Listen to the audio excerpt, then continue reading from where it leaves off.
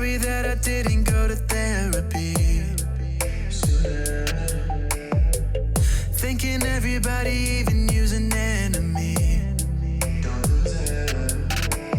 Brutally awake and quite undertaken, did not do nothing wrong. Life isn't easy, why did you leave me here to get drunk alone? And I don't wanna wake up messed up, cause I can't spend another day like this. I'm not the type of caked up breakup where I've been finding any way to my fix. But I know I need you now, cause I don't wanna be around. No, I don't wanna wake up messed up. There's gotta be another way past this. If I am so wrong and so gone, miserable, won't you stick around just for some be visible? But you don't know, you don't care. Leave me to suffer, erase all the doubt. Pouring Jack in my mouth, in a love with enough of the pain and the drugs to be present for now. All I'm right now, I don't wanna wake up messed up, cause I can't spend another day like this. I'm not the type of caked up breakup where I've been finding any way to my fix. But I know I need you now, cause I don't wanna be around. No, I don't wanna wake up messed up. There's gotta be another way past this. I don't wanna fight it. It's time to let it go. It's time to lose your inhibition, developing a blind ambition. If you got a match, just go ahead and light it. I wanna see where this is going. We're done with playing games, not knowing, yeah. We've nothing to lose, we're lost at that night. We're feeling alright. There's no need to choose, we'll make up your mind. We're feeling alright. 1, 2, 3, 4, Gonna do it like this, gonna do it like that. Everybody's on that, gonna do it like this. Yeah, we never look back. Oh, got the bodies on tap, getting rowdy on it, getting cloudy on it. Got me on the right track, yeah, you got me on it. Gonna do it like this, cause that's the way we want it. Gonna do it like this, gonna do it like that. Gonna do it like this, yeah, we never look back. The shots on my tap, everybody's on that, getting cloudy on it. Yeah, we do it like this, cause I like it like that, yeah.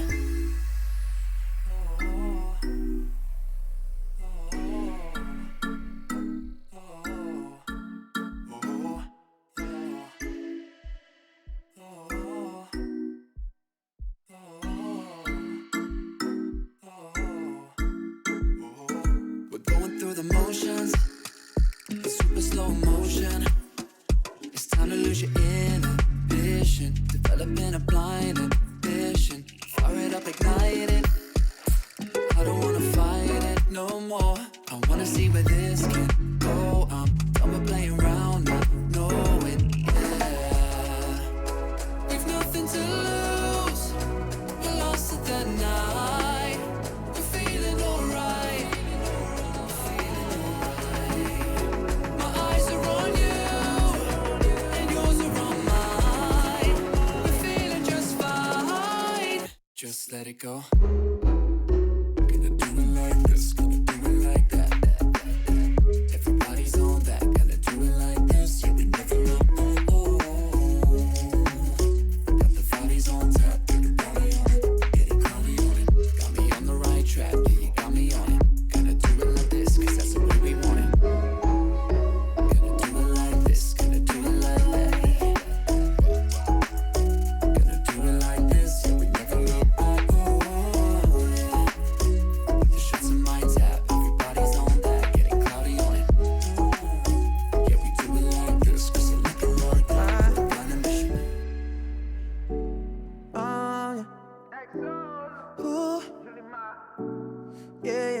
Yeah, I see no signals, no signs. Girl, you be tripping, no lies, nah. You said je ne sais pas. I flew in all the way for this. I'm not here to waste your time. I just can't give you vibes, you changed a bit. Girl, you mad teasing. I don't mind leaving, just let me know. She told me take it easy. Hey, yeah. I just came here to make y'all feel good.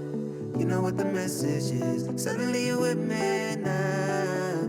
You know what the message is. I be running wild for you, babe. You know what the message is. I don't have no patience. Ain't no conversation.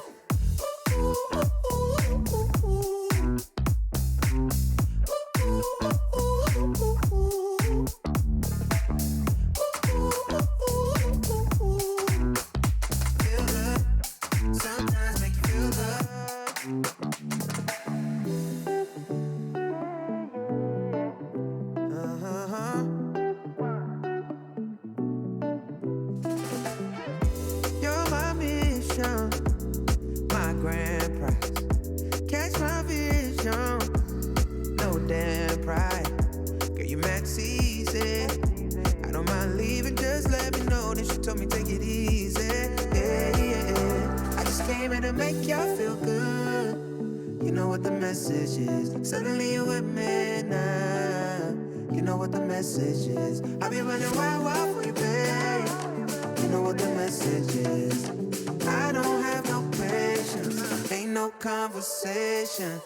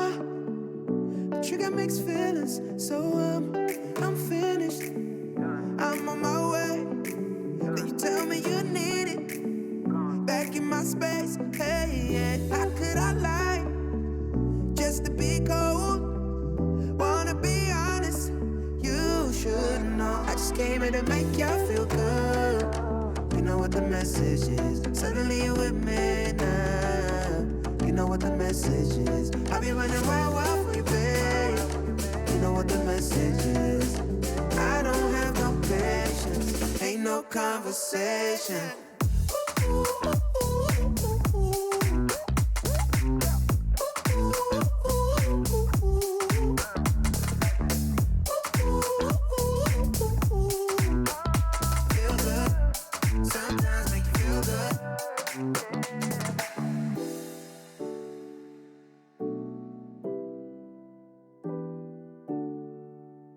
I was running round so many nations. Even when it's so sweet, I end up seeing red. Is it such a ghostly revelation?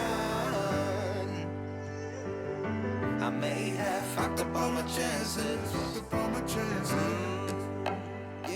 And we ain't sleeping on the floor again. We never sleeping on the floor again. For the ones who didn't make it out, for the ones that didn't see the life, for the ones that never cared, never gave a thought, found no happiness in that brand new car, or the house you bought. I see you talking about the love you lost, and it was gone like way before you ever thought it was. Yeah, I took my time, no quick ones, quick run, quick gas to get back there. Hot roads, I didn't think I'd come back fierce, cause I was running road so many nations. Even when it's so sweet, I end up seeing red. Is it such a ghostly revelation? I may have fucked up all my chances.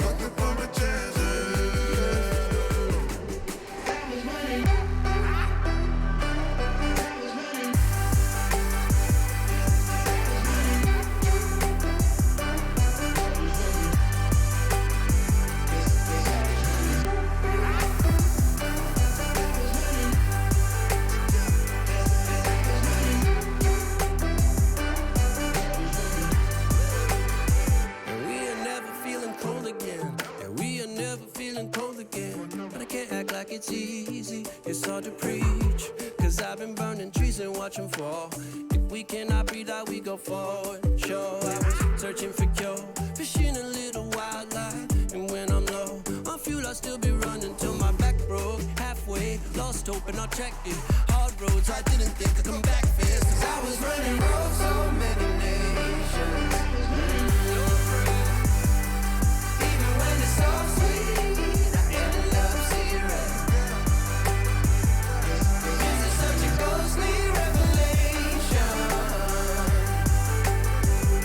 I may have fucked up all my chances. Been around the globe, looked around, nothing fitted. Seen high and lows, but you won't even get it.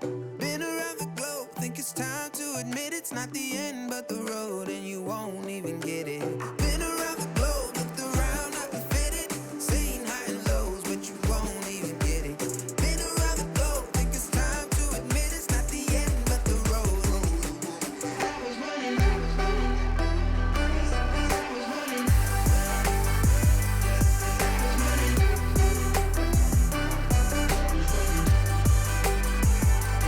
I was running roads, so many nations. Even when it's so sweet, I end up zero. This is such a ghostly revelation. I may have fucked up all my chances. Fucked up all my chances. Yes, I was running. I know. I know.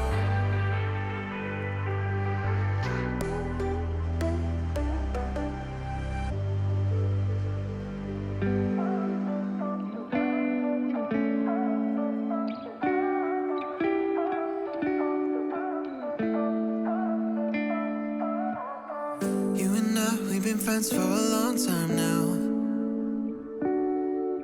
Always have a good time whenever we go out. But you've been calling me up all the time and sending me signs and giving me them eyes. And you've been saying that you found the one, texting me junk and you wanna talk, but you can't say why. I can't get there and you know I've tried. You know I don't wanna waste your time. City lights, I'm looking in your eyes, but I can't say why. It doesn't feel right to call you mine. You know I don't wanna waste your time. I can't get there and you know I've tried, but I can't say why.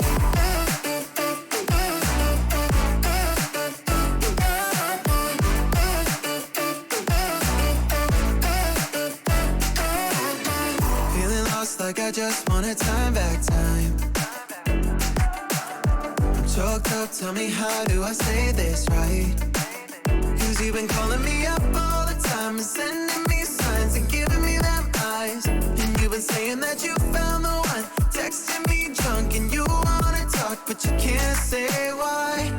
I can't get there and you know I've tried. You know I don't wanna waste your time. City lights, I'm looking in your eyes, but I can't say why. Doesn't feel right to call you mine. You know I don't wanna waste your time. I can't get there and you know I've tried, but I can't say why.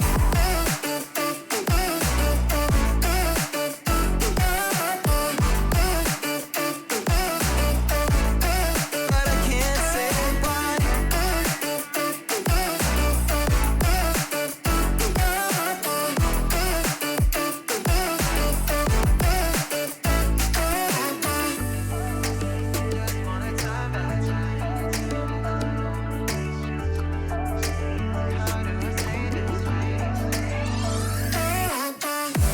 I can't get there and you know I've tried. You know I don't wanna waste your time. City lights, I'm looking in your eyes, but I can't say why. Doesn't feel right to call you mine. You know I don't wanna waste your time. I can't get there and you know I've tried, but I can't say why.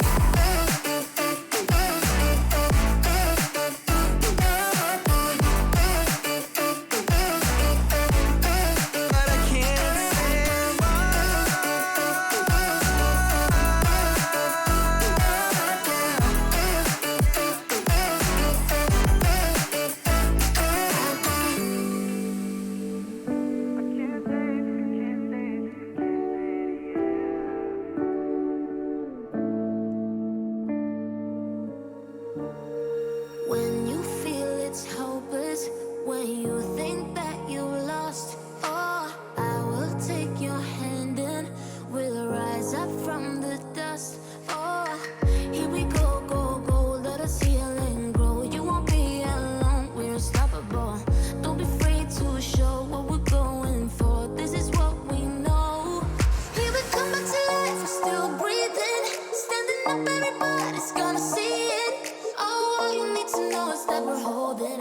Even if we fall, we will rise up and we follow the path that we believe in. No, we're not gonna stop until we reach it. All you need to know is that we're holding on. We rise up from the dust and claim our throne.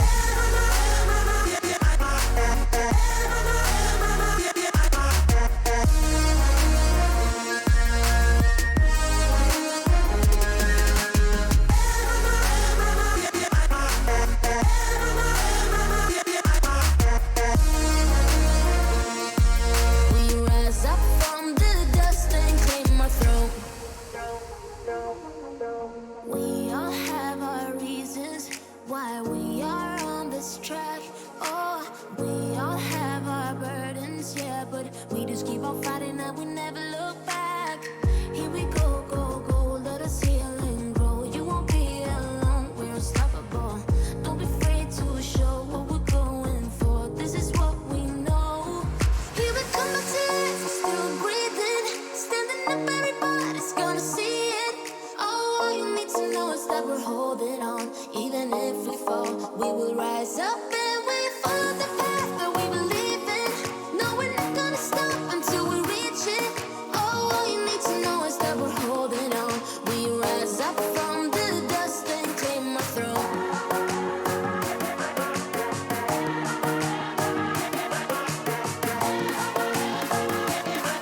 We rise up from the dust and claim our throne.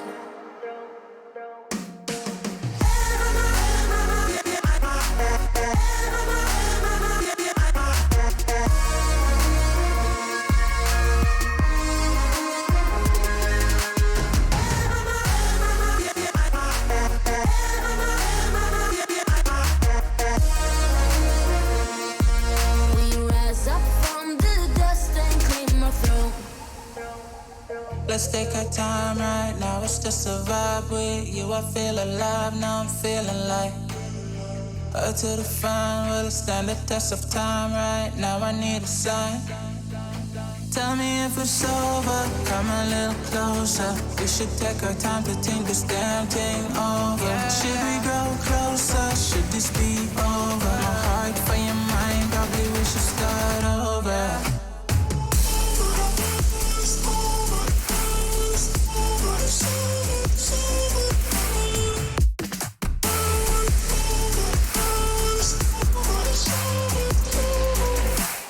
Tell me if it's over, am I your lover? Are we going solo, or is it polo? Her face is saying don't go.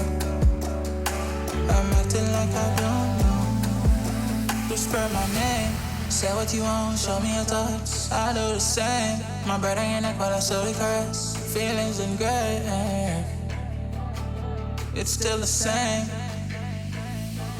Tell me if it's over, come a little closer.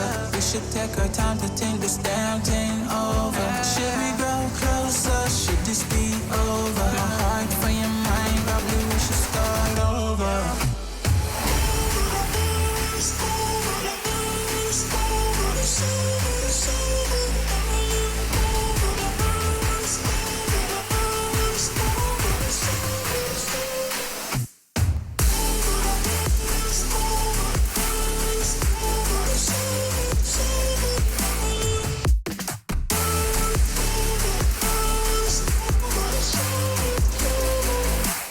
Tell me if it's over, am I your lover? Are we going solo, or is it polo? Her face is saying don't go. I'm acting like I don't know. Tell me if it's over, come a little closer. We should take our time to think this damn thing over. Should we grow closer, should this be over? My heart for your mind, probably we should start over.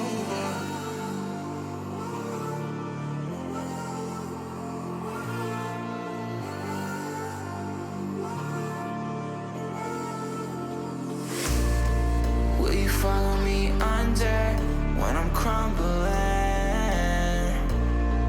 Every night I wonder, will it ever end? Sometimes I can barely breathe, dear. Sometimes I don't wanna be here.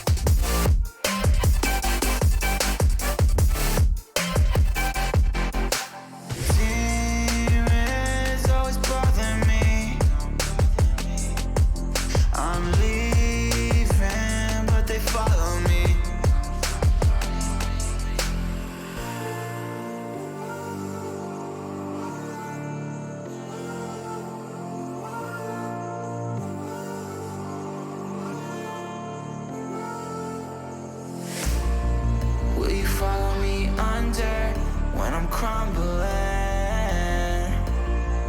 Every night I wonder, will it ever end? Sometimes I can barely breathe, dear. Sometimes I don't wanna be here. Sometimes I don't wanna be here. Will you follow me under? Sometimes I don't wanna be here. Sometimes I don't wanna be here.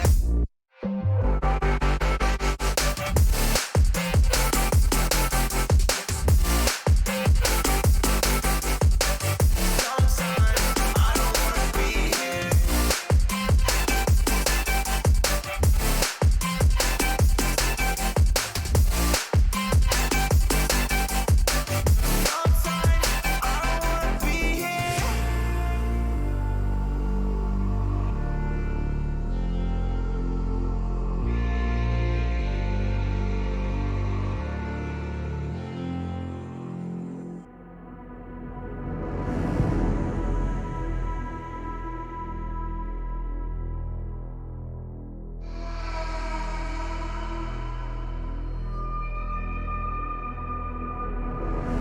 I fell apart when I saw you look at me that way. It broke my heart to see. It was a moment of darkness, a moment in time that I regret for being so heartless. It was a moment of darkness. Moment of darkness.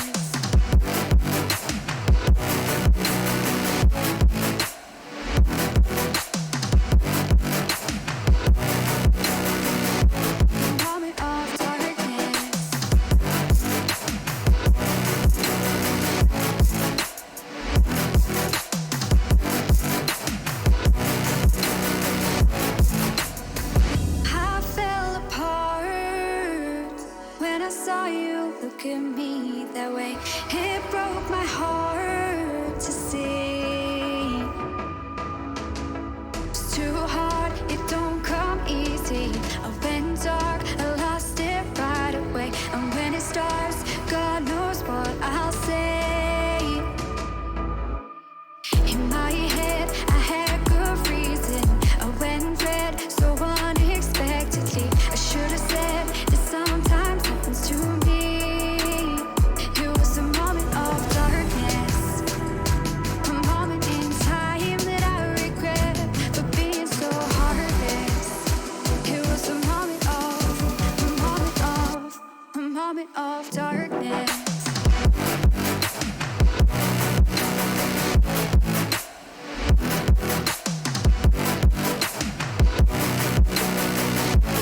Moment of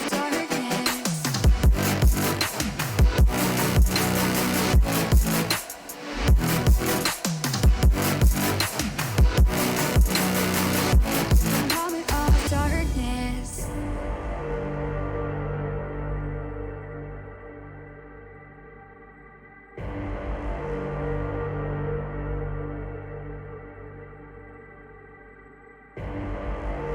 Rising out the ashes, coming from the ether. All I hear is static. Breathe a little deeper. Fallen, broken, a million light years away from home. My eyes opened, and now I've come to claim life. Never let it go. These wings carry me. Live this fantasy. Running through the fire, gonna let it burn. I am the Messiah, gonna let it burn. Running through the fire, gonna let it burn. I am the Messiah, gonna let it burn. Gonna let it burn.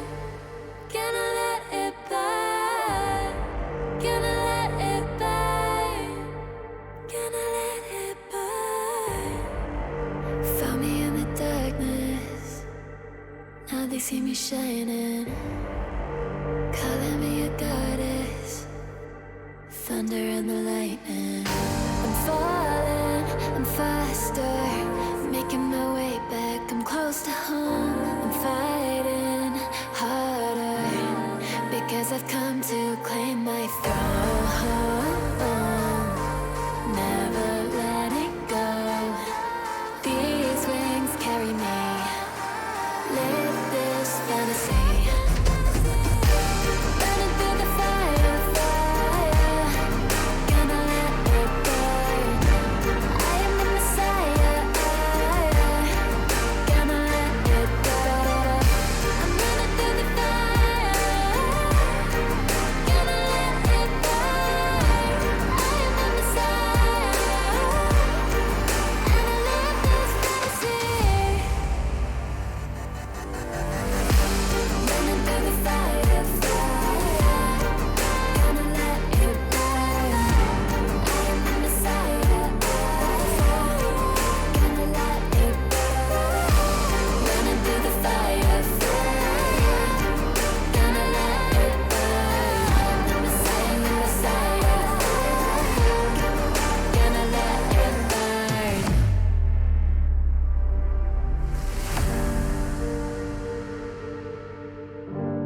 No pulse and all alone. Time's not kind and it won't let go. No thoughts left in my head. My mind's not mine and it won't forget. But you bring me back from my darkness black. 'Cause the soul in me and the heart I have for you, it bleeds for you, it beats again. Oh, you bring me to life. Oh, you bring me to life. Oh, you bring me to life. Oh, you bring me to life. Bring me to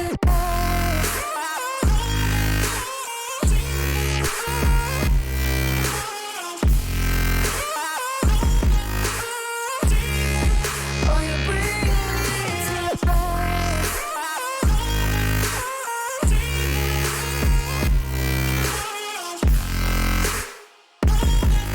Now you bring me back to life. Bring me to life.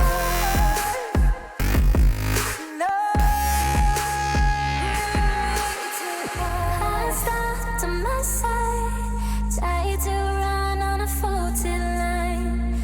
I'm safe only, even though we burn from the light I bleed. Does she bring me back? Not a heart attack could take away all the love I had for you. It bleeds for you, it beats again. Oh, you bring me to life. Oh, you bring me to life. Oh, you bring me to life. Oh, you bring me to life. Oh, you bring me to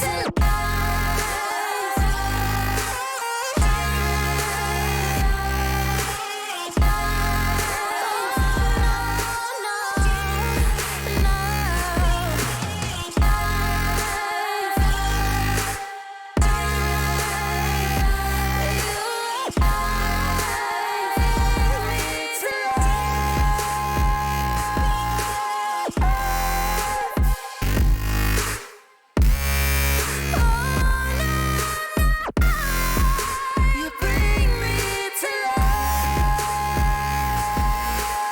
I might be tired of the stones they throw, picking up scars and I hold them close. They shut me down, but I got this fight. Shine a light on me when my heart goes dark. Yeah. 'Cause I never lose faith now. I'm in the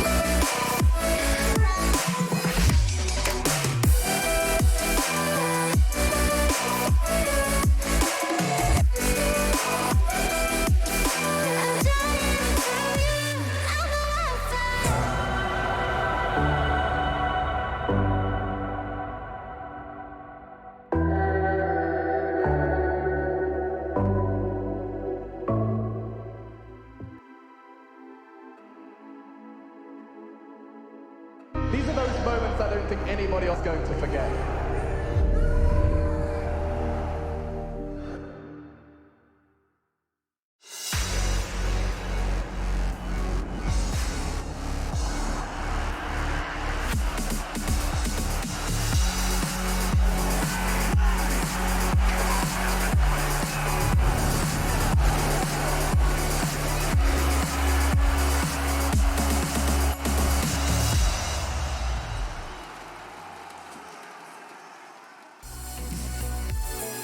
Welcome to ESL 1 2020, powered by Intel. I'm going to say ESL 1 Cologne, in fact, to be more accurate.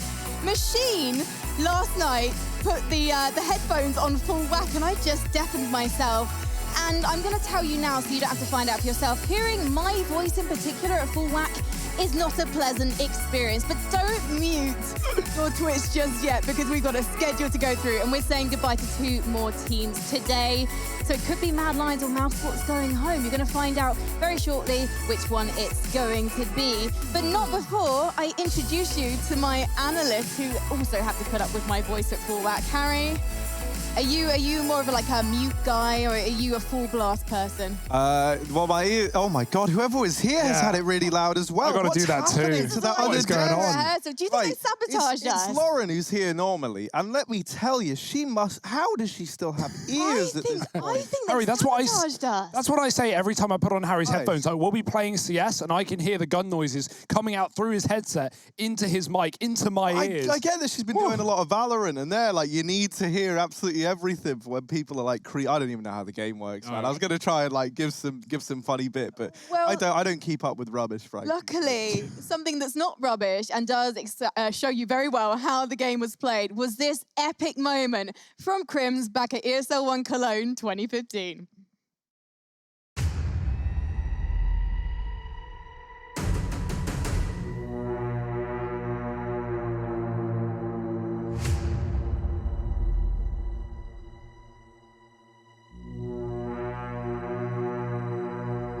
After claiming their second major title earlier in Katowice, the Swedes were now aiming for a third one in Cologne, and for the most part, it seemed almost certain. Through the smoke, it's going to be one. Can he find the second? He does have time. He's going to find a second. Hits the third! However, on the first map of the grand final against Envious, Fnatic found themselves between a rock and a hard place. Time was running out, but in their time of need, Krim stood up to the challenge and opened his team a path to victory. You saw MBK, he's going full on. He's just ready to pounce on through, and why would they slow down? There's the flash, that's going to catch Krims out. They're going to push on through. MBK gets one, but Krims with a spray down. He gets himself the triple, and Fnatic are not done yet. Can you believe it?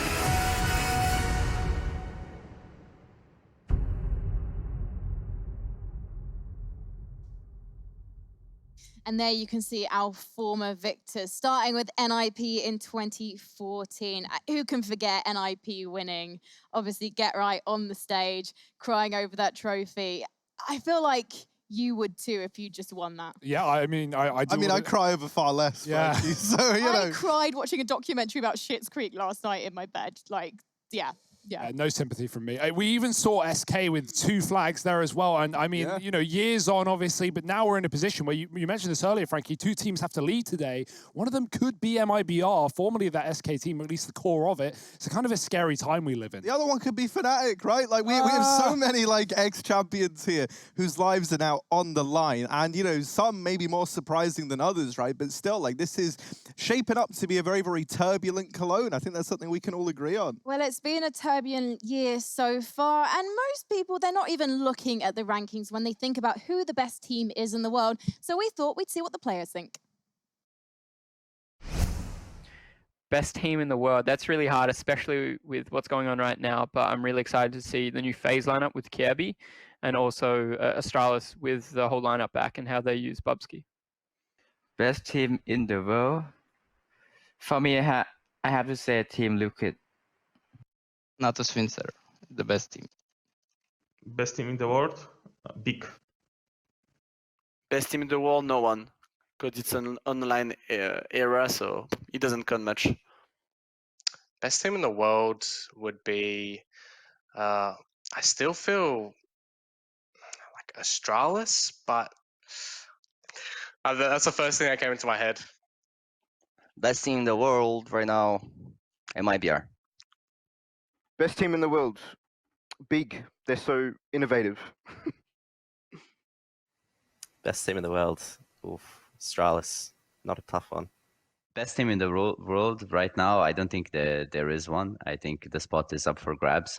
I think maybe this second half of the season will maybe like paint us a better picture of who are the top teams right now who have successfully adjusted, let's say, to the online CS. Yeah, and you know, we're just gonna see, like, we're gonna play event after event, and then whoever comes up on top this time, it's gonna be like deservedly so for sure. The best team in the world is big because it is online. I still have to say Astralis. Astralis, yeah. Best team in the world, MIBR. Best team in the world. I mean, it's hard to say because it's online, but at the moment it's big, to be honest. But yeah. It's up in the air right now. Probably, yeah, I'm still going to go to Astralis. I don't care who's in their roster. They're the best team. Best team in the world, big. Best team in the world. You just have to go with that Astralis 5. If they can get Glaive and Zipex back in, nobody matches their level of discipline and consistency. Best team in the world right now, probably from HLTV rankings, big. Good question. It was Astralis, and now I don't know. I really don't know who is the top one right now. It's just open. It's a hard question. I don't know. Maybe I think Liquid might be getting up there with when they got Grim. Like I think, like from what I saw, Grim looks like an amazing player, and I think he will just take them to new heights. I think the best team in the world right now has to be big. They've been just putting in a lot of work, and the results are really good. So, Hugo, best team in the world, and why is it MIBR?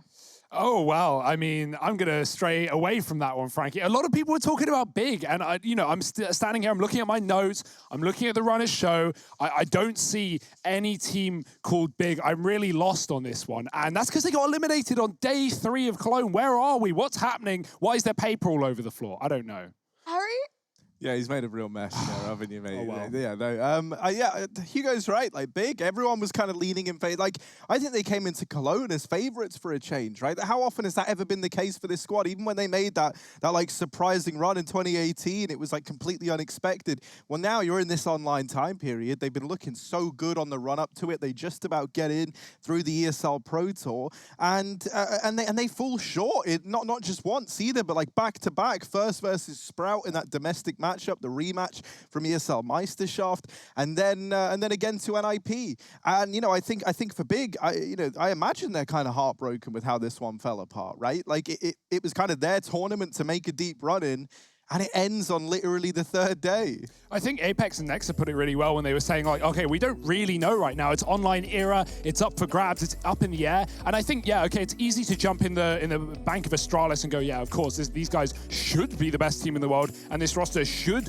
be, able to prove themselves here at Cologne. But right now, it is so unclear, it is so unsure as to who's going to be in that top spot. And I think, as annoying as it is that Cologne is online, that's what makes it all the more exciting. We have no idea. Well, I do quite love how you're multitasking, giving us some really in-depth thoughts there, Hugo, while also cleaning up after yourself. Top marks. Yeah. And I feel like if we really want to settle this debate once and for all, we need to go to Harry's best friend. It is, of course, Mr. Rush. He is going to be chatting to us about his theory, and you've got some clips for us as well, Rush. Yes, hello. I thought I was taking a look at all the stats, taking a look in the servers and seeing how they're kind of playing, and I'm going with Astralis at the moment, to be honest. I think I was very concerned when they added the 2 new players, but the way I'm seeing them play, I actually prepared a small clip on Train. I'm sure Tom Eric, our producer over there, can bring this up. This is the clip here. As you can see, It is to your that way. right, Rush. Yeah, one of those ways. So yeah, this was something that I saw like while I was observing this game. It really seems like the teamwork and communication, everything is still pretty on point despite the new players. Like they're flashing each other in. This is all in one round as well. It was beautiful to watch, beautiful to observe.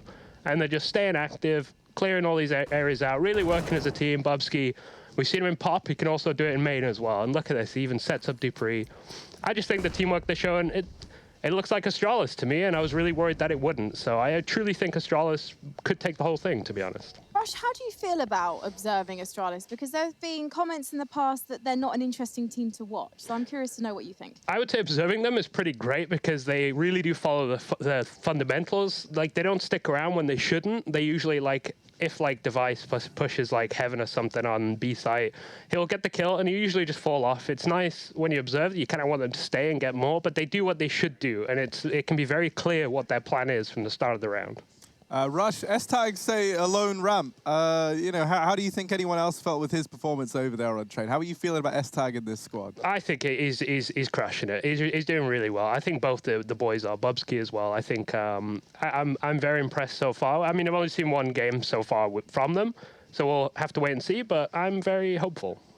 Well, Rush, thank you so much for your observations. And as you kind of are like Counter-Strike God, you see everything, you are omnipotent. It is lovely to hear from you. But we'll send you back to Heaven now, because you do have a match to observe. Like, and that match is coming up after the break. I feel so rude. I feel like we need to get him back so we don't interrupt him next time. But we love you too, Rush. We are going to head to a short break, because when we come back, we're going to have Mad Lions and Mouse fighting for their spot in ESL 1 Cologne 2020.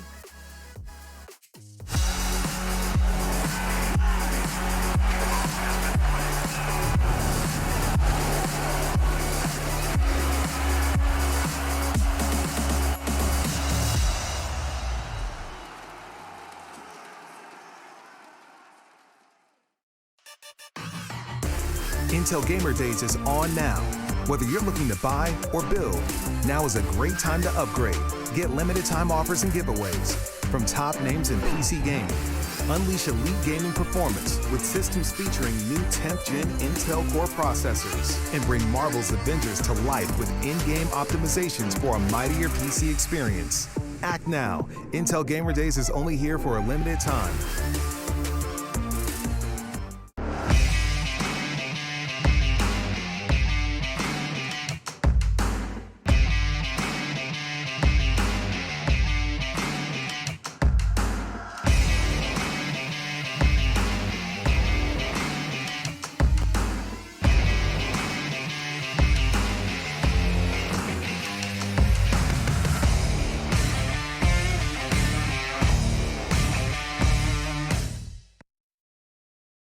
My name is Jordan Gilbert, aka Nothing. Hi, my name is Sue Lee. My handle is Snix. I think it's important for these initiatives to happen. Empathy really, really goes a long way, and it always means so much to us, and I think that's where initiatives like this really help. I encourage everyone in the community, anytime they see bullying, anytime they see someone getting called names, I encourage you to step up and say something. Good luck, have fun. Good luck, have fun.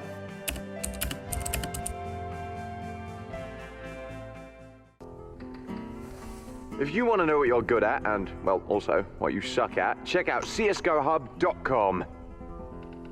Coming! Everybody loves an underdog. Who needs to be liked? Mountain Dew Amp Game Fuel. Victory in a can.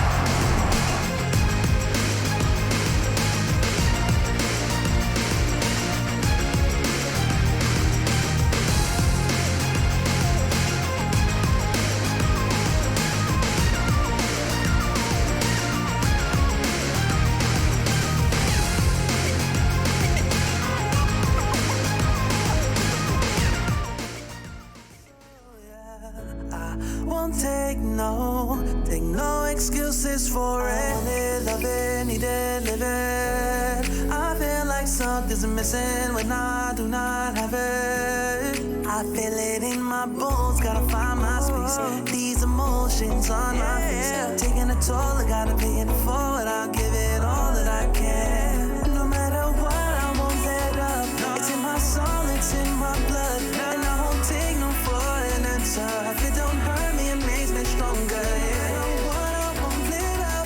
my soul, it's in my blood, and I won't take it no more.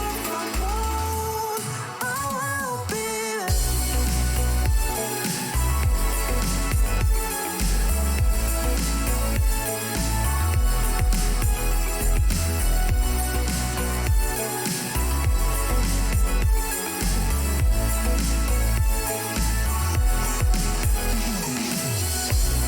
Just leave it to me.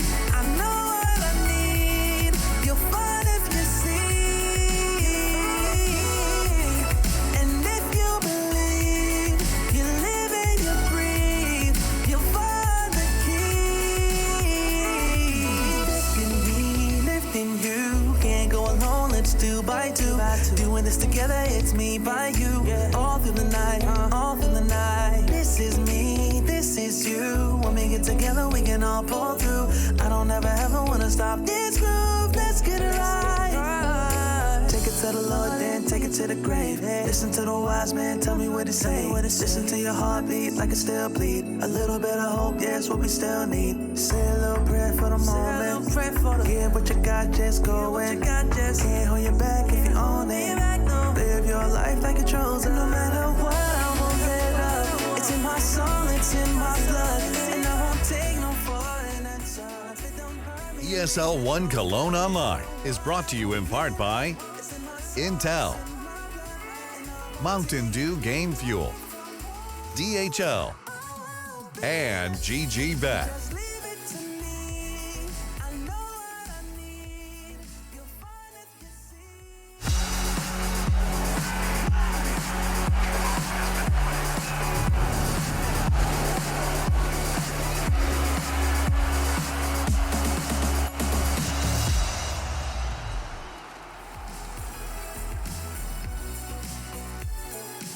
It's time for another Sayonara series here at ESL 1 Cologne. And this time, Mouse are going to be attempting to blow off the dust blown on them by Na'Vi against Mad Lions, who seem to be in need of a new direction after picking up a new player and changing their in-game language. And Harry, it's such a big ask for Mad Lions, really, to come to such a massive event as ESL 1 Cologne, having just picked up a player and done so much to their team. I just don't know if we're going to see what we should from them today. Yeah, I imagine it's going to be like, it's never comfortable whenever a team takes like such a drastic decision to change language, right?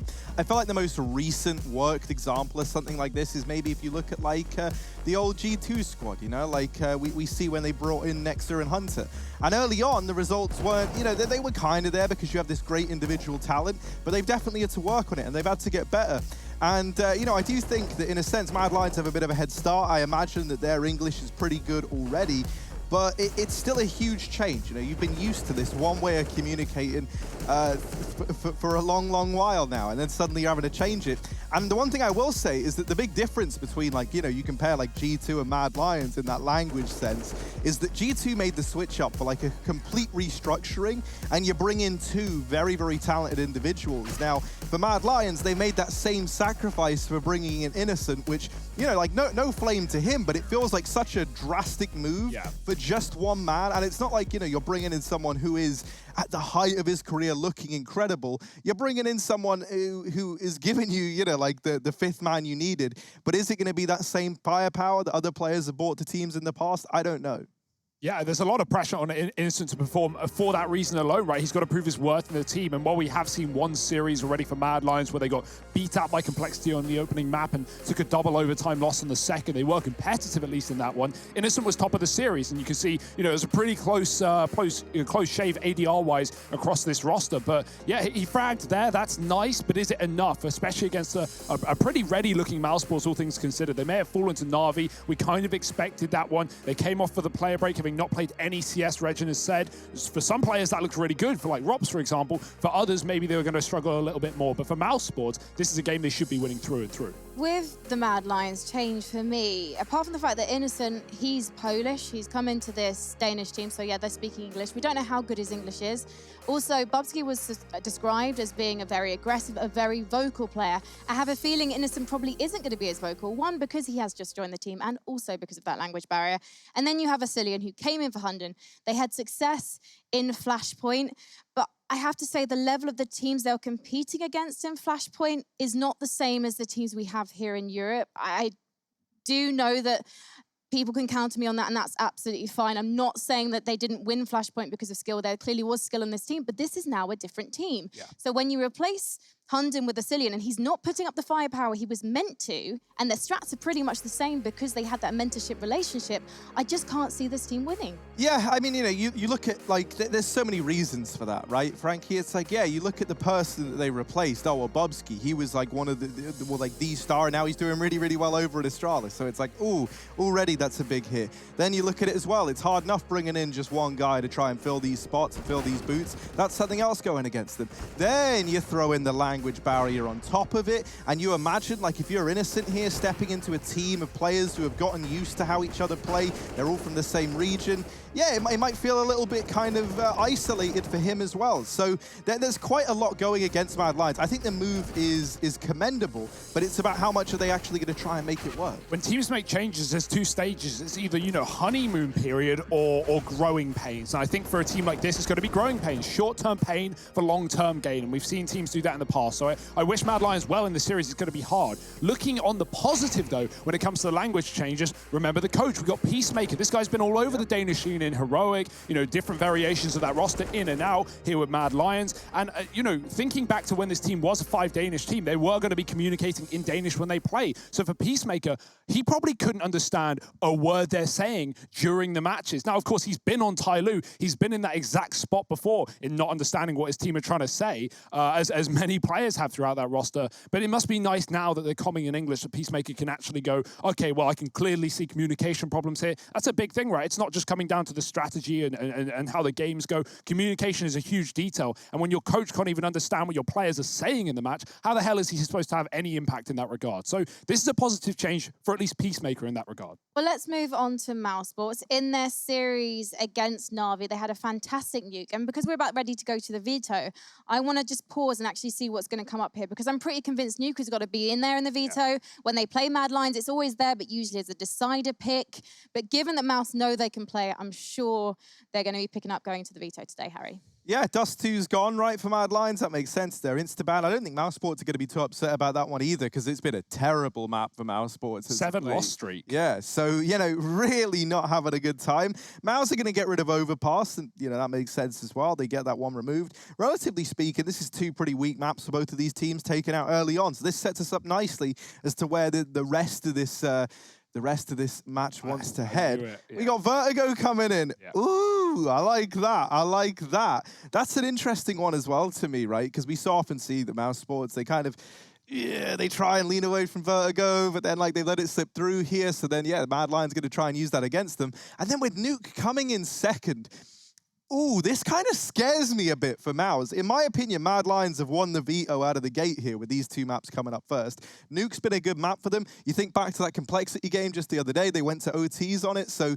they were looking good there. And then we have Train to round things out. Yeah, you say Mad Lions won the veto. I'm not going to disagree with you there, but what I will say is it's very hard to know where Mousesports want to go right now, considering that they've come off of a break. Where have they been putting their work in? What maps have they been practicing hard? I hope Vertigo's on that list, especially when you've got a couple of maps you really don't like Dust 2, like Overpass. I don't know how Mousesports could have won this veto really from the offset. Mirage is a great map for Mad Lions. Nuke is a Danish territory through and through, so even though Mousesports have looked decent on that map, Mad Lions aren't going to be scared to play it either. So yeah, Mad Lions win the veto. Is that going to be enough to help them win the series? I don't know. We'll have to see. I disagree. I don't think Mouse are necessarily going to win on Vertigo. I think that's going to be a warm-up map for them. But when you look at Nuke, they had a very strong Nuke against Na'Vi, and it's a complex map, right? Innocent is just joined Mad Lions. If he's caught out of position, Rops is going to punish him every single time. So I think we're definitely going to 3 maps here. Then when you look at Train that we're going to last, terrible T-side against Na'Vi, could not get the bomb down, but that's against Na'Vi. So as long as Mouse can get the economy to get the rifles that they need to take those long-range fights, this is Mouse's to lose in my opinion, Harry. Yeah, you know, I think for a lot of people, Mouse Sports are going to be the favorite, right? But I do think that, like, when you look at these maps and you kind of look at, really, I'm having to draw a lot, obviously, as the eye tester in that Mad Lions complexity game, right? Yeah. That's one of the downsides of this whole move having happened. But I think, you know, with what they were able to bring to the table on Nuke, and then the fact that they've got Vertigo as one that you know that Mouse Sports have kind of leaned away from, it does worry me that there's a potential that this series ends in 2. Because when I think about it, you know, if I were to put Complexity and Mouse Sports head to head, I would say Complexity win that match, right? I don't know about you, but I would agree. And, you know, I never like this kind of form of benchmarking, but right now, coming off the back of the player break with changes haven't happened, it is all we have. So, yeah, I think, you know, bearing that in mind, the worry for me is that potentially this could be a 2-0 for Mad Lions if we have, like, a shaky start for Mouse, as they've kind of been synonymous with coming off the back of the player break and even before that.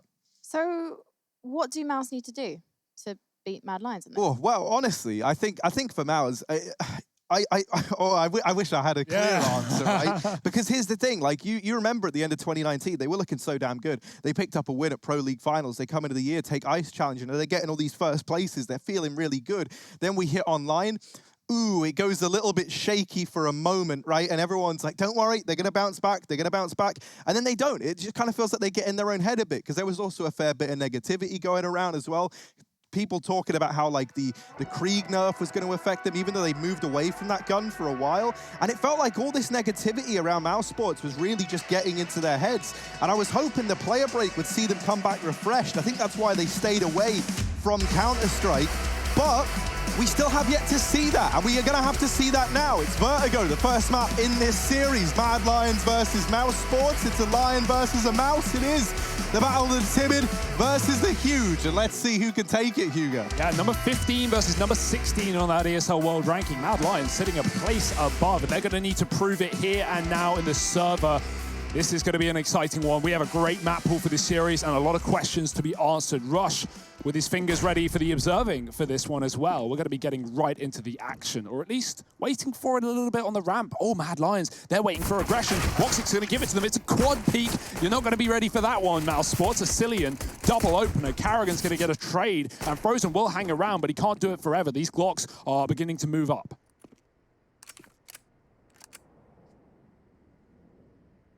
Yeah, Mad Lions, they immediately slow it right down. They're sat in this 4 on 3. I'm a bit out of the loop with skins. I love this skin that Roy has on his Glock. What is this? Someone let me know, please, because I want one. I don't care how much it costs, unless it's over like 50 quid, then I care. The price isn't an object, but it is also slightly an object. Roy over here towards short, looking to have the rest of the team fall in behind him. Smokes, flashes starting to pour in now. Just double smokes, actually. And that's going to cut off this rotation for Carrigan, who sits up on top of the boost box. He gets naded out of the round, so Frozen's got to do a lot. No. And a Cillian is on for the ace in this pistol round. A man who has been around the block in the Danish scene here, about to get the ace versus one of the king IGLs from Denmark. Yeah, it's Rops, though. Look at this guy. He has been a powerhouse. Even in that lost series for Mouse Sports, he was the guy to look for. Unfortunately, oh, that kid's dropped behind the boxes. Is it inside between that orange box and the white one? Oh my God, that's so unreal. That's so unfortunate. Robs, he can't do anything about it. No kit, no chance for the defuse. And I mean, all that's going to do is deny Cillian the ace. Rush, let's take a look at that kit. Come on. No way. What? Carrigan, no how have you done that? What's he do? What a blunder. What's he done that for? Oh my. That's irretrievable. It's one thing where guns fall into awkward positions. At least you can E them. You can't E a kit. How has the kit done that, though? That's like falling through a gap that's even too small. Like the nade blows it down. Yeah. That's sick, though. I've never seen anything like that before. Yeah, man. That's pretty sick, all right. We're going to vomit. And Rops might too, because that is not a round that he can have any say in. He does, of course, save his full armor, so upgrades the helmet and gets a scout in the second round. Mad Lions I like that patient pistol, waiting on the A ramp, not making any noise while getting there. So Mousesports assume it's clear and try and aggress towards it. They walk to their own death. We're going to see a lot of like early defaulting. If you're not rushing A on this map, you are typically just holding to see if the CTs try and get aggressive, try and make those flanks happen. They are very common on the CT side of Vertigo, pushing mid, for example. Great shot from Robs. He is coming in warm and ready, and this could be a forced win. A tag with a scout. Chris is found innocent, and Mad Lions, oh, these stairs can be tricky and treacherous at the best of times. Roy's opened up A. That could be the lifeline for Mad Lions. He's got a double, and even taking control towards the spawn as well. That bomb is on rotation. Oh, there's a bit of a gap for Woxic to see through here. Roy holding close at CT, and Woxic seems very aware of this possibility. However, bomb now tapped. Woxic drawn in by the sound. He goes down. Chris J and Rops, now just Rops left standing in this 1v3. Now, two of these players are tagged up, but that missed shot there seals his fate.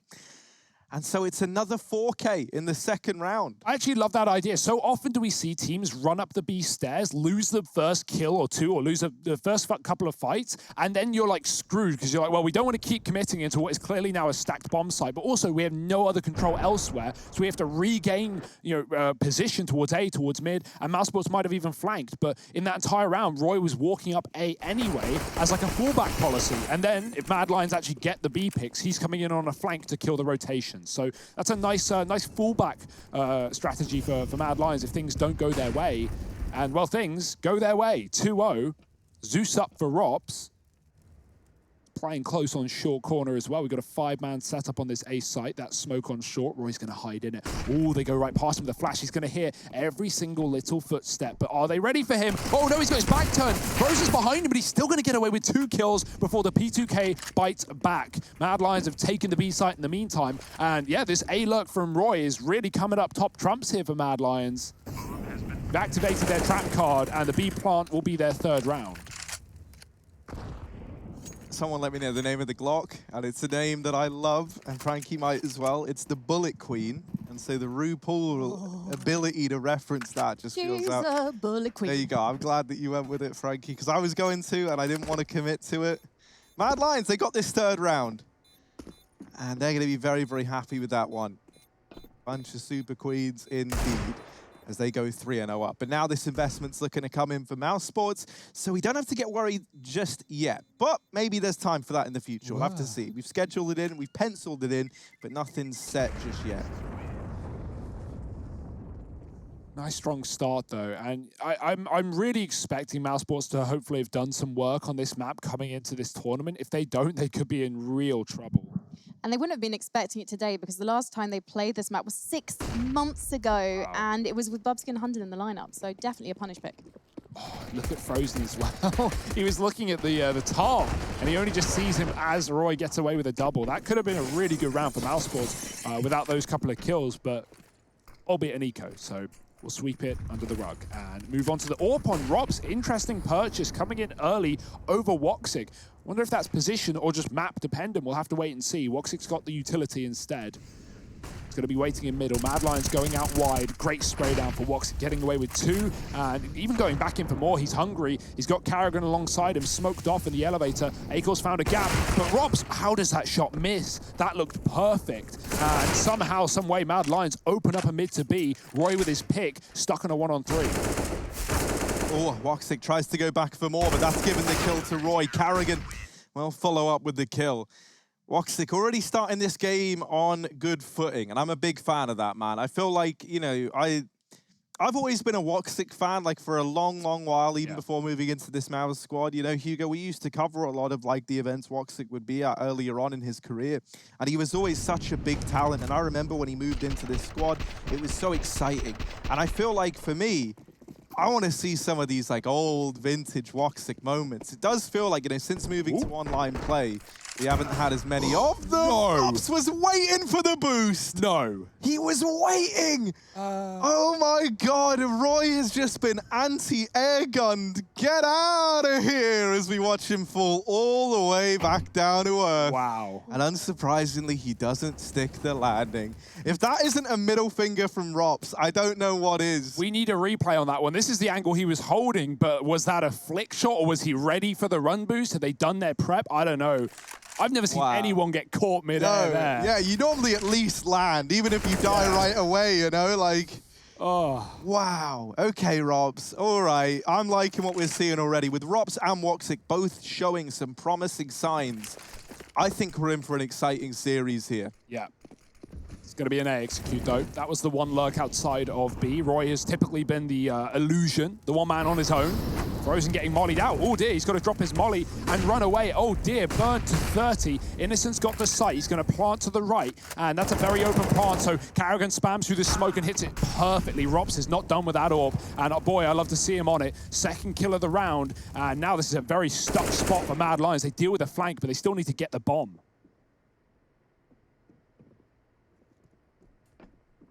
Asilian's retrieved it at the very, very least, but Robs, yeah, he's pretty scary with this AWP. He is pretty scary indeed. Shush trying to hold down this site, and while he is good for 2, it's Robs delivering again. It's very interesting to me. Oh, hang on a minute. Here's the little run boost. Over he goes. Oh, so Robs is on the right. Okay, okay, now we get to see it. He's ready for it. Oh, my word. Look at that, Roy. Shot down. Oh, my goodness. Don't worry, sir. Our best man is on the case. Rob's just there, ready and raring to go. Who posts up for that? Who's like, yeah, okay, they're going to do the run boost in the first rifle. No way in the lobby. Honestly, Roy just got annihilated. Yeah, that is beautiful. He just posted up again. You're not going to get it twice, buddy. Once is enough. So we've been seeing Robs take this AWP more and more, like a hell of a lot, like a noticeable amount of a difference here. And Woxic feels like he's rifling more and more. I kind of like it. Like, Robs is looking really good with the AWP, so it's a little bit scary. Just as I say that, of course, he dies to a pistol. Now this B site called into question, and Chris J can't hold the line. An AWP retrieved onto Shush. And Woxic not able to take it away from them. Finally, the trade kill comes in from Karrigan, but Akor's straight away with that AWP in his hands, and there he is nailing the shot. Trying to get the follow-up. Frozen doing the damage, but now just has to finish off Innocent. Frozen dropping that Molotov, melting him down, and will grab the defuse. It's still a very, very close round for Mouse, uncomfortably close when you look at what Mad Lions bought into it. Yeah, really nice play from Frozen as well. He considers that left cubby. Maybe someone makes a call or he realizes, but he never actually saw Innocent cross. He didn't really know once he hit the gens, so gambles the Molotov 50-50 there, and he makes the right call. 3-3 to Mousesports. The AWP almost loses him around, right? As much as Rops gets the opener, it gets handed over to Shush. He finds 3 kills, one of them being with the AWP. And then I think Akor was the one to pick it up right after and find another one to Karrigan. So almost a lost round against Deegs. But now Mad Lions, profitable for them. Back to the full rifles. Akor, he is an explosive AWP player. And taking on Woxic, getting tagged early on is not how he wanted things to start. Double AWP now for Mousesports. I like that. It's an expensive investment on the CT side of Vertigo where utility is a must, but right now, we're seeing both of these players able to use it. Akor down to 12.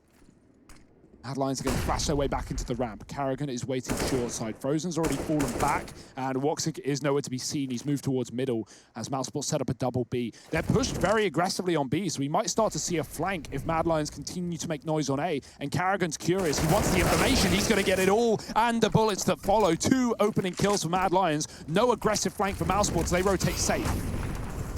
Oh, Woxic just gets around the corner in time, and ooh, little flick onto Innocent. He will delete him. Still creeping in. He even tags Shush through the box, and Akor's been given a couple of chances, but hasn't seized them yet. Woxic and Rops, double AWP in this retake. Rops, I want to see what he can bring to the table here. They've lost Chris J, and now this double AWP in the 2-on-4. Maybe if they knew how much damage Woxic had done, this would be attempted, but they don't. And so he is going to make a hasty retreat, try and hold on to the double AWP setup. Mad Lions, they're going to get a 4th round, and there at the A site, kind of crumbles on the back of Karrigan and Frozen trying to double peek short side to get that information. Mad Lions were just grouped up with all 4 players down at short. Yeah, that's why you see so many teams just default to 3A, especially when you have an AWP on B, right? If you have an AWP B, you can easily do what Robs has been doing, post up towards the stairs. You have so many fallback measures towards the site to play gens. You can even give up B and play retake. But yeah, double B setup for Mousesports. They've lost it before, so not wanting that to happen again. I wonder how we'll see that adjust. If Mad Lions continue to hit this A site, I imagine Mal's put 3 there moving forward, even with this double AWP in play. So what's the plan? A quick pause before we get into the action. The money is lost here for Mousesports, relying on the double AWP more than ever now as pistols come around them. Yeah, I want to know what you make of this, you know, because I don't think the ROPS on the AWP is affecting Woxic as such. The thing that interests me more is how it's affecting the likes of like Chris J and Carrigan, who, you know, I feel like you could easily make a case for being the players to don that secondary AWP. How do you feel about them putting it in the hands of ROPS? Yeah, star player, right? He's the guy you look to, so I'm all for it. He's clearly, the results are there, right? He's clearly hitting his shots. And yeah, okay, Chris and Carrigan, they've AWP'd for some time in the past, but you know, the reason they're here is not because they're AWPers, it's because they're capable riflers. And you know, these guys have always been able to set up players like ROPS, like Frozen, like Woxic, and so I'm all for it. You know, give ROPS what he wants, man. He wants a pay rise, give him a pay rise. He wants an AWP, give him an AWP. Just anything to keep him there. Yeah. Anything to keep ROPS happy. Oh, well, Chris J's not happy. He's been shushed out in this round. ROPS backing away, trying to watch for this boost. He seems so ready for everything, and just as I say it, he looks away now. It's going to require a little bit of fancy flick work indeed if Shush goes a little bit wider here to try and peek. Oh, he sees the bag. ROPS, he's got an eye for fashion. Tags Asilian for 20 damage. What? Asilian's wearing some kind of new armor. That's disgusting. ROPS, you've been cheated there for the second time now on this AWP, it feels like. They do need to give him real bullets. You know, that's the part they're missing out on here. It's so hard to see through that railing. Rush does a good job of going to X-ray to show us how difficult it is to look down or look up through it. Right now, it's a BXQ for Mad Lions. They are moving up with all 5 players. ROPS is going to get flashed off. Great utility from the T side. Frozen can't see a thing. Oh, dear, he hits a tag. These AWPs, they're only doing damage. They're never finding kills. Grenade does a nice chunk onto Roy, pushing through this smoke. Carrigan gets the AWP, but he also gets silenced. And Frozen might want to look to save. They are rushing him down, and more damage, but no kills. Only Shush caught on the exit, and it's traded swiftly after. This is a Mad Lions that looks dangerous. And if you wanted to only do some damage, you think you'd spend 1,700 on a scout and not the 5 grand on the AWP. But hey, you know, it feels very unfortunate for Mowers, right? The amount of tags we've seen, there was 2 in that 3v4 retake. There was 2 in this round again as the push comes in. I like how Mad Lions aren't falling into the trap of just hitting A every single round, right? They actually have some really nice B executes. We saw one from Big yesterday in that very quick game versus NIP. There was hardly a T side for Big to watch after they 12-3 their CT side. But they had the same smokes. Gens, either side smokes, Molotovs on default, Molly to the back of the site. And at that point, there's nowhere to play as a CT, especially not on AWP, where you have to just stand still, scope up, hit your shot, fall back. There's nothing to do, right? Think about the amount of positions left open. There's the wood close where you're going to get wall banged. There's the bit here that ROPS is standing on that you can also get wall banged on. And Mad Lions have been boosting up in that position as well. So they're really forcing Mousesports out of the site. It's a difficult one to retake as well. So if Mad Lions have more tricks up their sleeves, this could be a very difficult game for the European mix. I say that, that's now both rosters, I guess by definition, with a Polish player recently joining a Danish roster. Shush is ready for this flank, and he hasn't seen anyone just yet, but Mousesports have pushed 3 players down the ladder in behind. Frozen getting a kill on A is only going to pull the attention away from this flank, but Shush goes back to it at the right time. Oh dear, it's not the right shots. Woxic takes him down. These pistols are finding success. Okay, Innocent might bail them out. At least he deals with Chris J, who gets uncomfortably close up through ramp, and Innocent's even aware that Woxic, another man, was here on the flank. There he is, he finds him, and now the pressure is kind of off, but only briefly. Like, it's not a man pressure now, it's time. 20 seconds left on this clock, and they are running, they are sprinting, they're running the gauntlet into this B site, but Mousesports, they're gonna beat them here, and now all the players meet in B. They try and get across. Deagle gonna miss his shot, but Frozen doesn't. It's just pistols here for Mouse. Acor left in it, and he needs the kill, but ROPS has hidden himself away. And Mousesports, they steal that one from the Mad Lions. My word, it is just pistols to get it there.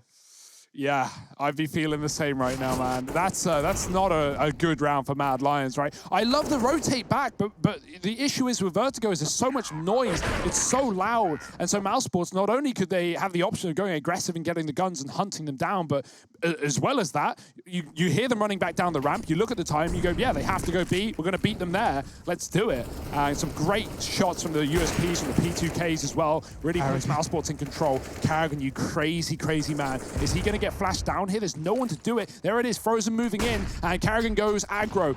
Does catch Roy. And so Mad Lions actually get out of there alive. Great decision to move away from the ramp. It's smoked off, and so that means Mousesports can start to pad the other sides. What a shot!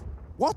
Carrigan just got wallbanged from a wallbang that shouldn't even exist. He's getting out of there. He's like, right, well, I'll leave ramp to you guys. Good luck. I hate it. I frankly hate it. And so he's entrusted his number one man, Frozen, with the job. Frozen don't like it either. I don't blame them. I love the smoke going down because that is like just a big reminder to Mad Lions. Like, yeah, we took ramp away, and what? But then, you know, I guess you poke the bear bites back. Acor with the wallbangs has forced them away from ramp from. This has wasted precious time for Mad Lions and has really slowed down any offensive they were trying to run. This did mean that Mousesports leant very, very heavily over towards B and mid, anticipating that on the back of losing ramp, Mad Lions might try and pick up the pace and hit one of these other sites. So we'll have to see if that kind of rotation comes back to punish Mouse. It feels like they're adjusting to it now. No. Woxic is barrel. Oh, shush. Like a T-Rex, mate. You can only see it when it's moving. Woxic. Oh, just out of the way. Oh, dear. And he is still alive somehow. Woxic, they know you're here, bud. They really do. Like, this gun is a little too long. Acor hops up and does get taken down. It's a 1-for-1, but they lose Rops back in the bomb site. B has fallen, and a plant gonna come on through.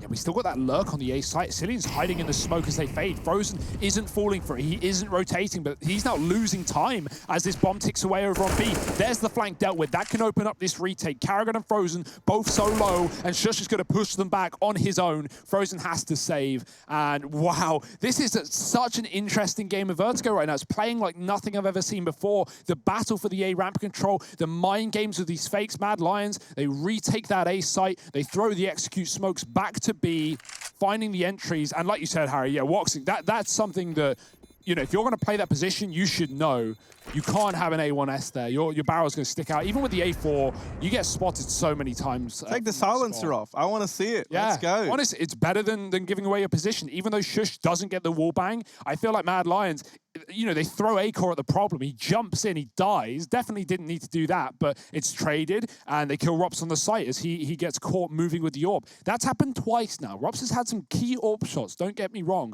but he's also been caught moving with that weapon. Sometimes it's better to just sit back, relax, and wait for them to come to you. Unfortunately for Mousesports, it's another lost round with one saved gun. They're going to buy around it here. What else can they do? Mad Lions never rushing this A site, never moving up ramp early. They want to see what Mousesports do first because the CT side has been pretty proactive.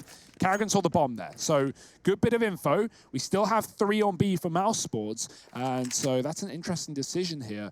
They have been dealt a lot of fakes so far. It looks like they want to push, right? That's why they've grouped everyone up. You can see them there. They're like moving like a boy band down here towards B ramp, all next to each other, snapping their fingers as they go. Let's get it into ramp, and now they're going to try and come on this flank, but it's going to arrive far too late, surely, right? Like, this A site needs to hold its ground, and it's going to struggle to do so. That's it. The round's over. It's done. There's no flank. There's no nothing for Mouse. Mad Lions, they're going to get a 7th here and now, because it is just these 3 players remaining, and at this point, like, you're surely thinking about saving. Rops is going to take a peek in, but he's a smart man, and he's not going to overstay his welcome here at the A-bomb site.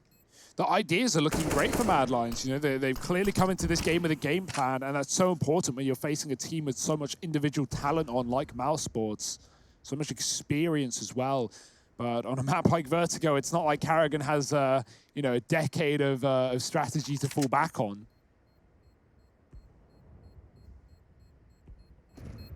Those guns are going to be saved towards B for free. Mad Lions not hunting. They've yet to really build up a huge economy, right? This game has been somewhat back and forth.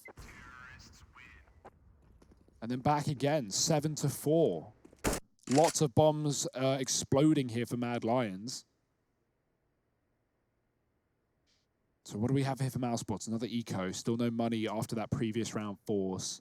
Akor's not really had to do a whole lot. He's 5-5 with the AWP, and considering the AWPing that we've seen prolifically on Mousesports, the double AWP from time to time, that's, I mean, it's a welcome sign. It means your game plan's going right. You're not even relying on him to get picks because Mousesports aren't giving you those fights. I would love Woxic or someone to try and like push the boat out in mid a little. We do have Innocent actually holding it in this round, but that's one of the first times we have someone over towards this side of the map actually keeping an eye on it. Also, that's the best player to have holding mid on his own, right? Like, you know, you obviously don't want Mad Lions, the 4 Danish players, coming in Danish too much because Innocent does need that info. But, you know, there's going to be a level of familiarity and you know, better communication between these guys. So Innocent, he can play those lurk rolls, he can play those positions on his own to better effect. It's the right way of spreading out this this defense. I say defense, it's T-sided, but with the way that Mad Lions have been playing slowly on this T-side, could argue that. Oh, the footstep, Shush hears them. Does he know? He checks it, frozen caught in the corner. There's 2 more players on B falling back, and now Mousesports might want to second guess. They're going to keep the AK here on the wrong side of the map as the bomb goes A. Chris J holding his ground in with the double, and actually now might make this round feel doable for Maus. Akor up on ramp, not being given anything just yet, but Carrigan here in the site going to get flashed for a peek, and it's actually a Cillian's flashbang that deals Akor a rough hand. Dink for Carrigan, M4 retrieved, and another kill leaves it in a 1v1. They've set Rops up to try and clutch this round out. He has a kit and a flashbang. That there could prove to be so important in this clutch. A Cillian not putting the bomb down, trying to go aggressive, might even try and wrap B here. Has no idea where Rops could be, and he's bypassed him perfectly, running into mid. Rops has heard the footsteps and now tries to play catch-up. In towards the B site, as Cillian goes. Rops in hot pursuit here. A Cillian bomb down, Rops close. Oh, he nails the shot. 8 on the board for Mad Lions as a Cillian wins out the clutch, and that was great. I feel like we just had like a police chase cam. Ooh, that was cool. Helicopter lights, they're trailing him from above. Stolen car, and Rops, he is going to fall short in the one-on-one. That's such a shame as well, especially considering how long he held on to that B bomb site, right? His rotate to A was so late because Frozen went down at the bottom of B by Shush's lurk. So Mad Lions just really keeping this one entertaining and really keeping us on the edge of our seat, right? These rounds aren't always clean, they aren't always convincing, but they are coming through here for the Danes. 8-4, nice strong T side, and no AWP here for Mousesports to respond. It's back to the flat rifles. They've moved back to a AAA, and I think this is definitely the solution for some of these rounds that we've seen from Mad Lions. 3 players here, and even flashing Frozen in as well. The deep smoke is going to deny Mad Lions' presence. Be careful with the peak, because that's when Akor can come alive. We look at players like Searson on Big. He does not miss this shot. Akor is a very talented AWPer.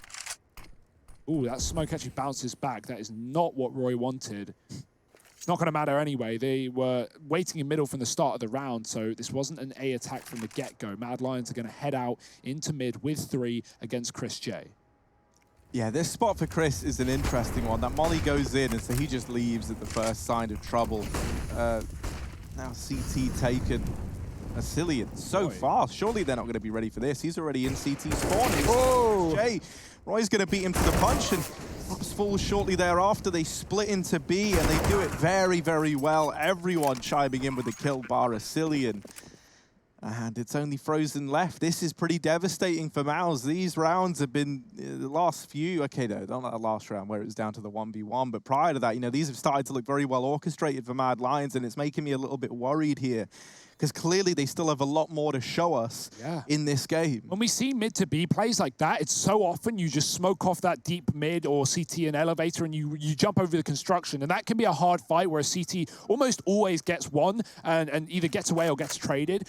Chris gets mollied off, he falls back safely, that's the right call, but Mad Lions, like you said, is Cillian just Wing through CT spawn. I've never seen anyone play that fast, that confident into that position. It's almost like they knew the Mousesports were running a AAA setup. They'd seen 2, they hadn't seen 3, and so there was no support from Carrigan and Elevator like there usually has been when Mad Lions have taken middle. So yeah, very confident and clearly knowing more than they should.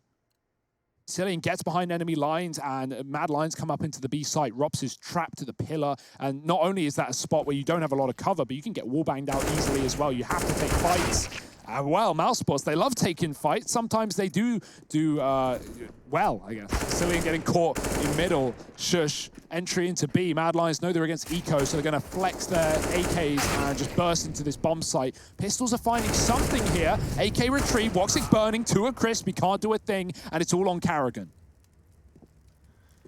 Yeah, Deagle's all he's got, but this could be a man's best friend. Carrigan behind the generator has to generate an enormous amount of power, and Roy, well, not a fan. He's going to shut that one down before anything big can happen. Mad Lions reach double digits. It's 10-4. And Mouse, this went from being like neck and neck, right? Early on, it was very, very back and forth. We were at, what, 4-5, and it was looking like this was going to be a competitive half. Well, suddenly, Mad Lions have just springboarded themselves into quite the lead. And every single round has been something new, something different, whether that be the mid-round decision or like a fake from the get-go where they feign early A control. We've not seen Mad Lions run 5 up at the A ramp and throw those normal smokes at the start of the round like many teams do and like Vertigo often falls into. So that's why this is a really fun game of Vertigo for a change. Woxic hitting the quick shot in middle. This is what we need him to do. Need him to double, but he's been flashed out and Chris J can't support either. Woxic going back in. Oh, it's a risky one, but it's going to pay off for another kill. Favoring Mousesports now. Rock's holding down the B site. Roy trades, and he's opened up a chance, but a knife out. Carrigan on the flank, and that's going to be something. That's going to be a round salvaged by Mousesports at the end of the half. 5 on the CT side. Is it enough? You'll have to wait and see. Let's see what we bring to the table in the second half in a moment.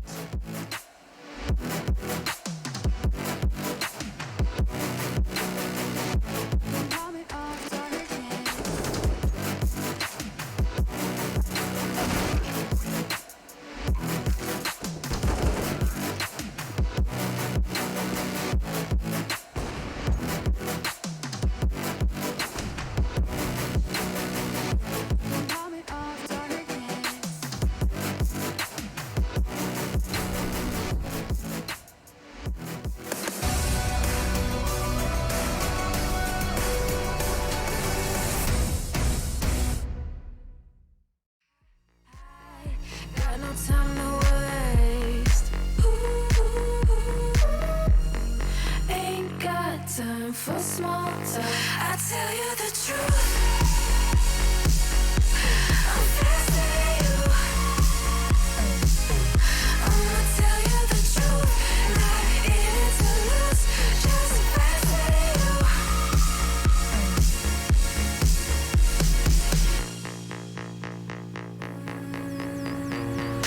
Look into my eyes. I'm not afraid. Take over my mind till it fades, like a medicine. It keeps me safe. This neon lights lead the way. Ain't got time for small talk. I tell you the truth.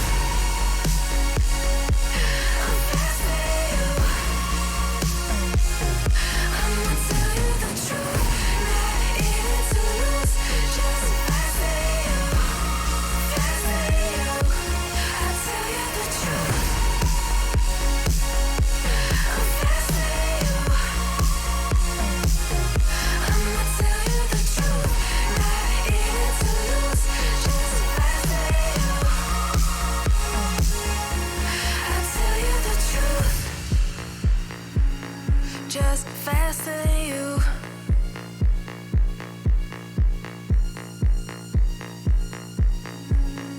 Just faster than you.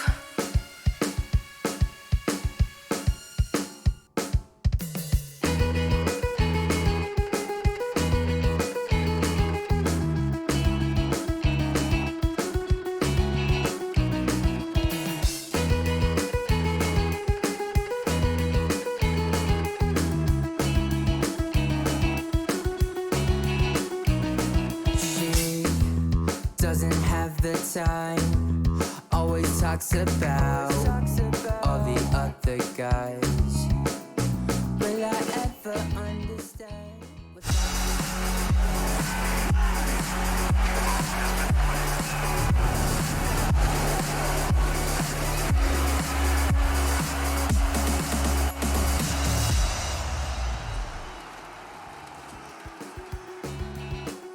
Well, Mad Lions, they are absolutely dominating here early on Vertigo. They're 10-5 up right now. For Mouse Sports fans all around the world, this is a pretty grim scoreline indeed, but maybe they could stumble back to their feet in the T half of play. This pistol feels like a necessity if this game is going to go on any longer. So let's see if Mouse have it in them to surprise us moving into round 16. Ooh, those odds are good for Mad Lions considering the situation we're in right now. Again, they're only the first map of this series and their pick as well. Got Nuke coming up as a second. And hey, if we go the full distance, which, you know, considering how this series is going, is perfectly possible. Could be trained. But let's stick with it here in the now. It's Vertigo. It's the T side for Mouse. They're playing a similarly slow A side Cruel with the bomb outside of B. Going to leave the regroup with the rest of Mouse Sports. And boy, talking of regrouping, Mad Lions have taken a page out of their book. 4 on this site. What a gamble, what a risk. But considering how well Shush is playing, I don't even blame them. He's got like 21 kills right now. And he's even leaving B. Mad Lions, they've got X-ray on. They know what's happening. They're in the heads of Mouse Sports. He is holding for a mid-lurk and listening out for B footsteps. But right now, there's nothing to be heard. But Mouse Sports creepy crawling up A. Innocent and Acor with this bait and switch setup at short. I love it. I think this could do so much damage because you deal with Innocent and then Roy's even here to pull even more attention away. You are never going to be ready for Acor so close, and there he is doubling up. That is such a sick setup from Mad Lions for an A play.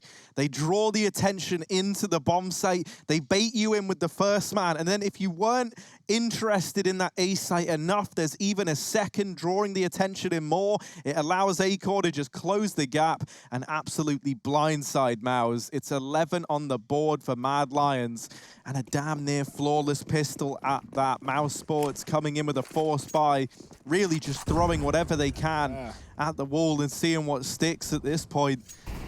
This force buy screams of desperation as well, right? Double scout, 3 deeks. It's not like you got a bomb point, you're forcing up with, you know, two, 3 rifles. This is just hoping that things go your way. And why would they with how Mad Lions are playing? The communication is great. The ideas are there. They're flashing each other for picks on this B bomb site, and they've already removed Woxic from the round.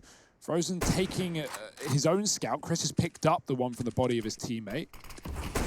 And just nothing getting given over. The second deep smoke on A, one falls on B. Shush does get a bit aggressive and Rops catches him with a deagle. Mad Lions, not out of the woods yet, don't need to hunt down these kills. Gotta be careful. Innocent's low as well. Now Spot's going to be setting up utility towards B. There's the flash. Rops moving in. Got to check close right. It's a hard angle to clear with gens and scaffolding being an option as well. Asilian, oh boy, he catches one in the air. Frozen will trade. The bomb's been spotted and dropped. Mousesport's walking into a triple setup here with another flash out. It gets worse by the second. Good utility, but Rops is patient. Double scout here to save the day. These two have got to work in tandem with these scouts to get damage off. Missed shot from Frozen as Roy just darts in. There's a kill from Rops, and now down to a 1v1. It's the 4K needed, but he needs to hit this shot, and just dancing around, it's Roy. Master of the two-step. Rops even lower, 1 HP, and he can't make it work. It is the round for Mad Lions, 12-5, and whoa. No wonder they're winning, man. Look at their movement out of the server. We're in the Matrix right now. It's all a simulation. None of this is real. But no, I don't want to take away any credit from Mad Lions. This is such a great game of Vertigo from them and from Mousesports. They might even already be thinking about Nuke. They've got rifle rounds yet to play, but they will be delayed off the back of that force buy. And despite, you know, more signs and more showings of individual brilliance from Mousesports, there's never a doubt there. It's not going to carry you through a map like this. Frozen boosted up. There is some aggression for Mad Lions. Ooh, maybe. Just maybe. I think he knows. I think he's seen something, a little head sneaking through, but no kill. Acor's pushed. You can spam his position with the AWP, with the deagle. But, you know, will Mousesports be ready for that is still a question. They're holding deags towards B as well. Woxic is also looking for kills. Shush is yet to give up his position. And Asilian is baiting them in. Can even flash a peek for Shush as well. No need. Shush goes out dry and takes that frag. Acor drops one of his own, giving up his position and falling all the way back. Roy is supporting with the M4 from a range, and Acor tucked into this spot. This is a great angle. You catch players as they jump up from short mid-air. or you just swing out and kill Frozen. So, yeah, this is just one by one. Mousesport's absolutely falling in every single one engagement. Finally winning something, but I think it's too little and too late.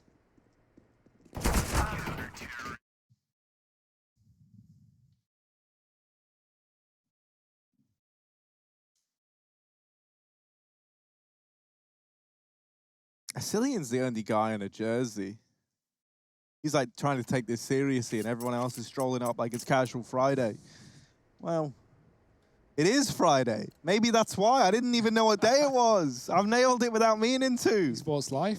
Casual Friday in the Mad Lions office. You love to see it. Cillian didn't get the memo. Wow, Mouse Sports.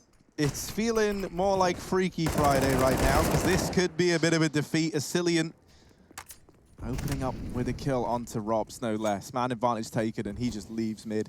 That is super aggressive as well. Like runs the gauntlet in through middle, gets away with a kill, and now has Mad Lions in a very, very good spot indeed. And I think that's just showing the confidence of Mad Lions already. Think about how we never saw that from Mousesports. The only time they ever flanked on their CT side was a full eco that they... I can't remember if they won it or if they came down to the 1v1 and Robs lost it on B, but they pushed A and they got loads of kills with the USPs and P2K. So, yeah, it's just, you know, Mad Lions are feeling confident. Mousesports don't look like their normal selves. And Innocent is just ridding them of this round 3 in the middle. Great individual prowess right now from Mad Lions. What are you talking about, Harry? There's more jerseys. I was questioning see the guys on the end. All right. Split right down the middle, but not in the scoreline. This is one-sided as one-sided gets. Flawless CT side from Mad Lions, keeping it up. That was Mousesport's first and maybe last rifle round. They might even just force here, being up against 14. Yeah, what else can you do? AK on 2 and pistols on the rest. I think as well, like, you got to think about the differences in pressure. Like, Mad Lions, yeah, they win Flashpoint. They look really, really good there. They've good results, but then they lose Bubsky. Then they have, like, you know, there's this weird period of the roster where I feel like the expectations are a little bit lower, whereas for Mao's, like, this is a team that is underperforming, it feels like, right? And has been for a little while. So I feel like you look at the names in the Mousesports squad and you're always expecting more. And I think for Mad Lions, any kind of good showing here at ESL 1 Cologne would be a victory in and of itself, considering the roster turmoil that they've had to go through on the back of losing Bubsky. And I think it's going to really increase, like, the value of these players if they are able to make a deep running, considering the situation they find themselves in. It's going to be a B play here from Mousesports. They set up outside of the site, dropping that Molotov to try and clear a player out close. Robs. Oh, careful. This is scary. It's got very wide. Long way down, buddy. It's a long way down. And Robs boosted up, trying to deal with these players in the site. A nice little angle to find Shush. Cillian still here, holding down the line, leaves it into a 4-on-4. He did spot Chris J get a little bit deeper than he was ready for. Woxic actually blinding Chris J there. Still gonna get the kill. Frozen kneeling with Roy, and there's just flashes everywhere. It's a 2-on-2 in the blink of an eye. Rob's pushing close to this smoke. Gonna try and make a difference, and there's Innocent on the angle, drops the bomb with that kill. Just Frozen left, but Mad Lions, they think he's in middle. This is scary. They've gone back, they've given up the site. Not that Frozen's gonna be aware of that though. And as this time ticks down more and more, it starts to become a bit of a curse, because now they just rush him. They just go in together. They know Frozen is to stick the plant, and there's Innocent with the frag. 15 for Mad Lions, map point for the Dane Pole mix. Yeah, Innocent's looking really good as well, right, on this team. He's third, sorry, in terms of frags, but he's getting a lot of crucial kills. We saw him on the lurk in that first half, just kind of holding mid, doing his own thing. And right now, yeah, he seems very confident. He's very comfortable, and that's what we wanted here from Mad Lions. Boy, oh boy, what a performance. 15-5, Mousesports sleeping at the wheel, waking up on the wrong side of bed. Opening kills in favor of Mad Lions, multi-kill rounds in favor of Mad Lions, doubling up against Mousesports. Aiko is going to deep nade ramp. One player is already up pretty close. I don't know if they've realized it yet. Mad Lions going to fall into the site so they don't lose any lives early on. Roy is still posted up crane side. Carrigan walking once again into this quad A stack. It feels like wherever Mousesports go, Mad Lions are ready for it. This is a sweaty setup. How on earth are you supposed to peek ramp into 3 players holding the same position? They're going to move one over to short. Makes sense. Pressure with the nades, and everyone's blind. Even Roy getting flashed by his teammate, but he still gets a kill before it pops. Double AWP needed to survive now for Mad Lions, as Cillian is the last rifle flashed back into his death. Robs has gotten good ground towards B, and Shush has just left this site. We saw him float away on the pistol, and that didn't matter, but now it does, as Mousesports own B. Oh, but Robs is making noise, and oh no, that's him removed. Frozen, goodbye, my friend. And Mad Lions, they take their map pick in an incredibly dominant fashion, 16-5. That is just absolutely unreal. From that initial 4-5 scoreline, Mousesports, they managed to get one more round, and everything else comes up in favor of the Mad Lions. Join us after a quick break, because we've got nukes still to come. Can Mouse bounce back?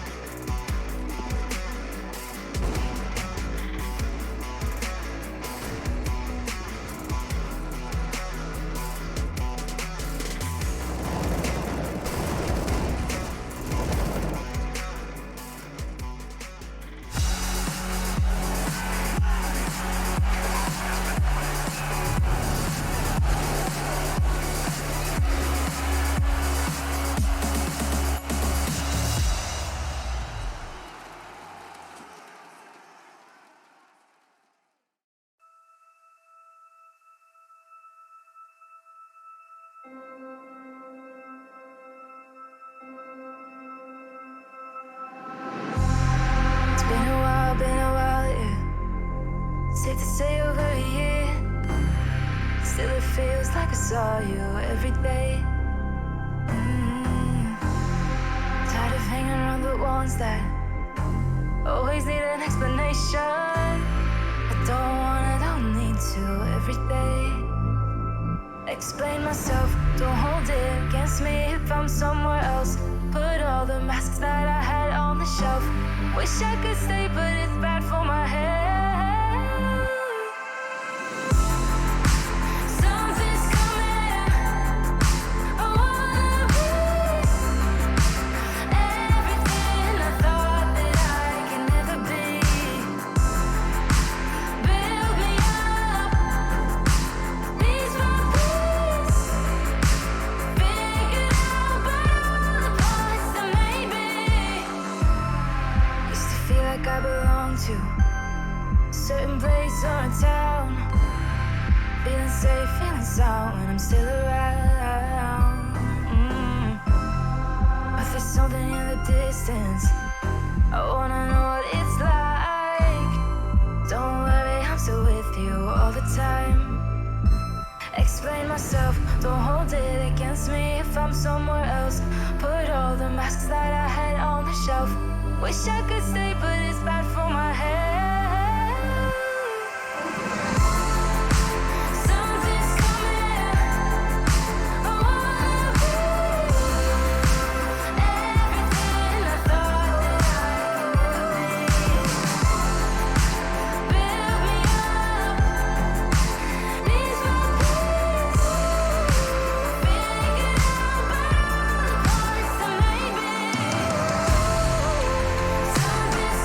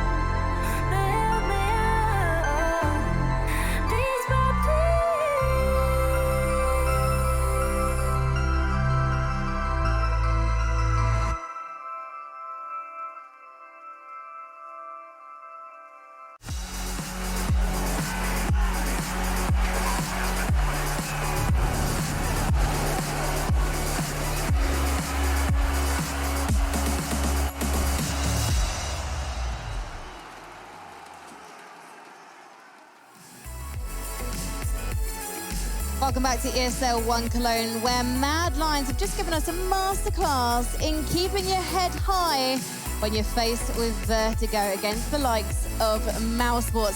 Harry is so happy with the performance on that map. He's grooving along, as they are on fan cam. Look at that man. He's getting his bicep workout in for the week there. I thought there was so much to love and so much to unpick from Mad Lions. And then I kind of looked at their history with this map since the rework. So the last time they played Mousesports on it was 6 months ago, before the rework, but when they had their old lineup, when they just used to really focus on mid and that trio that they had. And now it looks like a totally different approach to the map. But also, this is the map where they 16-0'd Endpoint. It's just last week. So angry. So angry in that picture. Why are you so angry, Shush? You just had a great game over on Vertigo. Yeah, no, Frankie, I'm inclined to agree with you, right? It was very, very interesting to watch them as to how they approach this map, because I feel like they never ran out of ideas. And the same can't be said for Mousesports. It felt like they only ran out of ideas. They showed us some nice stuff in the first few rounds, like Rops being ready for the boost, some creative ideas as to how to deal with like ramp aggression, right, and trying to take that away from Mad Lions. But the adjustments were immediate from the Mad Lions side. Like, even thinking about the round where Mousesports, they barrel down ramp on the CT side, they deep smoke, they take all that control. Well, they had wall bangs prepared, they retook ramp, they immediately send this message like, yeah, you can't actually do that against us, like, we know what we're doing. And so suddenly, like, whatever Mousesports had planned, or whatever they thought they had planned in that game, they just couldn't run. There was no comfortability for Mouse, and Mad Lions looked so relaxed. That felt like a walk in the park for them. I hate beating this point to death every time we talk about Mousesports, but I'm going to do it because it holds true here. We mentioned these guys taking a break away from CS, coming back in a week before this event to prepare. Well, a lot of that is going to be preparing individually. I made that point when they played Na'Vi the other day, and they do look good individually. There are shines of brilliance. We do see Rops performing well, but at the end of the day, it doesn't really matter if you haven't put the work in. For Mad Lions, this is a huge tournament. I imagine they spent a lot of time crafting these strategies, crafting these ideas, and coming up with all these fakes. It felt like on the T side, every single round was different from the last. They never repeated strategies. They had so many ideas. They read Mousesports like a book. When Mousesports started to adjust over A, we had that rush from Massilian up into CT to flank. It doesn't feel like Mousesports have put the work into at least that map, because we didn't see anything interesting. They had some nice ideas, like you said. They read a few things, but other than that, especially on the T side, which albeit, was only a few rounds long, we only got one proper rifle round, it was just like Mousesports walking out mid with 3. So yeah, I just don't think we saw anything to be excited about for Mousesports. And even though Nuke is the second map that we know they can play, yikes, that's not how you want to start the series. Well, given that we're struggling to put our fingers on why Mouse aren't at the form we expect from them, we thought we'd find out from Chris J.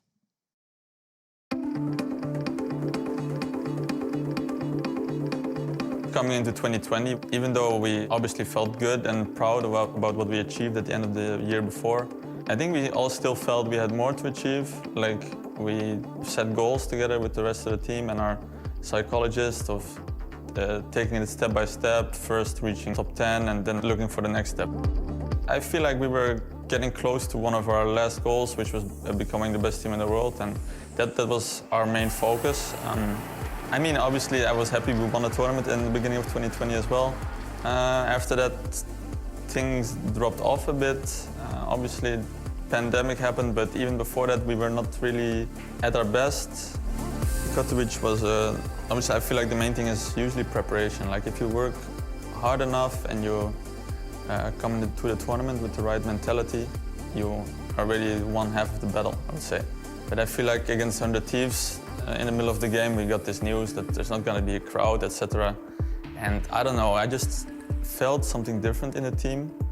Like, the atmosphere changed, and we just didn't fight as much for the win as we usually do. It's not only just the game that's been fun to me, like playing in front of the crowd, it's just a special kind of feeling. I mean, the online situation has just been difficult for us, and there's nothing to say about it. We are just a LAN team. We are really good at hyping each other up and keeping each other in the game when we are face-to-face and when we can actually see how our teammates are reacting emotionally. This you don't have online. So we're obviously doing a boot camp now, so just being together again hopefully is gonna put us in the right mood again. You won a couple times now, and you get used to winning so fast. You know, it's suddenly losing hurts 10 times more when you've been winning the whole time. So in that way, I think the situation now got into our heads really quick. I think the team has a lot of reasons to be excited about. We in Mars, we have young players, we have the old experienced players, we have a lot of explosive players in our ranks. So I think we showed before that we can play some amazing CS. I mean, Cologne is obviously a special event, so we're gonna give everything to do good here. We just have to work hard again, and if we work hard, prepare good, I think we're gonna show up in good form.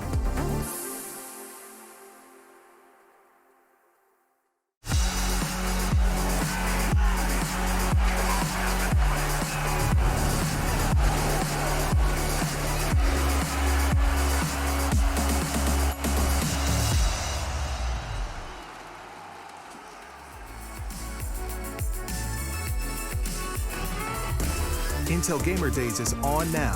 Whether you're looking to buy or build, now is a great time to upgrade. Get limited time offers and giveaways from top names in PC gaming. Unleash elite gaming performance with systems featuring new 10th gen Intel Core processors, and bring Marvel's Avengers to life with in-game optimizations for a mightier PC experience. Act now. Intel Gamer Days is only here for a limited time.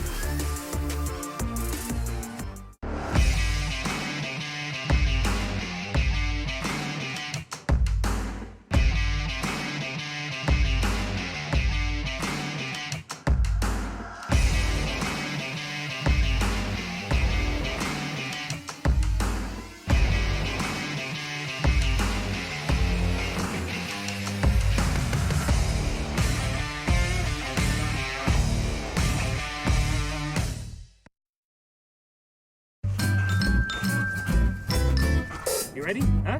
Hey, easy boy, huh? You ready? Huh?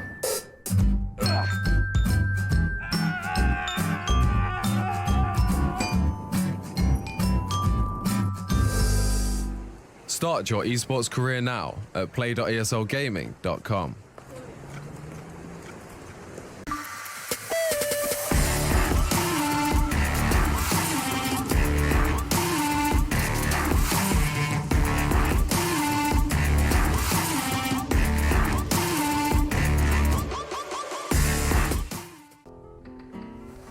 If you want to know what you're good at and, well, also what you suck at, check out csgohub.com. Coming! Everybody loves an underdog.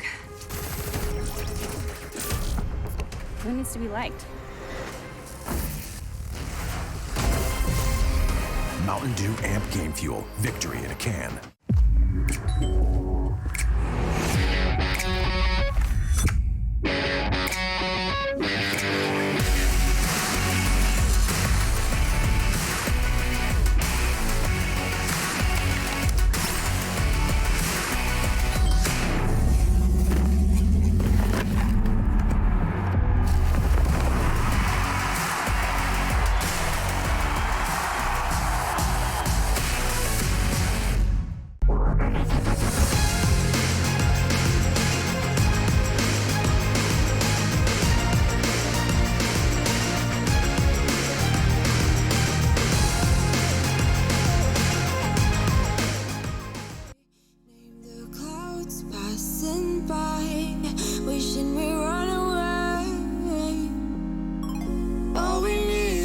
Passports, baby. Leave the rest in our troubled minds. Let us go down in laughter, baby. Trying to figure out what we're after. We never heading back until we're older. We couldn't care no more, not any longer. Under peach yellow skies, we keep on searching, but we will never know what we're after.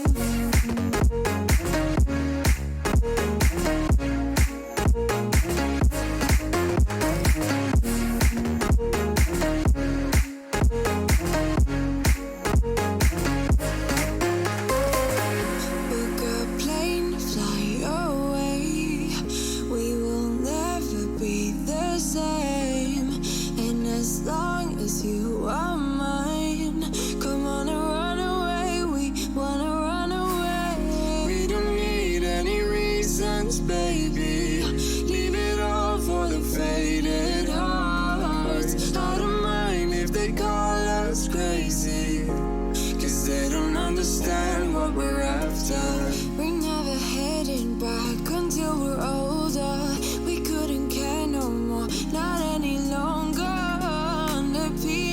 yellow skies, we keep on searching, but we won't ever know what we're after.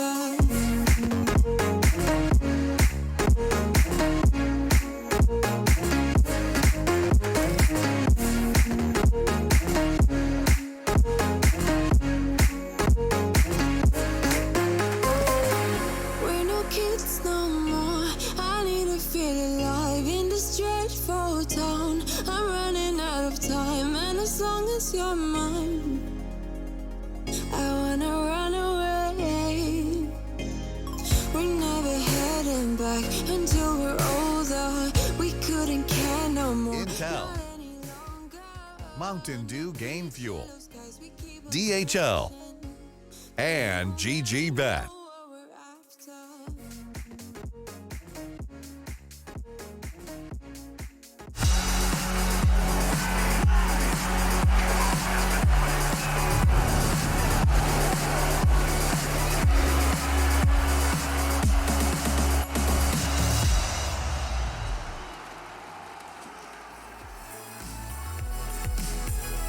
One map is all that stands between Mad Lions making it through to another stage of this event, or at least another series, and Mad Lions having an extra chance for survival. And before the break, we heard Chris J saying that online has seriously affected the team. I mean, we can all see it. We don't need an explanation about that one.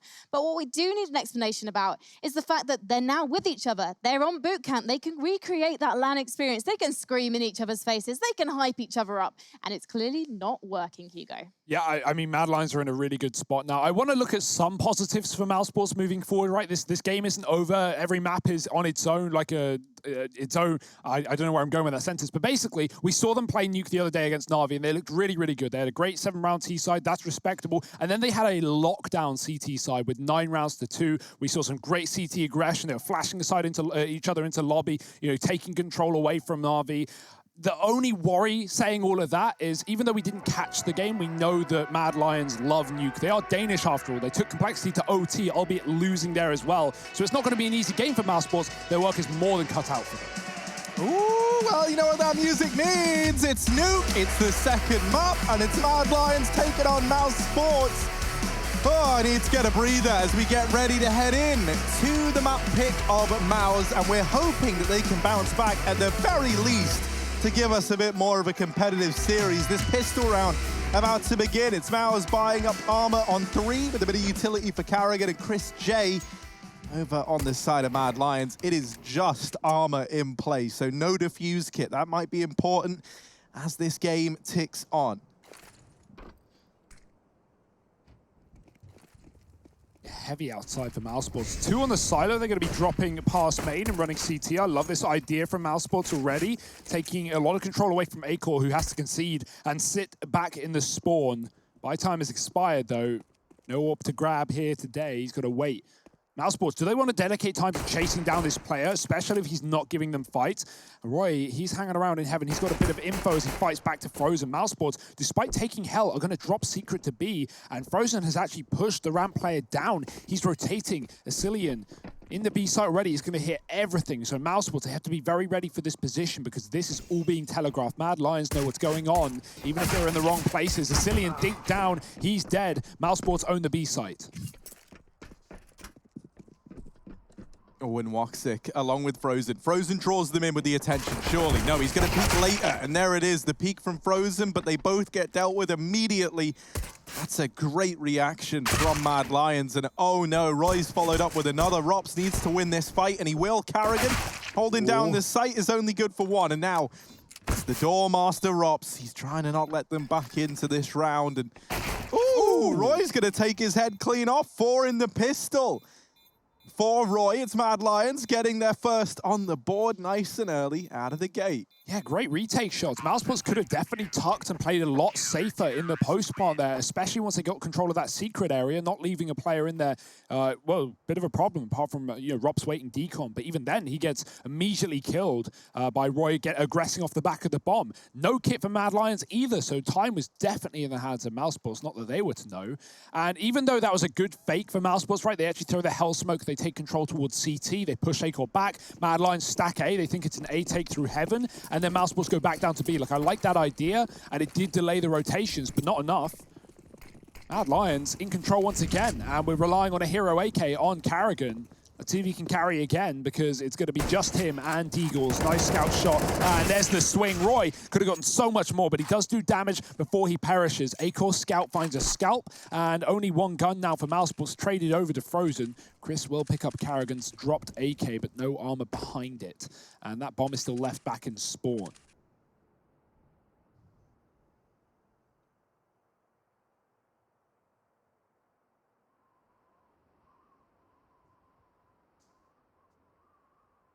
I would hate to go out hurt. I'd hate to. I'd really hate it. Ooh. Frozen. Trying to creep past outside, and he has just gotten around A-Core, who has no idea. Frozen has caught the perfect timing there.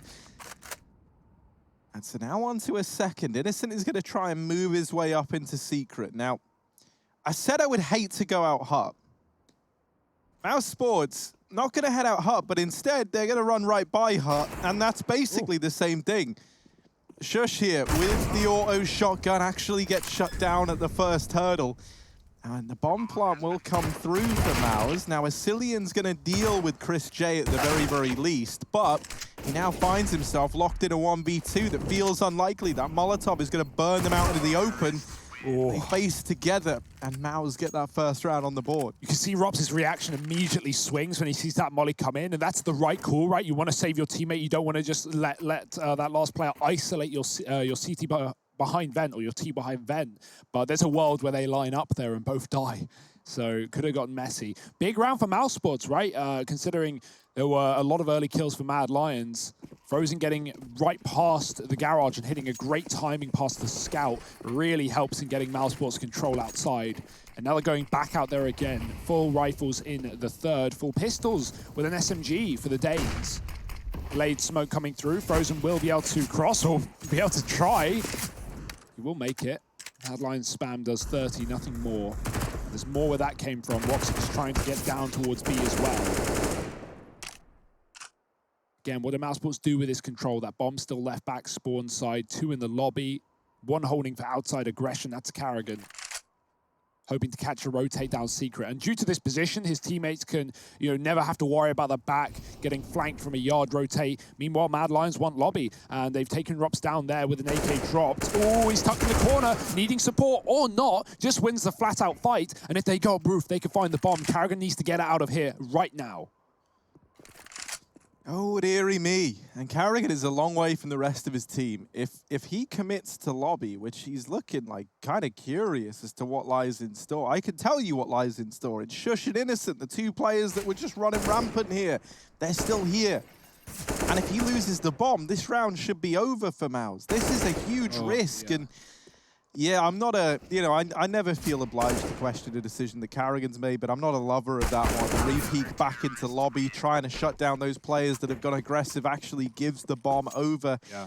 And, then with the other 2 being outside, they are so far removed from that situation that there's just no way you can win that round. Yeah, you're basing the entire round on 1 gunfight, and if it doesn't go your way, you've lost it, right? So, especially when you've already seen 2 CTs in the lobby and 2 guns picked up, most importantly. Even though Shush, after he gets his kill, he goes heaven, he gets boosted up, he makes a long rotate round, but Innocent didn't move. He still had an AK, and yeah, Mousesports, they're already at a massive disadvantage. Don't get me wrong, but can't give up before it's already gone through.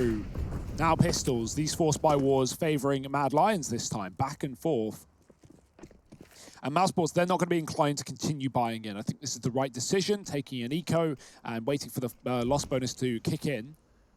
Really nothing in this one but a Deagle and a P250. Trying to cross outside is Chris, but he's going to get dropped by the AK. Roy is even closer as well, so it doesn't get easier for Mousesports. Flashed forward, lots of blind players, but no one capitalizing. That's not a worry, no rush for Roy. He knows they have to cross, and he's not going to make it easy for them.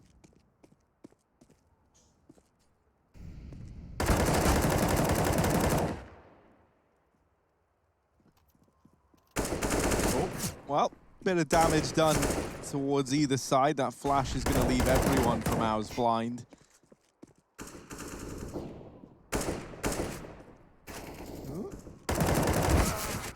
Okay.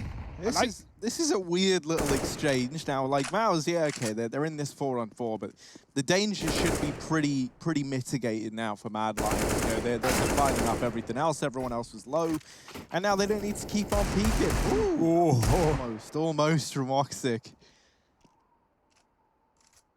He's got one bullet. Oh. There you go. Shush will lend you some. Yeah, this is a great start for Mad Lions, and Mousesports, at least waiting for the money to kick in, is finally in that moment. We've got guns. We won't have the AWP yet, but we will for Mad Lions. Acor coming straight in with a drop from Innocent. Team player. I mean, why not when you've got that AK, especially saved from the second round, or third round, rather. Frozen, he's taking a hit. He's gone for the Galil to buy utils. So what's the game plan here for Mouse? The close smoke outside, and they're going to try and move behind red. 3 in the lobby, and setting up towards ramp. Denied by the Molotov for now, but there's no rush. The rush is instead down secret. And we're wondering what those rotations are like here for Mad Lions' CT side. Shush is on his own, but he's smoked them off, and he's going to buy time here. Acor's got the AWP on ramp as well, so it's not an easy passage for Mousesports wherever they go. Shush was a star performer last map on Vertigo, and we know how good Acor can be in this position too. The flash dodged, and they actually get crossed. Shush should know it, but he doesn't know how many players have made it down to decon. They're going to come up the vent. Ooh, okay, some kills found for Maus, and now they sit in this 5-on-3, and suddenly now it gets interesting, because yeah, it does look like it's going to be this A play up through the vent. That's a triple rotation for Mad Lions at ramp. Rops is about to get all this information, and even then could do a hell of a lot more than that, but just looking away at the wrong time. They lose Rops, and now, like, this might interest Mad Lions into actually going for this this retake over at the A site. They're only a man down as they try and move in through heaven. They've got Roy flanking in through the back line. And with how they're posted up, it's going to be easy to judge this whole round based on the success of this Assylian flash peek in from heaven. If he gets a kill, you're going for this if you're Mad Lions. If he doesn't, then you back away and save on the others. And he takes that peek, nothing comes through. Now they lose Roy. That's where they go, all right, we gave it a go, we gave it a try. Let's wave goodbye as Mousesports get their second on the board. Yeah, very nice rotation for Mousesports up the vent, right? That was seemingly like the plan from the get-go. They were initially set towards ramp, but it's always nice to do little tricks like that early in the game. You see it especially on pistol rounds. I mean, Mousesports did it themselves here in their pistol because you know that Mad Lions are going to be anti to rotate, and they're not going to expect you to run like double fake strategies so early on in the map. They're going to expect more standard stuff. So Mousesports, they get B, they get secret, they get the kill on Shush on rotation, and Mad Lions fully rotate ramp. They all fall for it. They all go down towards B, and Mousesports hop back up the vent, especially when they get an A pick. That only leans towards them. But yeah, you can see Assylian a bit frustrated there. Mad Lions obviously know immediately what went wrong, and I imagine they're going to be a lot more lenient on those rotations towards lower moving forward. I think for Mousesports, they think about branding, you know, you need to get a Liverpoolian player and then you can be Scouse Sports, and I think that's pretty legit, right? Cheers, Hugo, man. Thanks for letting that one sit out there. Yeah, I can't name any Liverpoolian players. Sorry, Harry. Put in a really bad joke.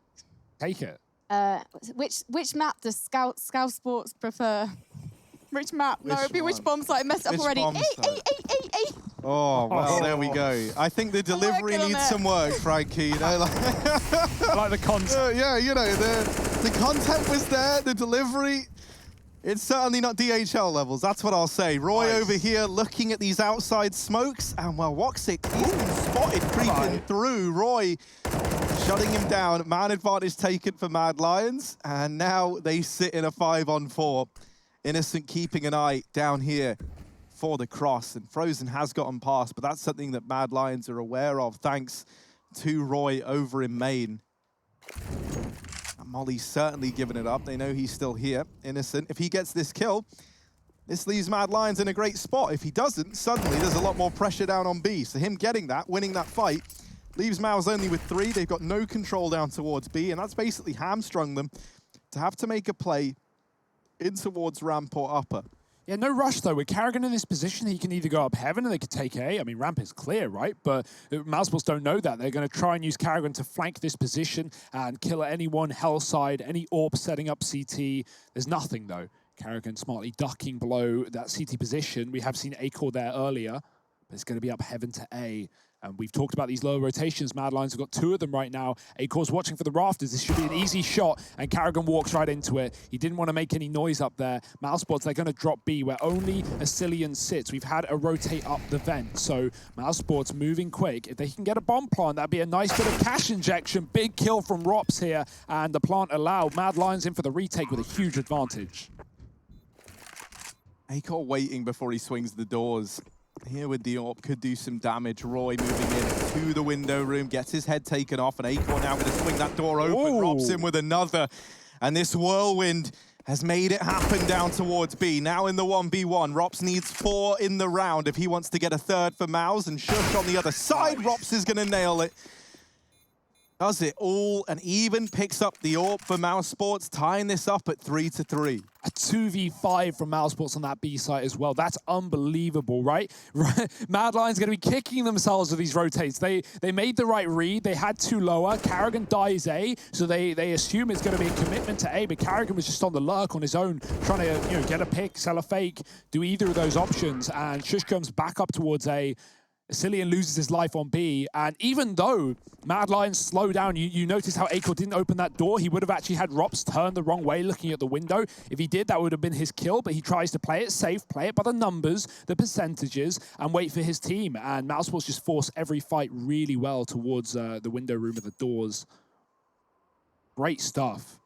And that's going to leave them sitting pretty, especially when it comes to the money. I like this idea. Mad Lions, they know they've been dealt a lot of outside control by Mousesports, so they're going to set up in secret. They're not even going to try and fight on the stairwell. Maybe you send 1 player up and, almost the rush 2 down banana and then stack 3 inside of B site, hoping that Mousesports rush off the back of the kills, but it's going to be 5 coming outside, and they've got 2 kills to their name. Carrigan's cornered. Oh no, he's only going to get 1. Chris J from above, looking for some air support. He needs to get that bomb back under control. Asilian stinked him down. That's a ridiculous shot. Will he be able to finish the job? Finding an AK as well. Chris has a player right below him. Asilian can just tuck, but there is a grenade on Rops that might finish the job. Asilian still standing, no more damaging utility, and so if he just stays alive, this position is going to be so valuable later. Rops is still scared of a flank, and in all of this time, we have Shush, who, if the time gets low enough, can run away and play that clock. Chris looking to clear Innocent. He spotted Shush, he baited in, and there it is, the eco win.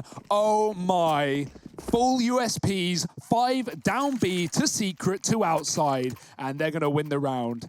Mad Lions, they just continue to bring in things I've never seen before. It's so entertaining to watch.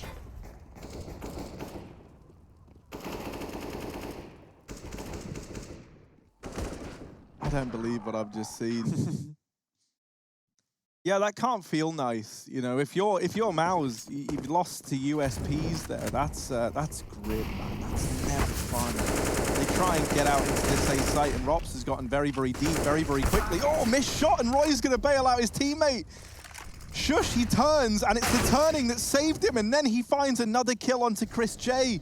Carrigan's alone inside of this A bomb site. He's deep within it, but the rest of the gang almost certainly aren't. If he had the bomb, he could maybe tap it to try and bait some of these peaks, but Woxic over at the vents is the man with the package. Gonna get it into the site, tries to stick it. Peak gonna come through from Acor with that one-way smoke dropped outside by Innocent. Flash down, Roy finding 1. There's a flick from Acor, and it's only Frozen left. A Deagle and a Dream, 1v5. This is not gonna be an easy round for Frozen, and it's actually an impossible round for Frozen, especially with the bomb planted for Heaven.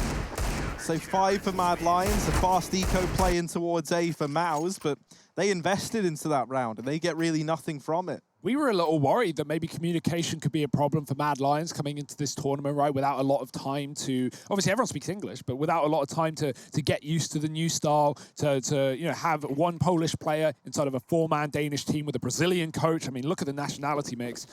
It's not been a problem at all. There have been some great calls. They give up the A site, they give Mousesports the respect, but they come in with 5 alive on the retake and don't lose a player. Mousesports, another pistol round for them.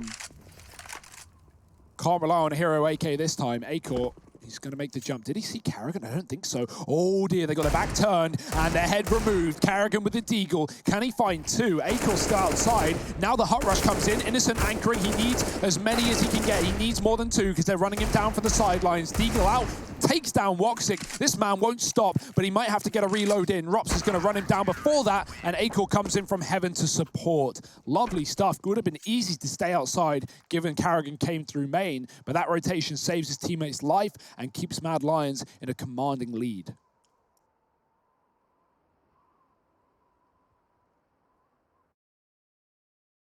If we look at, like, you know, past even this one series and what this means to both of these teams, obviously, you know, elimination on the line.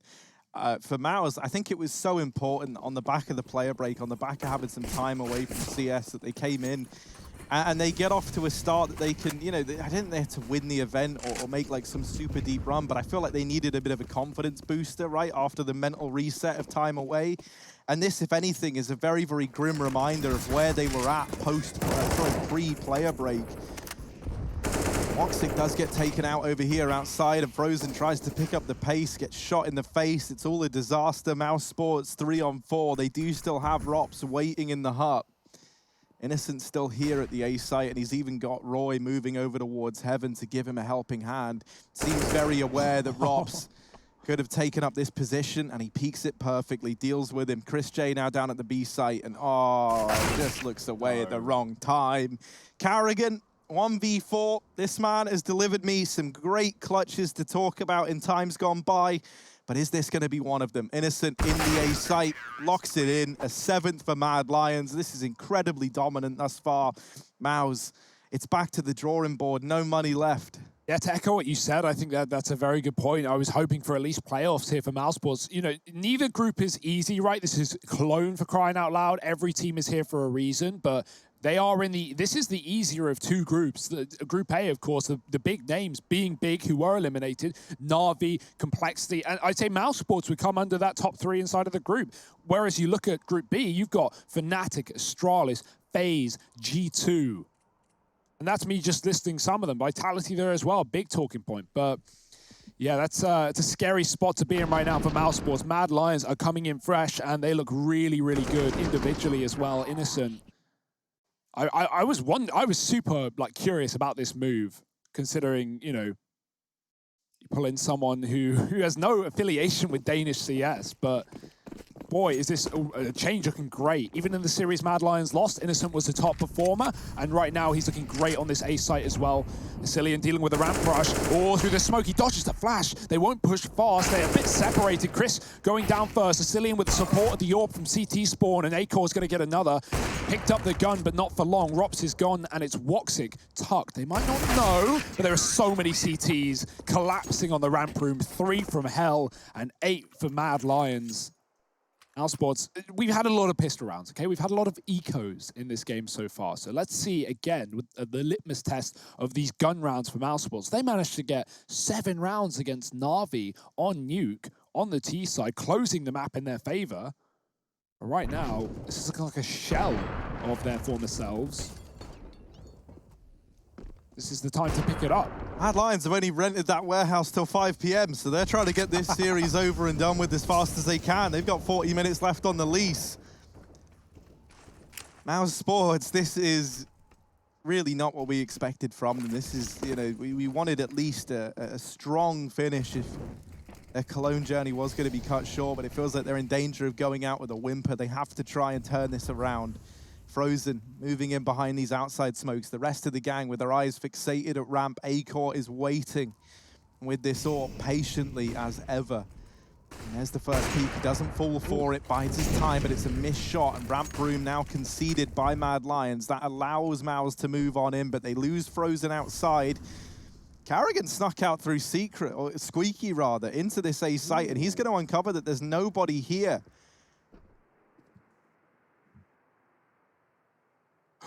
Oh dear, up the vent they go. Noise is going to get made. Cillian has no idea how deep Karrigan is as well. I don't know if Karrigan's realized he should have. Woxic's coming in through the hut. Cillian backing up into Karrigan himself. Now a player on top of the hut. Now that is not going to be expected. Karrigan just cleared this position. Sjuush dropping the bomb and falling back, winning another fight. He will get traded through that door smoke, but now the jig is up. Mad Lions are on heavy rotations. Everyone is surrounding A. This is such a weird round, and it's going to get weirder by the second. Nade to close it out, and Mad Lions up to 9. That's so unlucky. Karrigan makes the perfect call, but he misses every possible timing. So it's literally a question of just Karrigan not hitting his shots, because that shocked me. Well, no, he kills the first player in, but it's a guy on top of the hut, right? Mad Lions didn't know he was there, so as they come up the vent, the second player just jumps on top of hut, he drops the bomb, and at that point, it's just pandemonium in Karrigan's head. He's already just cleared that position. A's open. I've checked every spot. I've looked at every corner. Where are they? Well, they're where you just cleared. Yeah, that must have been such a confusing round. That is like a horrific round, because, you know, it's like Karrigan hits the most perfect timing and then hits two very unfavorable timings, you know, on players in rotation up through the vents, the area he's just taken his eyes off of. And as you say, like he's communicating, guys, the site is clear, I'm in it. And it was clear when he was in there. That is just, no, that's so unfortunate for Mouse. It feels like everything is against them at this point in time. And I feel like if losing to the USPs didn't wreck the morale, that round there certainly will. Absolutely. Especially when they didn't want A, right? They were setting up for a B play. And in fact, Mad Lions was stacked B anyway. Even if Mousesports dropped lower, you know, I don't know how much better that would have gone for them, really. But probably better than how that went. Very deep smokes. That's going to land Hellside.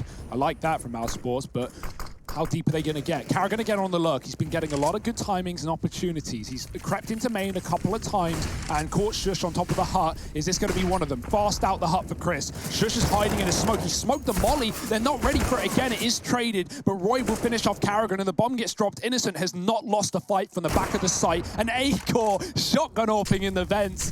Dear, oh dear, frozen in the position that Chris just got naded from, and now he's got to do the impossible. Oh, and there's the flank from Cillian to put a 10th on the board. It's a team ace for Mad Lions. Everyone chipping in, everyone doing their bit. This is so grim, man. Like, I wanted Mousesports to at least resurge here on their map Pick and Nuke. They looked good on it the other day. It looked like the one map they're feeling comfortable on, and that there just means you have to give even more credit to Mad Lions for this performance. Yeah, Mad Lions are looking like a real powerhouse right now. As dire as this is from Mousesports, right? You know, they're making it difficult. They're making them work for every single kill. That's a good flashbang, though. A-Core can't see a thing. Bullets in the face and orb given over. Roy needs to find something. Innocent's going to try and bail them out. Now, this is getting messy. This is turning into chaos, and that's exactly what Mousesports want with these close-range pistols. Nice shot from Innocent, still standing strong and keeping 2 up in this round. But in this round, Rops has found a timing. He's going up towards heaven. Mousesports, a stalemate in secret, and Sjuush up on silo. This silo position could make or break this round, and as they come up secret, Sjuush rotates away. That is such a shame.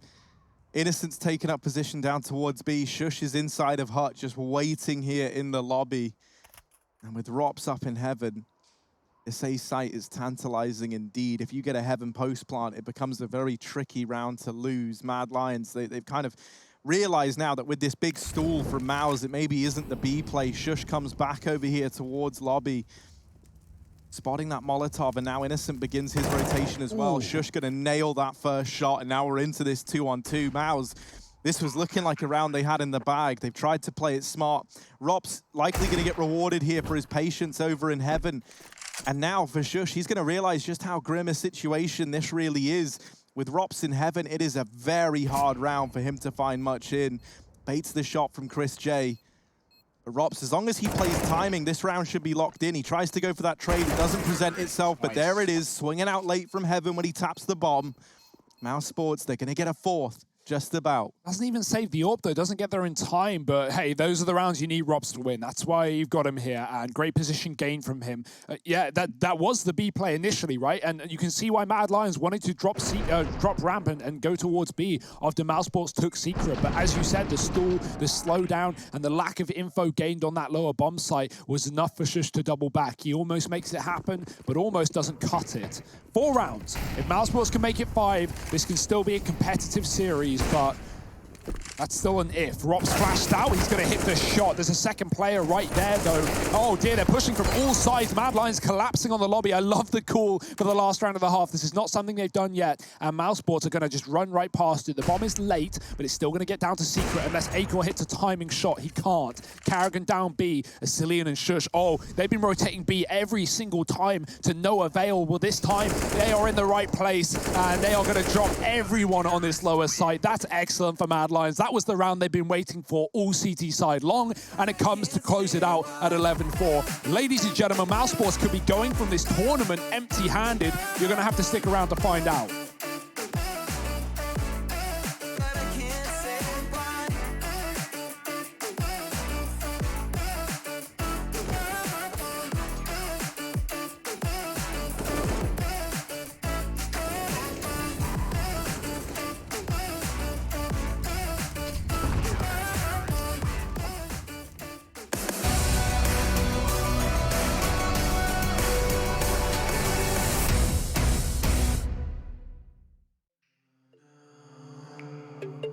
Cause nobody else is showing any empathy.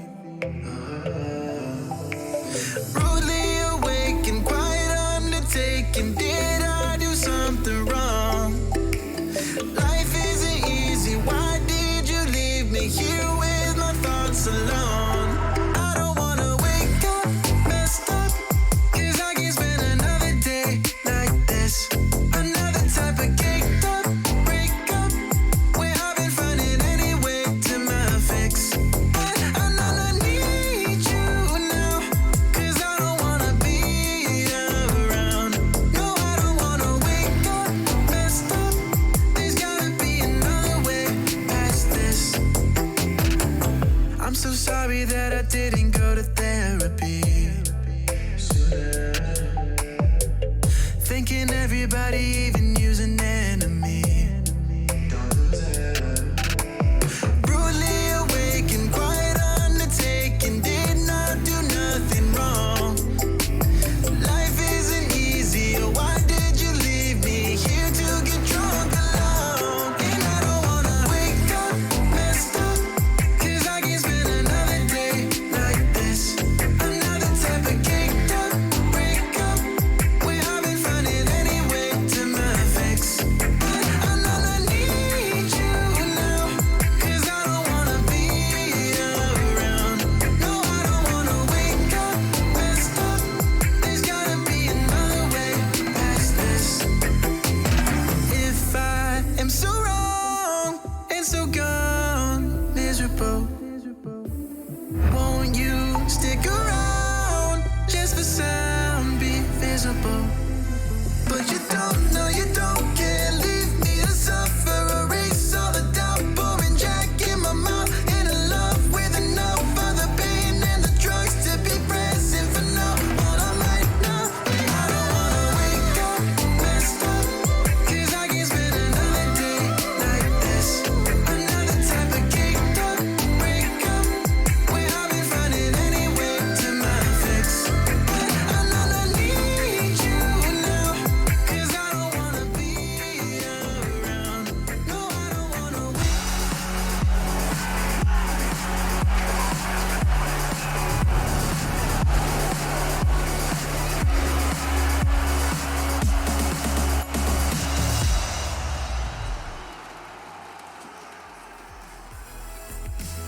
Well, it's 11-4 at the end of the first half of play, and while the chapter could be coming to a close for Mouse here at Cologne, for Mad Lions, we might be moving into a whole new installment of this trilogy if they're able to take this series in 2. Nuke leading their way in a very, very big way at the end of that first half of play. And the pistol round now, once again, similar to Vertigo, actually carries a hell of a lot of weight here as to whether or not Mouse are able to pull this game back.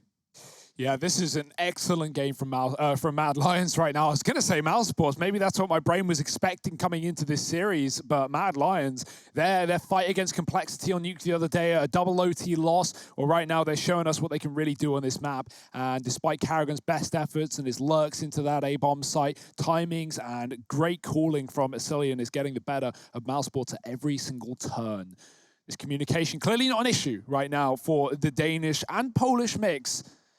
Now we're going to see what Mad Lions can accomplish on this T side. Yeah, this is very, very impressive indeed, right, for Mad Lions. And considering the circumstances of having to swap things over to an English-speaking roster, bringing in Innocent on reasonably short notice, and now trying to make the best of a bad situation, they are really increasing their stock as individuals and as this squad. Bit of damage done in the pistol to kickstart this, but it's a fast A play, and Shush opens up. A-Core going to follow through, and now A belongs to Mad Lions. Mouse in a 3-on-5 retake at this A site. Frozen trying to fire off a few chance shots to propel them back into the retake, but it's going to be Rops finding that opener that maybe gets their foot in the door. But are they going to be able to follow through on the back of it? No one's giving up anything here for Mad Lions. They're just tucking. Flash out, Shush goes aggressive. He knows Frozen's going to swing wide. And Rops from Heaven needs to hit something incredible. He can't. Mad Lions, I like that pistol as well. It's very basic. It's very simple. But you know Mousesport's going to be jittery when they're about to be eliminated from the tournament. And so what they do is they throw 2 players towards ramp. Rops makes the call. Woxic rotates out of outside and comes towards ramp to help. And then Mad Lions double back despite showing 2 at ramp and run right into the A site that is 1 player weaker than it should be, thanks to that early misinformation. So Woxic 2-15 right now, having a really rough game, and I can't blame him. The money just really hasn't been there for Mousesports. We haven't seen those orbs in play. Mad Lions been winning eco rounds. They've been doing everything they can, and now Smoke's in the yard, moving fast. Roy is hiding inside of it, saving his own life and taking down Frozen. That is such an awful way to go down for Frozen. He almost hits that timing. He almost sees the Mac 10, but then it pops him in the face out of nowhere. He never knew it could be so close. Rops is the early rotate down here towards B, armed with only a deagle, but this man is the only one right now showing the normal signs for Mousesports. He's got to do a hell of a lot, and Rops has got to do it single-handedly as they start to make their way down towards B. Rops is now falling back and starting to clear the ramp side. This has left the B site wide open. Mad Lions, they can just run in, and they've got full control. Rops at least gets the information that his backline is clear, but that's pretty grim compensation for losing this site. It does leave Mouse in a 4-on-5, which, you know, now is still a doable round thanks to that fullback. Woxic here close. He's just seen a man, gets the tag off. A bit of damage traded either way. Rops sprinting in, makes quick work of A-Corp. Shush holding from the double doors, has another kill to follow up with. Rops trying as best he can, but he's caught out in the open.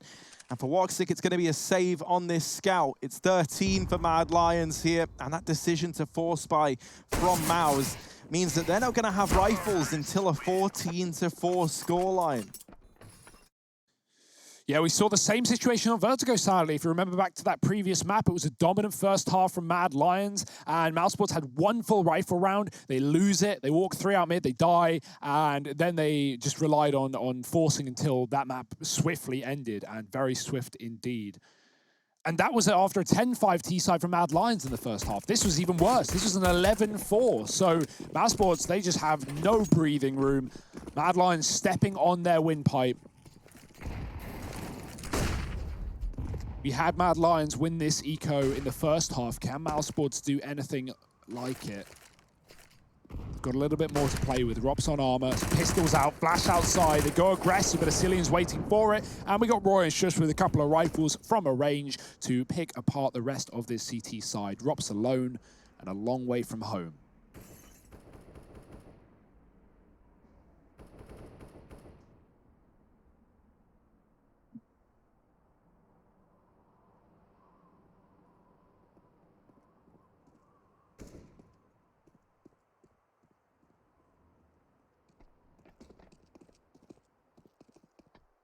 Well, he knows where they are at least, but you know, I'm really looking what a positive for, guy. Yeah, you know, man, like It's been a very, very clean round for Mad Lions. They play it by the book. They hear that flash going in outside. They instantly all peek to deal with that attempted eco push from Maus. And Rops might even just get shot in the back here. There's Shush putting him out of his misery. 14 for Mad Lions. And what a game they are having right now.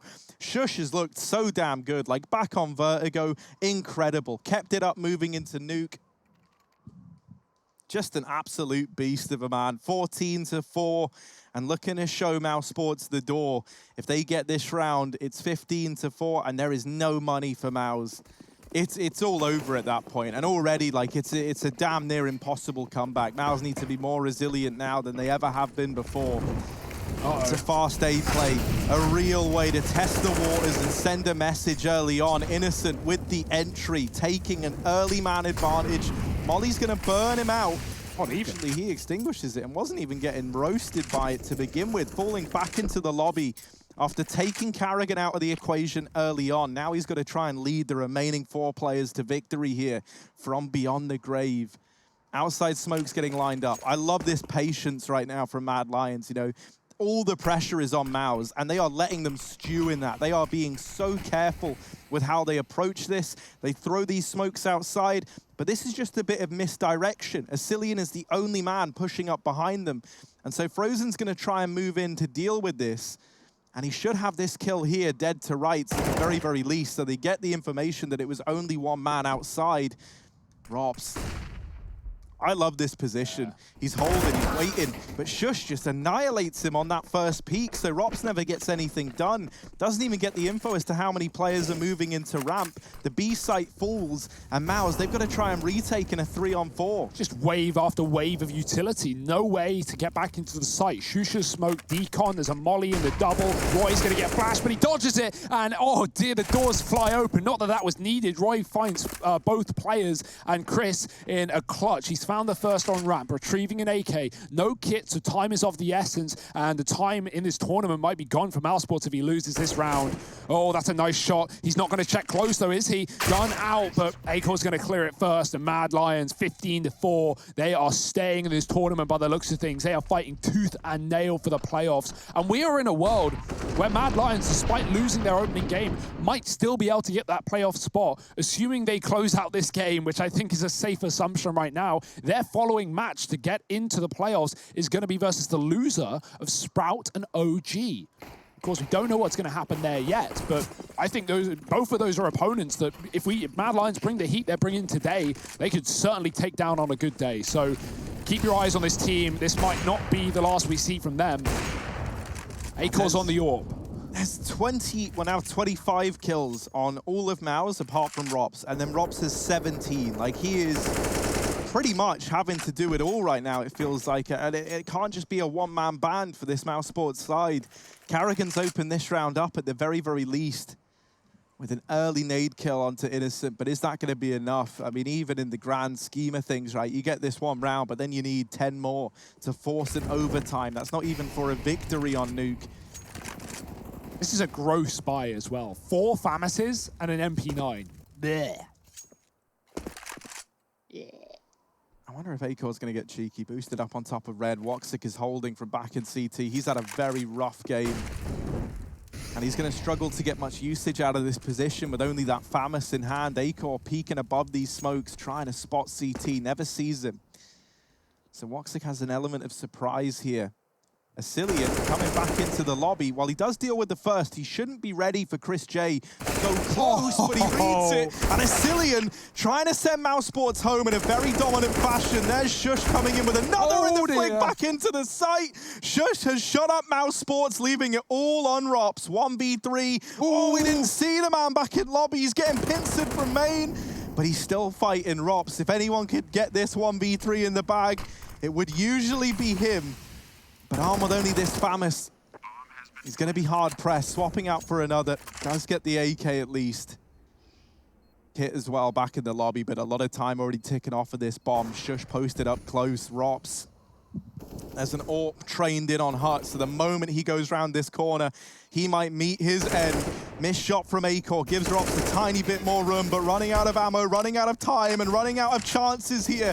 Mouse Sports, Acor's gonna send them packing. It's 2-0 for the Mad Lions. They keep their lifeline here at ESL 1 Cologne alive and kicking. And for Maus, it's a very bitter end indeed. 0-2, they get sent home. And that's all from this series, but there's still more Counter-Strike to come. So don't you go anywhere, because I'll know about it.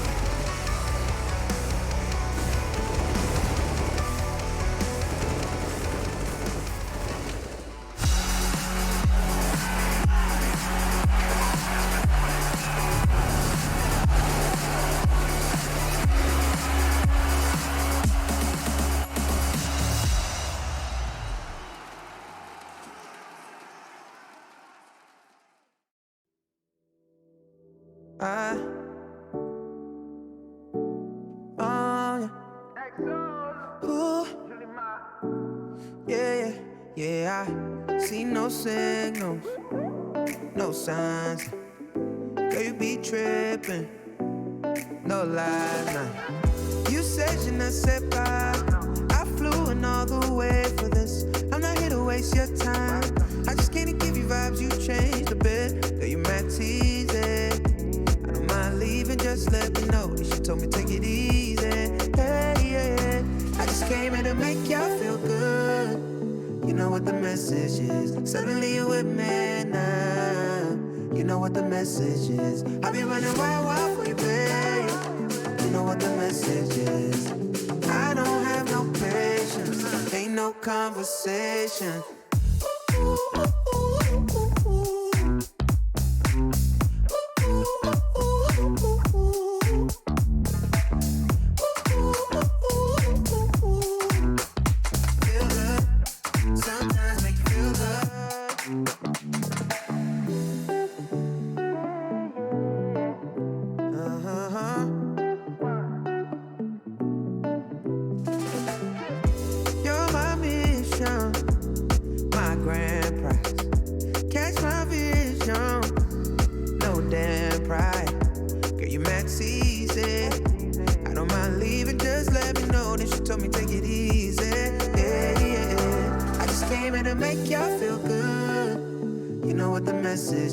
Suddenly you're with me now.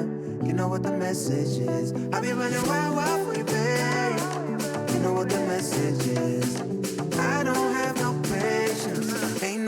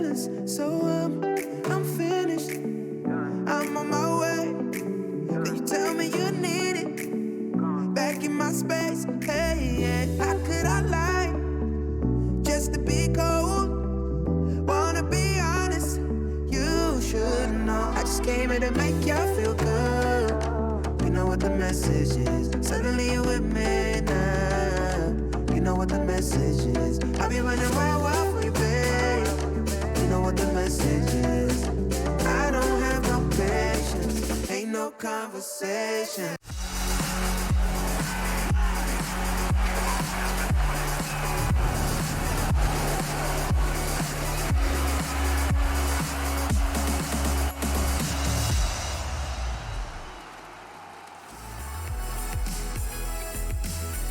After getting a combined score of 9 rounds across 2 maps, Mousesports have made their way out of ESL 1 Cologne, while Mad Lions have proved many wrong by showing they're not down and out just yet. I'm Frankie Ward and I'm joined by Harry and Hugo. And I have to say, I was not expecting that performance from Mad Lions today. I have to eat my words, take everything back, and now become a Mad Lions stan, I guess, Harry. Yeah, I think that's all there is left to do, right? Mad Lions, like, regardless of the fact that Mao was looking like they were off to a very, like, poor start to this tournament, you have to give them a lot of props. Like, you have to remember the language change, the player change, all this stuff coming into this event, losing someone who was such a core part of this team in Bubsky, right? And now they show up, they impress us today. I think even yesterday in that complexity matchup, they had a very good showing, right, with the long, drawn-out game of Nuke. And it makes me very, very excited because there's so much talent in Denmark, especially for such a small country, right? Like, it's almost 25% of players here at ESL 1 Cologne are Danish, which is just mind-blowing. And this Mad Lions squad, well, they compromise a hell of a lot of that with everyone bar Innocent.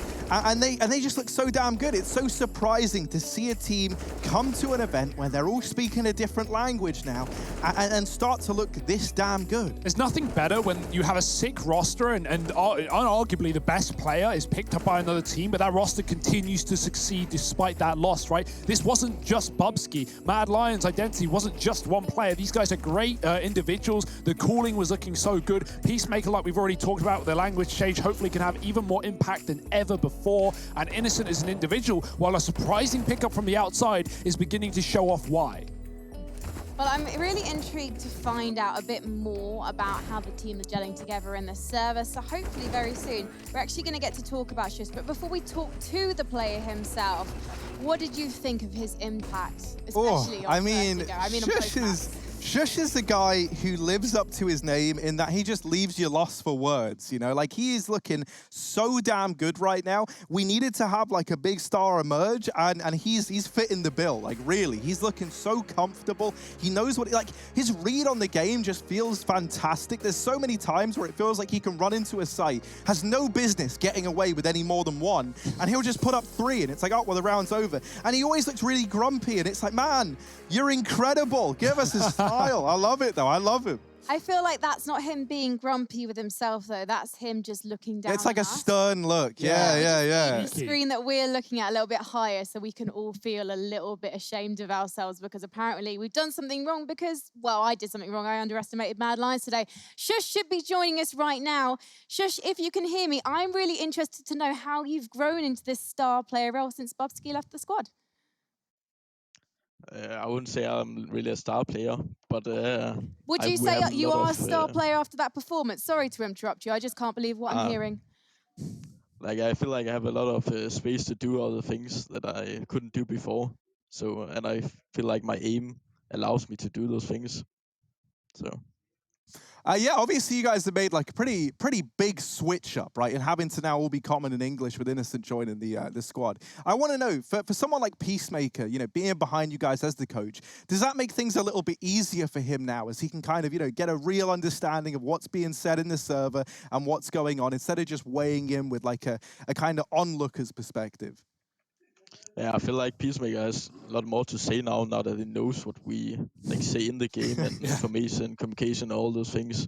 So he feels like he's more part of the team now.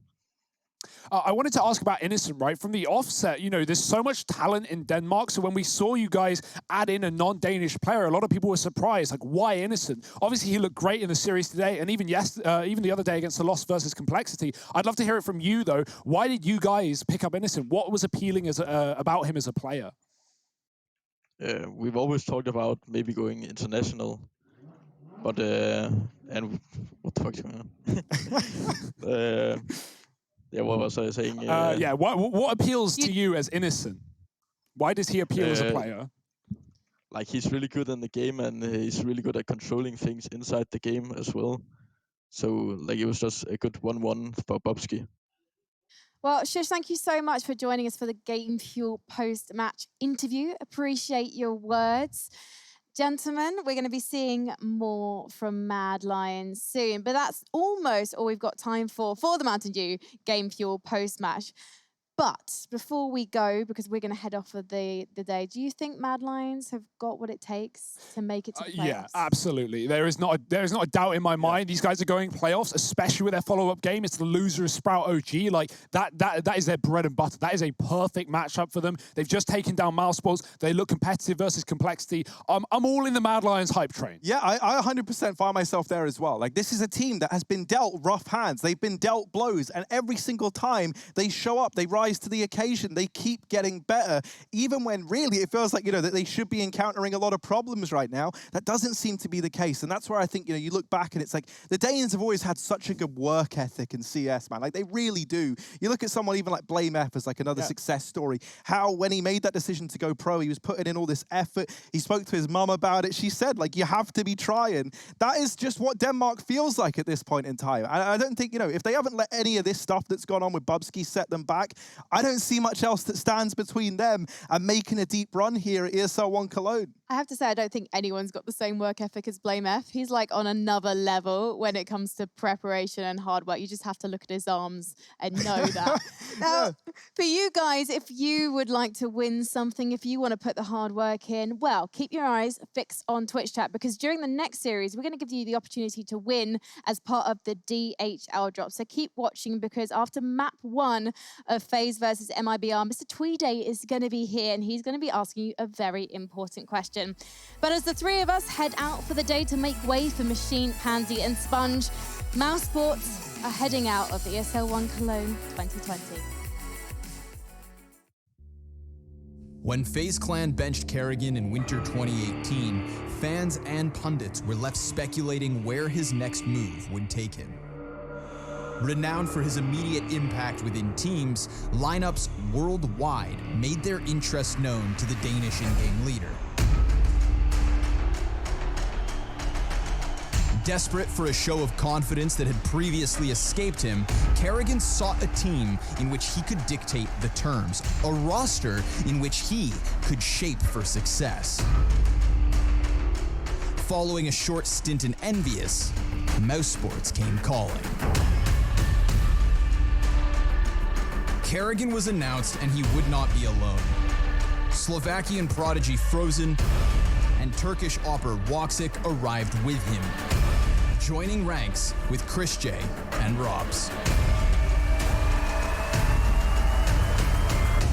A competitive field would make it difficult for Mousesports to make their mark.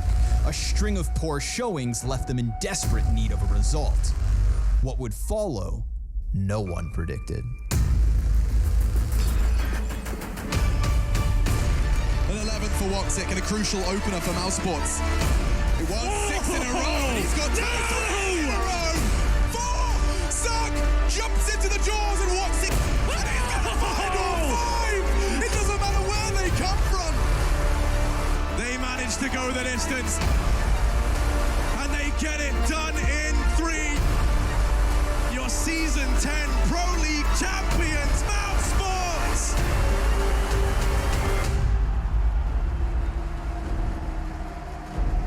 6 months on, the same challenge awaits Mousesports. With even greater odds stacked against them, the stage is set for history to repeat itself.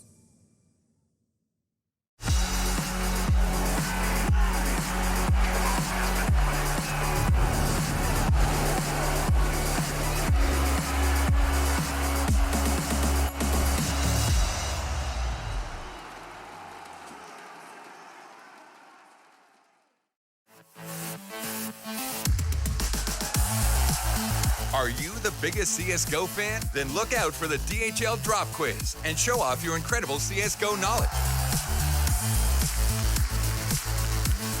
Reply with the right answer in Twitch chat and track your position on our live leaderboard. Will you make it to the top and win €1,000 in prizes? Hashtag Gamers Unite.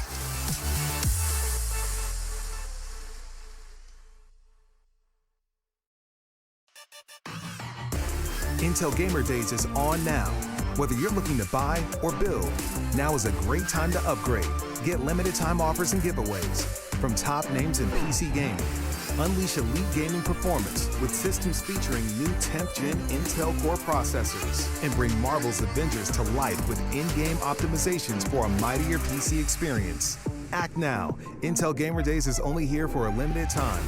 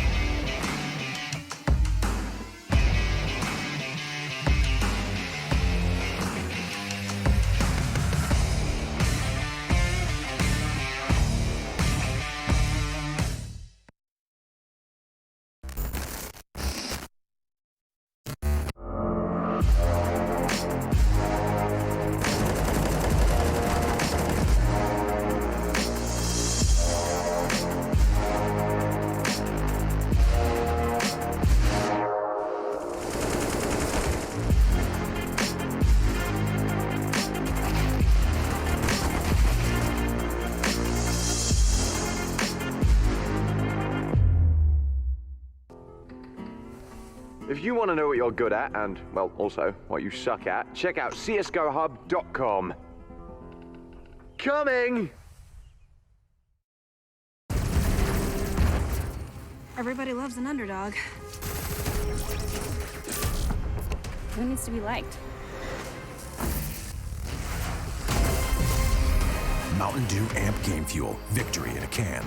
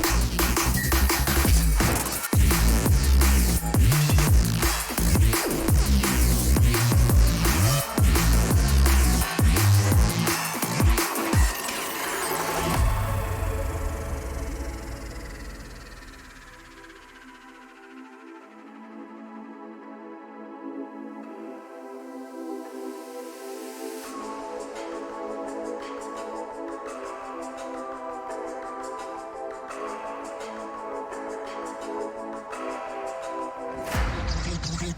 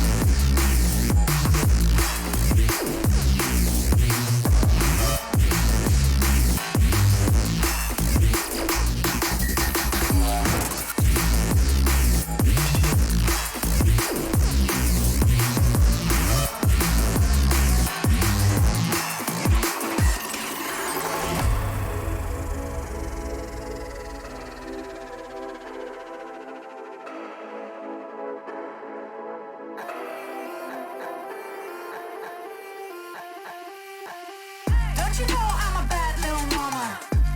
I got moves like Madonna. Don't tell me cause I move when I'm gonna. I'm not afraid to lose, I am a prima donna. Don't you see I'm a winner, I'm a queen. I cause no scene if you work with me. Don't stop me cause I fight when I wanna. I'm not afraid to lose, I am a prima donna. Step out as a motivator. Let them know that the weight's up. That's how we know when we level up.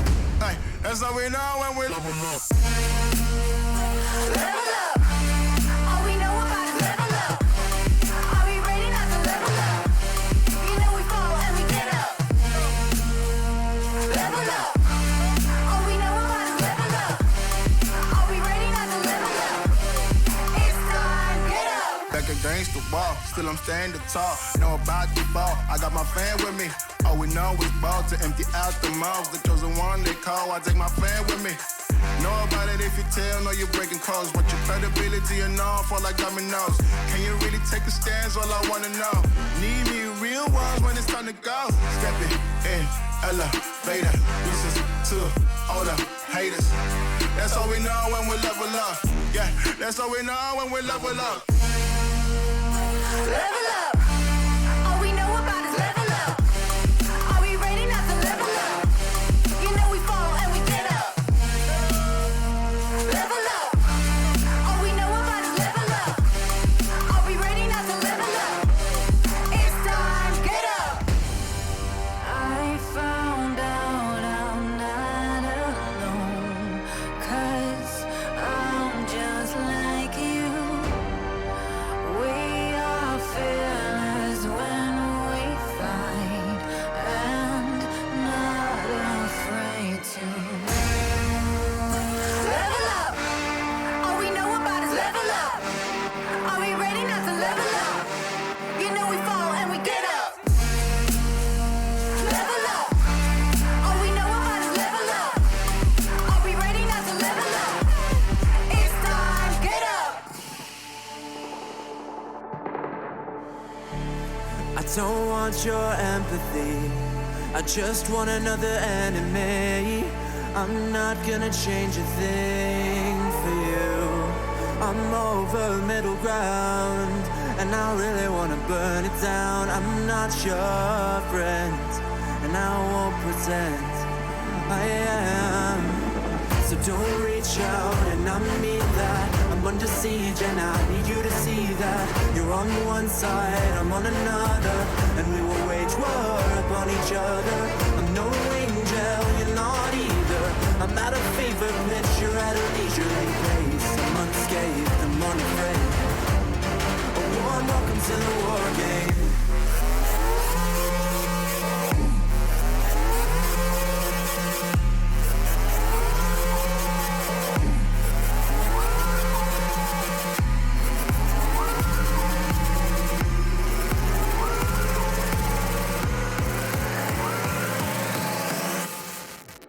Welcome to the war game.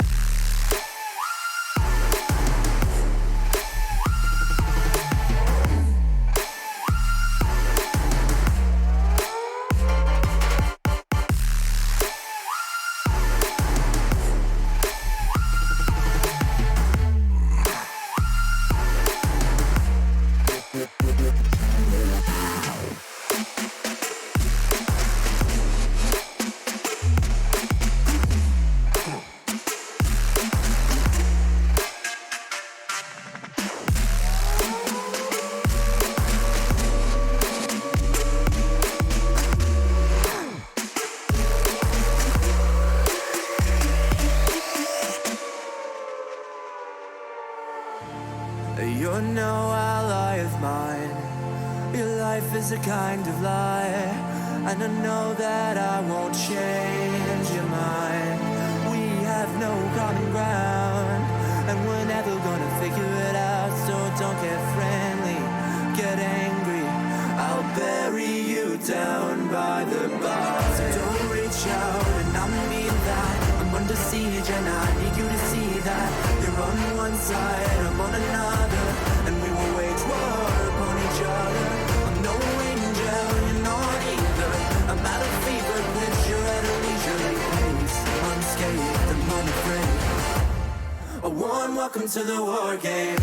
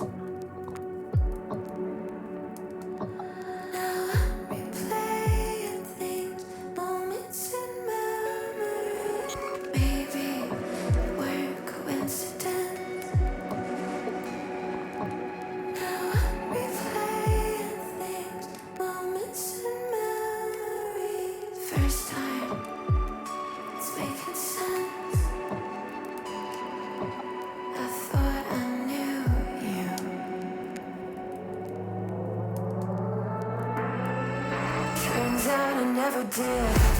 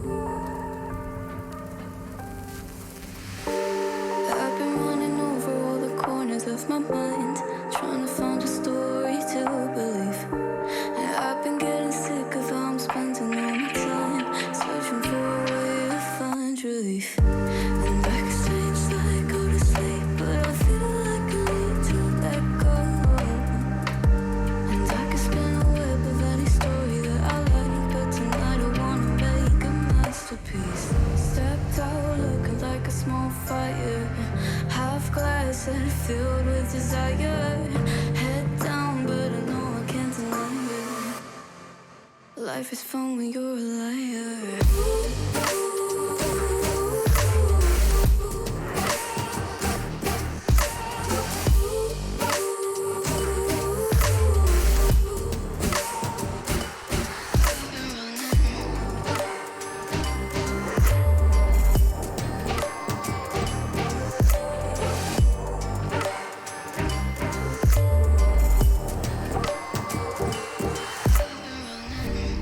I'm just trying to learn from all the things that I've been told. I'm gonna paint a new reality.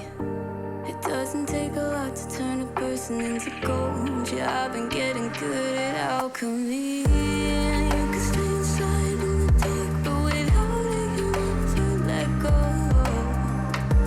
And when you're done with hiding and you wanna have control, you and I can find a perfect fantasy. Stepped out looking like a small fire, half glass that is filled with desire.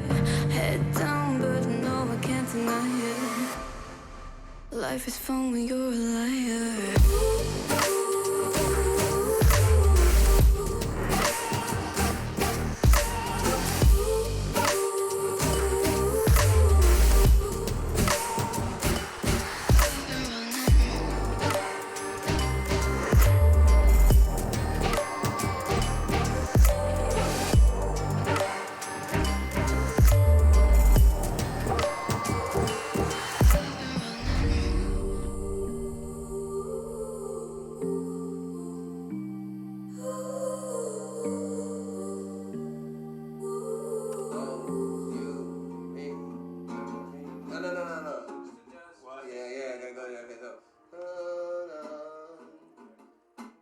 Up, up, up, 1,000 miles of luck.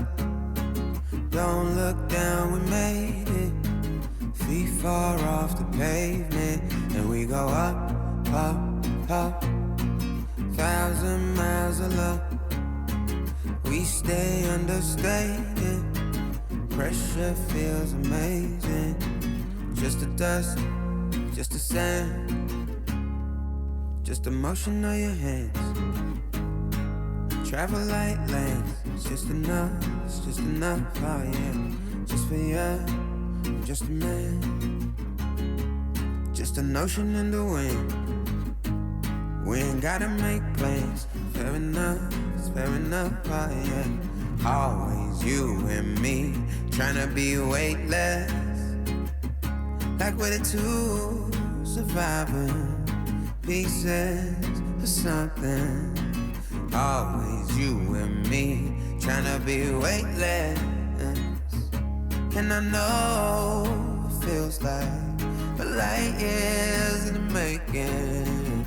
Up, up, up, 1,000 miles of luck. Don't look down, we made it. Feet far off the pavement, and we go up, up, up. 1,000 miles of luck. Oh no, we stay understated. Pressure feels amazing.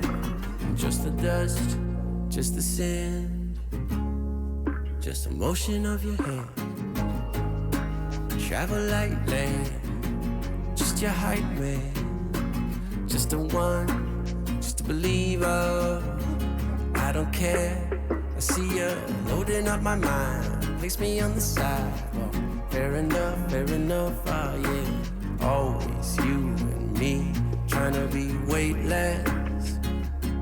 Like we're the two surviving pieces of something. Always you and me, tryna be weightless. And I know it feels like light years in the making. Up, up, up, 1,000 miles of luck, yeah. Don't look down, we made it. Feet far off the pavement, but we go up, up, up. 1,000 miles of luck, oh no. We stay understated. Pressure feels amazing. Just the dust, just the sand, just the motion of your hand. Just the dust, just the sand, yeah, yeah. travel like traveling. Just the dust, yeah, just the sand. Yeah, yeah, still la da da da. Just the dust, just the sand. Just the dust, just the sand. Always you and me, trying to be weightless. Like we're the two surviving pieces of something.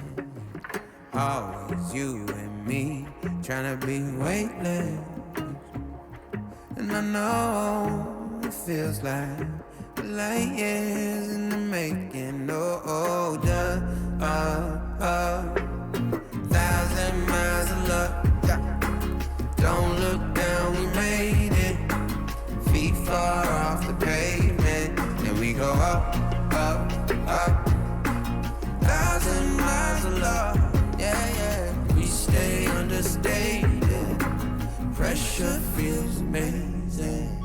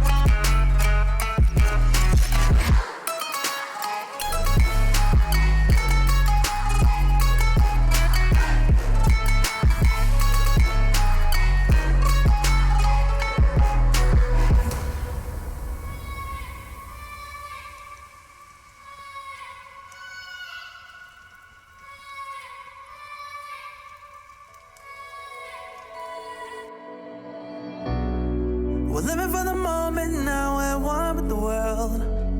I can't lose this feeling I get. My heart's in the right place, and so is my soul, yeah. I won't take no excuses for it. I want it, love it, need it, live it. I feel like something's missing when I do not have it. I feel it in my bones, gotta find my space. These emotions on my face, taking a toll, I gotta pay it forward. I'll give it all that I can. No matter what, I won't let up. It's in my soul, it's in my blood, and I won't take no for an answer. If it don't hurt me, it makes me stronger. Yeah, no what, I won't let up. It's in my soul, it's in my blood, and I won't take it no more. I won't be there.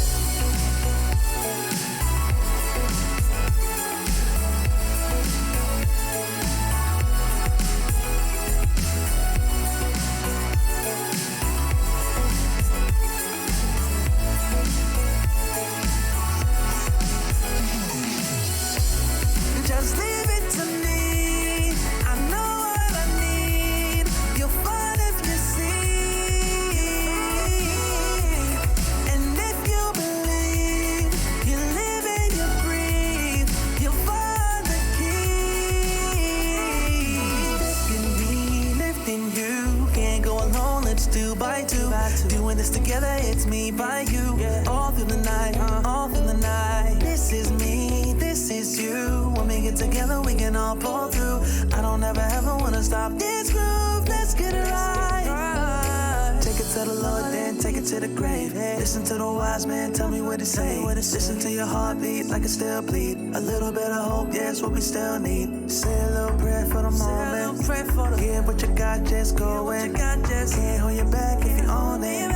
Live your life like you're chosen. No matter what, I won't let up. It's in my soul, it's in my blood. And I won't take no for an answer. If it don't hurt me, it makes me stronger. No matter what, I won't let up.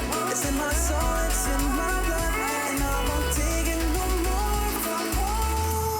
I won't be there. Just leave it to me. I know what I need.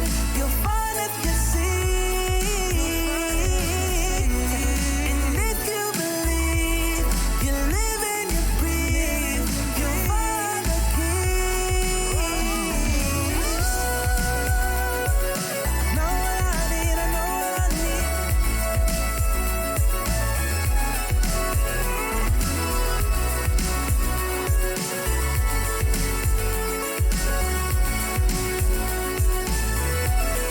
You'll find the keys, the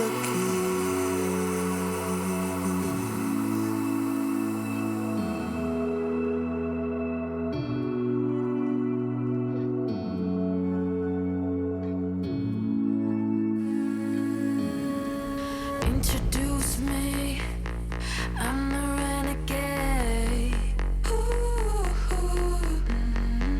Every single night, I crave the taste. It's the adrenaline running through my gait. It gets me high, high, high. Got no time to waste. Ain't got time for small talk. I tell you the truth. I'm fasting you. I'ma tell you the truth. Not in it to lose. Just fasting you.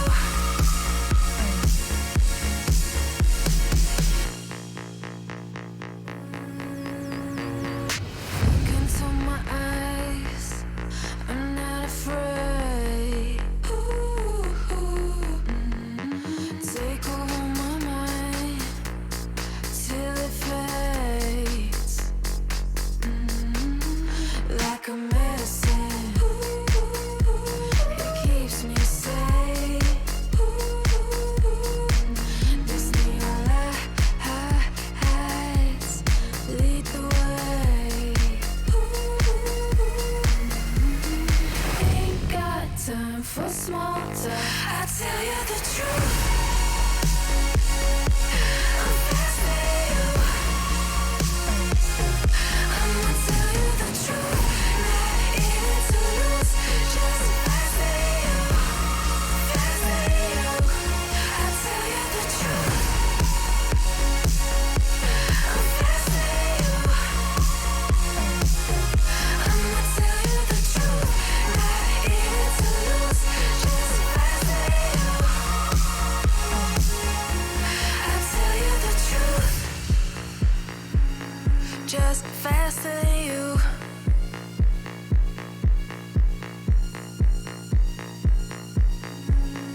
Just faster than you.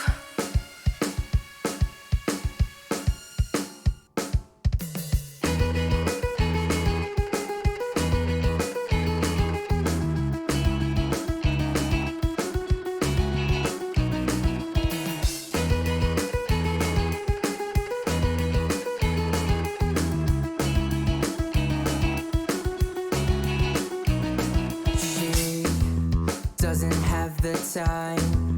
Always talks about all the other guys. Will I ever understand? Without her, it's not fair. I need you back. No more crying at the end. I'll do it again.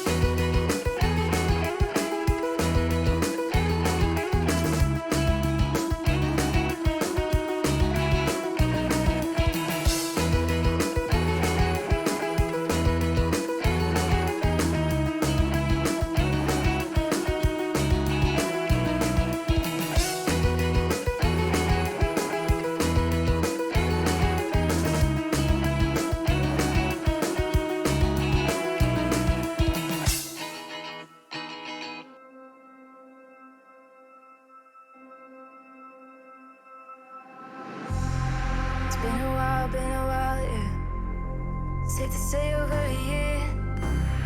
Still it feels like I saw you every day. Tired of hanging around the ones that always need an explanation. I don't need to every day. Explain myself, don't hold it against me if I'm somewhere else.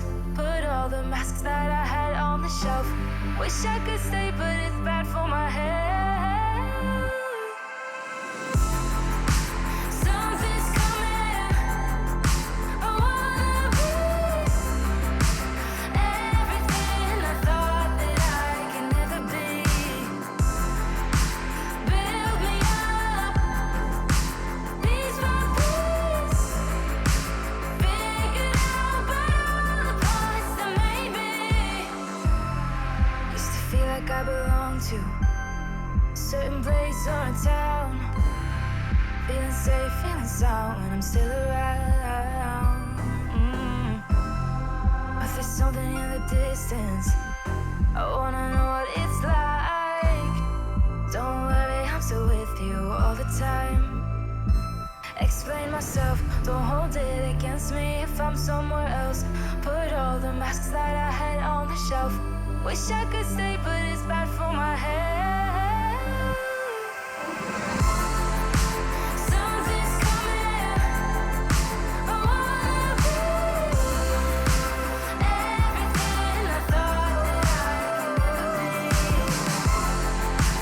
Build me up, piece by piece. Figured out by all the parts that made me. Something's coming. I wanna be everything I thought that I could never be. Build me up, piece by piece. Figured out by all the parts that made me. Something's coming. I wanna be.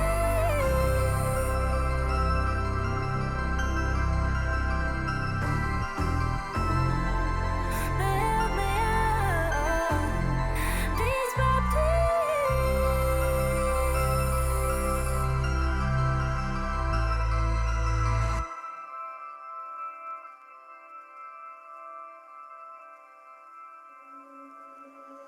Under peach yellow skies, dreaming big and aiming high.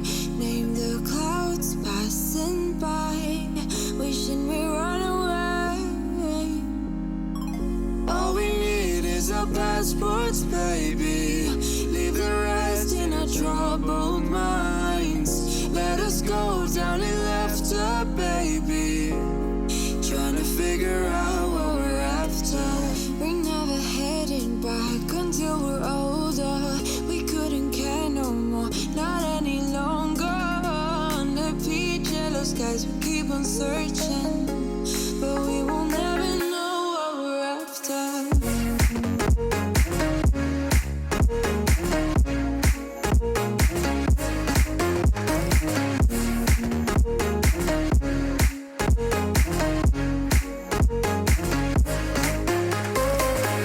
Book a plane, fly away.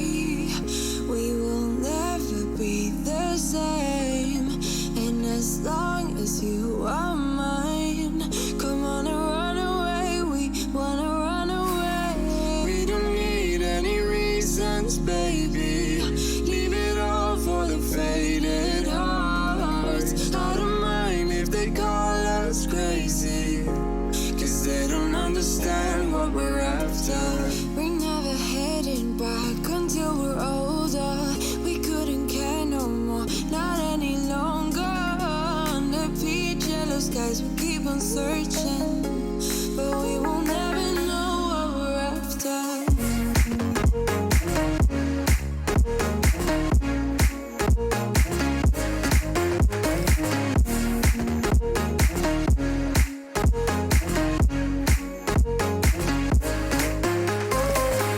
We're no kids no more. I need to feel alive in this dreadful town. I'm running out of time.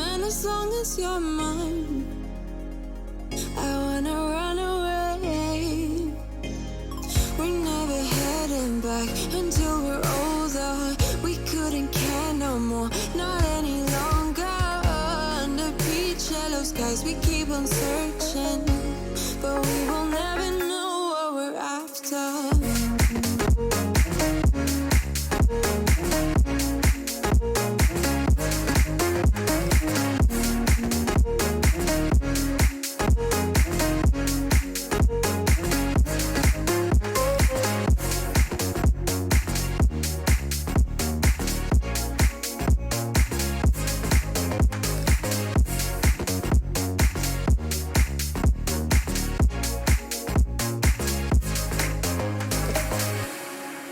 I'm so sorry that I wasn't really there for me. Cause nobody else is showing any empathy. Rudely awake and quite undertaken. Did I do something wrong? Life isn't easy. Why did you leave me here with my thoughts alone? I don't wanna wake up messed up, cause I can't spend another day like this. Another type of caked up breakup, where I've been finding any way to my fix. But I know I need you now, cause I don't wanna be around. No, I don't wanna wake up messed up. There's gotta be another way past this. I'm so sorry that I didn't go to therapy. Thinking everybody, even you, an enemy. Brutally awake and quite undertaken. Did not do nothing wrong. Life isn't easy. Why did you leave me here to get drunk alone? And I don't wanna wake up messed up, cause I can't spend another day like this. Another type of caked up breakup, where I've been finding any way to my fix. But I know I need you now, cause I don't wanna be around. No, I don't wanna wake up messed up. There's gotta be another way past this. If I am so wrong and so gone, miserable, won't you stick around just for some be visible? But you don't know, you don't care. Leave me to suffer, erase all the doubt. Pouring Jack in my mouth, in a love with enough of the pain and the drugs to be present for now. All I'm right now, I don't wanna wake up messed up, cause I can't spend another day like this. Another type of caked up breakup, where I've been finding any way to my fix. But I know I need you now, cause I don't wanna be around. No, I don't wanna wake up messed up. There's gotta be another way past this. I don't wanna fight it. It's time to let it go.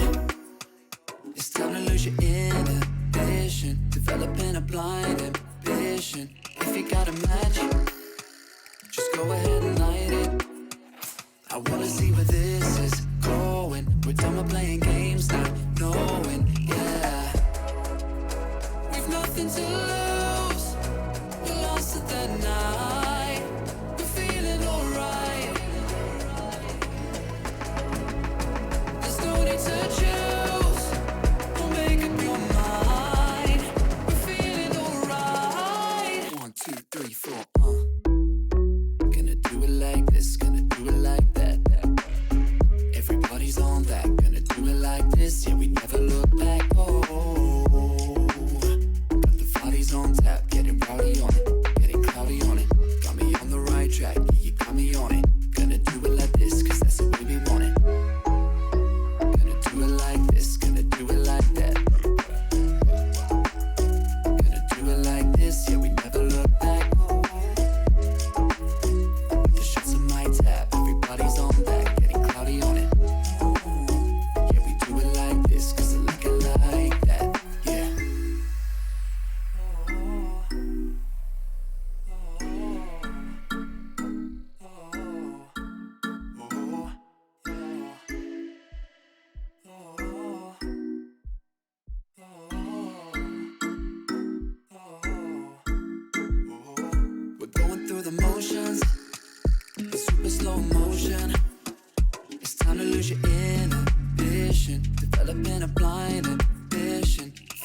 ignite it.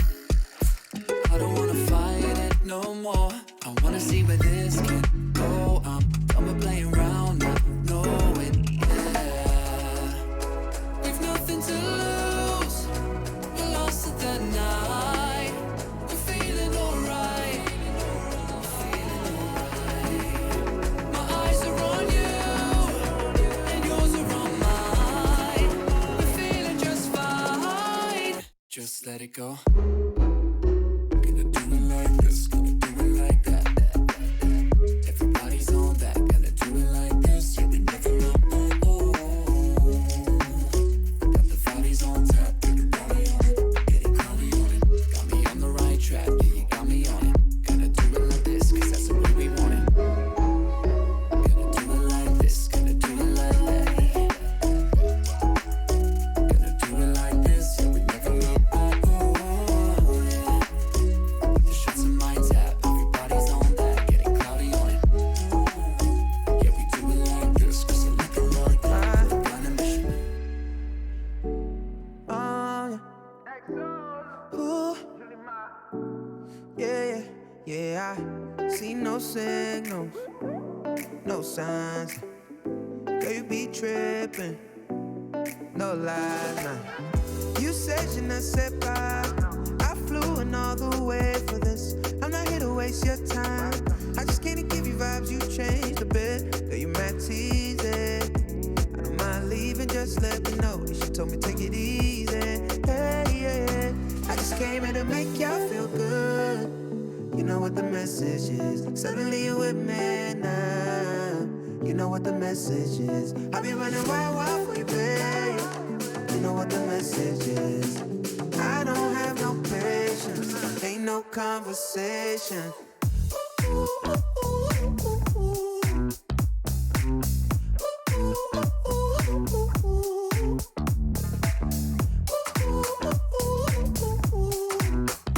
Feel good. Sometimes make you feel good.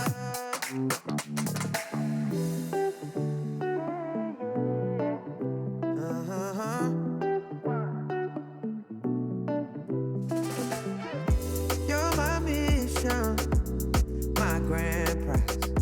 Catch my vision, no damn pride. Girl, you mad easy.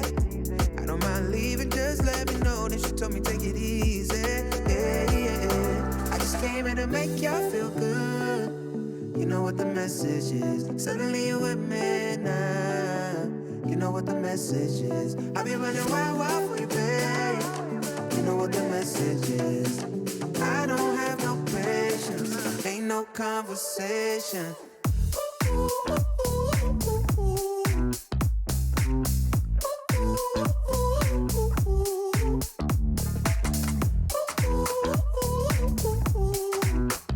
Feel good. Sometimes make you feel good. I just wanna talk, but you don't wanna listen. Tryna go far, but you got mixed feelings. So I'm finished. I'm on my way. Then you tell me you need it. Back in my space. Hey, yeah. How could I lie?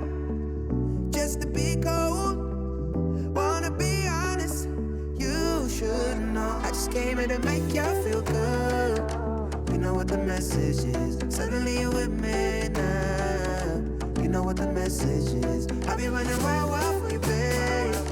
You know what the message is. I don't have no patience. Ain't no conversation.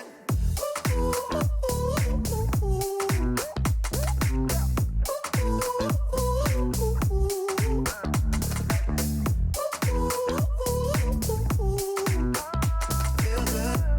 Sometimes make you feel good.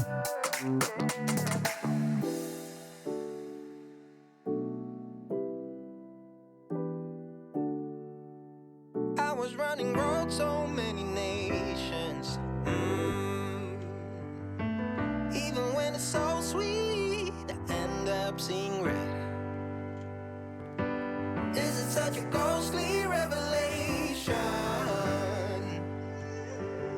I may have fucked up all my chances. Yeah.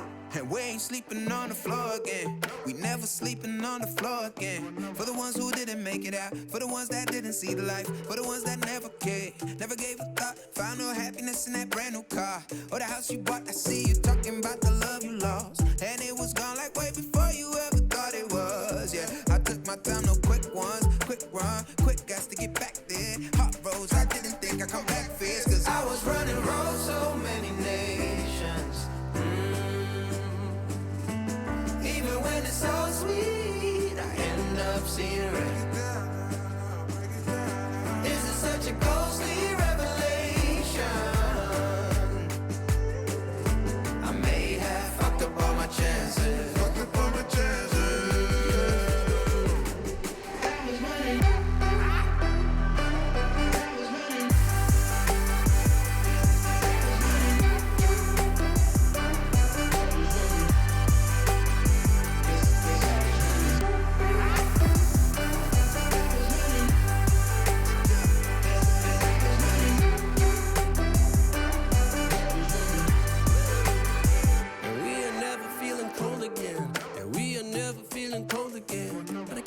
It's easy, it's hard to preach, cause I've been burning trees and watching fall. If we cannot breathe out, we go forward. Sure, I was searching for cure, fishing a little wildlife, and when I'm low on fuel, I'll still be running till my back broke. Halfway, lost hope and I'll check it. Hard roads, I didn't think I'd come back fast, cause I was running roads so many nations. Even when it's so sweet, I ended up seeing red. Ghostly revelation. I may have fucked up all my chances. Fucked up all my chances. Been around the globe, looked around and fitted, seen high and lows, but you won't even get it. Been around the globe, think it's time to admit it's not the end, but the road, and you won't even get it. Been around the globe, looked around and fitted, seen high and lows, but you won't.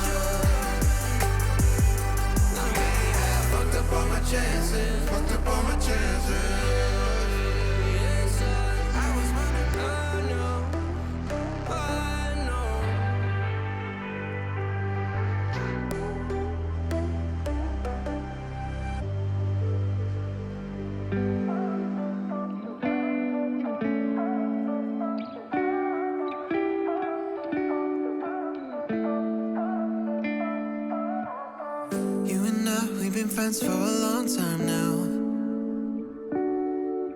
Always have a good time whenever we go out. But you've been calling me up all the time and sending me signs and giving me them eyes. And you've been saying that you found the one, texting me junk and you wanna talk, but you can't say why. I can't get there and you know I've tried. You know I don't wanna waste your time. City lights, I'm looking in your eyes, but I can't say why. It doesn't feel right to call you mine. You know I don't wanna waste your time. I can't get there and you know I've tried, but I can't say why.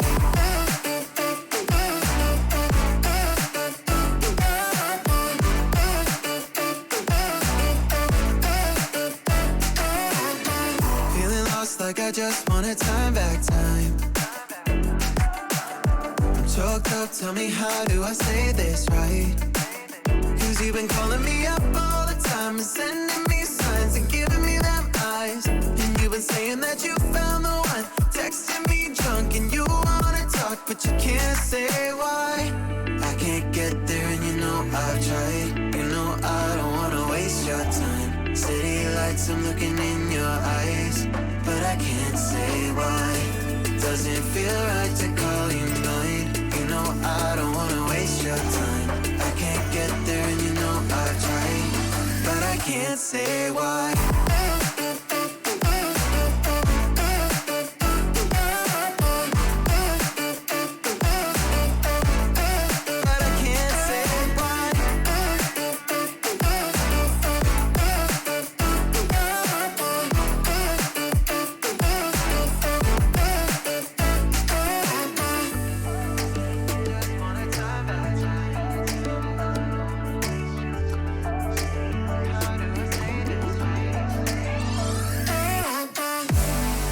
Get there and you know I've tried. You know I don't wanna waste your time. City lights, I'm looking in your eyes, but I can't say why.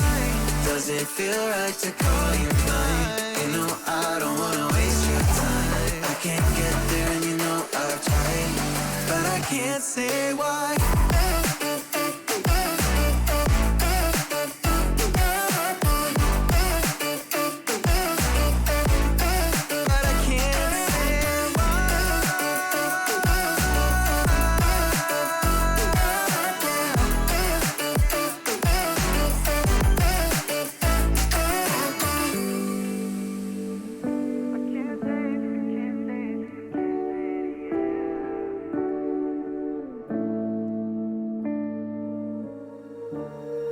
When you feel it's hopeless, when you think that you lost, oh, I will take your hand and we'll rise up from the dust. Oh, here we go, go, go, let us heal and grow. You won't be alone, we're unstoppable. Don't be afraid to show what we're going for. This is what we know. Here we come back to life, we're still breathing. Standing up, everybody's gonna see it. All you need to know is that we're holding on. Even if we fall, we will rise up and we follow the path that we believe in. No, we're not gonna stop until we reach it. All you need to know is that we're holding on. We rise up from the dust and clear my throat.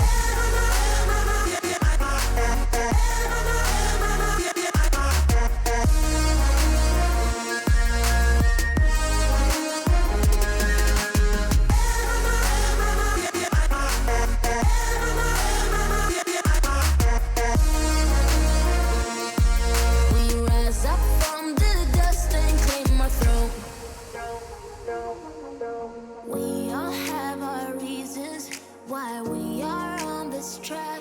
Oh, we all have our burdens, yeah, but we just keep on fighting and we never look back. Here we go, go, go, let us heal and grow. You won't be alone, we're unstoppable. Don't be afraid to show what we're going for. This is what we know.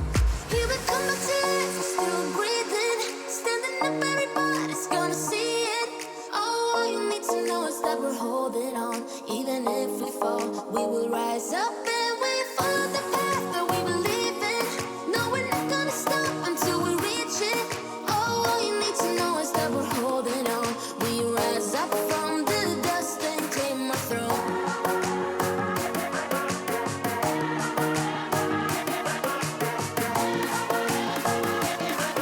We rise up from the dust and clear my throat.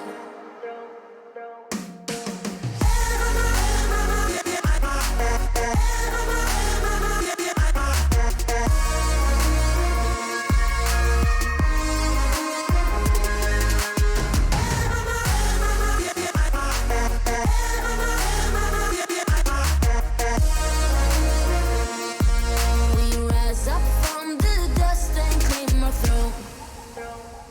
Let's take our time right now, it's just a vibe with you. I feel alive, now I'm feeling like up to the fun, will it stand the test of time right now? I need a sign. Tell me if it's over, come a little closer. We should take our time to think this damn thing over. Should we grow closer? Should this be over? My heart for your mind, probably we should start over.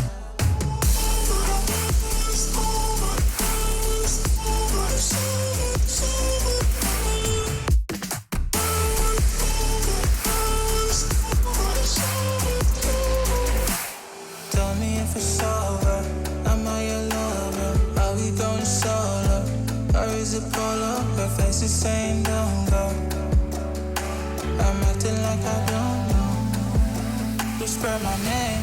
Say what you want, show me your thoughts. I do the same. My breath on your neck while I slowly caress. Feelings in gray. It's still the same. Tell me if it's over, come a little closer. We should take our time to think this damn thing over. Should we grow closer? Should this be over? My heart for your mind, probably we should start over.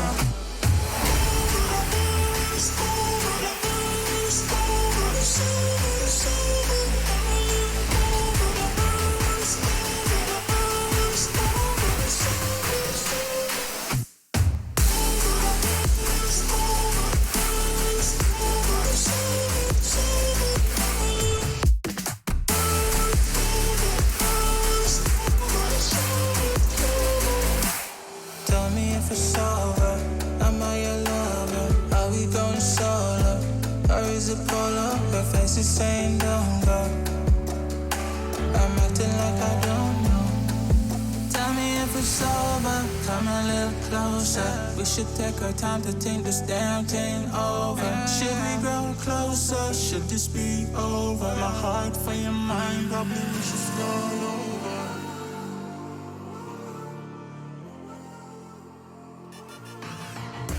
Intel Gamer Days is on now. Whether you're looking to buy or build, now is a great time to upgrade.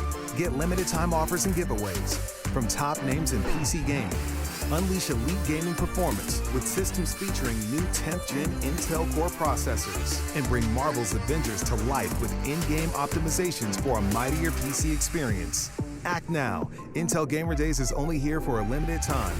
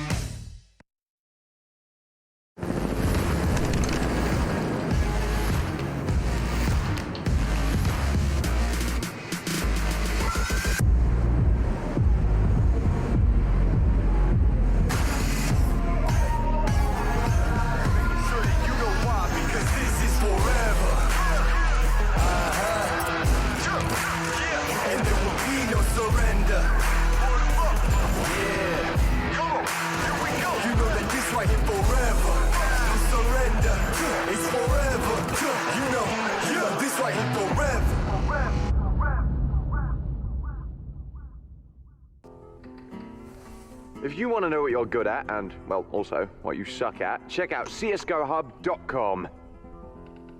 Coming! Everybody loves an underdog. Who needs to be liked? Mountain Dew Amp Game Fuel. Victory in a can.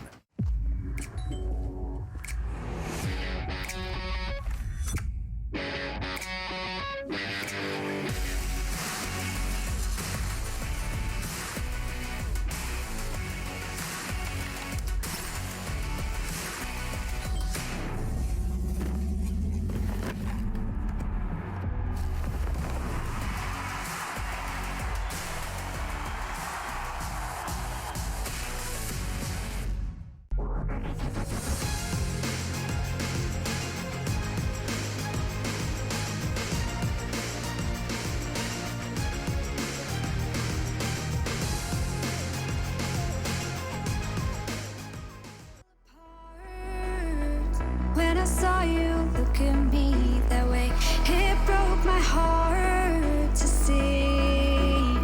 It was a moment of darkness, a moment in time that I regret for being so heartless.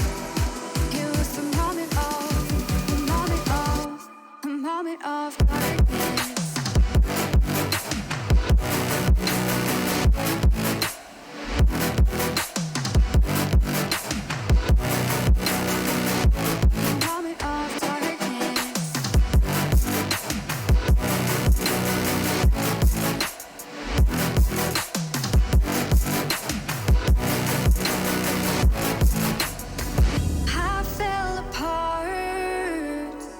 I saw you look at me that way. It broke my heart to see. It's too hard, it don't come easy. I went dark, I lost it right away. And when it starts, God knows what I'll say. In my head, I had good reason. I went red so unexpectedly. I should have said that sometimes happens to me. It was a moment of darkness, a moment in time that I regret for being so heartless. It was a moment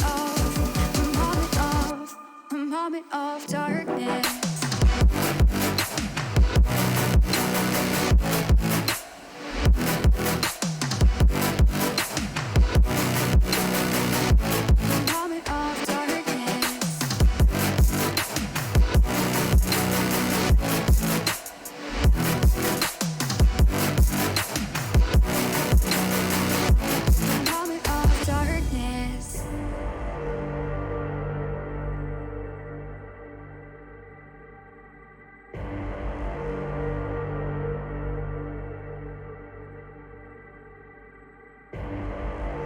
Rising out the ashes, coming from the ether. All I hear is static. Breathe a little deeper. Fallen, broken, a million light years away from home. My eyes opened, and now I've come to claim life. Never let it go. These wings carry me. Live this fantasy. Running through the fire, fire. Gonna let it burn. I am the Messiah. Gonna let it burn. Running through the fire, fire. Gonna let it burn. I am the Messiah. Gonna let it burn. Gonna let it burn. Gonna let it burn. Gonna let it burn. Gonna let it burn. Found me in the darkness. Now they see me shining. Calling me a goddess. Thunder and the lightning. I'm falling, I'm faster. Making my way back, I'm close to home. I'm fighting harder because I've come to claim my throne. Never letting go. These wings carry me. Hi, we're here in Cologne for ESL 1 Cologne, and I absolutely have loved talking to Hugo about these teams, so we're going to go ahead and do it again, because why not? Hugo, there's so much to talk about. There's so much to say, but I want to open this one up talking about a little team called Tai Lu. You might have heard of them. Now, obviously, they lost Buntet earlier on, right at the tail end of 2019. Then we saw Zita and Freeman take their departure from the squad, and now they switch things up, going back to an all-Chinese core. I want to know how you're feeling about them moving into ESL 1 Cologne. I mean, the results should speak for themselves, Harry. They have played in the last 4 tournaments so many games, and they've only lost 1 BO3. They're barely losing maps online. So Tai Lu, this might just be the best team that we've had under the Tai Lu organization. I think that's awesome. Finally moving away from these international squads that have clearly plagued them with communication issues. And yeah, I think this could be a really, really good tournament for them. I expect nothing less than first place for them.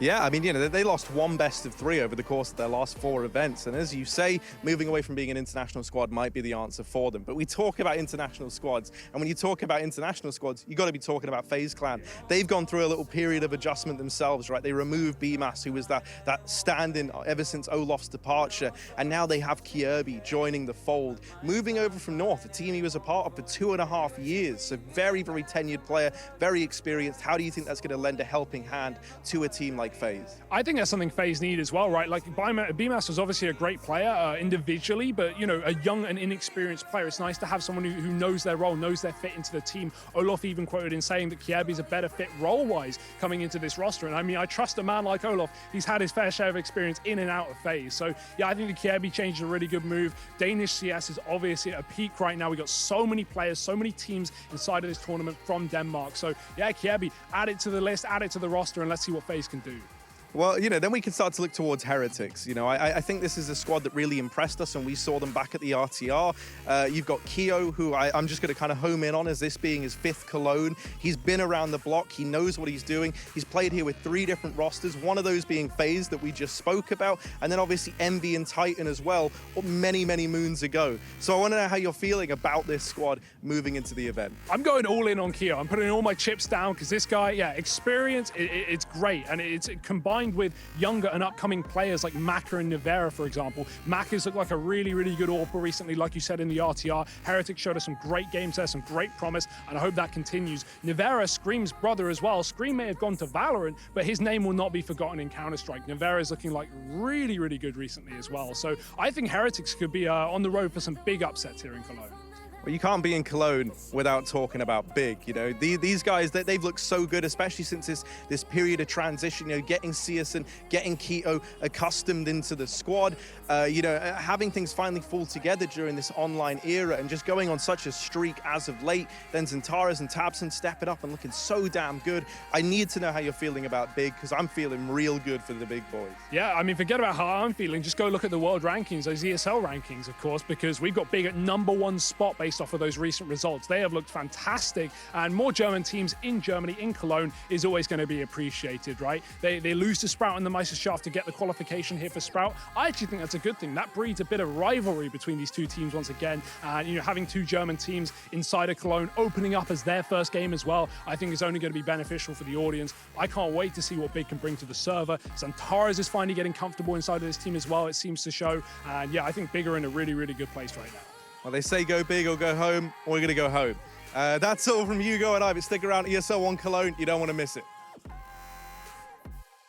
ESL 1 Cologne Online is brought to you in part by Intel, Mountain Dew Game Fuel, DHL, and GG Bet.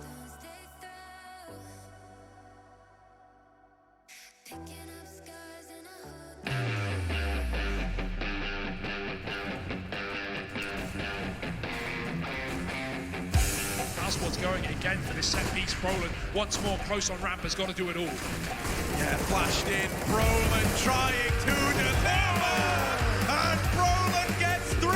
Oh, he takes them all down with him.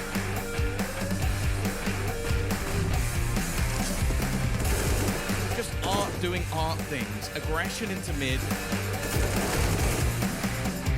Technically trading. No, he can't. Art is on an absolute tear.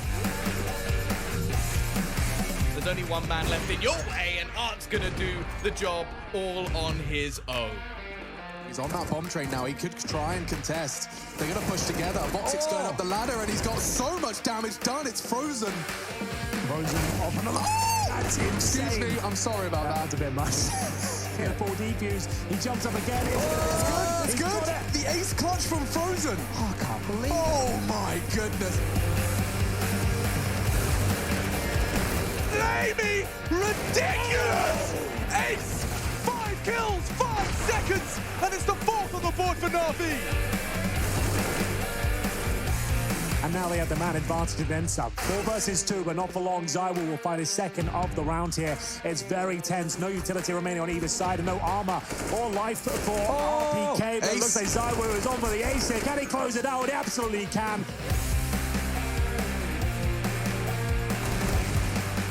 Well, I mean, Device has really snuck into the middle of his defense, which is crazy. Alex is going to come try and recover it, but there's timing everywhere, and Device now has the M4. This could turn. Deagle out as well. Good frag, and he's got another one. He actually aced them in the second round. Look at Glaive.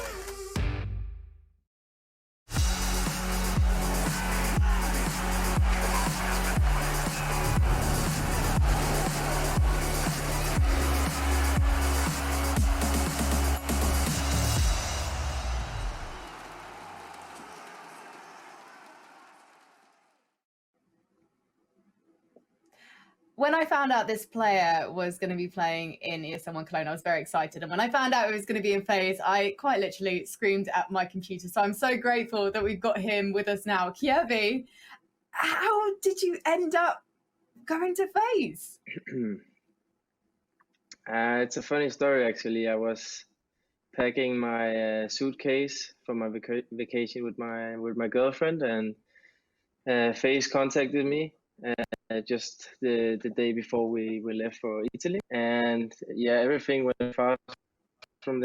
I'm just really stoked to be back on the big stage, and yeah, it means a lot that they have given me this chance, and yeah, excited to get started.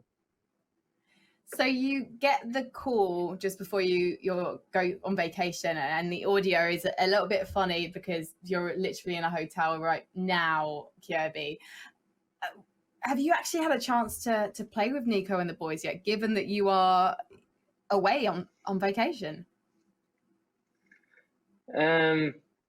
We still haven't played together, but I'm coming home in 2 days, which means we will have 5 days of practice before Cologne.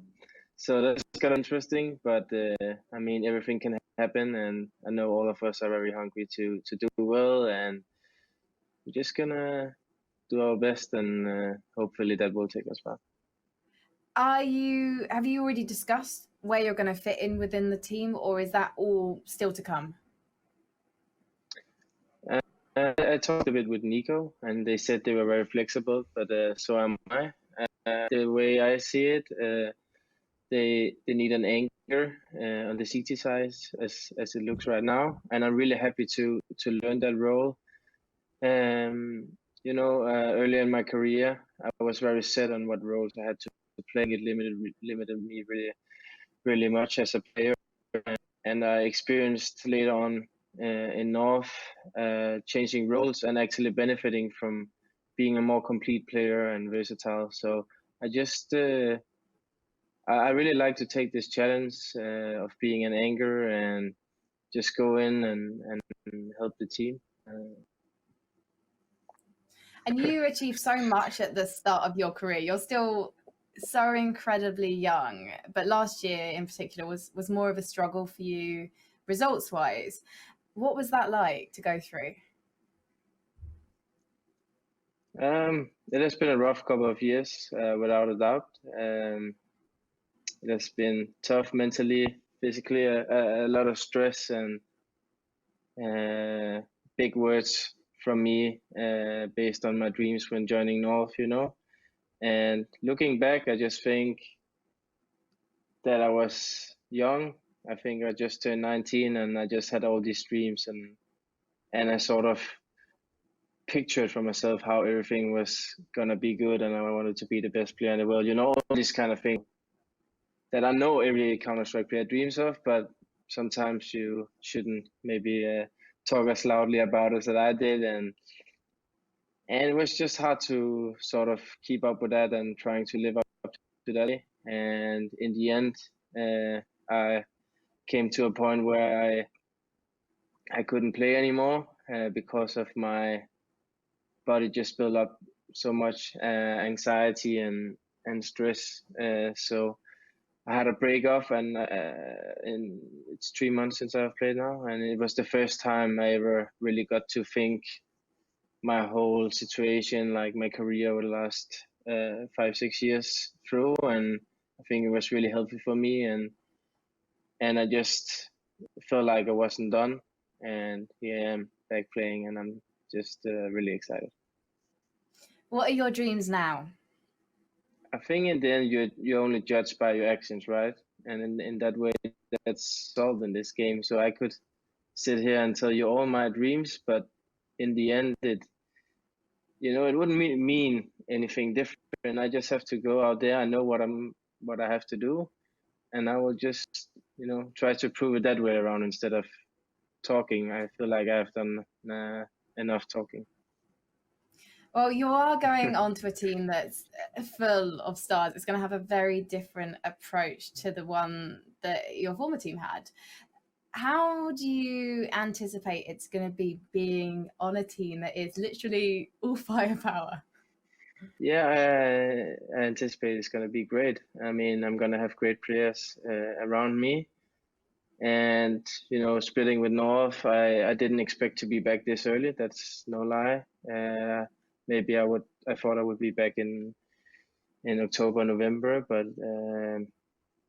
the way I see it, you know, playing with all these talented players, if I can go in there and be consistent and just help them out, you know, set them up and also do my part, I think it's gonna be great. And that's why I felt like, you know, I didn't want to miss out on this phase of it. I talked with my family, my girlfriend, and everyone, and we came to the conclusion that I feel really good now. I have never felt so, you know, de-stressed after a few months out, and it has been really good for me. And I'm just ready to go back at it and do everything to make FaZe succeed.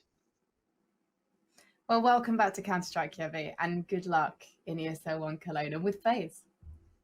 Thank you. Appreciate it.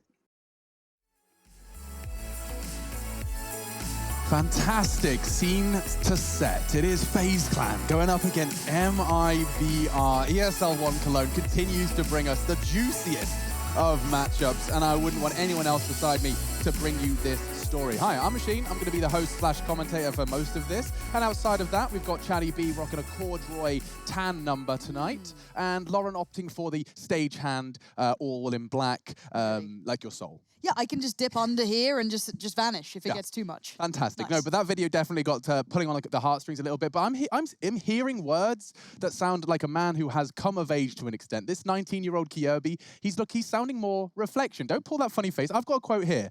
Listen to this one. It's not my main motivation to prove people wrong. I play because I love the game first and foremost. I want to show myself that I can play at the highest level, but by proving it to myself, there's this little extra that pushes me and stops people thinking I'm lazy. I think the highest highs, the major MVP at 18 into North Squalor for 2 years has definitely done a lot for him. Well, he made a very big transition, didn't he? When you come out and you say, I'm leaving Astralis to become a superstar, I want to be the star of the team, and then it doesn't really pan on out, that can be quite humbling. And I think that's where a lot of this maturity's come from. It's a lot to put on a young player as well. Of course, you're young, you've got this ego that you attach to yourself, and that's fine, because you're a young player, and you need it to be that superstar. But when it falls short, it can be pretty jarring, and I think he sounds like he's matured. In every interview, even then with Frankie, with everything he's come out with so far, it seems like he's kind of taken stock of all of it. But let's take stock of the team he's just joined as well, Chad. This is FaZe Clan. This is Janko Paunovic's project for what now? Nearly 2 years he's been coaching? Look, I'm not great with time. I mean, a year and a half, I don't know. Yeah, something along those lines, right? And with this team, with Kjøbi coming in, I think of Kjøbi as the guy who took Dupree's roles in Astralis and wanted to be more aggressive, you know, wanted to be playing the bathroom position on overpass, wanted to play the positions that he loved. Now, coming into a team with superstars all around him, he can't be playing that, right? You're replacing BMAS, who replaced Olof, who was swapped with Brokey within roles at the start of the year. A lot has already happened. So now for Kjøbi, it's a role shift, and I didn't think it was going to make any sense. Now, there's obviously confidence behind it. If Janko has faith in it, if Nico has faith in it, then that's good. And maybe Alex, maybe they thought, well, if we just add another guy who's won a major before as well, that can replace Olof. So maybe that's the decision they've gone for, because now it's coldzera and old boy Kjøbi, who have actually got major titles under their belts. Yes, and one of those majors was ESL 1 bloody Cologne. Let's not forget that. Rolling back the years, the MIBR roster, formerly known as SK, were lifting trophies, and a big part of that now stands on the opposite side of the stage. It's coldzera. Let's remember what he's capable of. Cobblestone will be the first map. T-side start for SK Gaming. Ladies and gentlemen, the grand final. Cloud9 versus SK Gaming. Let's make some noise! CZ, Armor, Smokes, and they're so deadly with this weaponry.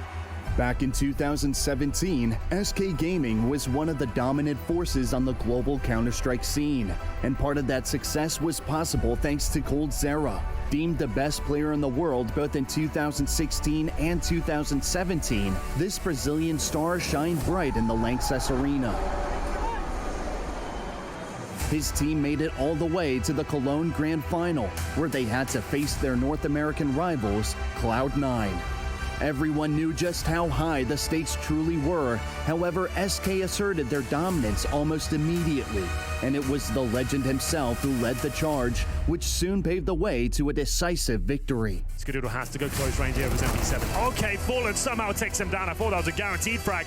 And Shroud gets the two that want to split through. Connector covering off drop. It's a good hold. This Cold Zero's the only one to get a kill back. It's on Stewie. Cold's just fighting at this point to try and salvage the round. There's no way Plant is in mind. It's all about kills. It's a 1 versus 2. Doesn't really have the range on the CZ. Has the accuracy. Oh, he gets off with Cold Zero. What a way to start off.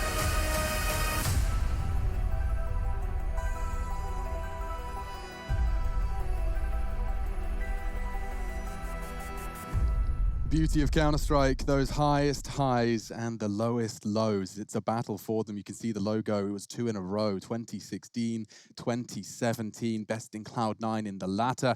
And yet time has passed. It's 2020. 3 years have passed. And it's about time we get to see the legacy of this MIBR roster, that core that were lifting those trophies, show us what they are truly capable of and have been for years. Yeah, and this is the thing, right? Cold Zero, the superstar of the team, the absolute best player in the world for a period of time, has lost faith within the MIBR roster. He left, right? And if you're leaving after that legacy, after all those trophies, after that cabinet got filled on up, there has to be a reason for that, right? So now that Cold Zero is on the FaZe side of things, yeah, it looks a bit funky, doesn't it? But you've got Nico, Cold Zero, Rain, Brokey, and obviously the latest edition of Kirby here. This team, at the start of the year, really started to impress me, right? I was like, oh, okay, they're doing some sexy Counter-Strike. We've got the strats with the firepower. It's looking good. Then Olaf went, oh, I need to step back again.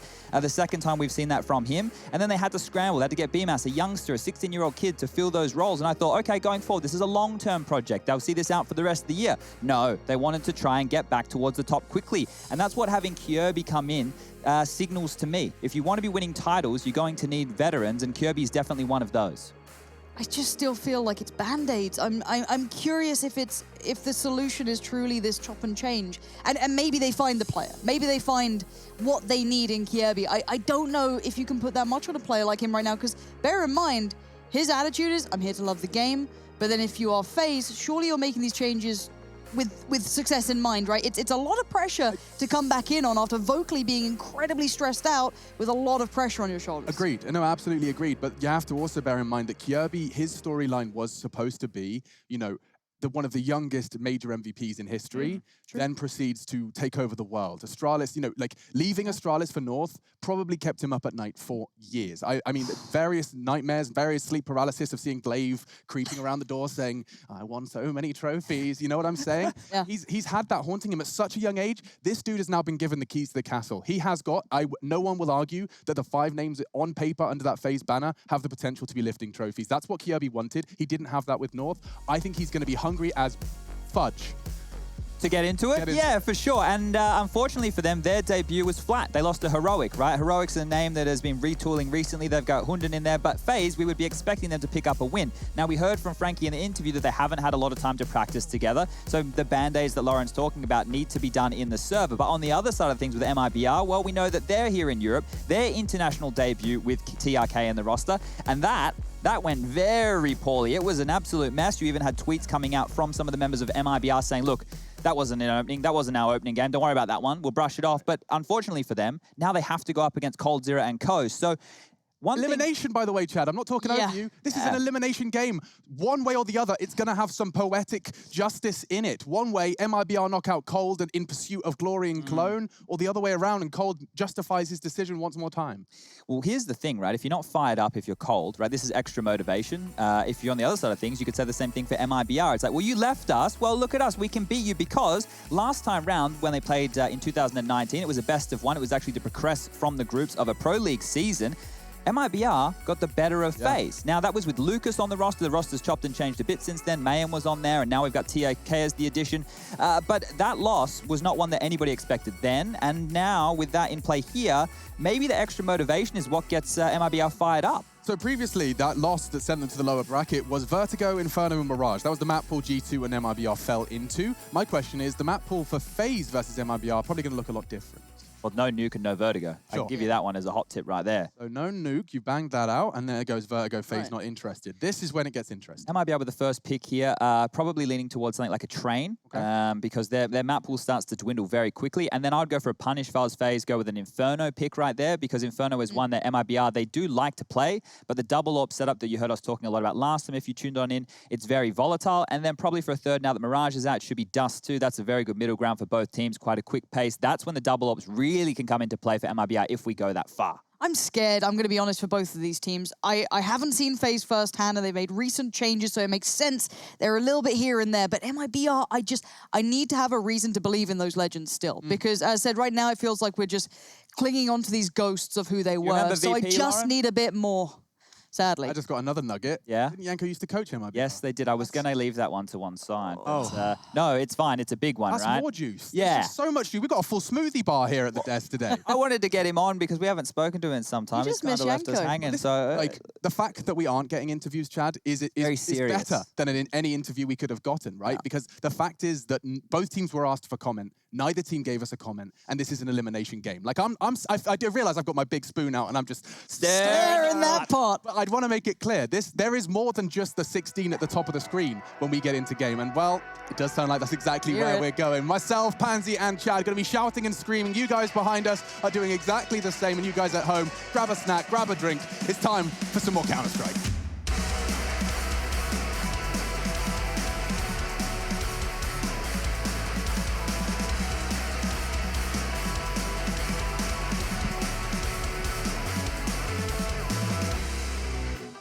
Starting off on Train. The T side, the disadvantage. It's MIBR that will be starting there. It's their map pick.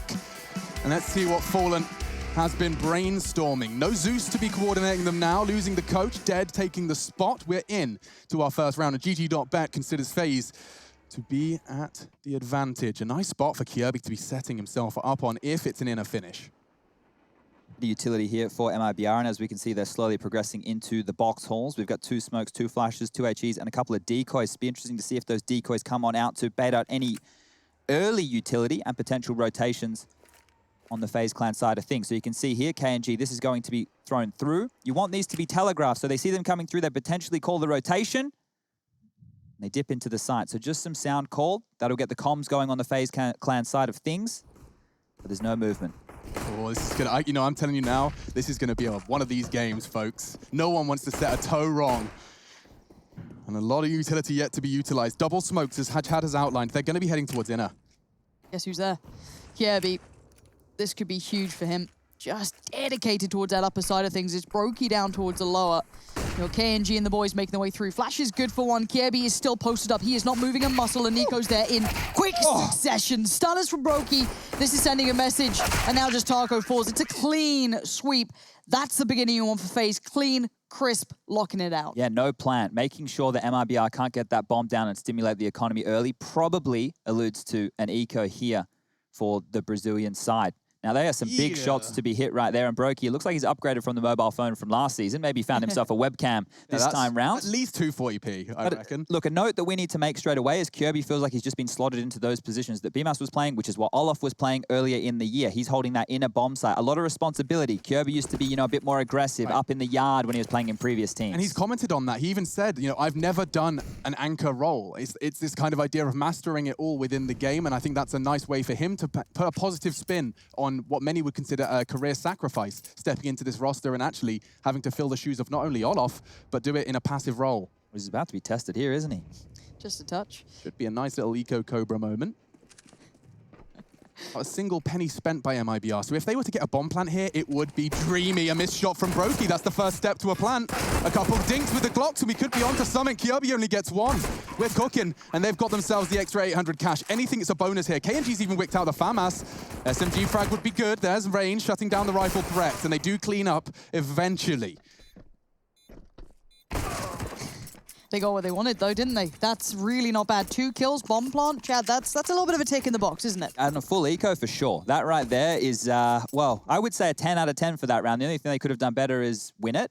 but you don't normally let win him those off. kind of rounds. And even slightly sweeter that it's KNG that gets those 2 kills. Him getting on that AWP sooner on this T side will be beneficial. He's got himself 5.8 coming into this round, so he has got enough for Armor Orb because of those 2 kills. Yeah, one of the things to look out for here is we highlighted it in the previous game from MIBR, but it's how KNG and Fallen both have quite a lot of their percentage of frags with the AWP, which means they're not like a traditional team. They don't have a ride or die, Deady AWPer. They have 2 individuals who love to use that weapon. It becomes a key focus for their team. And well, Nico here, not quite sure. That's how I react when the door rings halfway through a round. I thought that his food had just Yeah, arrived. exactly. Yeah, no. Okay, so we're back into it. No AWP coming out. It's just going to be 5 AK-47s here in the early stages. And Kirby, well, he's going to be tested on a gun round here. He has Nico with the scout up close and personal. They're pressuring this man from the very offset. I guess he could either make a diamond or break him at this point, and it's going to be hard for him to keep up with this. Of course, it is what it is, right? You're on the top tier team, you're going to get pushed, but he's down. Straight away lost. That's going to sting a little here. Not if Nico's hitting shots like oh! Unreal! TRK loses his head as he leaps to descend. Fur will equalize. We got ourselves a retake. Rain starting to fight very early and managing to keep it level. KNG's in a tight spot here. Coldzera and Brokey are trying to play this one back in. Molly comes in, KNG burns. He's down to 21, but he's buying time. Dedicated to the bomb. He's just holding this as long as he can. Molly for himself. That does hinder progress for Coldzera. And as the time ticks, the chances look less and less likely for FaZe. Okie dokie, artichoke. Do see the kit. Struggling to close the gap. Brokey's hit another banger. All onto Fallen, yet to frag. 7 ADR. He can win a round on his own here, and he's practically done it already. They need to be defusing now, and he's got it. That was all he needed to do. Fallen, a 1 versus 2 for the first of MIBR. Won't get away with the AWP there. Everybody will go down in that round, but unfortunately for FaZe, that retake just took a little bit too long. The Molotovs holding them back, making it more awkward than they had originally anticipated in the gun Let me rounds. see that again. Check out TRK. I'm convinced he's in the air, right? Yeah. Oh, yeah. You crazy cat. And this was when Fallen had done enough. It was more survival than the frags themselves. They may not be beautiful, but by staying out of the line of sight long enough, they convert. I like what KNG was doing too. Him just dancing on that bomb site, the molly he put down towards the oil train, super nice. Yeah, if he went down early, it would have just been Fallen left, probably over towards those box holes, getting pincered on in by that retake. But you can see here, it's not the full force buy from FaZe. We have Nico on a scout again. Coldzera's bought into a Famus. Brokey probably wanting to get that AWP up within the gun rounds coming. Rain is invested as well with about 500 left in the back pocket. This could be, well, I don't know if it's deadly, but FaZe with the Deagles, we saw what they did last season, Alex. Let's see if they can do it again. It's a perfect angle for this. If Fallen crouches into the line, and Coldzera does convert. It looks like Rain is lost in the process, and a dink from the FAMAS may be converted. Fur out from main. It's all onto Brokey's Deagle, and he's done successful work so far. Bomb loose. He shouldn't be able to get away from this. No, he won't. Catches a nade, catches some Galil bullets, and so now the new addition thrust into a dire situation. He knows the bomb was A-Train. He can float around connector as much as he wants, but it's Fur that will be his first task. Well, he's got the old Nico Deagle. That thing's got a history to it. And Fur does have the bomb now, so gotta know where that is. Bit of a fake, draws out the nade. Gonna stay nice and safe in comparison to what could have been done with it. And KNG, I guess, was the only real easy target, the softened meat out there, but he's playing it quite safe too. These guys are trying to work for this. You ever tenderized a steak, Lauren? I have. It's quite therapeutic. With a mallet? It's nice. Do you own a mallet? Or was this No, like this was at party's? my friend's house. Okay. Yeah. Damn, I've never... I never made that. No, I didn't say that. You're not? I've never tenderized a steak. I was going to make a steak sandwich when we were in Malta, Alex, for us. I never did it. I have a strong opinion about steak sandwiches, Chad. Oh, I know. We spoke. You want the little pieces, or you don't like it at all? I mean, unless the steak is coming apart in the meat that would be relevant in a sandwich, where I can take a bite and have a little bit of meat. I can do that If for I you. take a bite, I pull out the whole half of a steak. This is just a No. You got to watch some Jamie Oliver videos, man. All right, well, Jamie Oliver aside. He took away turkey Twizzlers. He can get out of here. Did. I loved my Twizzlers. Same. I don't know what was in them. They said turkey. I'm not so sure. It was mostly, I think it was just water. I think we were just hydrating. There we go. We'll take that. It's 2 for 2. We're into our first map, second game, fourth day? Is it? Is it already? Yeah. Good grief. Time is flying when you're having fun. ESL 1, Cologne, and Fur, not at all having in no regard for the pace of the round. He knows there's not going to be any utility, so he's just walking on out. Look at the CTs. Kind of fun. This is a very interesting I mean, you can get the ivy going on here. Get the Oh, fun. Yeah, love it. So try something, right? Yeah, I'm curious as well. For those who aren't too familiar, Coldzera, hold up, KNG might get them up here. Come on. No. Do they stay? They will just stay, right? Oh, on the top of the train, he's so loud. Go on, lads. Get one. Come on. So loud. Bye. Bye. Nice kill. We'll put an AK into their hands. It is going to be MIBR converting neat and tidy up against this eco, and I'm saying that with bated breath, as that AK is going to be protected now. Protect the president. Brokey's got the only real justification for survival here. Cold will simply be a sacrificial lamb in survival. Yeah, Brokey, I wonder if he gets... Oh, he's so screwed. How do they possibly keep this AK? Yeah, there it goes. It felt limited, didn't it? And Cold Zera's going to fall quickly. KNG, God, if he kept walking down Ivy, then I thought maybe they could have done something, right? But no. I always like something unique, though, for those rounds. Yeah, we've had the one on the old bomb train that people have been doing a lot. Now it's cool to see this one coming on in here. Gets at least one kill. There was damage done, so there was a moment where if they were able to convert with those USPs and the AK could have come online, we maybe could have seen a little bit more of an interesting attempt from FaZe, but the guns will come out here. This is where they need to start building some rounds. So the AWP will be in the hands of Brokey. Silenced M4 for Cold Zera to note.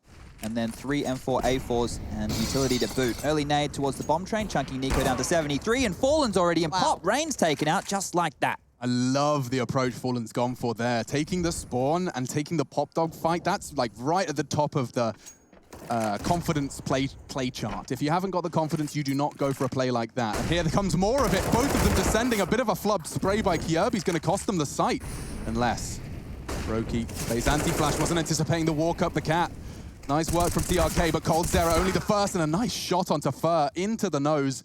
But still, with 11 HP, Fur lives to fight another day, and Nico late on this flank. If he finds KNG, it's something, but I'm afraid this does look like it's been converted beautifully by MIBR. Nico's just going to have to reside himself to the save. Yeah, let me start to build a picture for this for everybody at home. So train on the CT side. What you tend to do is have your inside anchor. His job is basically just to delay and call for information, and the rotation comes on through to back him up when it's needed. The other 4 members are to deal with yard rushes, right? You want to make sure you're mollying main, you're smoking off pop dog.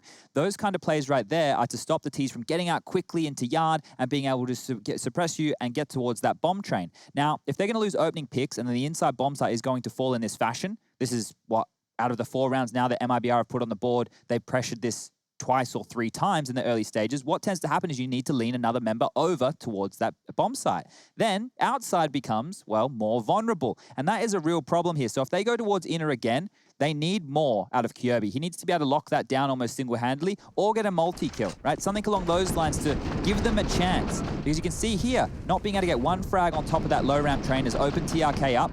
He's now looking hot to trot. And last time round, he only had 8 kills over 2 maps. I want to see him do well, though. I want to see why this player was brought in, because we definitely didn't see it in that first series. So this could be a really nice time to get a reminder as to what he can bring to this lineup. Because as I said, we hadn't seen it yet, but the money, Alex, is This nice. is that graph that Chad brought up and we kind of channeled out, but this is exactly what he was talking about. Sorry, guys. Brain? This is exactly what he was talking about, you know? This is the CTs. It was USPs stacked in a corner just 2 rounds ago, and once again, it's P250s with a smattering of Kevlar and Desert Eagle. It's certainly not an appetizing menu. Look at this. Simple stuff. Smokes towards inner, Kjaerbye's in the back lines. You got the Molotovs, one's going to miss there. That might come to haunt them in future gun rounds. They're going to push up the lanes, try and take away territory, but FaZe don't have any chance in this round unless kills are given up for free. Yeah, nothing they can do, just have to reside themselves. A chance for Kjaerbye did present. But TRK very quick. And there's more where that came from. In fact, as he advances, he would have exposed his head to Rain's Deeg. You can see the tight ang being held, but yeah, this is a lovely start from MIBR. T-side train, explaining exactly why it's their map. Cold with a good shot, and so does Rain.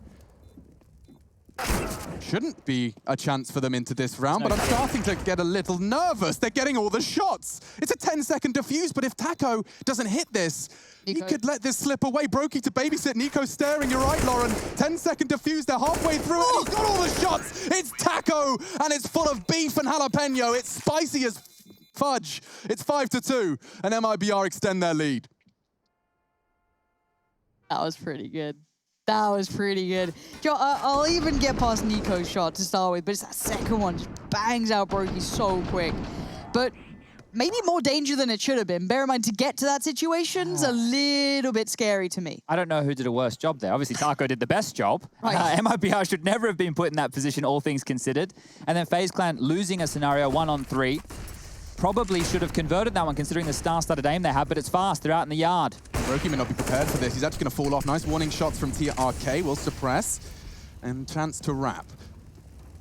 Already Rain going down. It's going to put a lot of pressure on the likes of Brokey and coldzera to try and keep something safe, but the line of smoke is just slicing down the outer area. Bomb now down. Fallen can maybe shuffle away a little bit. Orb still in hand, up close and personal. Two players tucked in towards the con. Flash for and coldzera to try and play out. Clear as he goes. Loses to Fur, and suddenly Fallen feeling like there's something coming his way. He suspects that boost so much. He keeps staring at Kirby's position.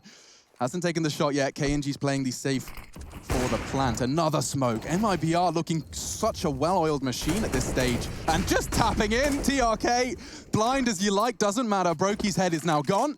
And Nico's once again forced his talk about the safe. TRK may not let him, but Nico will take the shot and fall to a safer line. This is now 6 on the T side of Train. All right, gang, I was just talking about the ebbs and flows of the CT side of Train and what can happen if you lose the inner bomb site. Look what happened this round. Nico, normally a yard player, with Kirby going towards the low ramp. That means we have a passive hold on yard. We have Rain and Connector there. We have two players in the backline, Brokey and coldzera. But meanwhile, look at this. TRK's already out. The smokes are up. They get free yard control here, and that's all because they've been punishing this inner bomb site. There's not enough members to stop them from getting out main, and this is great from MIBR. Standard calling, but it's working very well. Right, you just saw the adaptation being made and a different strat being called. It's just Fallen living in FaZe's head at the moment. We'll see this again from TRK. So the first was lovely onto Kirby, and the second just making the assumption and connecting.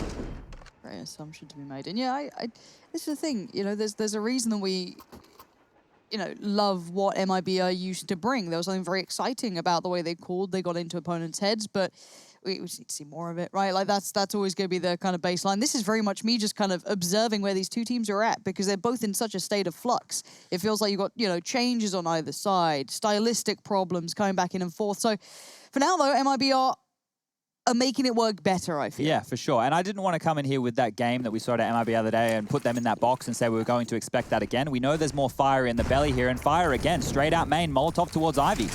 Love it from Taco. Look how much space he's managed to take off the back of his own utility. Now his teammates Smoke aid him even further. Look at the wall of smokes they've managed to manufacture, and again, first blood drawn.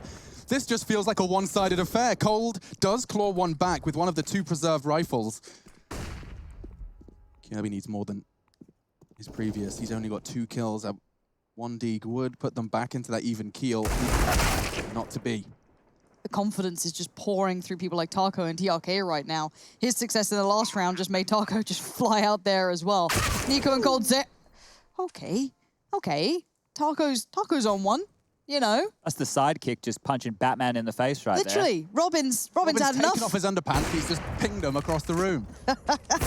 Well, Batman, though, has something to say about the matter here in the form of Nico, isn't he? He's a 1v2, bomb is planted, and he's making it look good, but it's all for nothing. And this game, Alex, it's starting to scare me a bit, boys. I'm a bit worried. If I'm Yanko, I'm doing the timeout signal. I guess it's online, so he probably just has to type pause. Because look at this, we're already onto round 10. This game is at a blistering pace. It just started with MIBR bullying the inner bomb site, the new boy Kirby. Some nice shots from Nico. These might help his confidence, but the fact that he has to in-game lead now and be the guy getting the lion's share of the frags, that's not what we're looking for right here to kick things off, and the frustration starting to creep on in. We need a show-stopping round here, Alex. Yeah, it used to be a big problem for Nico when he was having a good game and his team was losing. That tended to, you know, be the downward spiral into a series. He's definitely matured, and I'm sure he'll be able to find a way to keep them consistent, maybe even get them back into this half. It's only halfway gone. 7-2 the score into our 10th round. And the first blood drawn this time by their ex-teammate. coldzera has taken down KNG. But Fallen's going for a walk. coldzera's still on this, bear in mind. Just tuck back it. Oh! Fallen's done him. He's absolutely done him. Through the legs. You're going to love to see that. Fallen's probably happy with that too, especially onto coldzera. Equaling things up, but there's still so much more presence from the T's. Nico now going to be feeling surrounded, feeling uncomfortable, but Rain helps out. Taking down Taco allows a little less pressure to be mounting. coldzera playing Ivy the same way he did when he was a member of this Brazilian roster in the past, meaning Fallen, one of the masterminds of the game, has a very good read on how to deal with him. So that's a huge opening here. Still is a 3-on-4 situation. Nico's timing could be fantastic here. They won't be anticipating it, but Rain loses his life just before he could pull the trigger, and a fast trade from Fur. He's definitely had his cornflakes this morning. Yeah, we need to get Kellogg's on the phone. That would be a sick sponsor. We just have to say, has had his cornflakes once a cast. Easy. I'm Boom. repetitive as it is. Yeah, it's Make in. money from it. Why not? Fallen, though, the last two in this. Bomb yet to be planted. That's Fallen right now. And it could be quite a nice position for Kiebi if he commits out of pop. It looks like Fallen's trying to toy with that idea.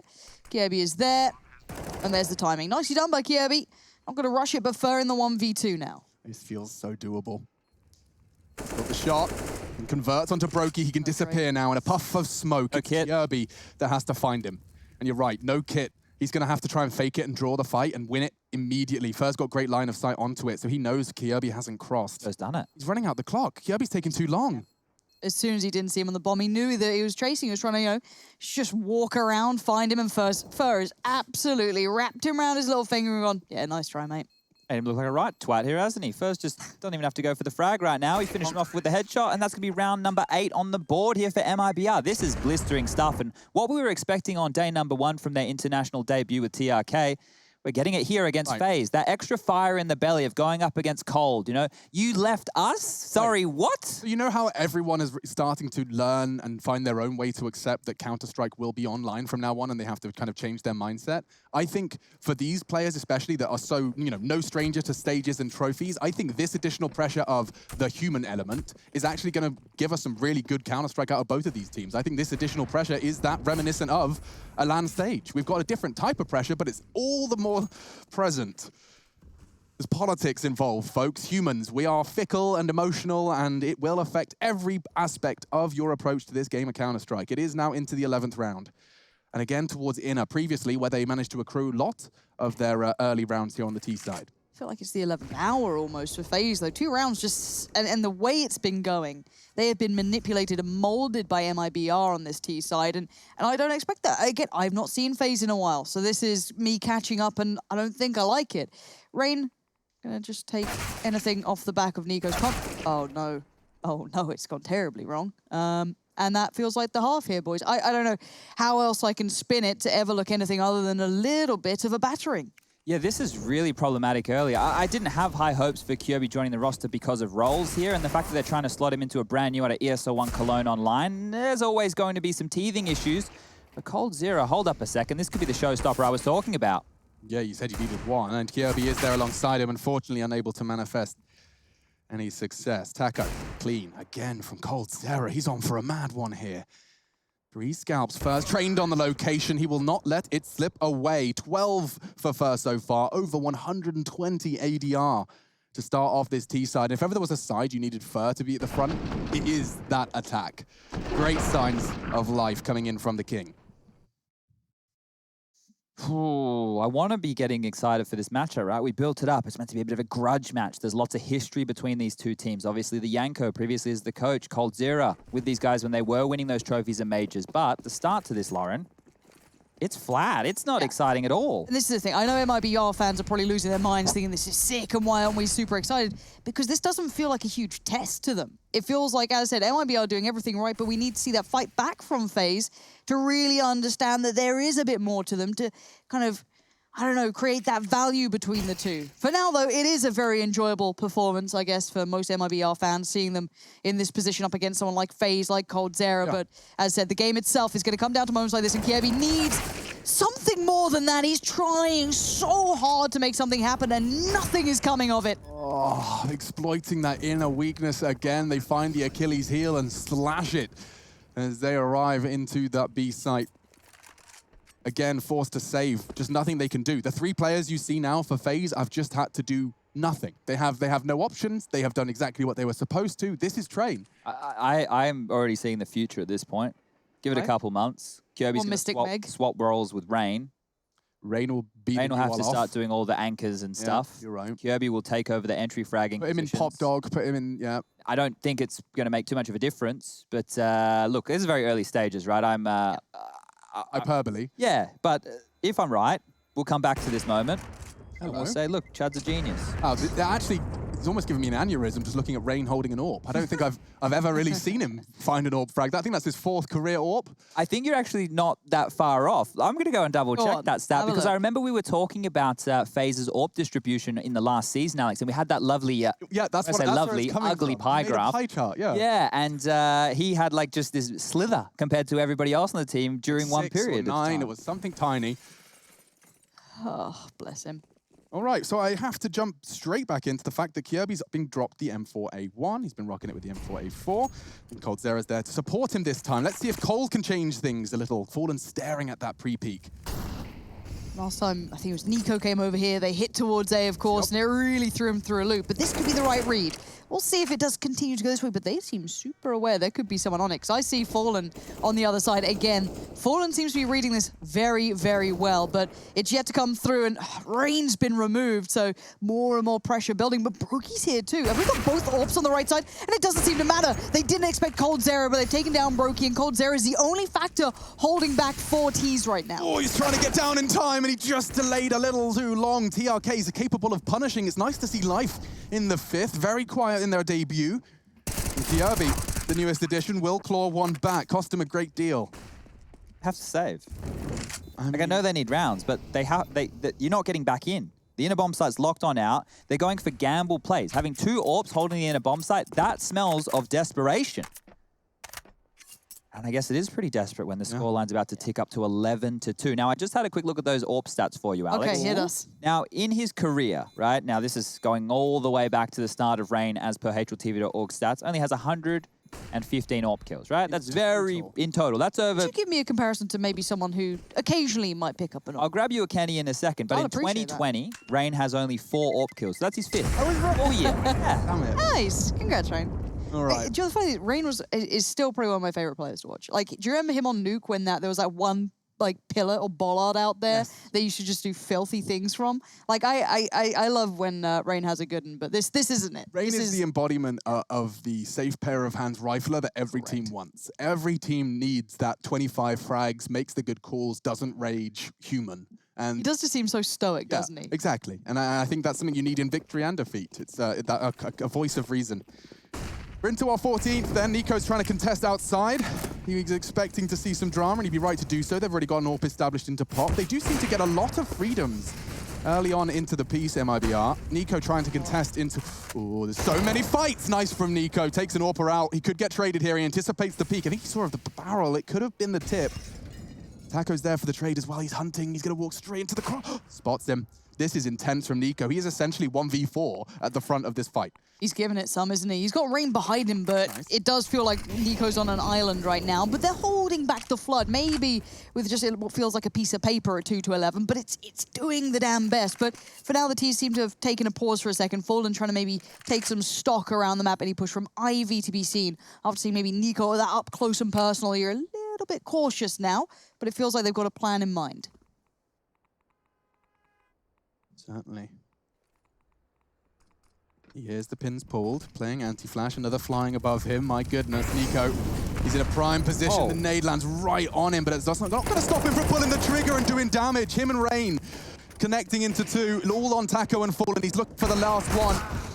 Rain does shut him down, and now all onto Taco. He's got the time to play with. He can come up trump here. A 1 versus 4 quickly become a 1 versus 3, but Cold, element of surprise and a must-win for FaZe is brought across the line. 3-11. Oh, yikes. All right, if they're able to get themselves 4 and they win the pistol, they're able to convert, then we could be looking at 7 rounds. Once we flick on over towards that T side, they win that first gun round. They're able to put MIBR back down to eco. We know that they spend a lot of money on the double AWPs. That is the only way that FaZe can really start getting back into this. But 3 within the first half, the CT side, a very CT biased map, is not enough. So 4, still not enough, but the best they can do right now. And here they've got the guns out. Oh, Brokey he just caught a good chunk of damage off that, but no quick pacing from the T's this time. A little bit more of a look towards Ivy. Nico definitely made a step there. Fur's well aware that he's up close and personal. So it just comes down to the mouse and the click. Who's going to be doing it first? You are right about this Nico situation, though, Alex. Look at how much responsibility he has to have because they need to play 2 towards the inner bomb site now. The radar on your top left, you can see that Kirby has a buddy over there, and that will be Brokey. And that means that Nico, almost single-handedly, has to worry about main and Pop Dog. This setup you're seeing Brokey Kirby use is very popular at the moment amongst CT setups when they feel they need to lead an extra player forward. Kirby's just tucked in on that corner, and Brokey scoping up on the back. But it's an Ivy push, and oh, Nico's actually gone aggressive. He catches the lurk, and Cold takes one down for his troubles as well. Nico's put on the backpack, hasn't he? He's gone, right, if I have to make moves, if I have to be the instigator, I will be. And so far, it's worked very well. These slightly more audacious moves are coming out. Yes, he's on 18 HP, and he's kind of in a bad spot here, but he's still being proactive and holding back maybe 3 players. I think Rain's there as well, but the Smokes keeping back Brokey, for example, keeping him humble. Nico again. May have just got a glimpse on Fur, though. This battle has continued. The HP was already gone, and Fur just instigating himself so well into the matter. 20 seconds, though, and Rain could be vital this round. I love the decision. He's looked at the clock. He knows that survival is integral. Brokey, he didn't get the memo. Great shot from Fallen. Rain's responsibility. Is he going to make the move? He wouldn't. It's a fake. Oh dear, oh dear. Fallen is having a great game. He's doubled up. Fur finishes it. It's a 12-3 half. MIBR, they have shaken off the rust and come in screaming into the elimination game here at ESL 1 Cologne.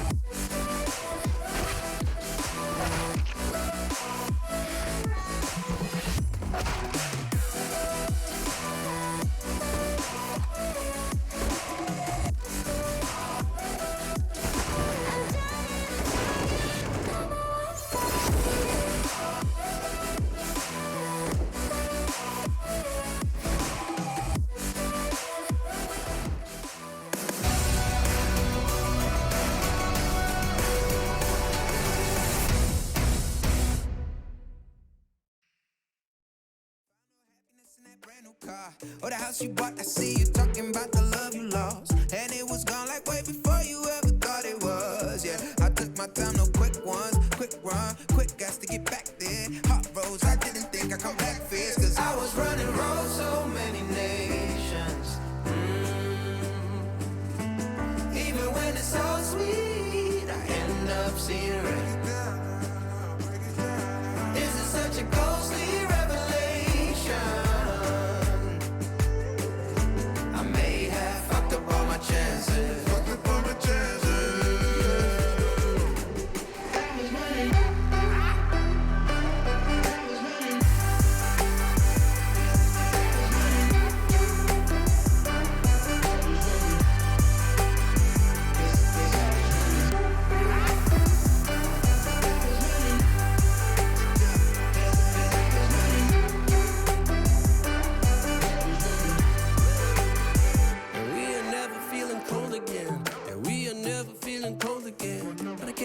It's easy, it's hard to preach. Cause I've been burning trees and watching fall. If we cannot breathe out, we go forward. Sure, I was searching for cure, fishing a little wildlife. And when I'm low on fuel, I'll still be running till my back broke. Halfway, lost hope and I checked it. Hard roads, I didn't think I'd come back fast. Cause I was running roads, so many nations. Even when it's so sweet, I ended up seeing red.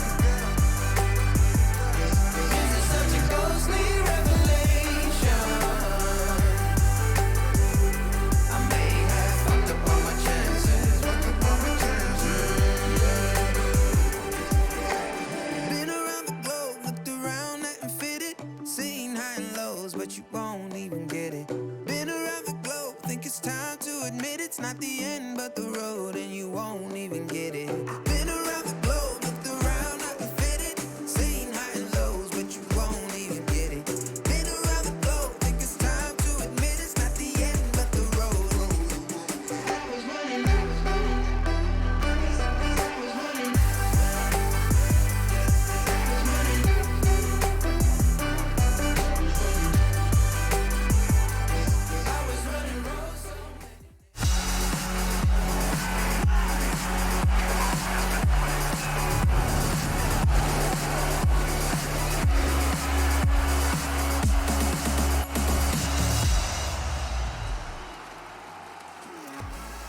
ESL 1 Cologne 2020, we're online, but they are going off. not offline, but they are absolutely blowing the roof off of this joint. MIBR have come in onto their map pick with 12 T rounds. I've got Chad and Pansy trying to piece our brains back together after that one, Chad. FaZe, are they already starting to talk about map 2? Are we Gucci? We coming into something? Look, I'm thinking map 2 definitely going to be on the cards here very quickly. I think that MIBR, once upon a time, their CT sides using the core of this roster was phenomenal. And here, well, KNG up close and personal, CZ75, using that to its, well, greatest strengths.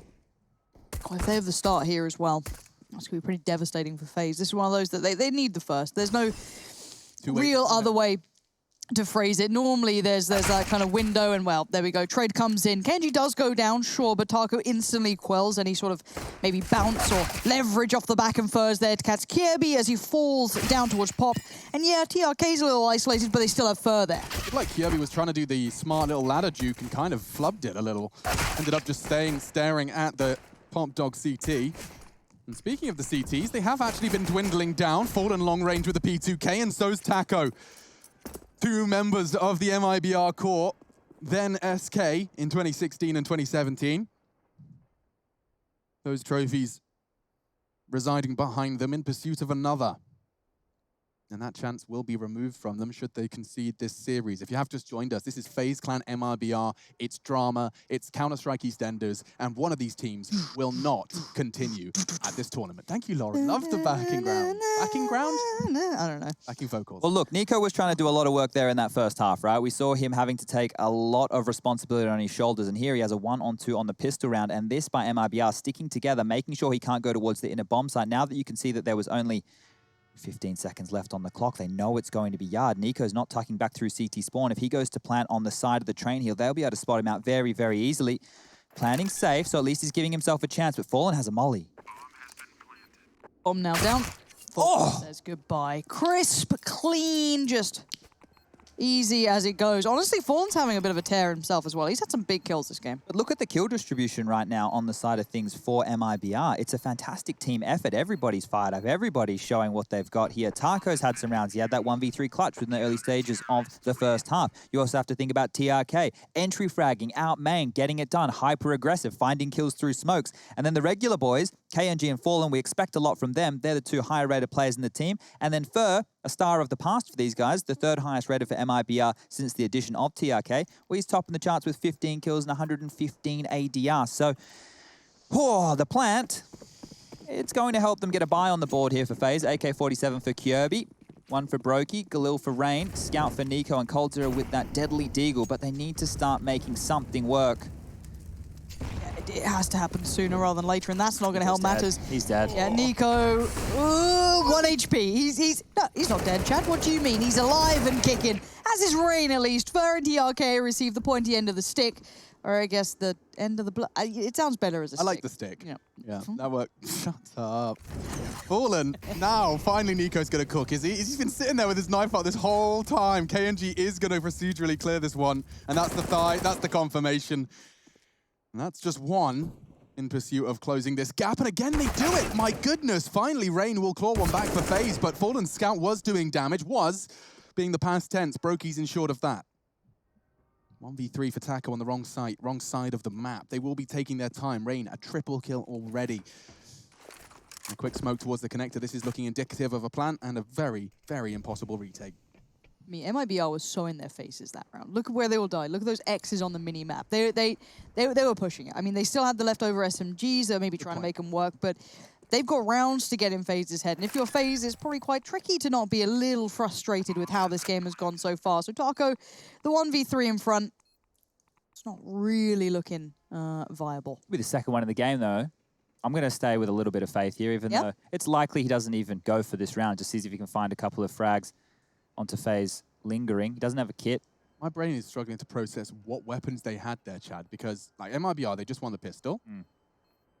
Then we saw FaZe force in with their Galils and Deagles, and what was it that the SMG, like what were MIBR bringing in? I mean, I know that they were fighting, they were duking it out. Well, the 2 players who pushed into main, they didn't even get to shoot a bullet, so I'm not quite sure exactly what was in their back pockets, but this is, I suppose, the dangerous side of the new economy, right, is the Ts tend to look like they have a better buy.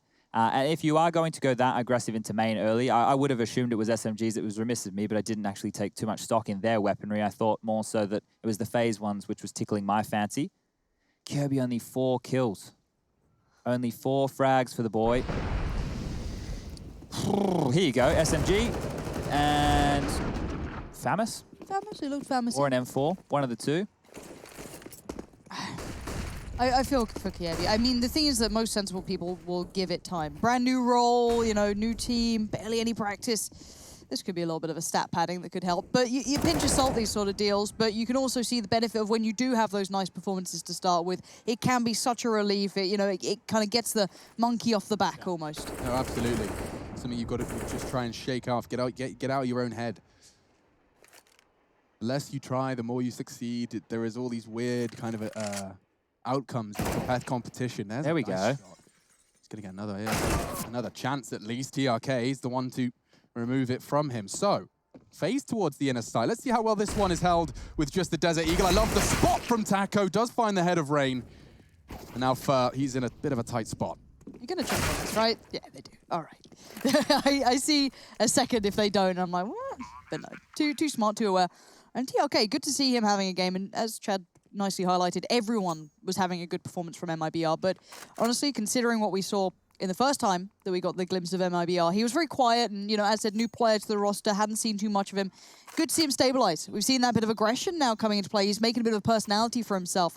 But this is stabilizing for FaZe. This is, I don't want to say road to recovery because it's very, very early, but it's a round on the board and a well-needed one. 3 still stand. It's around. Yeah, and if we want to build it up here for the betterment of the series, it's important that FaZe can warm into this game, right? Now, let's just assume that MIBR walk away with the victory right here, but if FaZe make it close and they make MIBR start to get frustrated and have to work, that builds in for the second map. It also allows the FaZe players to find their footing in today's series. Yeah. It is the elimination game. There's a lot on the line. So if they're able to just get their juices flowing, get some highlight moments, for a few individuals, a couple more nice Deagle kills coming out from Cold Zero, maybe Nico getting a nice spray down or a couple of taps, Brokey on the AWP finding a multi-kill or 2. All of that will help build into Inferno, which will be map number 2 and followed by Dust 2 if we need it. That M4 for TRK will be the primary weapon in play here for MIBR going into round number 19. FaZe have just gone for a default spread. We've got 2 players over towards Ivy. TRK is just going to get up and over that Molotov, one over towards inside, which is Cold Zero. And Rain and old mate Brokey in team main. I want to see a concise round, Alex. I want it to look like we're on a 4-buy up against pistols and 1 rifle, right? Absolutely, and it does look like you're getting exactly what you asked for, Lauren, because Nico and Kirby have arrived from their IV ventures, and, well, TRK's proven where his M4 is with a controlled spray. We'll opt for a fresh magazine for more bloodshed, but Brokey may not let it happen, and now it's just Taco. He'll be caught in a retreat, 2 HP with just a USP. What he can do beats me. Right to the head, and that's 13-6. FaZe. They convert what they needed to at the start of this half. MIBR on the pistol, and then a slew of 3 in response. So that puts FaZe at 6. That 12-3 half did feel like it did almost permanent damage to the FaZe chances in this one, but remains to be seen if the MIBR boys can break the back now. They're bringing out all the good stuff. Fur on an MP9, though.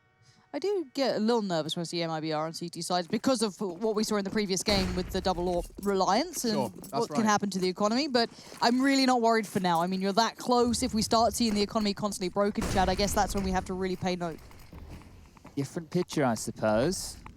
With that 1 AWP in Fallen's hands, Fur on the MP9, that means he's going to have to play up close and personal towards team main. TK is the partner in crime, and once again, they want to push into main. So Flash will come through. Nice little nade there, going to land on the toes, doing a big chunk of damage, but this is just the normal flirting at the start of the rounds. What have you got? What are you showing? How much leg? No bit of ankle, at least. I like the shoulders myself. Dirty pervert. Can't believe you'd say that on a broadcast, Chad. Shoulders? You nasty boy. Aggressive move. Without the disadvantage. This is peculiar. I wonder how far they'll commit to this. They've got a lot of information if they turn this corner, but Brokey, with the AWP no less, is about to peak. He can't believe his luck. There's another, and they're both gone. Surely he accelerates. He's going to jump straight into Fur's MP9 if he doesn't have his teammates. I'm concerned for Brokey's survival here. Yeah, it didn't make sense. He got double kill. It's safe to assume the site should be clear, but Fur, he'd rotated in, and this round is not a guarantee. But Nico, the fox, kind of in the I guess, hen cage at this point. He's right behind them. That's TRK gone. A is completely open. Now, of course, we do have Fallen working the way around the old bomb train, but up to hand, is he aware? Does he predict? Does he check? Does he do it well enough to get Nico? No, he doesn't. It's Nico's success and space he found that is equated to the round win. Beautifully done by that man. And we saw it on the CT side. That single-handed effort he put in to try and capitalize and make a couple of these rounds kind of turn their way. And to find that room here was just quintessential to another one on the board. So the saved AWP is a key. Fallen did get that opening on Kirby through the smoke at the start of the round over towards Ivy. So, oh, maybe he won't hold the AWP. The chase is on. Fer now going to do his absolute best to stay alive here towards the inner bomb site, but all three angry FaZe Clan members are in hot pursuit. And there it goes. Rain will pop off his head, scavenge the AWP. That'll be back in the hands of Brokey going into the following round. And now, yeah, that tumultuous task of the CT economy really starts to come into play here. Those were very clutch AWP kills there from Brokey. And since he was given the primary AWP role within this team, he's really started to flourish. When they brought him in, they had him more in the lurking positions. It wasn't working out for the squad. Olaf was doing the primary AWPing. Brokey obviously was a rookie at the time, having to be on the T sides, going for clutch plays. Not his forte, but since the roles have changed, clutches have gone up in his stats column right there. So for MIBR, will just be the pistol upgrades again, a couple of Deagles, P250s to boot, and they really have a affinity with going towards T main here. Once again, Flash comes out, nobody's home this time round, and that might force FaZe to quickly take this inner bomb site. But they will need to be quick about it because the CTs, they'll start rotating over any moment. Oh, he missed the flash. And look above you, great shots from Taco, nearly took a second. Now, not in a rush to get that bomb down. The rotate is coming in fierce, but only with the Deagles on Fer and TRK. A P250 much less potent at this kind of range. Have to be careful. Utility-wise, I'm seeing Molotov starting to be deployed, but Nico just lost his life. Perhaps this isn't an open and shut case after all, Lauren. No, this is something that FaZe's dreams would be made of, be able to make some pressure out of this, but how do you remove those last three players? The Molly, Steer, and Kirby. No smoke on the other side. It's looking unlikely, but Molly goes in. Is there anything they can do to get around this? Is there any more damage to be done? Molly was perfect. Oh! And they got up the ladder together. Good defense. They won't let the AWP fall out into the wrong hands, but there's no time for the defuse now. This is just about frags. KNG wants another, and they do find it in the end. Well played. Not only to FaZe Clan for starting and continuing to run away on this T side, but MIBR take 4 weapons away. That's going to keep the T's honest, at least, and could have ramifications as we get to the business end. We're not there yet. But all the same, it is time for the full double AWP setup. We talked about their alliance, Chad. We talked about their affinity with it. And so if they do get caught out by a fast play here, retaking with 2 AWPs is a nightmare. Yeah, and look, it could be towards the inner bomb site they want to go. We saw the Gambit play from MIBR in the previous gun run where they had the 2 individuals pushing and Fer there as the safety net. But with the flashes over, it looks like Kirby's fast out main. Oh, I want to see something good here, Kirby. He's got a lot of space to work with. Fallen's trained on his location, though. If he can just stay stationary for a while, that's powerful. He does look like he's been caught through under the train. Those TRK's speculative shots. So denying Pop Dog, they've got a player out outside, and now they can continue to advance Brown Halls. If they go for this hit, this could work wonderfully. It's Taco and KNG. KNG's eyes trained towards the upper side. Let's see if anyone shows out. Kirby's not being too subtle, keeping a lot of attention still trained this way, but the double swing, double face, beautiful flash from first. It's up TRK, but here comes the hit. Over towards B we go, and as Taco did get one, it just kind of leaves a bit more room for KNG to try and make a play happen. Actually pushing into this, but Coldzera just shuffling out on the top side of things. He's going to see a little bit, but not enough. He didn't see anything. They were so focused on the close. Now KNG reveals his position, and Cold, he's going to get overwhelmed. MIBR with their first weapon round off the back of the double AWP. Big round right there. I'm surprised Cold was able to stay alive on that high ramp for so long. Didn't really worry MIBR after all. But this is where the problems have to come in for FaZe Clan, right? Their T sides. Look, when you talk about a map like Nuke, they obviously have a lot of different approaches. Train, it's harder. I think it's a bit harder to show different looks, and they haven't been able to set a tone or a pace like MIBR did within their first half. The AWP's out in Brokey's hands. He's going to need to see if they can find him an opening. The smokes towards 5-lane. E-Box flashes over the top to feign what they were doing. KNG towards the low ramp, and as the bomb starts to scuttle through the box halls, could be a B finish right here, but they will need to push back Taco and KNG. Flash now and taking the fight. Kjaerbye wins it. That's a big scalp to take. The highest fragger for MIBR gone and extended now by Rain into the inner side. Oh, that was a risky fight to be taken. Cold spotted on the cross. He knows there's an AWP staring down that oil alley. And he spots the toes, takes his shoes off for him, and that's not the finish he was hoping for. KNG is so bold. I kind of like how he plays, but as is coldzera, the man is so brave and he's so good to back it up normally. But KNG keeping the crown this time. With the bomb planted, it continues to tick. And now look at his positioning on the flank as well. Kjaerby's position could be vital if they need it, but for now he bides his time, patiently playing, waiting for... Oh, no. No. They're going to defuse. He just hold Christ. it. Oh, God. Kjaerbye, that's a no round to concede. He gave them the cue. It was an intense situation, a hard shot to hit when they're facing the other way. I'm with you. But that is not going to feel good. Silence in TeamSpeak, I think, will be the play after that one for FaZe side of things. Yeah. That leaves a mark. That leaves a big That's mark. horrible, isn't it? Like the sound cue, the comms, he's out of his chair, fall in love that Do they think one. they had won after that? I don't know. They're a round ahead of us?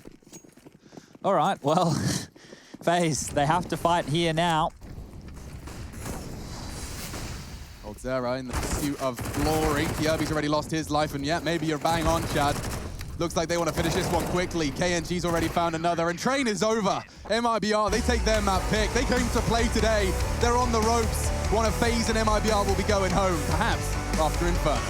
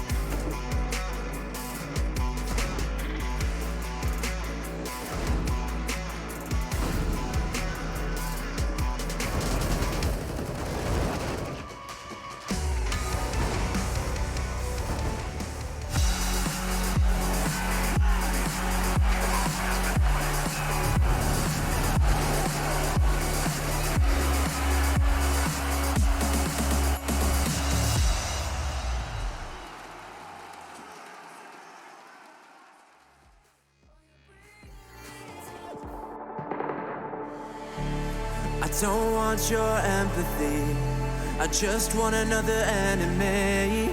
I'm not gonna change a thing for you. I'm over middle ground, and I really wanna burn it down. I'm not your friend, and I won't pretend I am. So don't reach out, and I mean that. I'm under siege, and I need you to see that. You're on one side, I'm on another, and we will wage war upon each other. I'm no angel, you're not either. I'm at a fever pitch, you're at a leisurely pace. I'm unscathed, I'm unafraid. Oh, warm welcome to the war game.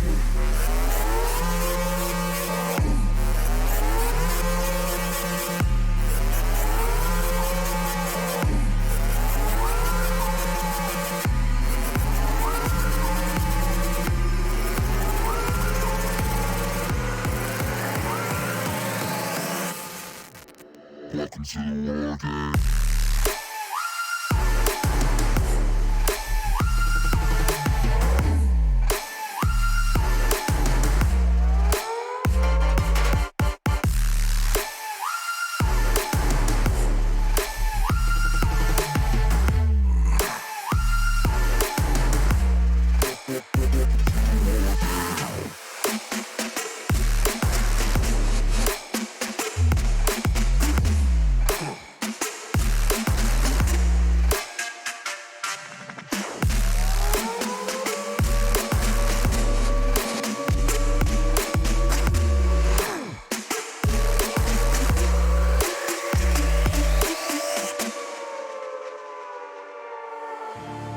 You're no ally of mine.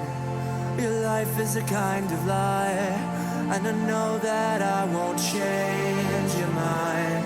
We have no common ground, and we're never gonna figure it out, so don't get friendly. down by the bar. So don't reach out, and I mean that. I'm under siege and I need you to see that. You're on one side, I'm on another, and we will wage war upon each other. I'm no angel, you're not either. I'm at a fever pitch, you're at a leisurely pace. Unscathed and unafraid. A warm welcome to the war game.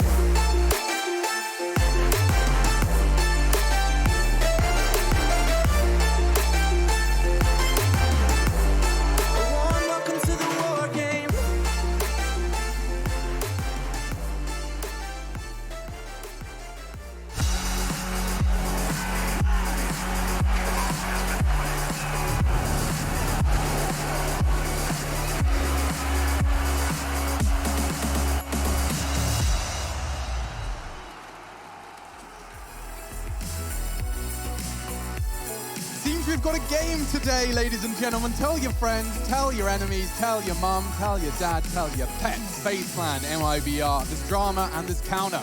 Seeing Train go the way of MIBR. I've got myself Sponge and Pansy alongside me to break it down just a little bit. So MIBR, let's recap, Chad, just real quick, because we're going to mention it a lot. Okay. The first game, the reason that both of these teams are in the lower bracket, the reason that one of them will not be advancing to the playoffs of ESL 1 Cologne minimum. Yep. Let's talk about it. First things first, MIBR, because this doesn't look like the same team we saw in that opening game versus Heroic. They were against G2. Yeah, it was FaZe versus Heroic. But the thing is, they got bodied, right, by G2. It was just getting slammed. And MIBR took to social media to say, hey, look, don't worry about that one. You know, we'll brush that one off. That didn't happen. So this here they've labeled as their debut, right? And I think, you know, the fact that they've bounced back in this fashion, the extra fire in the belly, it is up against coldzera. These are the scenes we want. But Alex, while we have this, I actually think this is a good point to make because this segues perfectly into where I wanted to go with this. So we can bring it up on my little, I think they were calling it the utility board. Now, this one here is just some static stats for people, but this was in the first map. So TRK, the new boy on the block, in the first maps against G2, 0 first kills, only 4 kills in total, and 1 death traded. In the second map, 0 first kills, 4 kills in total, 2 deaths traded. That's very low impact from a new boy. That was the first game. Yeah, now today, if we want to look at this game on Train, check out the difference. He's had 4 first kills, fantastic stuff, getting out in the yard there, brawling, opening up the rounds for the team. 16 kills in total. That means last time he only had 8 kills. In this game alone, he's doubled his frags. Actually, no, he's tripled his frags in one map, right? And then 4 deaths traded. So this is good signs from him, right? I just wanted to point it out. Here's the new kid on the block. I like to give praise where it's due. Yeah, and he looked confident. He was actually taking like kind of proactive fights. He was in their face a fair bit, aggression coming through. So that working out is super exciting to me because, as I said, that first display was very underwhelming. So clearly, this is a better game for him. Now, Chad, jump in for me, help fill in the gaps, because in my mind, when I see Inferno, and I'm kind of jumping there already, I don't think there's that much more to be touched on with the first map, and we will continue after the break to discuss it further. But this second map, this has got a weird relationship with the Brazilians, hasn't it? It used to be their perma pick. Lots of people were like, why is it still their pick? It clearly wasn't this time. So, I mean, for MIBR, have they found any ground on Inferno as of late? Well, the thing is, Inferno, everybody almost has to play it. There's not too many teams in the world that don't play Inferno. And the issues with it was their B site. It was either way too aggressive when we had Phelps and Fur. Both would just push. And then I'm sure Fallen got on the phone and said, hey, listen, boys, we need you to reel it in. So they went to the extreme opposite. They just turtled up and played within the bomb site. And that's why some of the issues for them on this map really came through. And those teething issues potentially still exist. And now it's in a different way. It's because of the double AWP setup on their CT side. Now, when we watched the other day, it was mainly KNG with the AWP. We didn't see Fallen pick it up a lot. You saw how much he wants to go for those mid picks, disrupting through second mid. But that's such a volatile way of approaching the game. It's not the formulaic way of we'll use our utility, we'll take banana, we'll drop back, we'll play the sites. It's a different way about going things. You know what I meant to say. You know what I meant to say. But the last point before we head to our break and get ready for map 2 is Kirby. Now, you know, he was a big conversation coming into this, and am I being overly protective when I say he had a very tough job in order to succeed on that? Playing in a solo against a team that knew you were new to the team, knew you hadn't had time to prepare and establish yourself as a, you know, you're filling the shoes of Olofmeister holding in or on Train. Yes, it is. No, look, I never thought the roles made sense when he was picked up for the team anyway, because he's more of an aggressive player than a passive player and needs to be an anchor now. So there's going to be teething issues. Yeah. It might take time. It might work out, but it doesn't feel like it's working out here at ESL 1 Cologne Online for their second game as a squad. So maybe just a matter of more time. I can judge normally very quickly, but wait and see. Yeah. Yeah. Okay, I don't like the sweeping statements you're about to start throwing at me, so I'm going to cut you off. Sorry. Yeah, wait and see, more time. All right, MSL, calm down. Calm the hell down. We are going to take a little break, not MSL, but ESL 1 Cologne does continue after this.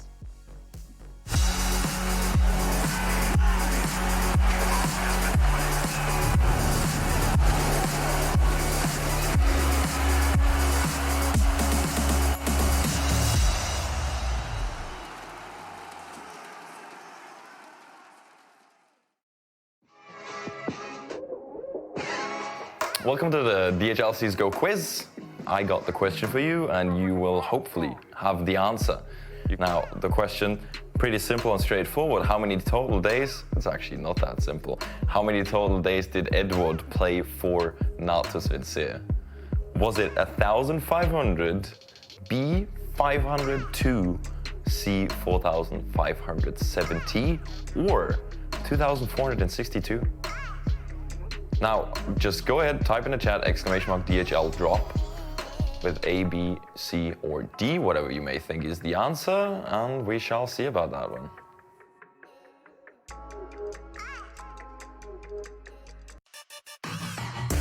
Intel Gamer Days is on now.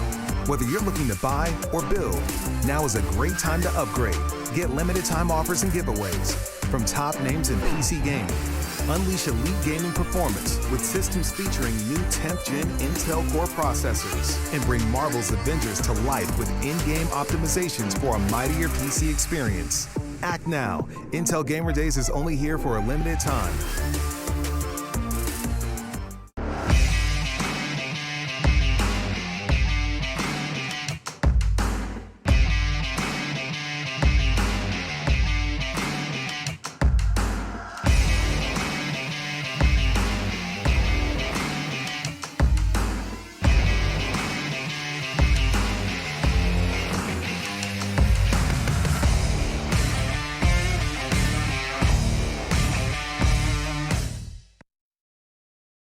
My name is Jordan Gilbert, aka Nothing. Hi, my name is Sue Lee. My handle is Smix. I think it's important for these initiatives to happen. Empathy really, really goes a long way, and it always means so much to us, and I think that's where initiatives like this really help.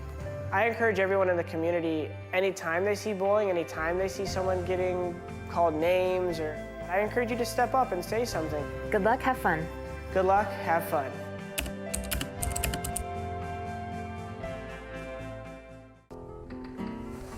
If you want to know what you're good at and, well, also what you suck at, check out csgohub.com. Coming! Everybody loves an underdog.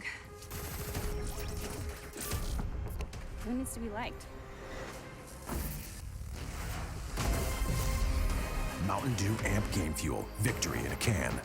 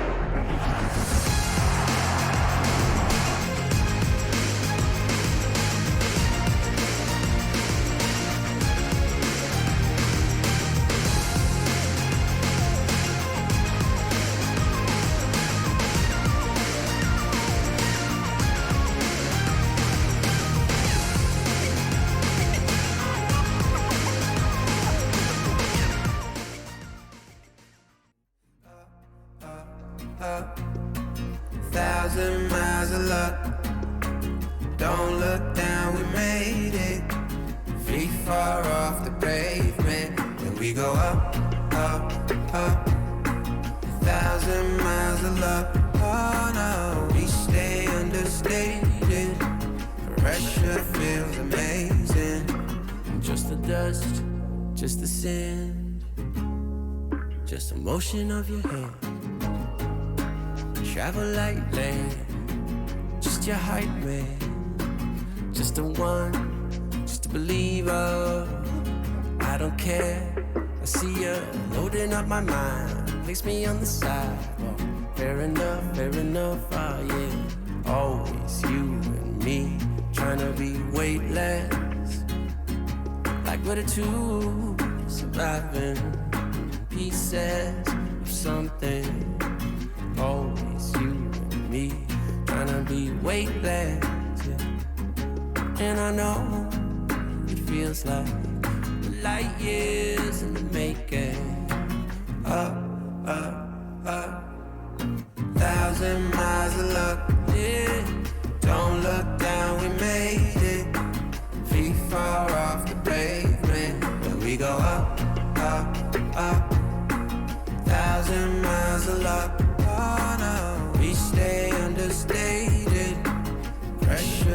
feels amazing.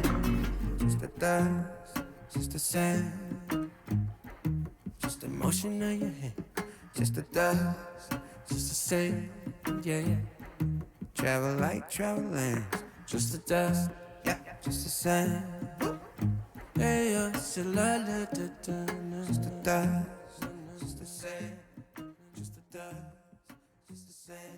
ESL 1 Cologne Online is brought to you in part by Intel, Mountain Dew Game Fuel, DHL, and GGBet.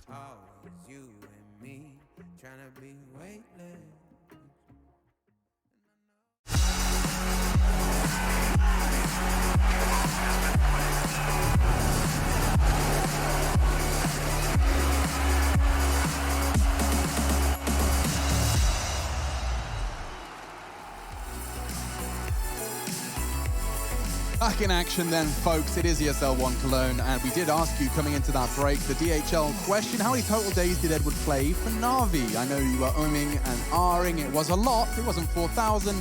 So over in that D section, it is 2,462. 2,000 days. That's plenty of years. We saw Edward in that black and yellow iconic jersey. No Na'Vi for us today, though. It is going to be FaZe up against MIBR. We just watched Train and MIBR, of course, picking themselves up a convincing victory. Leaves us with Inferno. Got any setting the stage for us, Chad?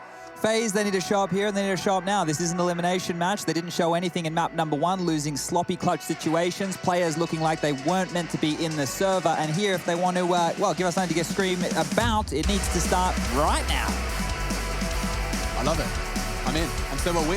Let's get this party started, folks. It's time for map 2. I would love to see a little bit more back and forth, because that was all one-way traffic on Train. And now let's get back on track. 5 up towards the second middle. Taco spots them going for the wall bang, respect it, but will back away. Flashes to slow down FaZe, and it does seem to be working. Brackets control being vied for, and Nico, with an brave and brazen leap, is starting to take space. And MIBR fans, you want to see a good start to this. Keep in mind, they got, what, 4 rounds against G2 on this map? So let's erase that. For now, though, FaZe looking to continue it through CT Arch. Nico up for every fight he seems to be able to have, and the A side is all under control from FaZe. The banner's flying high, leaving just Fallen and KNG to walk back into the newly appointed FaZe Kingdom. If there was ever anyone to do it, it would be these two. There's a kit to be recovered on TRK's corpse right in front. There we go, scoops it up. But doubling up in pit, Brokey on the cold box, this is going to get funky. They just want to reserve themselves to catch the exits. There won't be any necessary need for that. They can sit in pit and survive that radius. So looking to, it seems, contain. That seems to be the only justification for their stationary stance. A kit in the next round with a smoke would be nice, but Nico has something to say about that. The jumping Glock, he'll get that USP, picks himself up the smoke grenade as well, I believe. So, oh, well, he went down with the bomb. He wasn't far enough away. KNG will hold on to the CZ75 and the armor, which is good because as the primary AWPer on the CT side, if they were to go to a force buy here, that means he doesn't need to invest as much. So let's see what type of an approach MIBR want to go for in round number 2. Can we check if KNG took any damage on his Kevlar vest? I wonder he got the helmet for 300. I didn't see how much he spent. Someone, no, he bought a scout. Okay. Yeah, okay, so if he's just got himself, oh, he took 1 point of damage, look at that. 99, so it's a full 1K to get himself that helmet. You don't love to see it. Don't know why that's still a factor in Counter-Strike. I saw that discussion. Doesn't make sense. Doesn't really. No. That's how it used to be.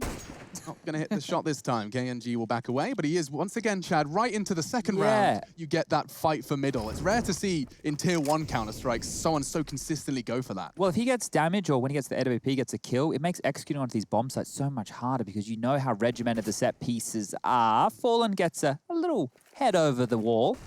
Drops on back here. We'll be holding on to his HE smoke and Molotov for a little bit longer. Now, note those smokes. They will come into play if FaZe take too long to make a move. With just over a minute left on the clock. Oh, and a little bit of aggression coming out here. Fallen will dip the nade over the wall, so that's nice. Now we might see the smoke towards the top of B. Nico, respect it. Yeah, he does. He slows it down for a second. The bomb's been picked up, so they're going to have to start folding and leaning towards side, and it looks like A is going to be it for now. 2 players posted up towards the app side of things, and you've got someone like KNG sitting quite deep towards library, so people are very much ready for this one. Not going to allow any close quarter fights to come in, making the T's work for this. Look at TRK, though. He's still alive with a smoke towards that pit area, potentially using it if he gets mollied, but it could come into play now. 2 HP for KNG. He's kind of out of this one, and Brokey looking to swing around short. It's Nico in support. 20 seconds. Yeah, they could go horribly wrong. There is still that threat in library. Still, not many more. My goodness, great shots from Nico. They walk into the site eventually. I thought Taco could have played for that bomb plant, but it does seem like they've managed to get it down. Dust will settle, and FaZe will take a big, deep breath. They've got themselves their second, and cleanly. Yeah, that's much better from FaZe. They weren't flustered. That's one of the problems that can tend to happen when the clock ticks on down and you're so close to the bomb site. You tend to get a little bit lazy or maybe leave a fight and just try and push on in and get that bomb down, but they didn't do so. And, well, it looks like they will be allowed to hold on to all 5 of their upgraded weaponry from round number 2. Whereas Fallen and Fur, they've got a Deagle, CZ, and a Scout between them. Carrying those through to the next round will give them just another shot at being disruptive, potentially take some AK-47s away, or, at very best, win them around here. Now, I'm assuming that Scout will go back in the hands of KNG unless Fallen has a good spawn and wants to go hyper-aggressive somewhere on the map with that. Fur still has a flash as well, so they could set up their teammates if they want to go for a bit of a pop flash over and take a fight once FaZe has established some map control towards top mid or banana. These are the rounds right here that you need to be putting in the back pocket if you are FaZe. They would have been frustrated with some of those clutch situations that they were losing, especially that 1-on-3 to Taco within the first map of Train. P250 for TRK. Taco, he's just stayed with a flash and a USP. So let's see what MIBR can get done here. Oh, team nade. No. Oh, it was Kirby's nade. So not only the 1v2 where he flubbed the shot, it's now been a team kill, converting KNG's scout shot. That's not ideal, and it is not going to be easy to keep his mind clean. He said he's been more relaxed and least stressed than he's ever been in his life after taking that holiday and that break from Counter-Strike, and I'm sure this will be a rather brutal reminder of how stressful the game of Counter-Strike can be. Look at them. MIBR are picking them apart. FaZe have not been able to get a single reply. I mean, the help from Kirby certainly does help, but of course now, Nico and Brokey have to do something quite miraculous to be clean about this. Of course, they do have the better weapons. They have a bit of armor to boot. They've got it all there, but Fur is just on the other side of that smoke. Brokey can keep him safe. They do have a real shot at this. Don't forget, it's AKs v pistols here. The more this round translates, the more space MIBR get, the more chance that they'll pick themselves up and upgrade. But 40 seconds, there's the first fight. Expecting the double peak. Fallen does not come out just yet. He knows and confirms it. Look at the time he's buying. He's just going to make him work for it. Nico's down to, what, 4 HP? He must be weapons in banana, right? TRK should come into this with something. Though there's got to be, because you can see the X's. Okay, so there is something there. And the longer Fallen stays alive, the more chance he has to get them and be relevant to this. And they can't make... What?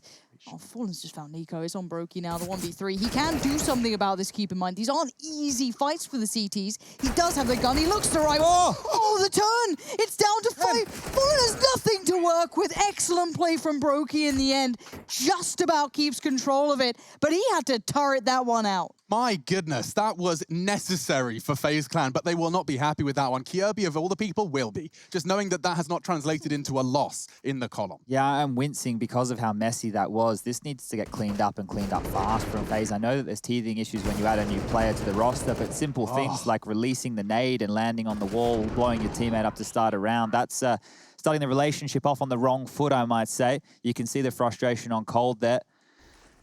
They will walk away with that round. Now, the molly over the top with the smoke, forcing back the T's from taking mid control. And this right here is one of maneuvers that KNG will use to find himself a mid pick. He wasn't there this time round. It was Taco with that play.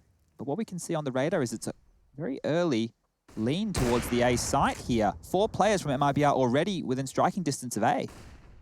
Okay, they're keeping them on their toes here, but the CTs are in the right place at the right time. The lean from Fur is correct, deep towards CT Arch. It keeps Taco kind of playing on the very verge of holding over by Library, but the T's are right up middle here. They are looking for these fights. They still have smokes, still have mollies. They've still got a bit to play with. Into the line of sight of Fur. Bear in mind, he barely got a chance. He heard the steps, and then that was it. Now Fallen, looking to address the potential for this flank. It does feel like that banana split Sweet as anything. Nico anticipating Fallen's position puts us into another, what looks to be the fourth for FaZe. There is Cold perfectly positioned in CT. KNG did look to catch someone there. That was Kirby who responsible for Banana, but it is just part and parcel of their save. A little bit more chip damage as well to the poorest member of FaZe Clan at the moment. Only 750 residual for Kirby, so he will be required something from a squad mate. Not the end of the world. Cold Zero, drop me. I won't need you again. I promise. Pinky promise. He's working on the contract right now in Microsoft Paint. I, Marcus, will never throw a nade at you again. I know Brokey had some moments early where he was with TKing, you know, the AWP to the back of the head in a couple of games, but they played it off nice and fun on social media. I'm not sure in this circumstance where Cold Zero is going up against his old buddies, right? Yeah, it probably doesn't go down the same way. Just to note there, what facilitated or potentially facilitated that mid to B to be such a confident call coming out from FaZe is it's Fur and Fallen are the two deady B holders. And they'd also established that the AWP was over towards that balcony because KNG had taken a shot earlier in the round. KNG will float around with the AWP a little bit more. You also have Taco, who could be in the mix, helping them lock down that B side of the map. But if you know Fur's dropped, usually at that point, Fallen will be on an island over towards that B site. They're able to deal with him quite swiftly. And now those saved rifles, well, they've actually netted MIBR yet another gun round. So the buy will come out, the AWP this time round over towards the quad side. And no early pick from KNG. So what I was bigging up in their previous, it looks like he's taken a bit more of a passive approach here.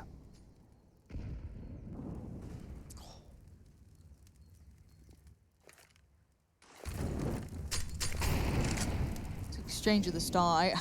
Looking at TRK and Taco, they've had a rough beginning here. I think they're both yet to even get on the board at this point. Struggling a little to find the form that we saw, especially on Train. KNG, though, going to show them how it's done. Nicely played towards Rain. That's going to be at least keeping a good step of control towards the apartments.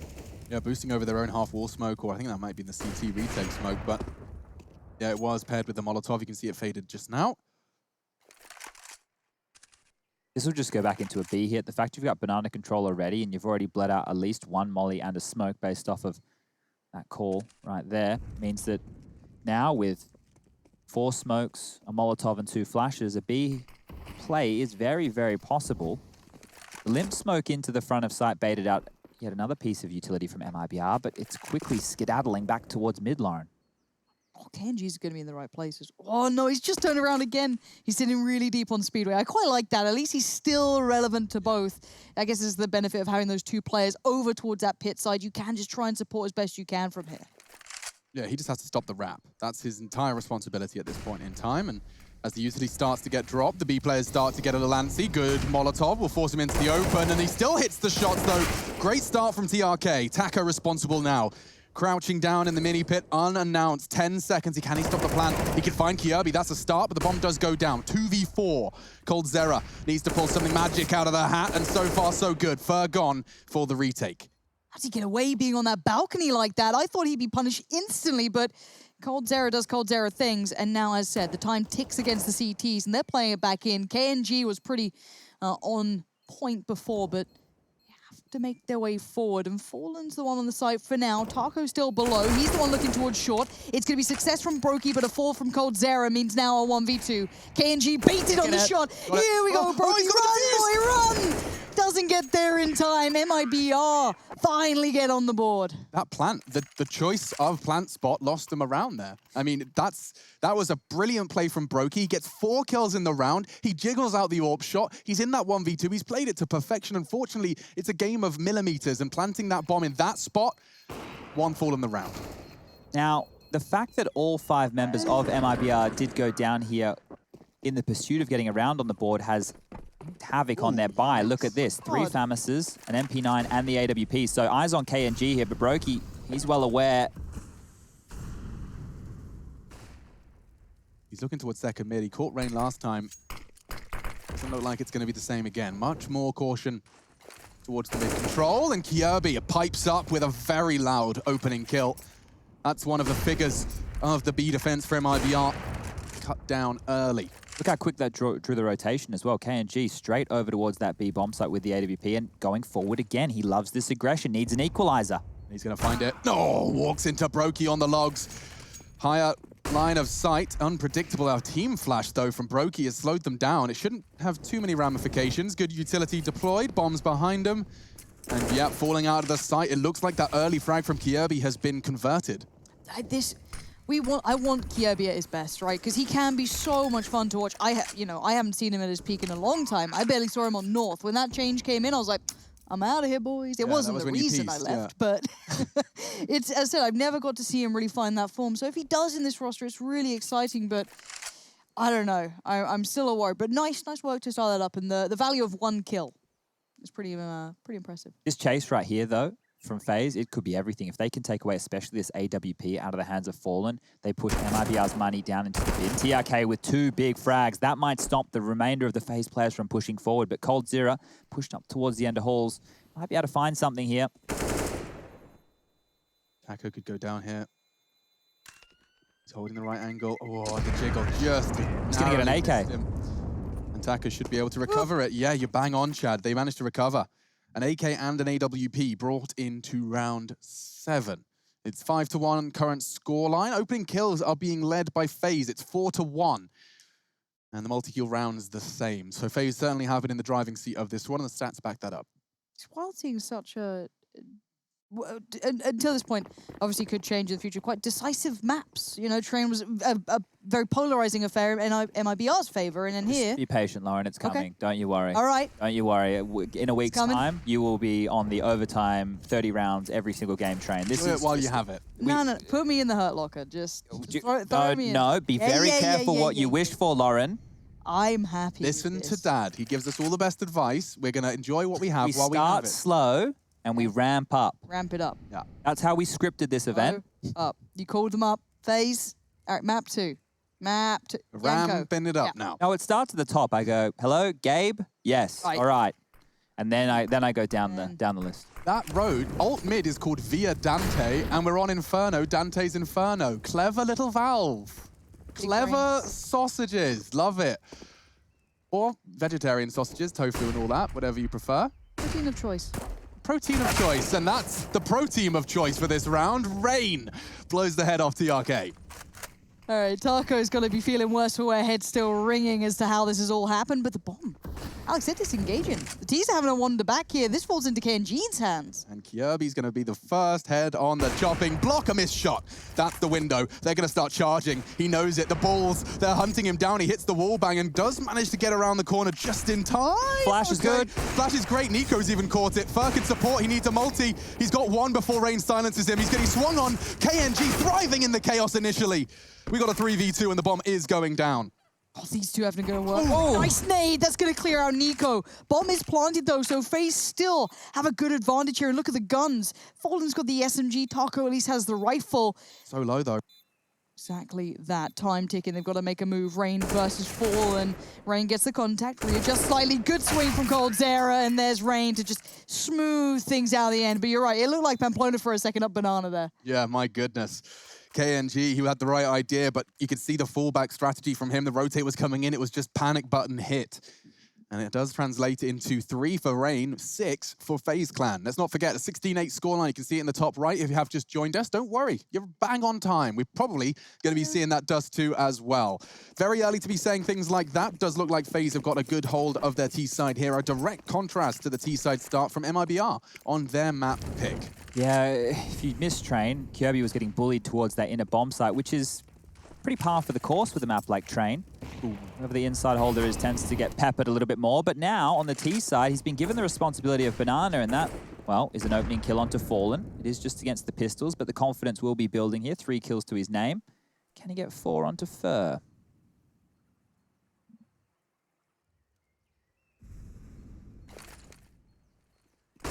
Oh, the timing is gorgeous. Just as they start to hit the W key, the flash does pop. Rotating in. Armored pistols. And a flash on Fur. Probably the best bet they've got is Fur flashing a group of pistols through the smoke. And it looks like that was option 2. They opt for the first. It is run away, save, and you'll be able to upgrade that Kevlar if you haven't been scathed. The thing is, because they have bought the Kevlar and they know that they're going up against AK-47s and an AWP, they won't even need to upgrade it. So with that in play on the CT side, it is very valuable to hold on to that. It's like, oh, they've only got pistols. What's the point? You know, why don't they go for this? Why don't they try and get a couple of guns? Well, flowing forward, what that is going to allow will be the full set of utility Gives them all the goodies that they do desire. It might feel like Christmas morning. And it's about time they get a proper buy on the board, Lauren, because it's all been a bit hodgepodge, hasn't it? Yeah, can you just remind me? KNG orbs more on this, does he? Or is this just what we've seen? CT side Inferno, KNG does That's the... his. Yeah. That's his role. Cool. Fantastic. No, I'm just trying to like get it into my head now. It's hard. I'm so used to seeing Fallen, right? You see Fallen on the roster, I'm like, Fallen's an AWPer. And Fallen, you know, you see him going towards Banana. You see that corner that you see now Molotov by default was kind of forged by him. Right. But I would assume right now, and we're about to find out, the emergency button will be hit. No. Okay. I was going to say Fallen might double down and dip into the double AWP setup. We saw that come out the other day against G2. It didn't help them an awful lot. But that was a decision of where I thought this one may be going. So, timeout, as we hear the thinking music ticking away. It needs to be where MIBR are coming up with a couple of ideas to quell this phase T-side attack. They're getting map control very easily. They're staying poised within the late rounds as they are taking these sites. Brokey did bail them out of a horrendous situation a little bit earlier, and the only round that they did win was with all 5 MIBR players being wiped out of the server and a cheeky little defuse over towards A. 7-1. ESL 1 Cologne in Germany, Brazil. Stay away from those memes now, Lauren. Sorry. I'm so scared. Don't be afraid, Chad. You're big. Be brave. That's why I go to the gym every day now. You gotta get ready for what's coming your way. I'm significantly less scared now I've seen the MIBR fan cams, actually. Oh, he's playing a dangerous game. I do not associate with Alex Machine Richardson. I merely have to work with him. I've signed a waiver. Round 9. Same as before. Perfectly anti-flash, but there's a second where that came from. Kjaerbye's just spraying wildly into the smoke. He didn't have a trade partner, a little hungry. Oh, Nico. Burning, burning, burning, down to 26. He does get across. It is first, still unchecked on the site, and Rain, great move, just leaping onto the second. Oranges does lose his life in the process. We've got ourselves a very close quarters duel here. Brokey needs to find TRK, and he hits the first shot. Got dinked, though. Look at the HP. It's so low. Nico, 26, Brokey, 12. It's nothing. Taco could do this for sure. Apparently not. He got lost in the smoke, okay? That looked a bit strange as we got to his POV. It was like, it looked like he was in the open, but on his screen, most likely it was completely gray. And those are the little details right there that sometimes you miss when you are watching within the Go TV in the realms of, well, what we're showing everybody at home. So, 8 rounds on the board for FaZe now. They've won the half. So, job done, but you really want to continue to pile this on. In the first game, we were talking about them getting rounds in the second half, seeing if they could battle back, build up the confidence, go in that direction.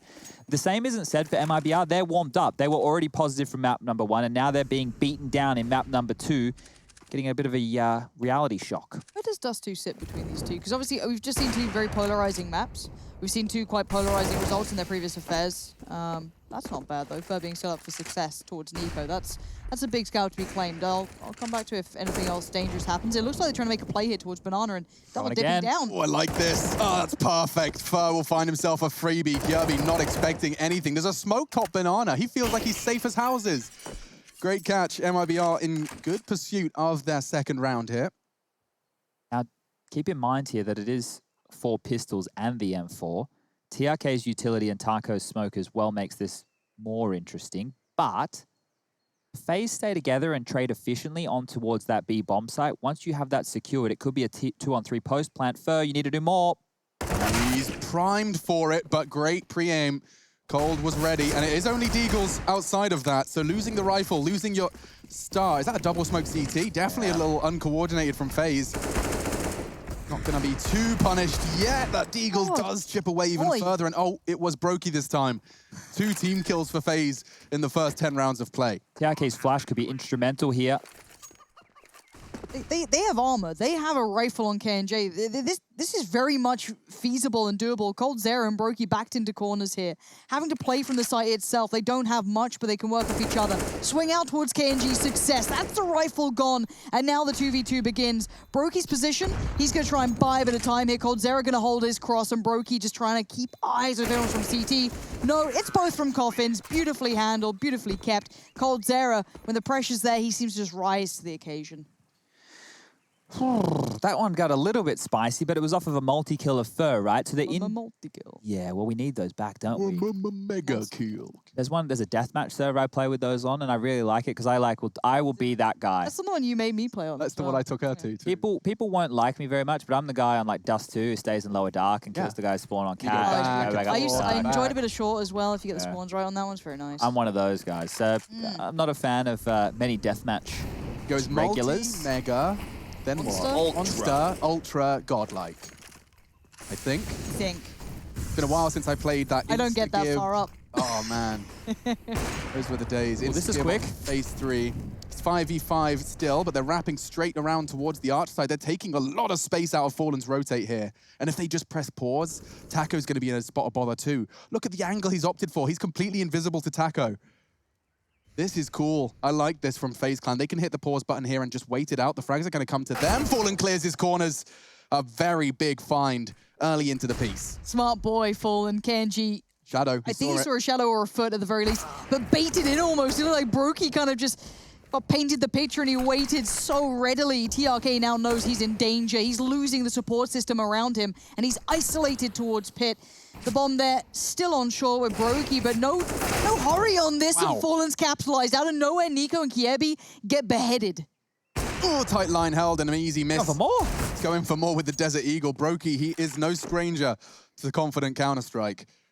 And TRK, he dropped that smoke in Pit. Cold will be cognizant of that. He knows there is a potential for a CT to still be housed there, and Brokey's had that information relayed to him. 28.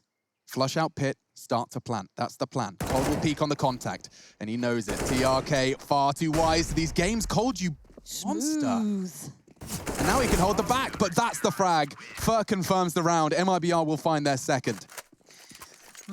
Look, that was another individual stepping up. If we want to credit Fallen for the first round they won by defusing the bomb, then we can say Fallen has basically won them 2 rounds here. As you can see, he had 3 kills. He was dealing with the initial rotation over towards CT spawn. At one point in that round, we had 5 players, we had 2 Ts and 3 CTs focused on CT spawn. Now, that's not something you see every day of the week, but it's good that they're starting to get these rounds ticking on up. Now, let's see if they can string anything together here, because 9-6, that's nothing to really be too upset about. KNG, this is the move I'm talking about. It might flush him wide, it flushes him forward, and there's the opening pick.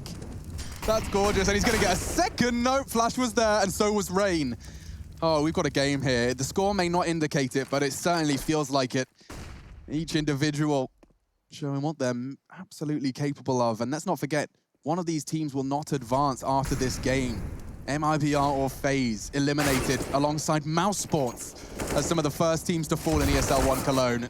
Does see the dust settle with a nice double. Brokey and Cold Zera clawing it back for FaZe. We got ourselves a walk up on Kiobi. If he finds space here, it's Fallen, and he's been having quite the good game so far. To say the least. Those rounds on the board you can kind of chalk up to him, but you have to do something quite impressive here and feel out the game correctly. Of course, Taco having a good bit of information now that they're not proactive towards A. We don't know if they're top mid, but I don't see anything. So Fallen's probably preparing himself, and he does only have that molly, but maybe he could do something with it. A flash could have been nice, but he's just going to have to play time. Did he just step then? Or I don't know if they're going to hear it at that point.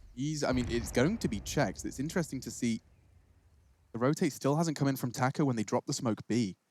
They've got enough time where they could be theoretically going to A, so as they remain dead silent, this is the perfect camera for this. They're not clearing it. Check it, right? You clear it, right? They just hold it. Cold's going to go down. This is embarrassing. Nobody checked it. Kiobi, the plant's not really for him either. He has to be worried about Banana. And aha, that's the jewel. That's the info. Knows the others on the site. Kiobi, it's time for some redemption. That molly, you said it could play dividends. Now into the fight, and Fallen wins it. FaZe Clan are not going to be happy about the way that one transpired. It would have taken an extra second to clear your new box. And Fallen, he's going to go hunting for a weapon. Taco responsible for the defuse, having a little jump for They want to get the AWP here, just make sure they can get that back in KNG's hands, because otherwise wouldn't be able to afford that one. So is he going to make it in time? Ooh, yes, he will. So that's a big pickup right there. Fur has enough money if they want to drop one over and go for a double AWP setup. That could be on the table right here, but you can see bomb goes down, Cold Zera completely unawares, and Fallen drops the molly knowing that he's going to get pushed. Finds the kill, simple as that, and the in-game leader and captain of MIBR, well, he's having a day of this one. Needs to show a lot more here. But like I said, 6 rounds, if MIBR can get that, that's not bad. That really isn't bad at all. considering how this game has started, considering the way that FaZe was shell-shocking them early, if MIBR can right this ship, we might be back onto something.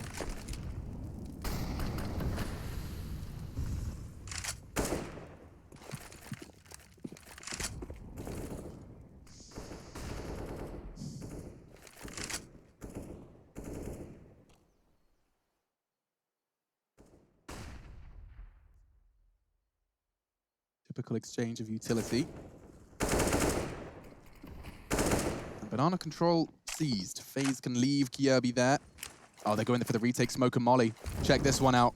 Are they going to swing on it, or is it simply enough? Yeah, that will do. That sends them packing, and now retaking it with utility may become a necessity. I like how... brackets. Yeah, how proactive the CT side are being here. Top of Banana, over towards Brackets, over towards Quad. KNG kind of shuts the case before coldzera made it look a little too deadly, but the 3 players on Banana for the T's are still very much present, but Fallen's here. He is. He did a fantastic job the round prior. Smoke, Molotovs. Bides his time. Third will flash for the repeat. This could be problematic. Fallen's gone down early and they get across. Now the bomb can be planted. And where's that rotate at? Fast. He's in construction. He wasn't expecting the push through the smoke. Kjaerbye, little wild, little feral. But it is going to translate into a 10th. KNG could do nothing but sit back in Spawn. The same place he started his round is where it will finish. 10 for FaZe Clan. Interesting little maneuver. I was just watching it back on Skybox there from MIBR. You want to bring it up after the round? They didn't net them the round. I just thought it was curious that they went for top banana control nades, but also then retook top mid at the same time. We kind of saw that from the first-person POVs. I'd love to see it just flying through. Okay, well, let me get my people on the phone. Give him a bell. All right, so I've been given the green light. Thumbs up. It's to go up. Here it is, right? So you're going to see this move come on in, the Molotov that Alex was talking about with the smoke grenade coming in any moment, Falling, jumping up on the box, and this is meant to push the T's out into that line of sight, right? Now, what I actually want to do is transition over towards A, so you can see them creeping. KNG's just taken mid control, Taco and TRK have just pushed towards Porch. This way they guarantee some vision. Otherwise, they would have lost all parts of the map, and here they can hold on to, well, at least information, but the frags didn't go their way. No, but it made a whole lot of sense seeing that action all going down at the same time. It really does cloud communications as well as everything else. We're into the preserved ore / pistols, and KNG again drawing blood in middle. That's twice he's taken one of the hardest hitters, and now he's plucked Brokey out of the air as well. TRK with the final bullet, but KNG was happy to once again draw 2 frags to start this one off. Fallen will be tagged up just a little bit. Through the smoke. Hello. You said 9-6 wouldn't be too bad, but 10-5, not too far off it.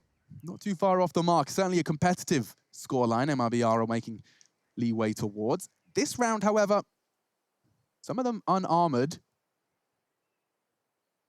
Never impossible when coldzera is in the server, especially on Inferno. The things he did for the team he now plays against on this map remain embedded and embossed in Counter-Strike's history. What can they make happen? The patience from MIBR, they're so attentive, so aggressive, so bold and brazen. I actually like watching KNG play. The man, he has some real fire to his style. Confidence. It's gorgeous. You know, they're ready to re-peek straight away. Sits there waiting anti-flash for it, but now they've fallen back. Super quiet, super passive, deep on the side to make these T's have to go so far to even get that fight that they might want. coldzera playing towards the smoke that was put into play, and on the other side is Fur. Did he see Cold Cross? I'm not sure if he has. I don't think so. Suspects it. They're both doing such a similar role, and Fur's made heads roll. coldzera's down. It's just Rain, but Rain has 10 seconds and no hope to close. Well controlled by MIBR, proactive, even when the economy, the guns, the weaponry shouldn't have favored them. And speaking of the economy, those close rounds that FaZe have had to battle through in the last, let's say, 5 or 6 have really come back to haunt them now. Having to drop some guns across to make this one work. coldzera yet to buy only has 1850 in the back pocket there. And, wow, Fur with the Deagle gets greeted with 2 smoke kills. And last one there taking Rain as he jumps off the balcony. So going into the last round of the first half here, looks like 10-5 is very possible for MIBR.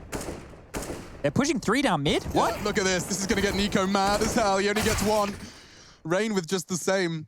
And coming up second mid is Cold Zero with his Desert Eagle. I love the change of pace from MIBR there. Look at KNG. He's about to push into Cold. He's going to get shot in the back. Oh, that's a nasty way to go with 90 seconds in the round still remaining.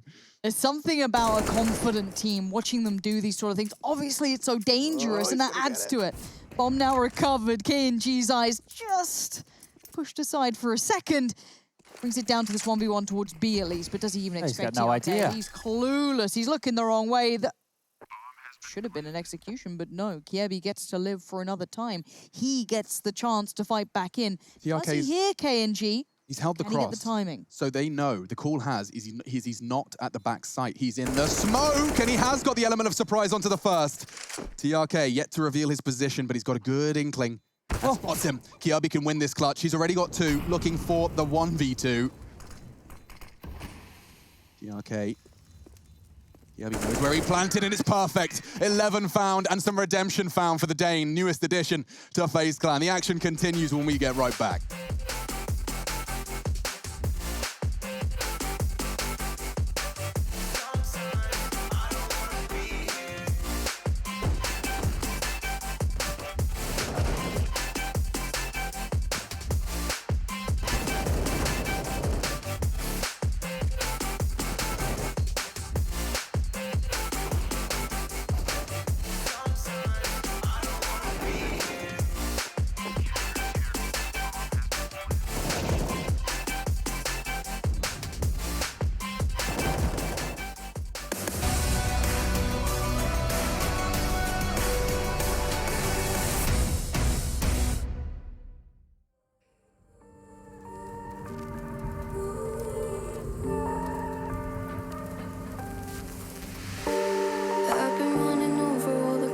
Of my mind, trying to find a story to believe. And I've been getting sick of how I'm spending all my time, searching for a way to find relief. And I can stay inside, go to sleep, but I feel like I need to let go. And I can spin a web of any story that I like, but tonight I wanna make a masterpiece. Stepped out looking like a small fire, half glass and filled with desire. Head down, but I know I can't deny it. Life is fun when you're a liar.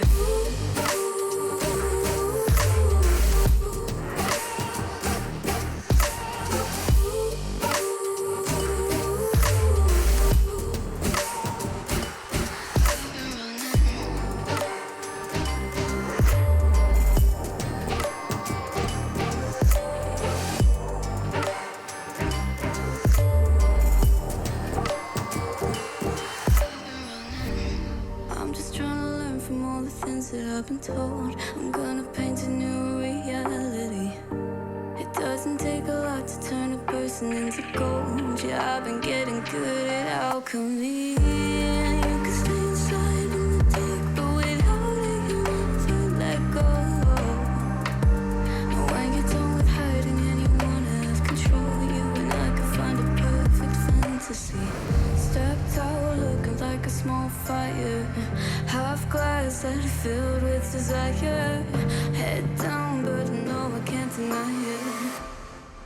Life is fun when you're a liar.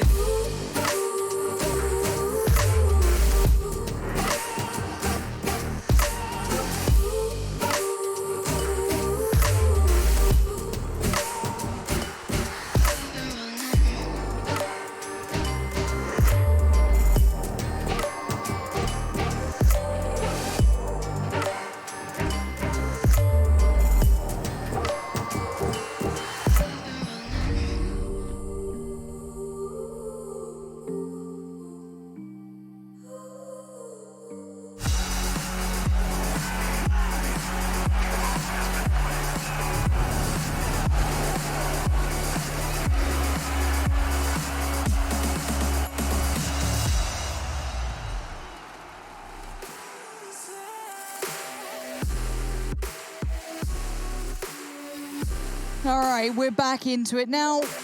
I think anyone coming into this game after map 1 was a little curious as to how this would go down. MIBR shown wondrous signs of life, but this map was a bit of a disaster against G2, but here we are. A lifeline has been shown by them. Yeah, Chris Tarrant's going to be asking if it's 50-50 or phone a friend. Backing away all the same. Good nade damage. Nico chipping away, and only the USP to contain the B push. They're going to be playing for the retake. Kit on Brokey, and a flash and a smoke still for Nico. Here comes the start of the retake. Fur biding his time in the corner. They've been baited in by Fallen, but they get the first cleanly. Watch Nico's flash. We're waiting for it. He's waiting for Fallen to get into the site, get everyone in the right place. Oh, he's got the smoke. He can't take the smoke lineup. The smoke lineup's behind the bench. He can't get there because they're holding him. KNG puts him in the corner, pins him down. Brokey with the kit. Rain's having a mare. My goodness, gets the two. Time's a bit short now, and Fallen and Taka were hitting their shots. Another is needed. It has to be on Kyobi. It has to be on Brokey, and he's done it all. Fallen with some consistent fragging. He's done it in the defense. He's done it now in the first round of the attack. Just to note there, Fur was at the bottom of Banana with 2 flashes left, so if it was going to be a primarily CT spawn-based retake coming in for FaZe Clan, they would have had flashes to come over the site, which would have meant in the deep positions of construction where you're hidden, or the back of sites at New Box or in Dark Spot, they would have been able to peek off of those flashes. So that could have been a cool thing if it played on out. It didn't. They still pick up the round, and Fallen now has to be responsible for at least 3 or 4 of these, but it's fast. They're straight down mid.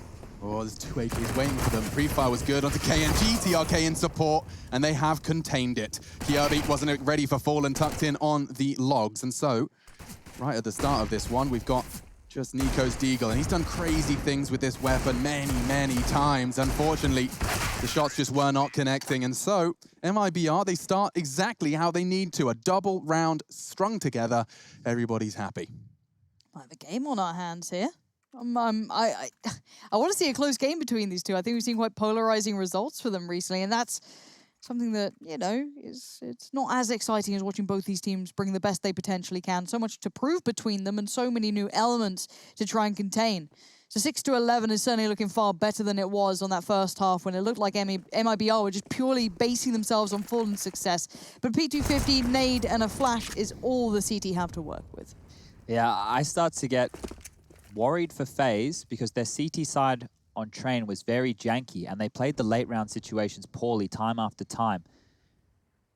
Not converting pistol is going to allow MIBR back in as TRK will tickle over towards Banana, flashed off, and now he might even get a chance to mop on up here. Get lots of cash here. Look at that. Very restrained with the MAC-10. He's got himself good helping already. 3 kills, $600 a pop.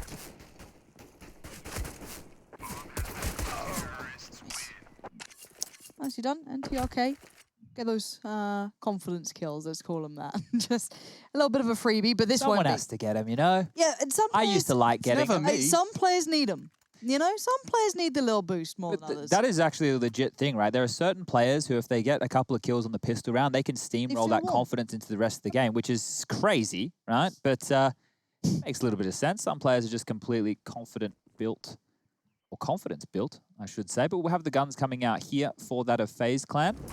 Silence stand 4 for Cold Zero. It's a curious choice by many means, but fast up Banana goes KNG. They have control here very early.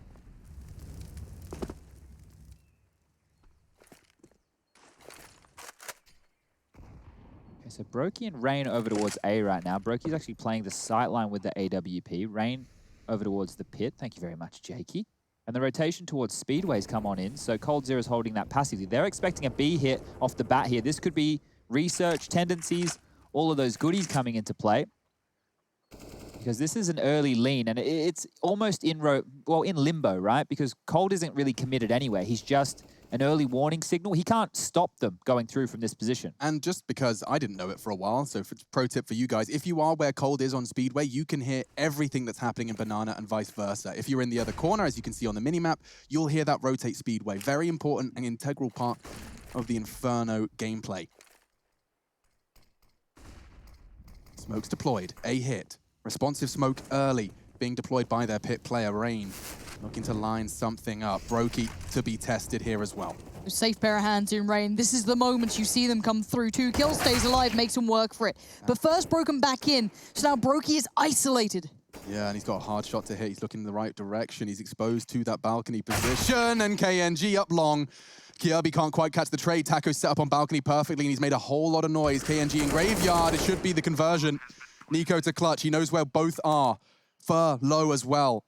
I like that. Smoke will force Fur to be unincluded. He jumps up on the hay bales and hits the spray a little wildly. That's the hard part done. 3 bullets is all he needs, and Nico secures 12 for the FaZe clan. You see that he faked the reload. It baited Fur out to go for the duel there. He was creeping around on low HP to find the frag, but Nico, way too smart. Picks up the AWP, gets the defuse. A much-needed round for FaZe here, but they're not out of the woods just yet. This plant is going to allow MIBR to go for yet another buy. Their economy is already swelling, fallen with 10K. The threat is imminent. Oh, yeah, 10 grand on your T-side leader. 13 frags to him. He's alongside the top 3. And taking a look at the scores on the doors elsewhere, it does seem like a team effort elsewhere. The frags really are hard to separate between the two teams. It's just been those round wins coming right down to the wire. That's the fake reload Chad's talking about. And with 3 bullets left, he uses all of them to find the head of Fur. This Nico's so good. It's nuts. I love it. And let's see the reactions from the team camp. Can't quite believe it. They gobbled up the bait. God. You can't even blame him either, right? It's just Nico just outplays people, but KNG clearly fired up after the back of that. You could see the disappointment, the frustration. Has to fall away slightly, though, as Nico negates everything that KNG just tried to do, and all that damage he took means absolutely nothing. And there's no doubt being sown either. That smoke didn't quite hit its mark. Nico can just play in front of it. But look at this. Once again, it's a 3-man B lean from FaZe. So they have a very good idea that MIBR just want to hit this site within the early stages of their T-side campaign. Yanko's been on the demos. He's been doing the work. Maybe, don't know. Okay. Speak to us. What the hell is Brokey up to? Clearly, they know Banana was a safe sort of area that the T's would love to play in. And well, goodbye. That was beautiful. That's something you don't see every day. Now, I think it would be really advisable, considering how many FAMAS are in play, that it would be good to get those AKs thrown out from TRK, just to stop that upgrade being a given. He is present now, and those weapons will be stolen upon the rotate. Who's watching this? Is Cole watching this from Pit with the FAMAS? On the barrel. It's a very... Oh, so Cole's actually holding a really tight line. He's more info than frags. It is, with reaction speeds like him, certainly possible. Smoke very default towards the library side. That's going to isolate the CTs on the other side of it. They can cross to library, clear that out. They're going to creep through it. Oh, brother. Cold's got no info. This is looking good from MIBR. They can clear the site, call it clear. The unknown is known. Taco, this is prime. Oh, this is so good. It should be the double kill here from Taco. Fur to flash. Even a nade, that'll do. And no, they find him. Perhaps not a guarantee after all. TRK goes hunting. Rain standing vigilant. Fur does manage to neutralize. And now the bomb can go down. Wow, I was so distracted by the fragging. I had no attention to the clock. Perhaps the same for Fur, because 13's just been gifted to them. That was enough. Rotting the clock. They took too long after those initial casualties in Banana. Still, look at the money on FaZe. It's not great, and it's a double AWP that's been brought through into the next gun round. So Nico can wield that one over towards B. Brokey can use his over towards A. They'll cobble together the rest of the buy and drop over some guns. There was the opening. Here comes the wall bang. And this was KNG who took that damage early. He was probably trying to get his mitts on that AWP, unable to grab it. He crunched the numbers, like he saw the flash bang, and he was just kind of, okay, we'll carry the one, wind, account for wind, make sure I do the square root. And... He paid attention in maths. Yeah. Yeah, I didn't. At least one of us. No. Mr. Bremner didn't like me. I was saying that the other day, above a B? Yeah, I got B. No, I got a B. You got a bang on the nose. Yeah. Above a B or a B? I graduated, so I had to pass. I guess I got a C or something. I don't know. C, okay. Yeah, I was too busy focusing on Counter-Strike. I slept in economics. That was your nap?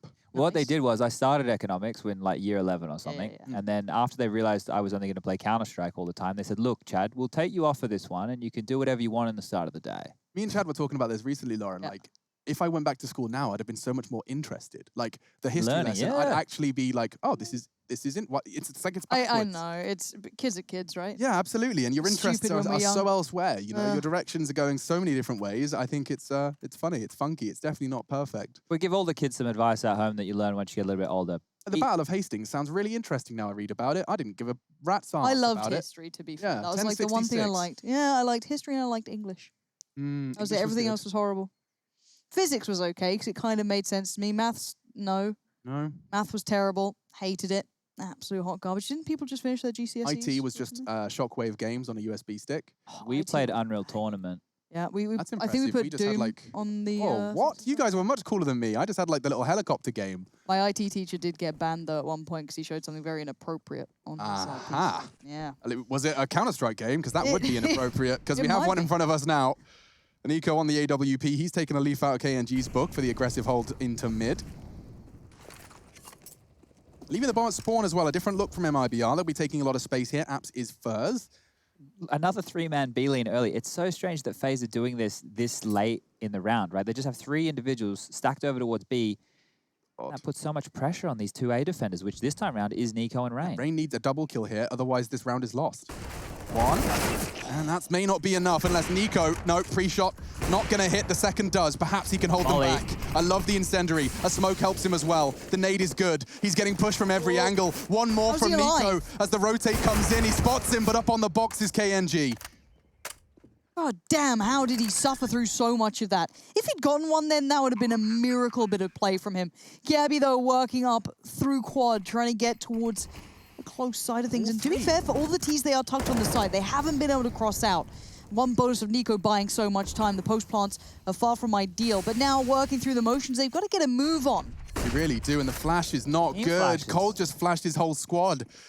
Running out of time, paranoid about Pit. They're all on the site. And in the smoke, the pre-fire won't work. Cole needs a fresh mag, but Brokey does find him. Surely they don't call it clear. They'll find him eventually, and they do have time.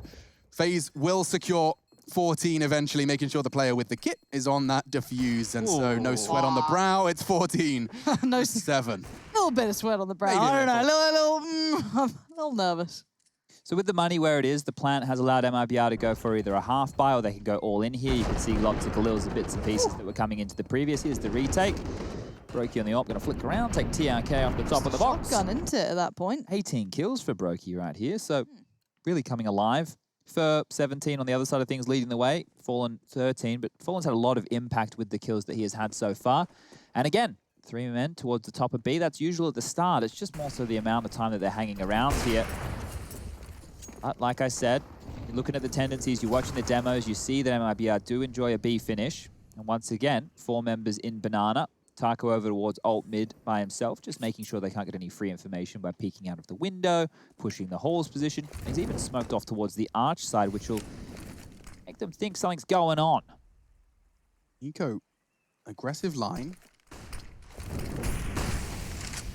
He's flubbed their smoke with his molly. I like that. They do manage to pivot perfectly, though, in towards construction. This flank is going to hurt. They're so distracted. This looks destructive. Kyobi with 1. He has to be paranoid about this. Yeah, he knows. Oh, he's at least thinking about it. The flash looks good, and he's getting himself out of trouble. But TRK quick on the trigger. Nico really, really worked out by Fallen. And that bomb can be planted fountain. Can't be contested just yet. KNG responsible for the construction wrap. Is it safe? You've got rounds to play with. You may as well keep that bank safe. You've got an AWP, you've got all your goodies. And so they concede. It was a nice play, though. That smoke enabling them just to wrap around. Ooh. So they would use that smoke to limp on in and creep up, and then you can jump on top of the first oranges box. You can potentially use it as a bit of a one-way to peek towards the back of the site. But you can see there, they used it to fight towards CT and wrap 2 players through construction. Teams occasionally would do something a little bit more telegraphed, or back in the day, we would talk about the Fnatic smokes covering off the front of coffins as well as the front of the oranges, and then they would do a deeper smoke towards CT spawn. But this here, with the pace, a little bit more contact, you can see that pressure, how much that applied right here.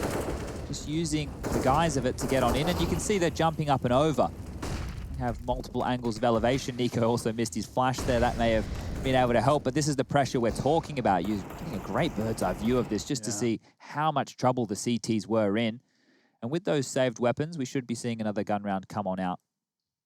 Not too many dramas for FaZe to be able to afford what they need, but if they lose this one, and we start to fall into a little bit of trouble, the double-digit discussion happens, and then Dust 2 could be falling further and further off the cards.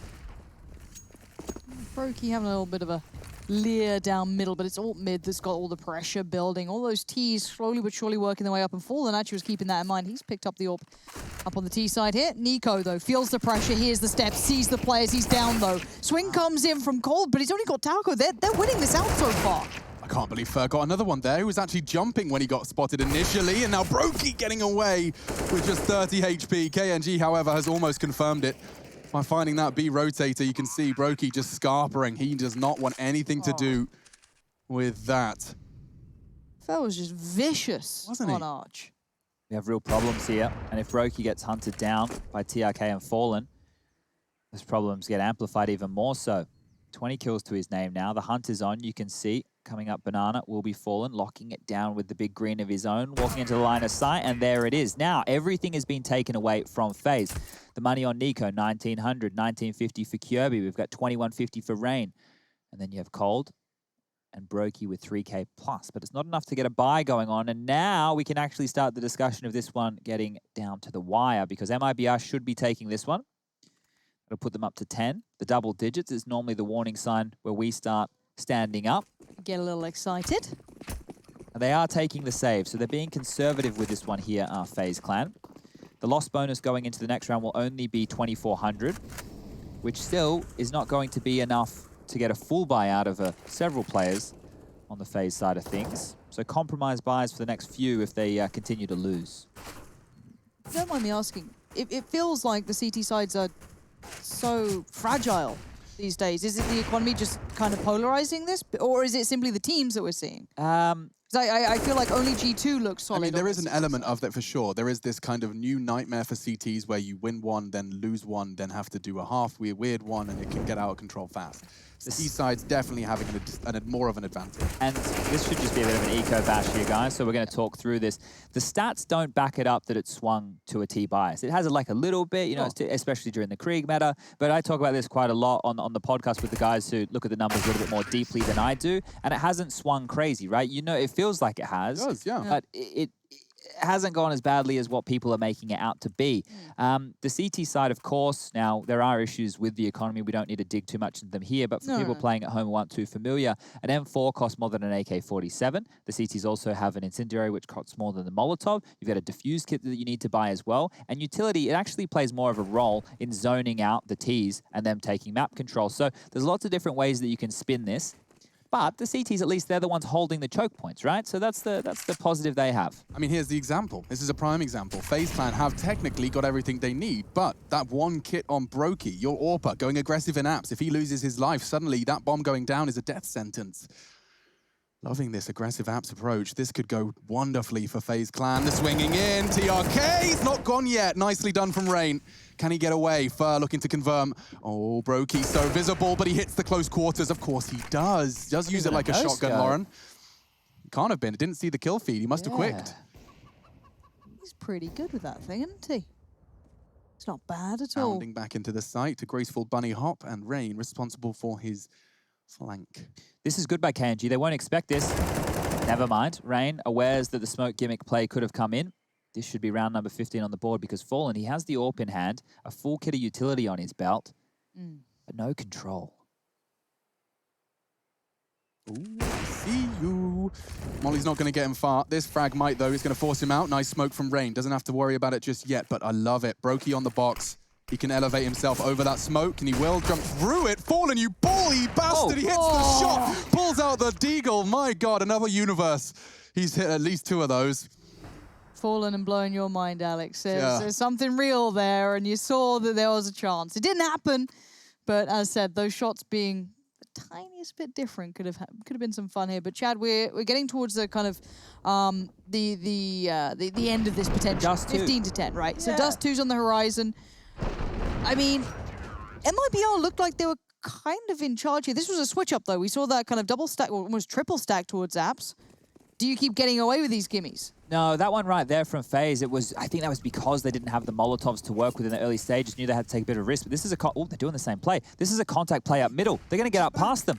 He hears it, sees it, they know too. The call and the comms is about to get a whole lot more chaotic. Yeah, this is going to be madness. What a weird round. They've got to know everything, right? Seeing all this util, seeing the presence, they've got to be able to put together the picture. But the CTs are there quickly, but not quick enough. Cold Zera falls with no trade available. No one to stop him. Brokey gets to see just a glimmer of the opponent, and it's faded away into the smoke. Okay, Rain, I like the angle. Bit of a one-way here. KNG's dropped pit. TRK's on the box. God, it's so good for MIBR. They're even hearing the sound cues. This is theirs. There is no one sane enough to dispute that. Fallen will get it. And we've just got Nico on the other side of the map, and a great round from IBR. That is the counter to a three-man stack apps, is wrapping long into A. It's surprising that they would go for the same play again, though. You know, yeah. I don't understand. I thought it was a gimme. I mean, a one and done. Yeah, you don't normally run that same kind of a setup round after round. It's good to throw in... A one-off. Yeah, right? Counter-Strike's gotten to the point where you need to have a bunch of those kind of moves in the back pocket to pull out when you need them. The stubbornness to go for that again was curious, and now they put themselves on the back foot by losing this round and losing it in such a stunning way. What's the money like? Nico could drop one and Brokey could buy, but I think when you only need one more round and the scoreline's 15-11, saving is the right call here. You can see trying to get on back out to grab some pick control was coldzera, and Fur already had the rotation. Kirby having to rotate in to try and stop that arch side bleeding, but there's a bit of frustration creeping on through. Now, Nico, maybe it's time for one of those rounds, my friend. He's going to have the M4 and be heading over towards the A bomb site this time round. Top middle is where he is. He's going to go straight down, isn't he? Going to try and win the round on his own. Fallen staring at it. He can chill for a second. KNG does go down. A very clean shot. Needs more. He does need more than that. Unfortunately for him, though, Fallen does get the necessary trade, and that was their hardest hitter, taking their best weapon into enemy territory. TRK controlling the banana aggressions, and they'll start to finish over towards the second letter of the alphabet. Just Brokey and a P250 to dispute. Go on. All right. Skipping away, but not enough today. That's something, though. Fallen quick to respond. We've got a game here, folks. Looks like Dust 2, though it is just one round away, will have quite the delay. What do you call in these rounds if you're FaZe? Because honestly, I felt like MIBR's T-side wasn't that bad. They try the gimme, it works out, but you try it twice and obviously it fails. Aren't you kind of putting yourself in a box here? It's very hard to be bold and brazen when you're in these scenarios. Yeah, right? for FaZe, it should be just do the 5 headshot strategy. I know that sounds silly, but what I mean is just hold on the CT side. Just do the basics, right? Because it doesn't seem like MIBR are throwing anything crazy here. The fact that they go for that contact play, they were one round away from losing the game. Yeah, fair enough. But Nico wants the aggression. If he drops here, if he dies, we're in a lot of trouble right now. FaZe Clan, this could be round 13 given away, and then an eco will have to follow in round number 29, setting us up for all 30. Feeling like he has to do it all. A very old feeling and an old look for Nico, but it does seem to have reared its head once again. Crucial moment of the game here. Team forced into an early disadvantage, and now Fallen can command his flesh puppets to do whatever he demands, and for now it's into B. Nice catch from coldzera, and Kirby's caught another on the cross. They went without the smoke. Now it's bloomed, but the damage is done. Oh, baffling here. This seems like such a weird round between the two, but a 4v3 favorable to the team currently sitting on 15. That would take us to map 3. Dust 2 would be the one. And here come the remaining FaZe players. You're going to have Rain down on Banana. Fallen is watching this, and that kind of feel he'd normally have that. He's done the damage, he's got a good tag, but Rain, perfect flash back in. The brilliance of Rain never ceases to amaze me in those small moments. But the CTs, they've got to get a move on. They really do. Another team flash. I swear I've got 5 on my own little hand tally. Taco distracted, coldzera converts. And TRK, if he could just get them off the bomb. Why is no one on it? No one's on it. No one's got a kit. Brokey is on it. I think we've got enough. He's got it. It's all done. 16-12, right down to the wire. And the wire on the bomb. Explosive stuff. We're off to our third Dust 2 when we get right back.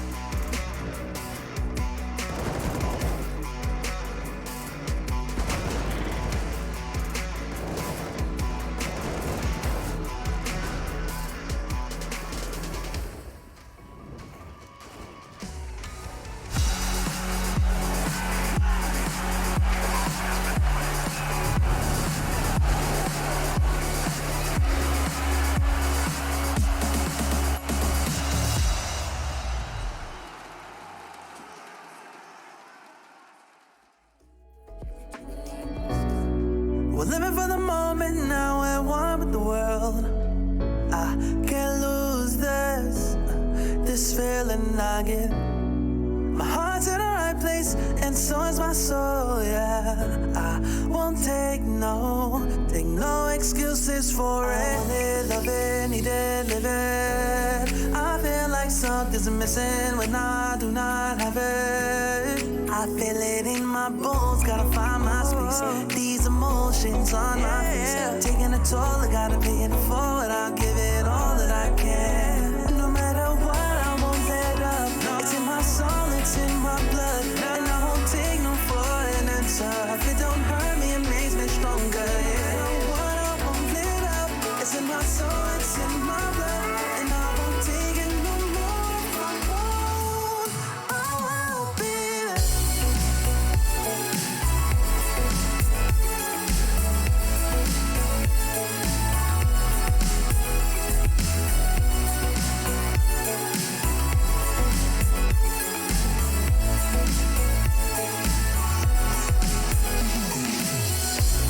Just leave it to me. I know what I need. You'll find if you see. And if you believe, you live and you breathe, you'll find the key. Lifting me, lifting you. Can't go alone, let's do by two. Doing this together, it's me by you. All through the night, all through the night. This is me, this is you. When we get together, we can all pull through. I don't ever wanna stop this groove. Let's get it right. Take it to the Lord, then take it to the grave. Listen to the wise man, tell me what to say. Listen to your heartbeat like it still bleed. A little bit of hope, yeah, it's what we still need. Say a little prayer for the moment. Give what you got, just go in. Can't hold you back if you own it. Live your life like a chosen. No matter what, I won't let up. It's in my soul, it's in my blood, and I won't take no for an answer. If it don't hurt me, it makes me stronger. No matter what, I won't let up. It's in my soul, it's in my blood, and I won't take it no more. I won't be there. Just leave it to me. I know what I need. You'll find if you see. And if you believe, you live and you breathe, you'll find the key. Know what I need, I know what I need.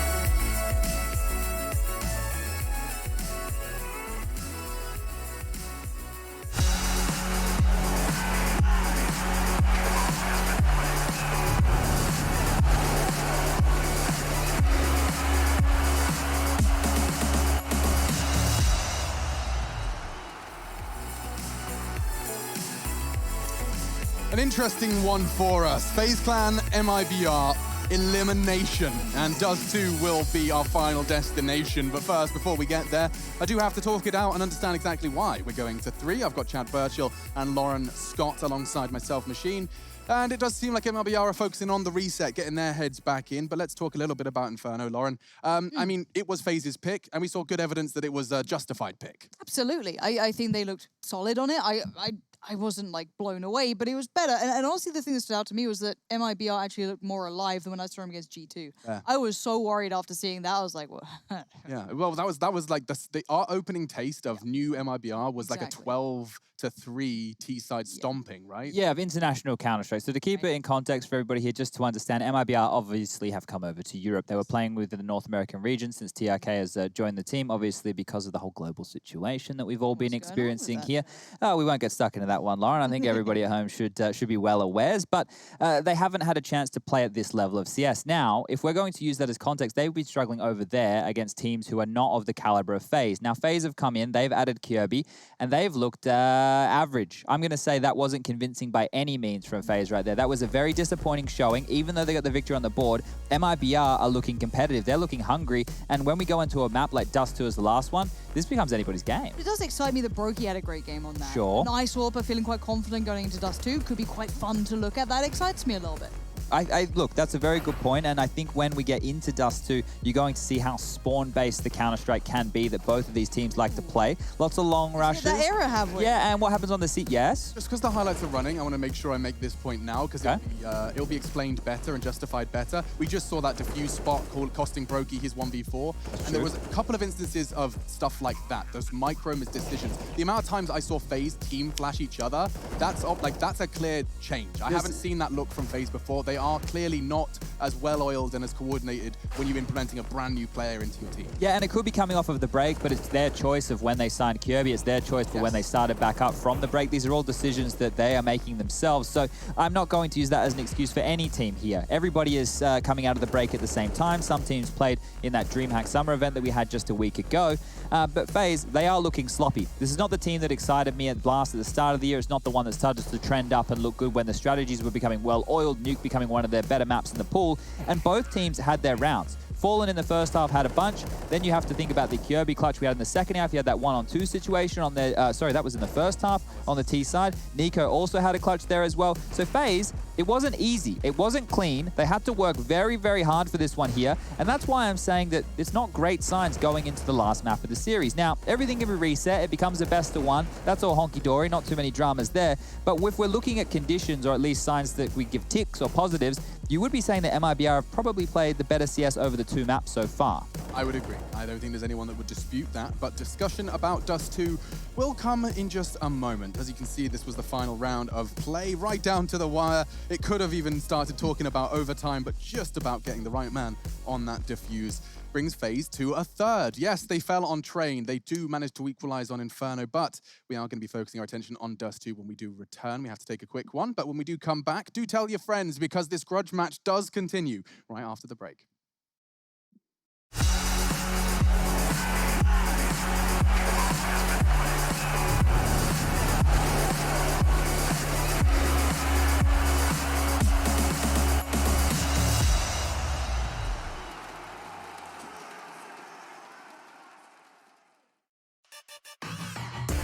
Intel Gamer Days is on now. Whether you're looking to buy or build, now is a great time to upgrade. Get limited time offers and giveaways from top names in PC gaming. Unleash elite gaming performance with systems featuring new 10th gen Intel Core processors, and bring Marvel's Avengers to life with in-game optimizations for a mightier PC experience. Act now. Intel Gamer Days is only here for a limited time.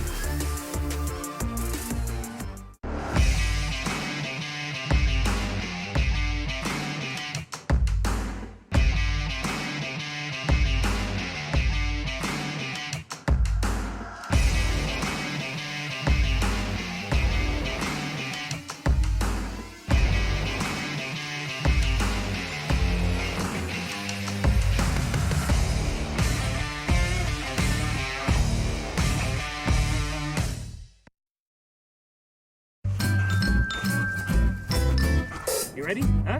Hey, easy boy, huh? You ready? Huh?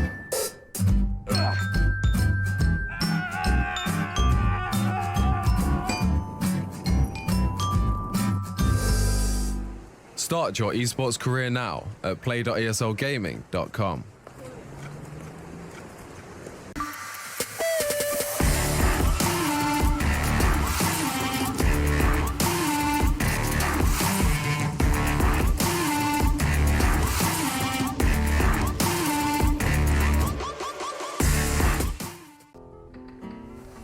If you want to know what you're good at and, well, also what you suck at, check out csgohub.com. Coming! Everybody loves an underdog. Who needs to be liked? Mountain Dew Amp Game Fuel. Victory in a can.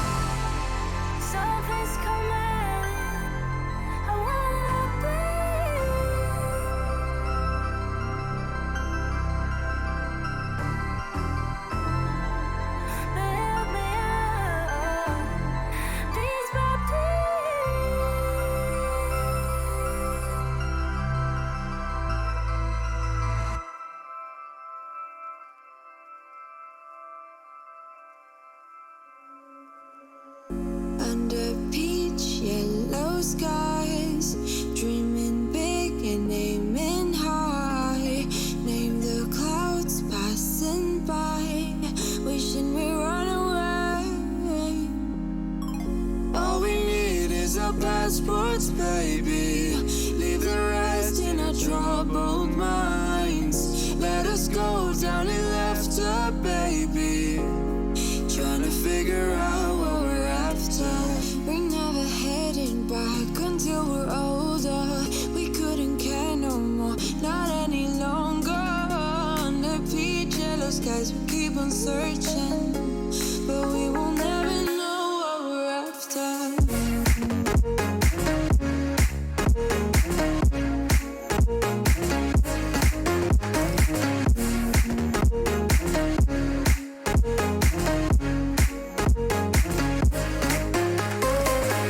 Book a plane, fly away. We will never be the same. And as long as you are mine, come on and run away. We wanna run away. We don't need any ESL 1 Cologne Online is brought to you in part by Intel, Mountain Dew Game Fuel, DHL, and GG Bet. We never heading back until we're older. We couldn't care no more.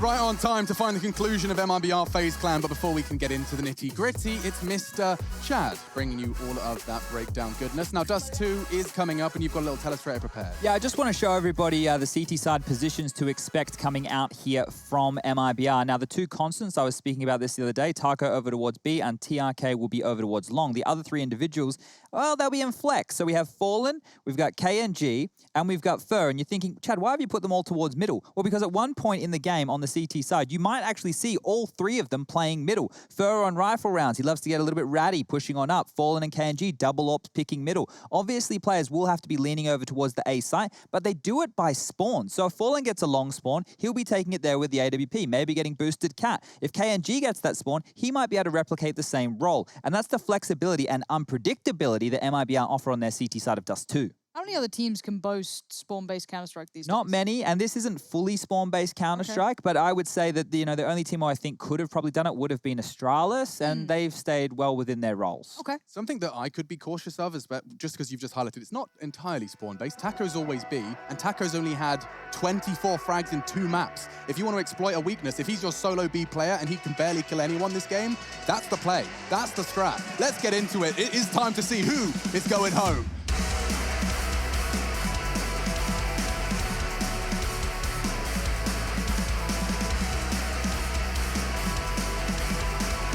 Thankfully, it's not far to go to get home. They're already there. But regardless, only one team will continue here at ESL 1. We're losing hard hitters all over the shop. Mouse Sports, an earlier casualty of the day. Kerrigan's tweet demonstrating his mindset after that one. But we are into the action. I kind of like the new setup. Worth mentioning, the doors have swapped around if you have been disconnecting in the same way the players have from Counter-Strike. Dust 2 doors reversed. Chad got his way. Took a lot, but we got there. Couple of years. It's all right. Someone made a map with all of his examples, and it seemed that that was enough to push them over. But yes, gathering up towards short, rather standard start here. It's Nico that might find the early info. The smoke. Well, they fluffed it. And the jump. This is the frag he needs, and he's got it. Huge from KNG. Brokey all the way from B, contributing. So stylish an approach too, but Brokey still stands here, but they're being pinned. Coldzera's tucked in the corner, but Brokey's the one showing everything right now. Support comes in at just the right time. Coldzera plays it out from the corner so well. And it's Brokey had a great game before, and now he's just started off on a high note. 3 kills for the man. That's lovely. Absolutely fantastic. I want to make some quick notes because maybe FaZe have changed things up, but previously on a map like this, Nico actually does the lion's share of the AWPing duties. He's over towards that A bomb site, and I'm talking about the CT side. When we flick on over to the T side, you'll see Brokey pick it up a little bit more. But Nico uses it to play the A ramp position, obviously helping out Long, floating around. And Coldzera on the CT side actually used to pick it up a little bit more. I'm not sure if that's changed now that the doors are swapped around. But we'll have to wait and see. So up close and personal towards the tunnels in case of a rush is Brokey with that Famis. Coldzera in the site supporting with the MP9. Smoke over towards Dark now. And in lower Dark is where the T's reside. We've got over towards top of mid, Fur on the scout. Going to poke and prod, make sure that nobody's going for any early info. And this looks like they could set up a mid to B quite easily here. Yeah, it didn't work well for them in the pistol. But now with armored deagles, it could be a different story. More utility as well to be thrown around.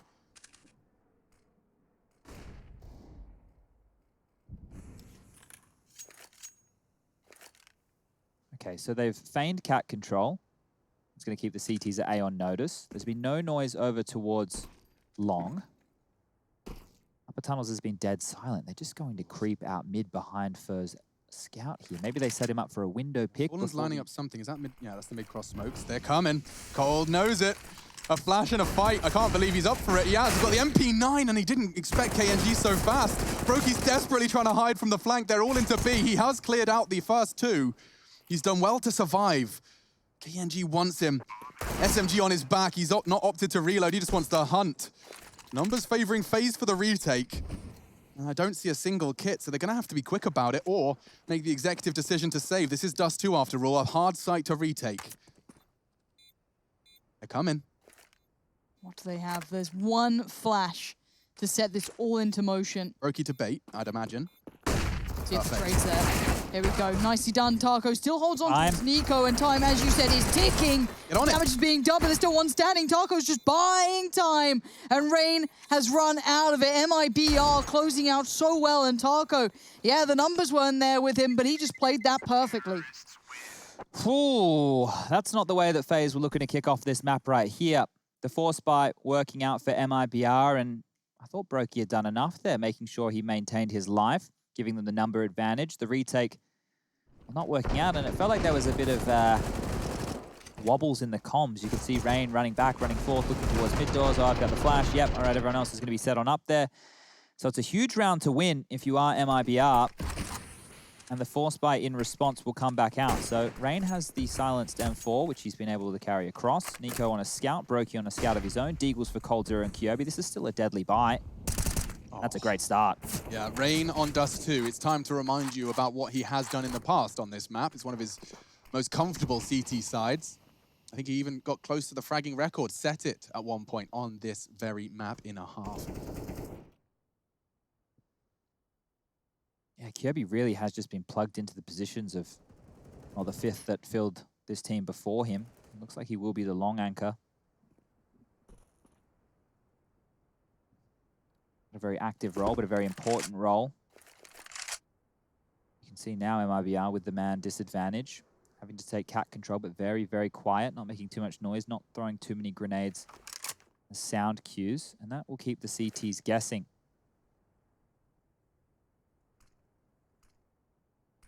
They're coming towards the only M4. Same smokes that previously Cold's going to get the info. I love that. He can tuck into the corner. Say, get ready, Rain. It's about to get messy. Nico can provide some support. More than that, a great shot. And a tag as well into another. Rain's lined him up. He's knocked him down. It's all three. Make it 4 for Rain at the end of that one. The only M4 in play. And he pulls it over the line for FaZe Clan. Gonna get brawly, Lauren. I hope you strap yourself in. I haven't got a seatbelt, but I'll do my best. I'll hold on. Well, these are kind of like tires, these chairs. So. This is lovely, though, from Rain. I mean, it's nice to have Nico supporting you, softening him up. Couple of tags here and there, couple of frags. Rain gets another if he doesn't hit that scout shot. Spot on. Banging. So, kind of a swinging roundabout as we do. T-side down on the Deagles. Armor, though. Forced by completely. Flashes. Yeah, they're behind it. Smokes are in, and they're going up short. It's not too much about it. We do have the playthrough underpass for KNG, just down in towards the dark side of things, but heading up towards A. Nico. Time to watch that. Whoa, okay. What? That's a great shot from Taco. And if he hits another, the site is theirs. KNG's done that for him. Wow. He's actually found 2 in middle. Oh, wow, Kyobi yet to find a frag. He's now got 4 people hunting him down. Great shots onto the first 2. He's playing aimbots. They're putting their head straight into his line of sight. He has got a real shot at this. He needs his teammate to start closing that gap. If that incendiary forces the fight, he's in a really good spot. It is burning TRK. Keeping it level. KNG's only got a scrap of health in CT. Still makes the scout work, though. And Cold Zera plays it perfectly. What? Blind. Gets him, though. And now all onto Taco, and he hits the shot. That's spectacular. What a round. You said it was going to get brawly, Chad. There's a perfect example. Yeah, I'm not quite sure what happened with TRK just there. I didn't think the Molotov was deep enough to get him all the way back at Goose, but I have a theory. Yeah? I think if, you know when you get hit by the incendiary, sometimes you just kind of end up, Slows him a you bit. get stuck by the nade hitting you. I don't know if we'll get to see it from the bird's eye view, but that's the opener. Let's see how he gets this second one, because he's so screwed. No, he wasn't. What a shot. Panji had 3 in that round, and Taco obviously had the 4th there. Oh. That peek from Taco, it's so harmless in his mind, and only Cold's hitting that shot with the MP9 at that rate. Can't even blame him for it, really. No, you can't. I mean, obviously in hindsight, you're like, well, I shouldn't have peeked it, but let's be honest. exactly. Let's be honest. That's the heights you can reach. But 3-1 being the score right now. MIBR still clawing at this one, still keeping it dangerous, and the pace isn't going to slow down. We wanted a brawl, and we're getting one. Blood is all over the floor right now, and these two are taking lumps out of each other. Lump. What a nasty word lump is. Let's see if Nico find anything here. He is in the right place and certainly the right time. That's fallen. Just as the smoke fades, he can convert. The advantage likely to be extended. They have full commit and flashbangs. It doesn't matter. Nico pulls the trigger onto TRK. Okay, well, I don't think we'll see MIBR force buy in the following unless they can get 2 or 3 more frags and keep the CT economy low here. Kirby dancing around the smoke. Have an idea. He's over towards this car position. Might get isolated. Another great shot from Taco. 3 frags from Nico. He's on for the ace, and they are coming into his domain. Looking for number 4, and why not? Let's put a bow on it. Nico wraps up the round, a solo adventure to pull home number 4 for FaZe Clan. Now the eco, right, Chad? Now it should be, and I think the reason they went for that force buy... KG's got... He did have an extra cash, so they'll go for the hero AK. This is still just to keep the economy kind of level. You don't want to let the CTs start to build up against a completely free round. But look, I understand the call. We always talk about it here on the desk, right? We're like, yeah, you know, it's so tempting to go for. And Fallen's obviously, with the spawns that have been dealt their way, made those type of plays. Ooh, Rain's gone for a walk. He's going to be dangerous. That nade is going to do a lick of damage to Fur, but he's made it into lower tunnels. They're well awares. I like this. Should be a cleanup. Rain's on it, boys. No worries. Gets the rifle for it, too. It could have gone better for him. Yeah, what an upgrade.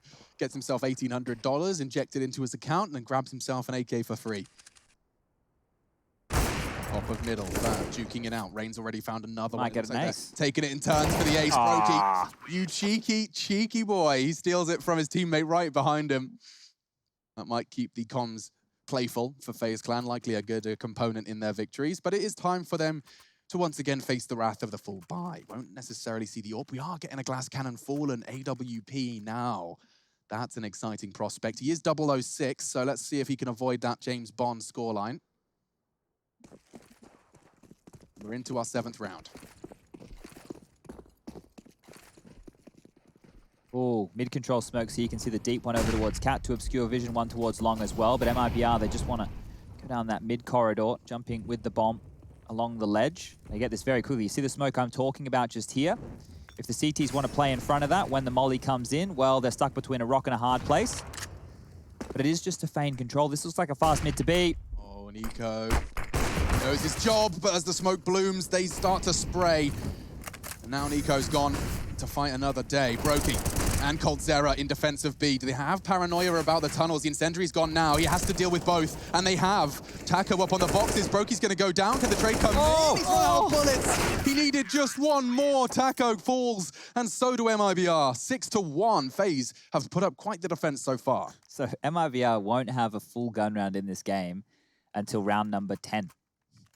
Because of their, again, falling. That's the gamble, right? That's the gamble of when you go for those force buys within the early stages of a game. It's a cruel mistress, right? If it pays off, you look like a genius. The CTs are broken. They're in a really, really rough spot. But you can see here, we're already in round number 8. They've gone for yet another partial.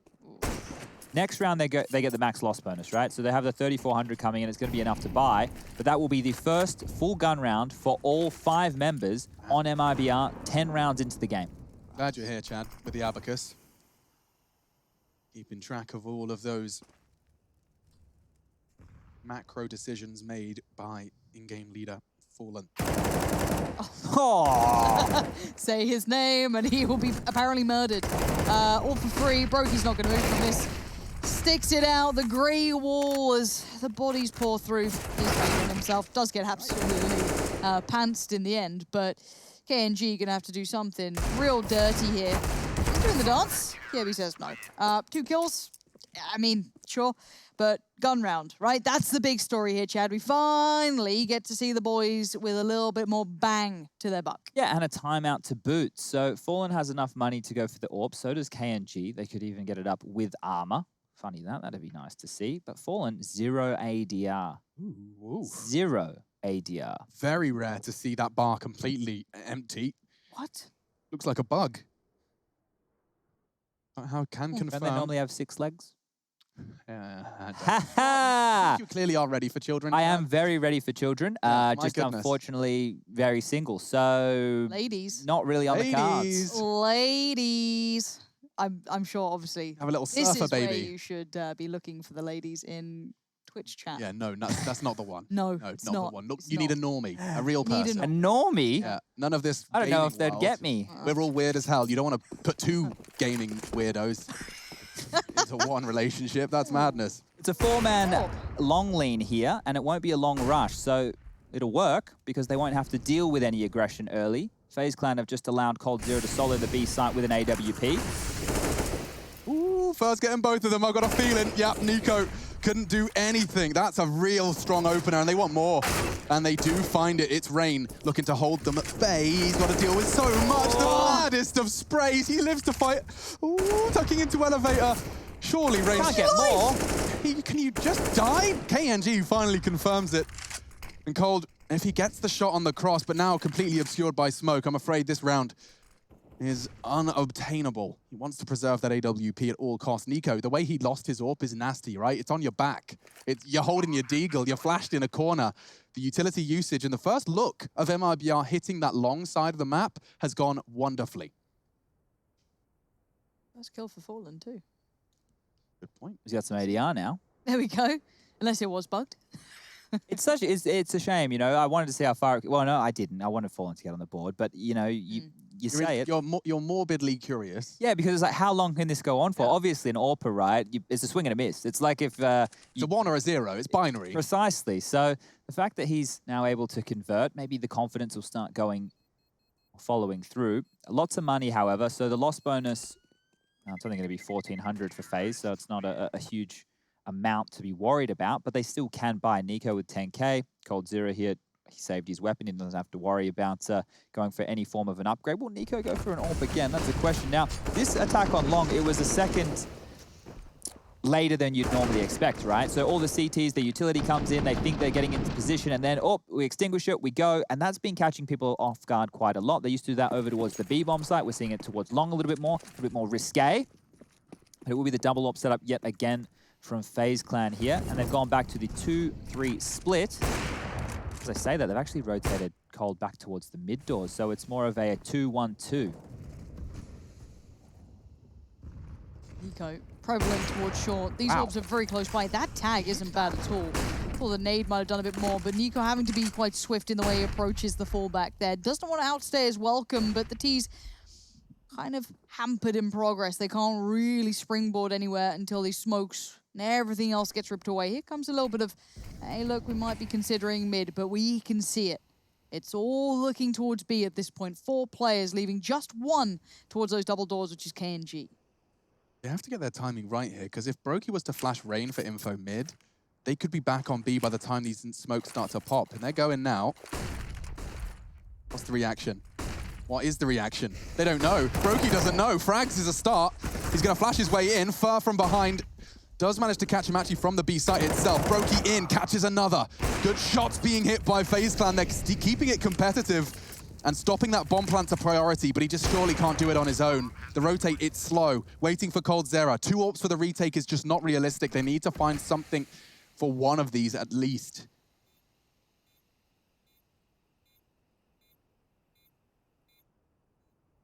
Two tucked on the side, Cold Zera and Kiebi working through the B tunnels now.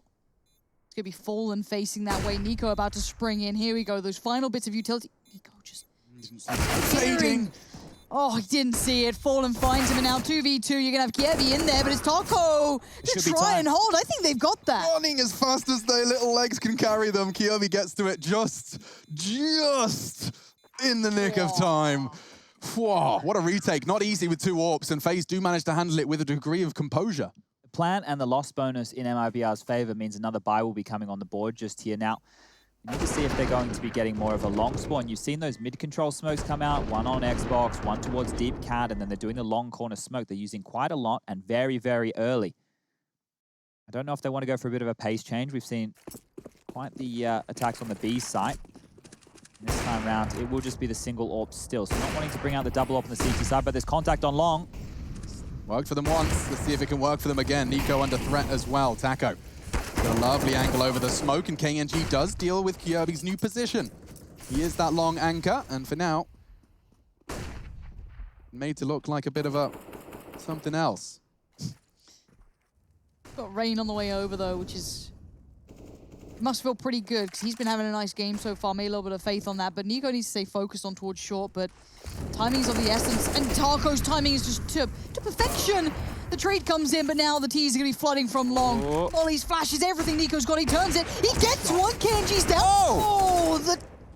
Enough of a tag, but the frag evades him. Yeah, lovely. No scope. He's going to dunk on Fur. Bonk. And that is a difficult spot to be in. Now dropping FaZe. They are bringing some ferocity. Nice, makes sense to upgrade to the M4. Flash for Brokey, swing on ramp, and Bob's your uncle. He doesn't respect it, doesn't need to. They have to fake it out here. He's going for the commit. Fallen checking for the jump up. You know there's one short, anticipating the other. This is going to be a headshot angle. And that's the headshot for the angle. Now all onto TRK. Tucks in on Gandalf. Does need a little magic here. Brokey knows the spray isn't good enough. Brokey, he has been such a clutch factor for FaZe Clan. What a pickup this Latvian is. And now 9 for FaZe Clan with, what is that for Brokey? That must be closing in on 20. Where is he? Brain struggling to read. 16, there it is. 16, he is on his way. 140 ADR.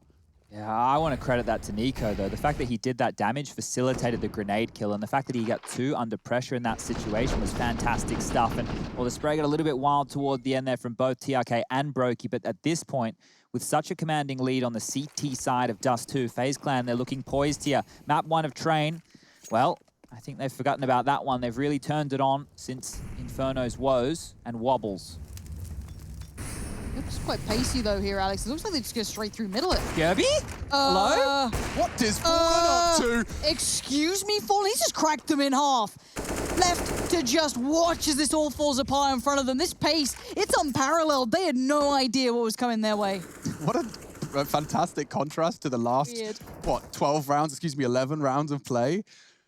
I mean, that's something we see Nico do, right? Like the charge down middle when nothing else is working. This time, Fallen's done it with an AWP. I don't know how he didn't hear the 4 Ts, like bulls in a china shop, just running straight down the guts of middle. I just watched it back a little bit, and Kyobi's seen the mid-door smoke, and then he's running back turned across middle.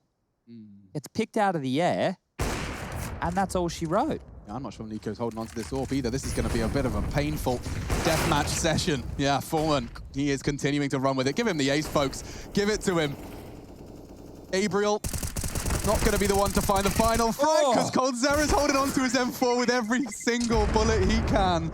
Good damage, chips away at them. That's taken away one of the AWPs. TRK does recover it, though. But look at the damage, like, straight up. MIBR, great, congrats on the win. But those 2 deaths on that hunt are going to be a little unideal. Shot onto Kyobi, moonwalking into the air.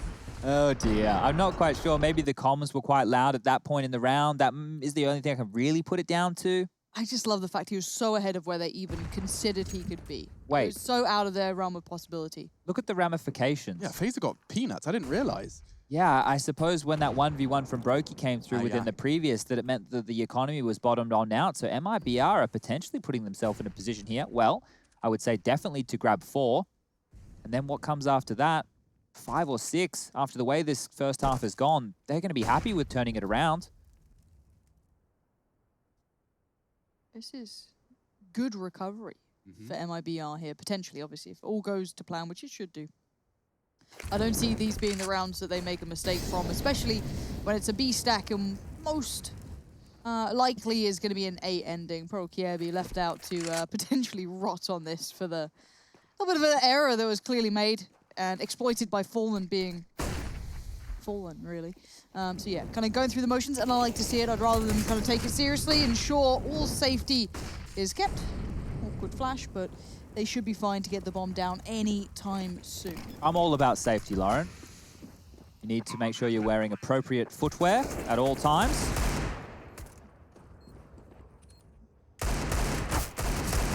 Getting a bit sketchy here. Taco struggling to finish his frag. Chipping away at him further. Nice. Keeping things safe, keeping those weapons all in their hearts. There it is. Okay. So 4 members of MIBR do weather the storm, and that puts the 4th on the board. Bearing in mind that everything for the ESL 1 Cologne journey for FaZe and MIBR floats and rests on this map. It's wild to me that we lose one of these 2 names. Obviously, with context of the current day, it's different, but they're tenured teams, right? Veterans, the legacy they hold, it's built off of results, and it's scary to see them in this predicament so early into a tournament, I guess. They'll be joining the graveyard with Mouse Sports, who went out today to Mad Lions 2-0. Heretics went down to Fnatic yesterday and were big. The #1 team in the world during the online era were knocked out yesterday by the Ninjas in Pajamas. So it is another big name to be losing. You are bang on there. Cutthroat competition here in Cologne. Yeah, and fresh out the player break as well. It's like whoever hits the ground running. Absolutely. A shot from KNG that could very well translate into a B plant and a full save from FaZe. Unless Nico wants to go ahead and be the hero. They've got a molly and a smoke for the cross, so no options really for FaZe Clan. It does look like they're going to be heading for the save. It's the only option they have. TRK's weapon probably going to be picked up. Yep, it has been. Kirby's hoovered that one up. Okay, so 9-6 is on the cards. We were talking about that within the first half of Inferno, just gone. Remember how close the second half got? There was a chance there for MIBR to take that one to overtime or maybe even sneak the win through. But there was some big clutches. We had the Nico 1-on-2 over towards the A bomb site. And maybe some more of that magic will be needed. Just kicking things around. That's all right. Do you guys ever like to have a little flirtation with magic? You ever like get a magic kit for a gift or anything? See that kid in school. Well, don't make assumptions, Lauren. I'm just saying you were selling Don't it to you us. pick up that mirror straight away. I was throwing this towards both of you. Chad, you're included in this. I liked card tricks, but I never really got stuck have into one it. you mastered, like a little coin trick or something. I was a horrible bully at school. Oh, that was okay. just... You'd have just been mocking. Yeah. I was one of the kids my bullied at insecurities were school. very much projected at others. Oh gosh, You know, yeah. it wasn't a good time for me, but it was worse for the kid doing magic. That's my MO, Lauren. But you know what? Half the battle is admitting it. So for all of you listening at home, try and keep track of that. Grow up. Don't worry. Yeah. You know, identify it. When you're See it's a feeling problem. bad, it's easier to project that bad feeling onto other people, maybe even on Twitter. We weren't actually going there, but that's a nice segue, Alex. Be nice to each other. Ooh. Nothing nice about that, though. I think he was spotted as well, definitely so. Fallen's going to get... Oh, okay. These players are so damn good. It's actually ridiculous how good these guys are. Like, the shots they hit blow my mind, and Kirby wants a bit of it. He's up for the fight with Fur, but you're playing a very, very volatile, dangerous game over there. Might need to be a bit of a risk in the mid-round here from FaZe, or a multi-kill needs to come on the cards, because we have seen MIBR go for quite a few different looks here. Mid to B has been successful. Ooh, the smoke towards Cat. That's going to stall things out. Maybe indecision now from the Brazilian side. They have about 15 seconds to wait until that clears, so they can just posture with a minute left on the clock. There is no rush, and they have the number advantage. But in these scenarios, CTs normally go for an aggressive play, and you can see that's going to happen. The flash is about to come for Rain. Oh, Rain set up for success, but only manages to find one. Kenji is right there, and Kenji's been very present this map. Yeah.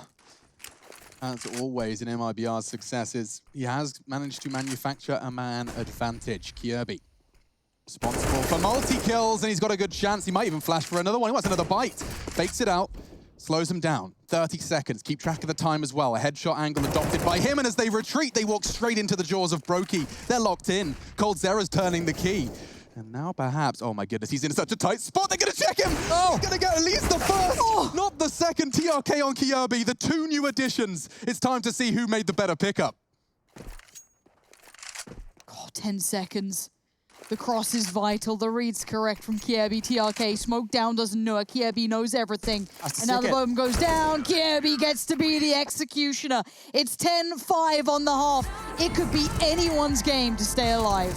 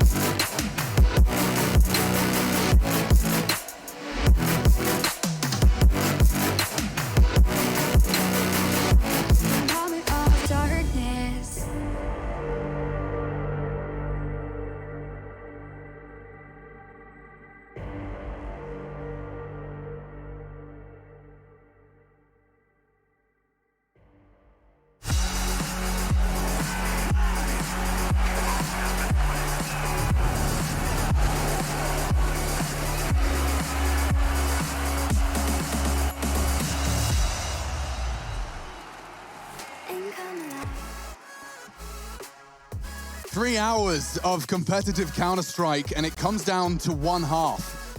FaZe Clan on the left-hand side of your screens, MIBR on the right, 5 human beings and then some that have put their heart and soul into qualifying and then continuing at ESL 1 Cologne. Unfortunately, the dream is going to end for one of them at the end of this half. Myself, Sponge, and Pansy, the voices of the broadcast. Fur tries a little heroic interception of the Xbox smoke, and we are off to the races, Lauren, with a bit of a charge down cap. Yeah, they're not slowing down at all. This is pacey, this is powerful, this is FaZe trying to set the tempo here.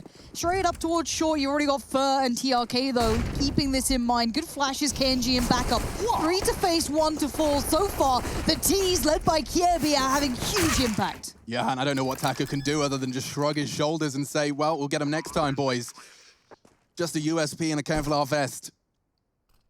And 5 humans, all locked on short, long, and that A site. He's just going to reside himself to keep hold of that armor, enabling him to perhaps have a bit more impact into the second round of this second half. Now, here comes a big problem for MIBR. One of the keys to the early stages of the first half of this game was the force buys. Now, it didn't pan out for them. We saw what it did. They ended up 7-1, 8-1, something ridiculous down before they were even getting guns in their hands. I think it was round 10 was the first time they had a full buy for all 5 members. But now they don't have the same buffer, the same luxury to work with. 11 rounds of B post on the board here for FaZe. If they opt to go for a force buy here and lose, that's going to be 13 almost guaranteed. And then we're at the real business end of this game. So decision time for MIBR. Do they want to stand and fight?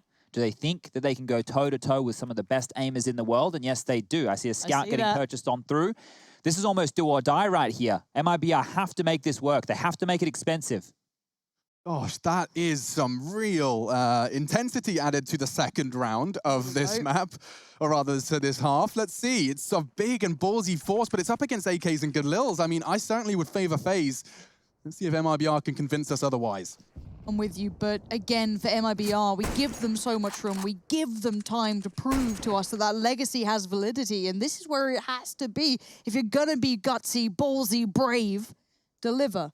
And coldzera, what a better man to have against you to prove it as well. KNG, eyes trained on the gap. Are they aware? Are they not? We'll find out in a second as KNG's not subtle about presence. But for now, the T's aren't making too many moves. They're going to try and get the lay of the land, it looks like. I think the Cold being in hut there may have actually heard some of those footsteps falling on back, but he won't take a risk. His job is just to anchor that position. Meanwhile, the scouting party, Rain with Nico, holding hands in the guise of the Xbox smoke, will take short control. This is very standard so far. Kirby dealing with the tunnels push, Brokey overseeing mid. A very, very default round to start this one off. And knowing that they are up against scouts, they did hear it earlier in the round, they're well aware, they're still going with a cat play. This is where the scouts can be the most deadly. And KNG is trained with Fur. Standard smokes. The Vanguard smokes, if you will, gets them across. And Nade looks destined for greatness here from Fur. A good chunk of damage. God, that's Rain gone. Brokey quick to pick up the pieces, though. Into the shot.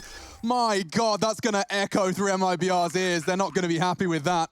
Nade again, good this time from the CTs. Oh, he is so good. He is turning into my favorite player so fast right now. Nico on cleanup duty gets the mop up. And TRK, that CZ, he's stunned. For it. Cold's here for him. Watch this. Go on, Cold. Give it to him. So here's the problem. Look at the money right now on the MIBR side of things. Fallen saved a little bit of extra dollars. He's got 3,100 in the bank. That means they will be able to get the AWP out in the next round, but they will concede 13. They have to take a save. Force buying right now would just be insane. It would make no sense whatsoever. So you can see just a little bit of an upgrade. TRK, he's invested. Nobody else has bought anything just yet. And freeze time, it's ticking all the way down. It's just going to be the basic pistols. And you know Brokey has made the educated choice to pick himself up a Mac-10, the Mac Daddy, up against unarmored Brazilians. He's going to be the first one in. I imagine Nico will have a look.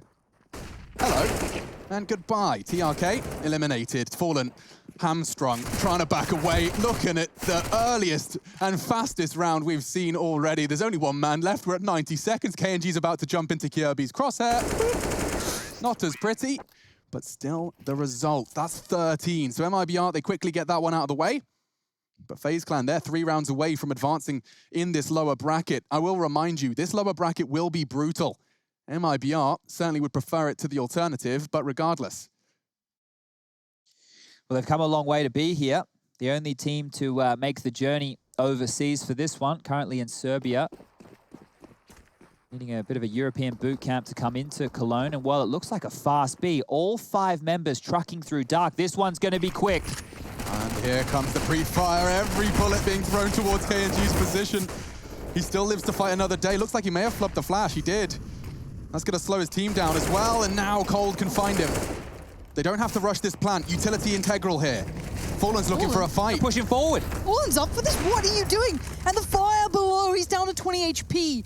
You can see how enamored by the idea of winning this out right now. It's just enticing them to take these so aggressive fights. But Rain, cool and calm as ever, calculated, puts down the bomb, hits the brakes, says, we've got this for now, but look at Nico, Alex. Yeah, he is absolutely set for any sort of funny business from that tunnel's position. And it does look like MRBR are going to be not interested. Backing away, preserving what little they can, but their options are getting more and more limited. We are staring down the barrel of 14. You're on the CT side of Dust 2. That is no easy challenge. And their hopes and dreams of returning to glory in Cologne, what was it now, 3 years ago? Yeah. My goodness, so much time has passed, and it seems that many names have caught up to that throne. And you'll have to prove it once again if you want the respect of a world beater. That's almost a lifetime ago in Counter-Strike, 3 years. It's the last time the Brazilians were really That was a relevant. different person 3 years ago. Like straight up, like I'm living like an entirely different life. 100%. That's a long period of time. Right, that's enough to really become... Yeah, gosh. And think about the year in the space of Counter-Strike, right? Not even just individuals, and it's absolutely insane. But the saved weapons will... He's going, look at Nico. Oh dear, it's going from bad to worse. They're turning the screws, Alex. They want to make this hurt. That sort of pick, the 19-year-old just dying to get involved. Nico chomping at the bit. He really wants something, doesn't he? He wanted to get out mid. The flames will hold him back. That's another bit of util. Warning shots connecting into the elbows of KNG, but he can still operate his M4. He can't pick that weapon he up. can't. That's a sound cue. He's thinking about it. Whoa! Nico, anything. He'd have loved it. You could see him there. He was ready to go through the molly almost, but no, he waited and he gets his just rewards. But now Taco, look how isolated he is. I can't quite justify that one. Taco's going to be mad as hell. And TRK, and unfortunately for them, are at the business end of this game. This is game, right? This is game. Money. I mean, look, Chad, I'm down for you to say that for anything other than a elimination final round of play. Shut up, Chad. Sorry, guys. It's not game. Get outta here. It's not, because clearly MIBR are going to have one more chance. Hang in there, and I can just picture the cat. Oh, do you remember, what were they called? ICANN has cheeseburger. Before, like, the internet existed properly. Keyboard cat. I remember, like, thinking, yeah, that was like memes before memes. Or Memes. All right. Chad's called it over. Throw in the towel. Chad thinks it all over. It isn't just yet. There is one more to go. This is it. This is what it comes down to. And if MIBR couldn't make it work in the proper rounds, there is a lot of credit to be put into what Chad says. And you know what? We're going to give it credit most of the time, but you give them the final shot. You give them everything they can give in this, because this is their life on the line now. Phase 1 away from winning this, moving forward, even if it's precarious, it's still a lifeline, whereas MIBR, they're about to flatline. Yeah, absolutely. I can almost hear the ringing already. Taco about to be challenged. A great flash should enable the frag. He does get it. Is he expecting? Really sneaks through. But TRK wide on the swing, gets the info. Taco's so low. Does he have a nade? No, cannot dunk. Can get away to preserve that bomb. Don't want to be losing that. KNG in the meantime does catch the B-lurk. He'll be pushing for info and calling it clear. These are the two men that you want alive to close out the game. coldzera and Nico. Quite the duo. Quite the names. He's going to check the CT. I wonder if the timing favors him. Oh, it does. An MP9 dink does do damage. Nico softened up for TRK and KNG. This battle for survival continues in the last 60 seconds of play. Bomb will be retrieved by coldzera. What's the timing with KNG like, Lauren? I think he's going to be too late, I feel. coldzera's just slipped by. Suicide could be a threat. It could be. Again, this timing, it's the finest of margins, a couple of seconds here and there. Keep mind of KNG, eyes on the mini-map for that one. See if he chooses long. Does he cut back through middle? They saw Nico in middle, so that feels like the right choice. But by now, they're up short. They've already made a good path. They've tracked their way through, but it's precarious, it's dangerous. They don't know what we know. And just as time continues to tick here, KNG is getting closer. Second by second that passes, he is creeping up, and he ain't far now. Cold's aware. Cold's aware. He's got the bomb, though. If Cold goes down, this is looking all so winnable. Nico, he hasn't got the time to be fouling around. He has to start hunting for frags. Can he retrieve that bomb? KNG spotted, plays the anti-flash, trying to survive, upgrades to the AK, can't find cover, needs the shot. 9 seconds, it's KNG. He needed to do something for his squad, and he has justified the salary there. Keeps MIBR's heads above water. And he even picked up the AWP, throwing that straight over to the in-game leader and captain of Fall, and he'll be putting that one in his back pocket. And the buy right now, look, it's still not fantastic. Taco only has a FAMAS. He's only going to have a little bit of utility to go behind that, prioritizing the smoke to stop the B rush. On the other side of things, guns are plenty. All pout for Brokey, 22 kills to his name. The AKs like they want them, and they can slow down the pace right here. That doesn't have to be quick. Oof, this could be, you know, knife's edge moments for him. 2 players towards the lower part of those B halls. And just above, he's onshore. We haven't seen too much of that yet. It's dangerous territory.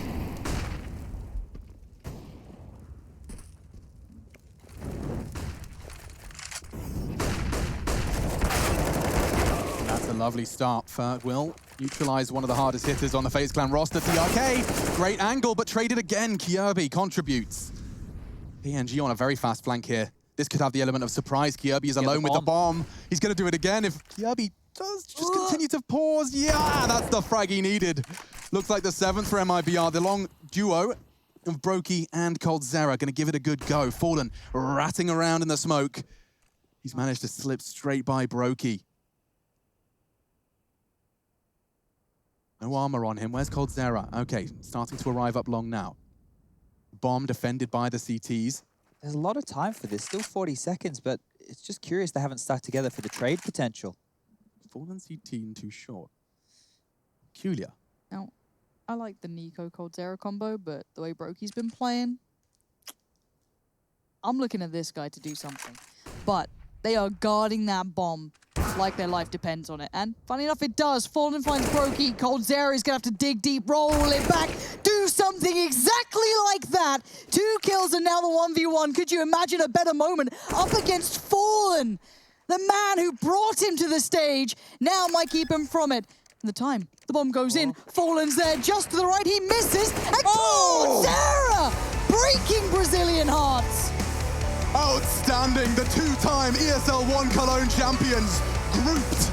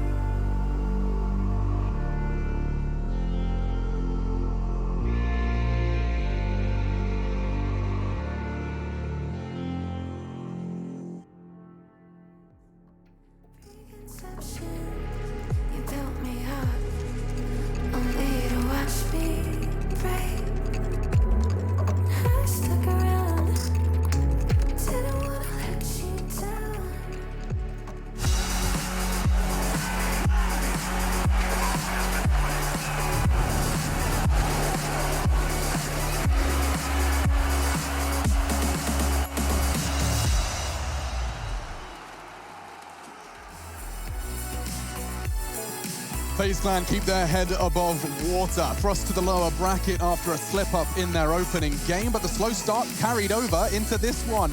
Eventually, after a full three-map affair, it finishes with a most poetic of endings. Ex-teammate sends them out of the very same event that he lifted the trophy with them. Let's see that clutch one more time. coldzera up against Fallenly Plants with 2 seconds left, and that is how FaZe Clan continue in that lower bracket. That's gonna feel good.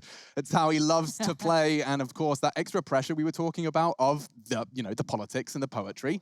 I'm sure that's gonna be a huge win for FaZe in terms of bringing a new player like Kjaerbye into the unit and understanding just how they can play. Well, especially when you go back to map number 1 and you consider how all this started. It looked very flat. They were getting destroyed, and MIBR were looking like a different version of the team that we had come to expect over the last couple of months. But FaZe, look, they're obviously going to take time for them to warm into having a newer player on the roster, playing a brand new role, and it's something which will take time, and I hate to have to throw that in every time we talk about a roster change with a Counter-Strike team, but that's just the way she goes. Yeah, and look, here in this game right now, the pace in which FaZe Clan approached that T side, it didn't leave any room for error. Look, the B rushes, they were in their face, and this man right here, well, he did all right. Yeah, I honestly, looking at FaZe on Dust 2, that T side, it was what I want to see from them all the time. That power, you see all those brilliant elements that make FaZe always that dangerous team to look at, that can clutch out, that can work as a team. They have these beautiful individual moments, but they're facilitated by each other. No, absolutely. And actually, as we run through these highlights, you'll be reminded of those glimmers of fighting spirit we saw from MIBR, and certainly starting to fall off. This was actually one of Kjaerbye's highlights as he continued to keep, I think it was a 2v4 at this point they managed to convert. And we had Rain doing that ridiculous stuff on the site. We had Kjaerbye having moments. coldzera, that was, obviously the final moment kind of overshadowed what we saw. But I also want to say KNG, I love some of those flanks he was pulling off. They could have been a lot more deadly, and he also saved them a couple of times. He absolutely did. I want to bring up Kjaerbye because we do have a chance to talk to him. While we run through these highlights and his frags are on screen, why not get the man involved as well? Newest addition to FaZe Clan from North, taking a break, coming in hot. Kjaerbye, are you with us? Hello. I am with you. Fantastic. Well, that's exciting. I like it when you use my name. But let's talk a little bit, dude. I actually want to kind of start at the beginning. So we observed that you have at the moment just slotted straight into kind of the Olaf Master? Holding the inner sight on train was our prime example. Are you starting to feel, that there's a lot of hard work ahead of you? How did that feel to be in roles you're unfamiliar with in Tier 1 Counter-Strike for survival in a tournament? That's quite a lot to throw at you right out of the gate. I'm not gonna lie, it's not an easy part, but I'm really excited. I talked with Nico before we started practice. I said I can be an anchor if I can be it full time, so I can learn it as quick as possible. It was a bit of a frustrating game, as you could see on Inner Train, my first game in ever there. Yeah, gosh. So I knew everything they were doing, but I just couldn't close it down, and that's basically why we lost Train. Well, Kjaerbye, I know that you're new to the team, but was there an air of, let's say, revenge or maybe something to prove for coldzera and Yanko going into this game? I don't know. You will have to ask them yourselves. But that's that North PR training. Yeah. There's always a lot of the line, and coldzera was, of course, extra excited to win against his former teammates. And I'm just we're really happy to have the last 2 maps were great T side and calls by Nico and Inferno. So we're happy. Okay, so in some of the rounds there on Dust 2 and Inferno, you had that nice clutch on the B bomb site. Getting to play the rounds a bit slower, not having to be the entry fragger, how long do you think it's going to take for you to transition into really feeling that role? I mean, I hope I'm transitions for Wednesday when we have the next game. Okay. Putting in a lot of hours, and I think I've been doing pretty well in practice and learning. And I mean, I don't want to say any specific time, but I feel ready, and I also feel like I could have done better today, but my teammates were great, and I'm just really stoked for the win right now. Yeah, and I think you've got a lot to be excited about and a lot to work on. Of course, you've got more games to come. Lower bracket, it's very cutthroat, and you'll be playing another game, I'm sure, in just a moment's time. So I'll let you go talk to your team, celebrate. Thank you, Kjaerbye. And we can get on into the nitty-gritty. So MIBR eliminated. Yes. Help me out with this bracket thing just quickly. Do you know if they swap when they fall to the lowers? Look, I should I wanted really to be on work top out- of this stuff, but because we're flicking between North America and Europe, my eyes haven't been So- as finely tuned. I can tell you right now who they're going to play against, if you would like. They play against the loser of Astralis and Vitality. So it is flipping. Okay, cool. So that means that Fnatic will be playing the loser of Heroic G2. Yes, bang on there. Okay. You've nailed that one. So Hey, look at look, it's going to become a very dangerous bottom half of the bracket here. FaZe Clan, yeah, they will be going up, as I mentioned, against the loser of Vitality versus Astralis, which is actually a huge matchup. Oh, massive game. Yeah, you have to consider the fact that Vitality, they have their new roster with Masuta, and then Astralis with their even newer roster with Bumsky and Esatag, the 7-man team that they've kind of assembled right now. So lots to look forward to in the European side of things. Yeah, and in the American side of things, you've got things to look forward to yes. right now. Yes, EG Liquid is just around the corner. We're going to be live with that in about, what, 5 minutes, 10 minutes? We're going to grab a bit of water, a little bit of munch. You can do the same. We'll see you for EG Liquid.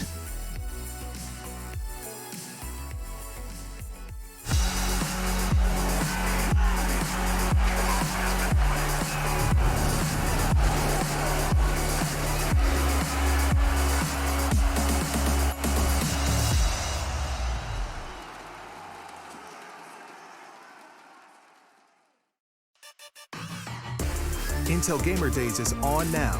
Whether you're looking to buy or build, now is a great time to upgrade. Get limited time offers and giveaways from top names in PC gaming. Unleash elite gaming performance with systems featuring new 10th gen Intel Core processors. And bring Marvel's Avengers to life with in-game optimizations for a mightier PC experience. Act now. Intel Gamer Days is only here for a limited time.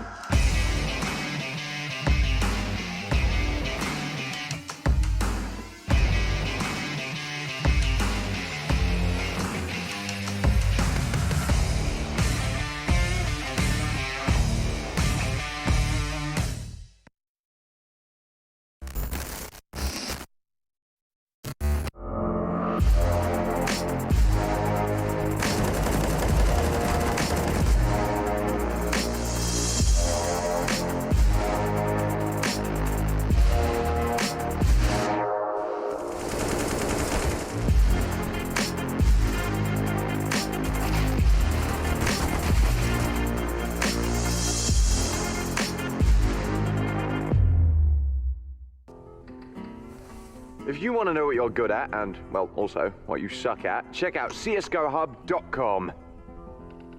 Coming!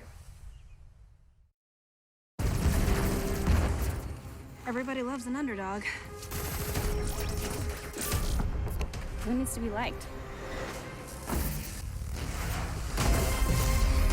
Mountain Dew Amp Game Fuel. Victory in a can.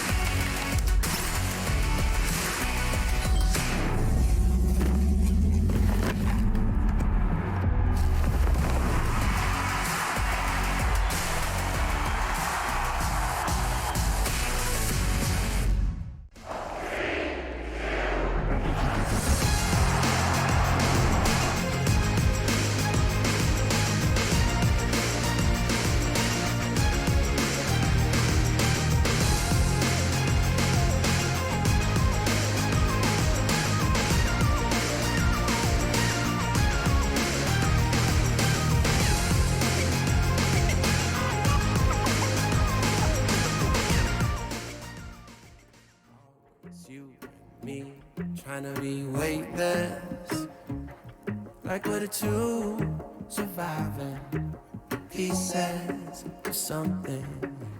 Always you and me, trying to be weightless. And I know it feels like light years in the making. Oh, thousand miles of love. Don't look down, we made it. Feet far off the pavement, and we go up, up, up. Thousand miles of love, yeah, yeah. We stay understated.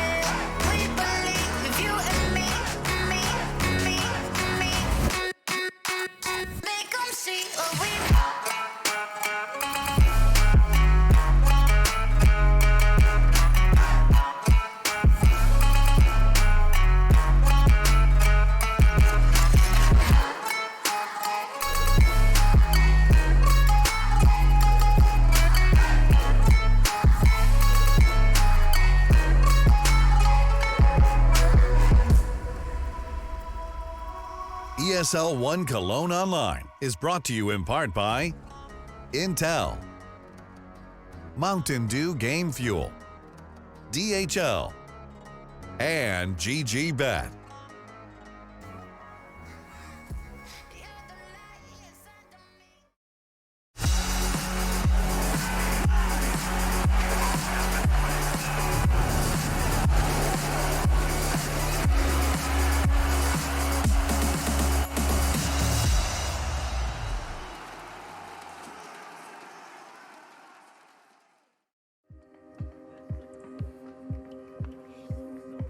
On July 29th, the CSGO world was shocked, all because of this tweet.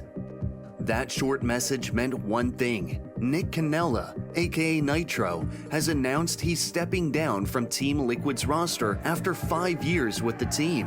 And for all their fans, it came as a shock, because when you thought of Team Liquid CSGO, you thought of Nitro, the ever-popular Captain America and team leader who's been with the team since they first announced their CSGO division.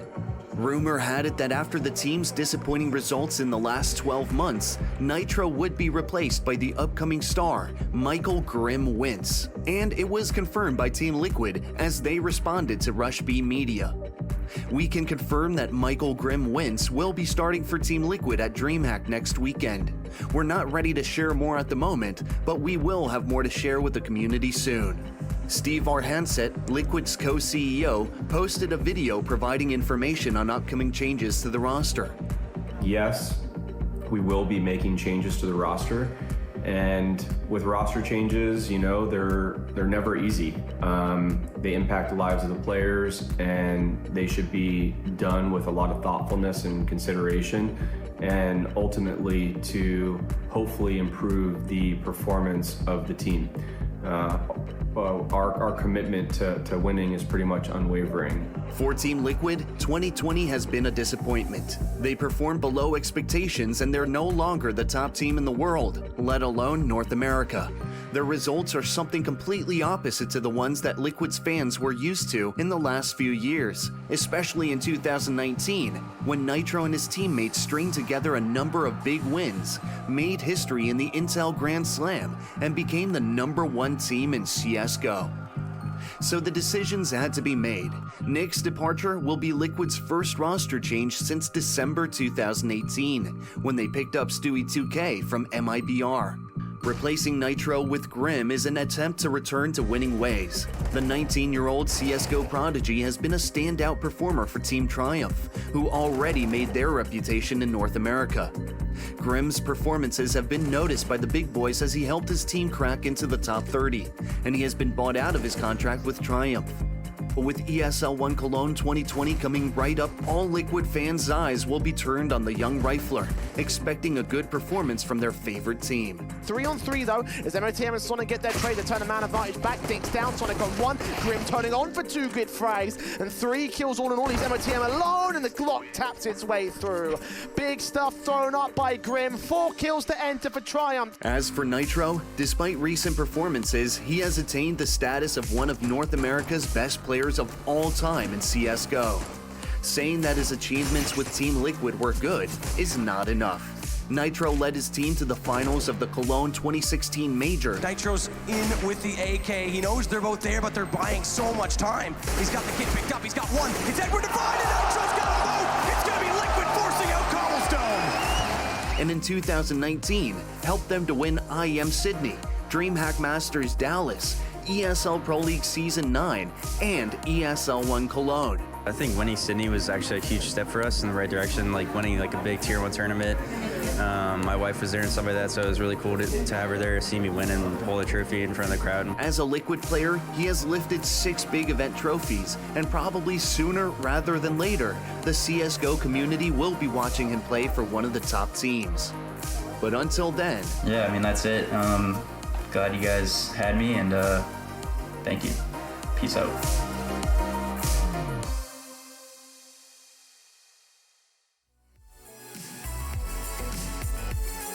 Yes, the departure of Nitro, an obvious talking point as we step into the ring for Liquid versus Evil Geniuses. The trophy cabinet looking stacked, and you can see that Liquid horse riding to victory in 2019. A year later, and a leader later, Stewie2K has stepped into that roster.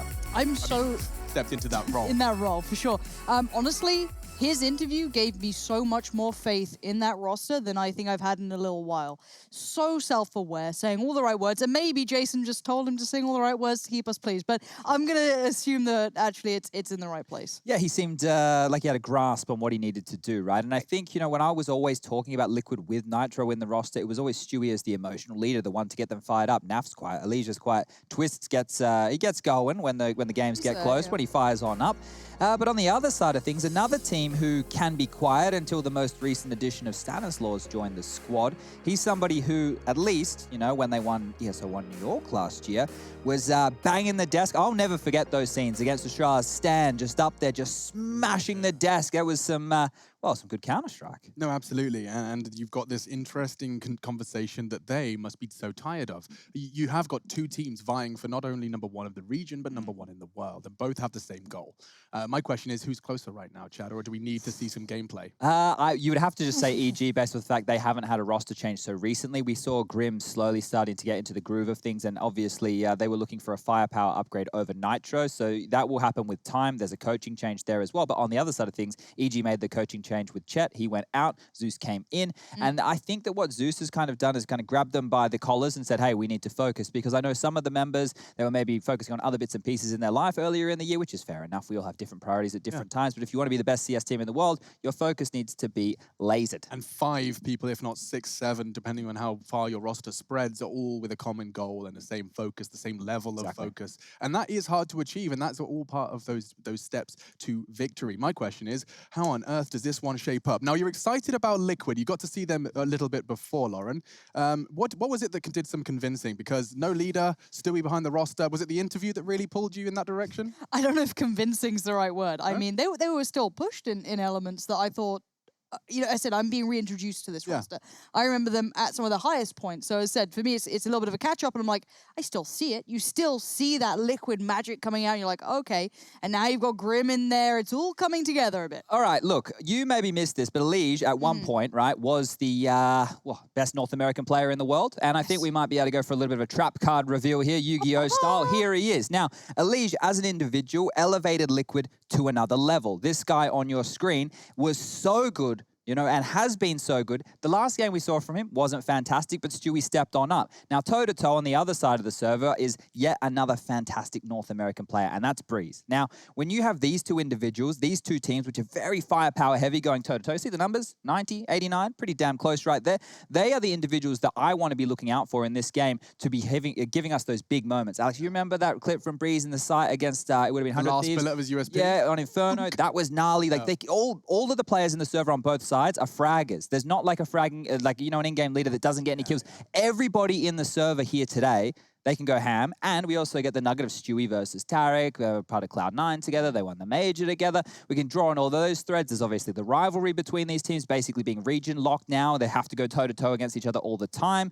There's a lot in here. There's a lot to unpack. Yeah. And I'm really excited. Yeah, and it's rare to hear that out of your mouth. Yeah. So, you know, hold on to that one at home, guys. And we are getting closer and closer to talking maps. Seems that already we've lost Liquid's train. That's very standard. Permaban, yep. Yep, playing 6 maps in the pool train is not one of them. Now, perhaps EG have got a bit more choice. Should be Vertigo to go here. It's a map that's pretty good for Liquid, one in which Grim is slotted into quite easily. And now it's the picks where we have to start turning our attention. I would say with Liquid, maybe something like a Mirage or Inferno, but EG tend to have a very, very good Inferno, so it will be the Mirage pick. On a map like this, there will be some wiggling around of the positions, I would assume. Nuke for EG. Now, it has been a calamity for them in the past, right? They've been absolutely blown out on it when it has been a pick of theirs, but their T-side is so momentum-based that once they get going, it can can be very difficult to stop. And then the third, well, it will be Inferno, the decider that everybody loves. If we make it that far, that's where we really, really get going, because EG, their banana control on the T side, the way that Ethan, he just marauds up there, takes the fights, goes through the Molotovs, the step flashes and smokes they have to go. But first of all, I guess we need to turn our attention to Mirage. Now, for a long time, Liquid were running on this map without a primary AWP on the CT side. Nitro would do it, but they could even get away with 5 rifles, and that's not something that you see too much in the current meta or the meta for Mirage whatsoever. So I'm going to be curious to see how they ply their trade on this one, because going up against Cirque on the other side of things, the only import in the server, he's a very flary AWPer, right? We know what Cirque can do, and if he's on one, you got to watch out. Yeah, I mean, in the same group, both with their first victory. I'm just seeing if there's any, yeah, it's just the plucky underdogs of Cloud9 and Triumph in their group. So certainly looking poised to collect both teams going through this one. That's what we're thinking. You know, if you lose this one, you get a second crack at it, and you will be the heavy favorite within that lower bracket. So I'm hoping we get some fireworks right now. Moses versus Zeus. Let's see how we go. Yes, Jason Moses O'Toole behind the boys, and we're in to EG Liquid.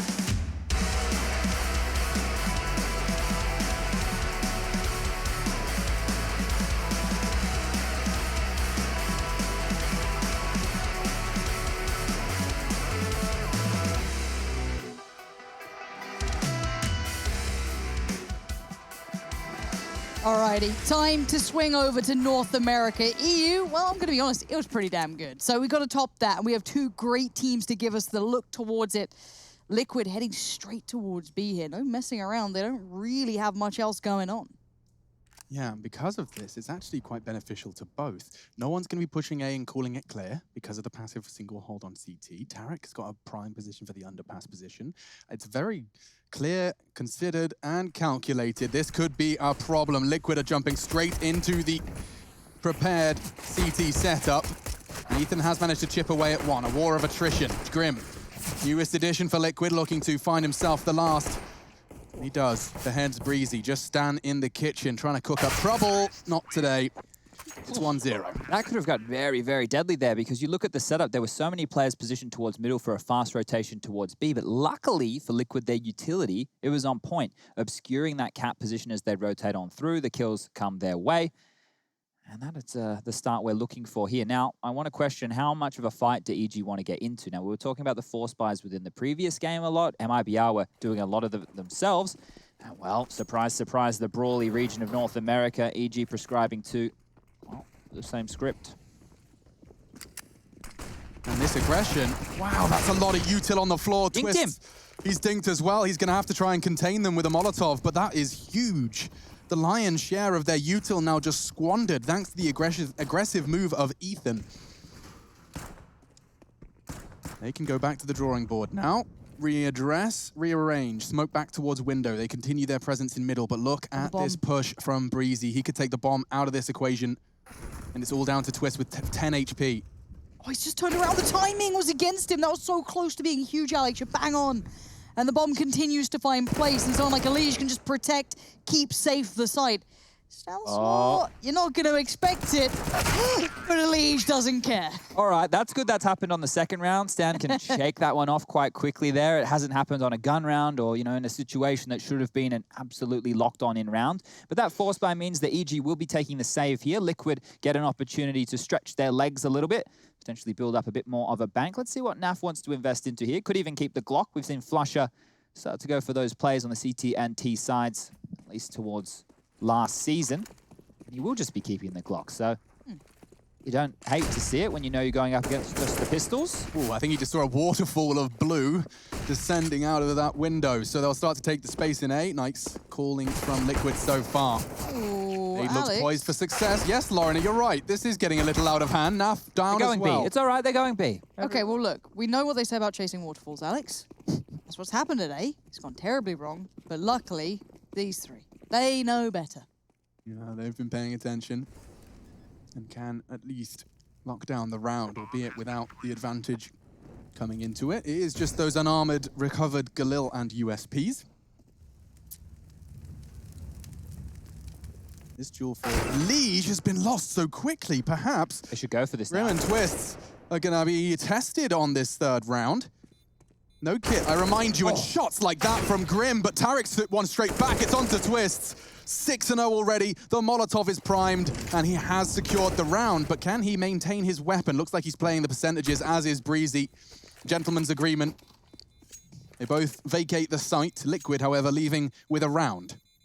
The AWP will be coming out in Cirque's hands here. You can see that he has 3,600 as the bomb goes off and the loss bonus ticks on up. That becomes 6,500. Let's see if they want to go for something more aggressive over towards middle, take the fight to Liquid here. Or if they want to try using the AWP over towards Ticket, maybe for a little bit of information over towards the B side of the map. There's lots of options for an AWP here, and he can set the tone early. Has a good spawn, a very good spawn here. I am a big fan of the Bulgarian Bulldozer.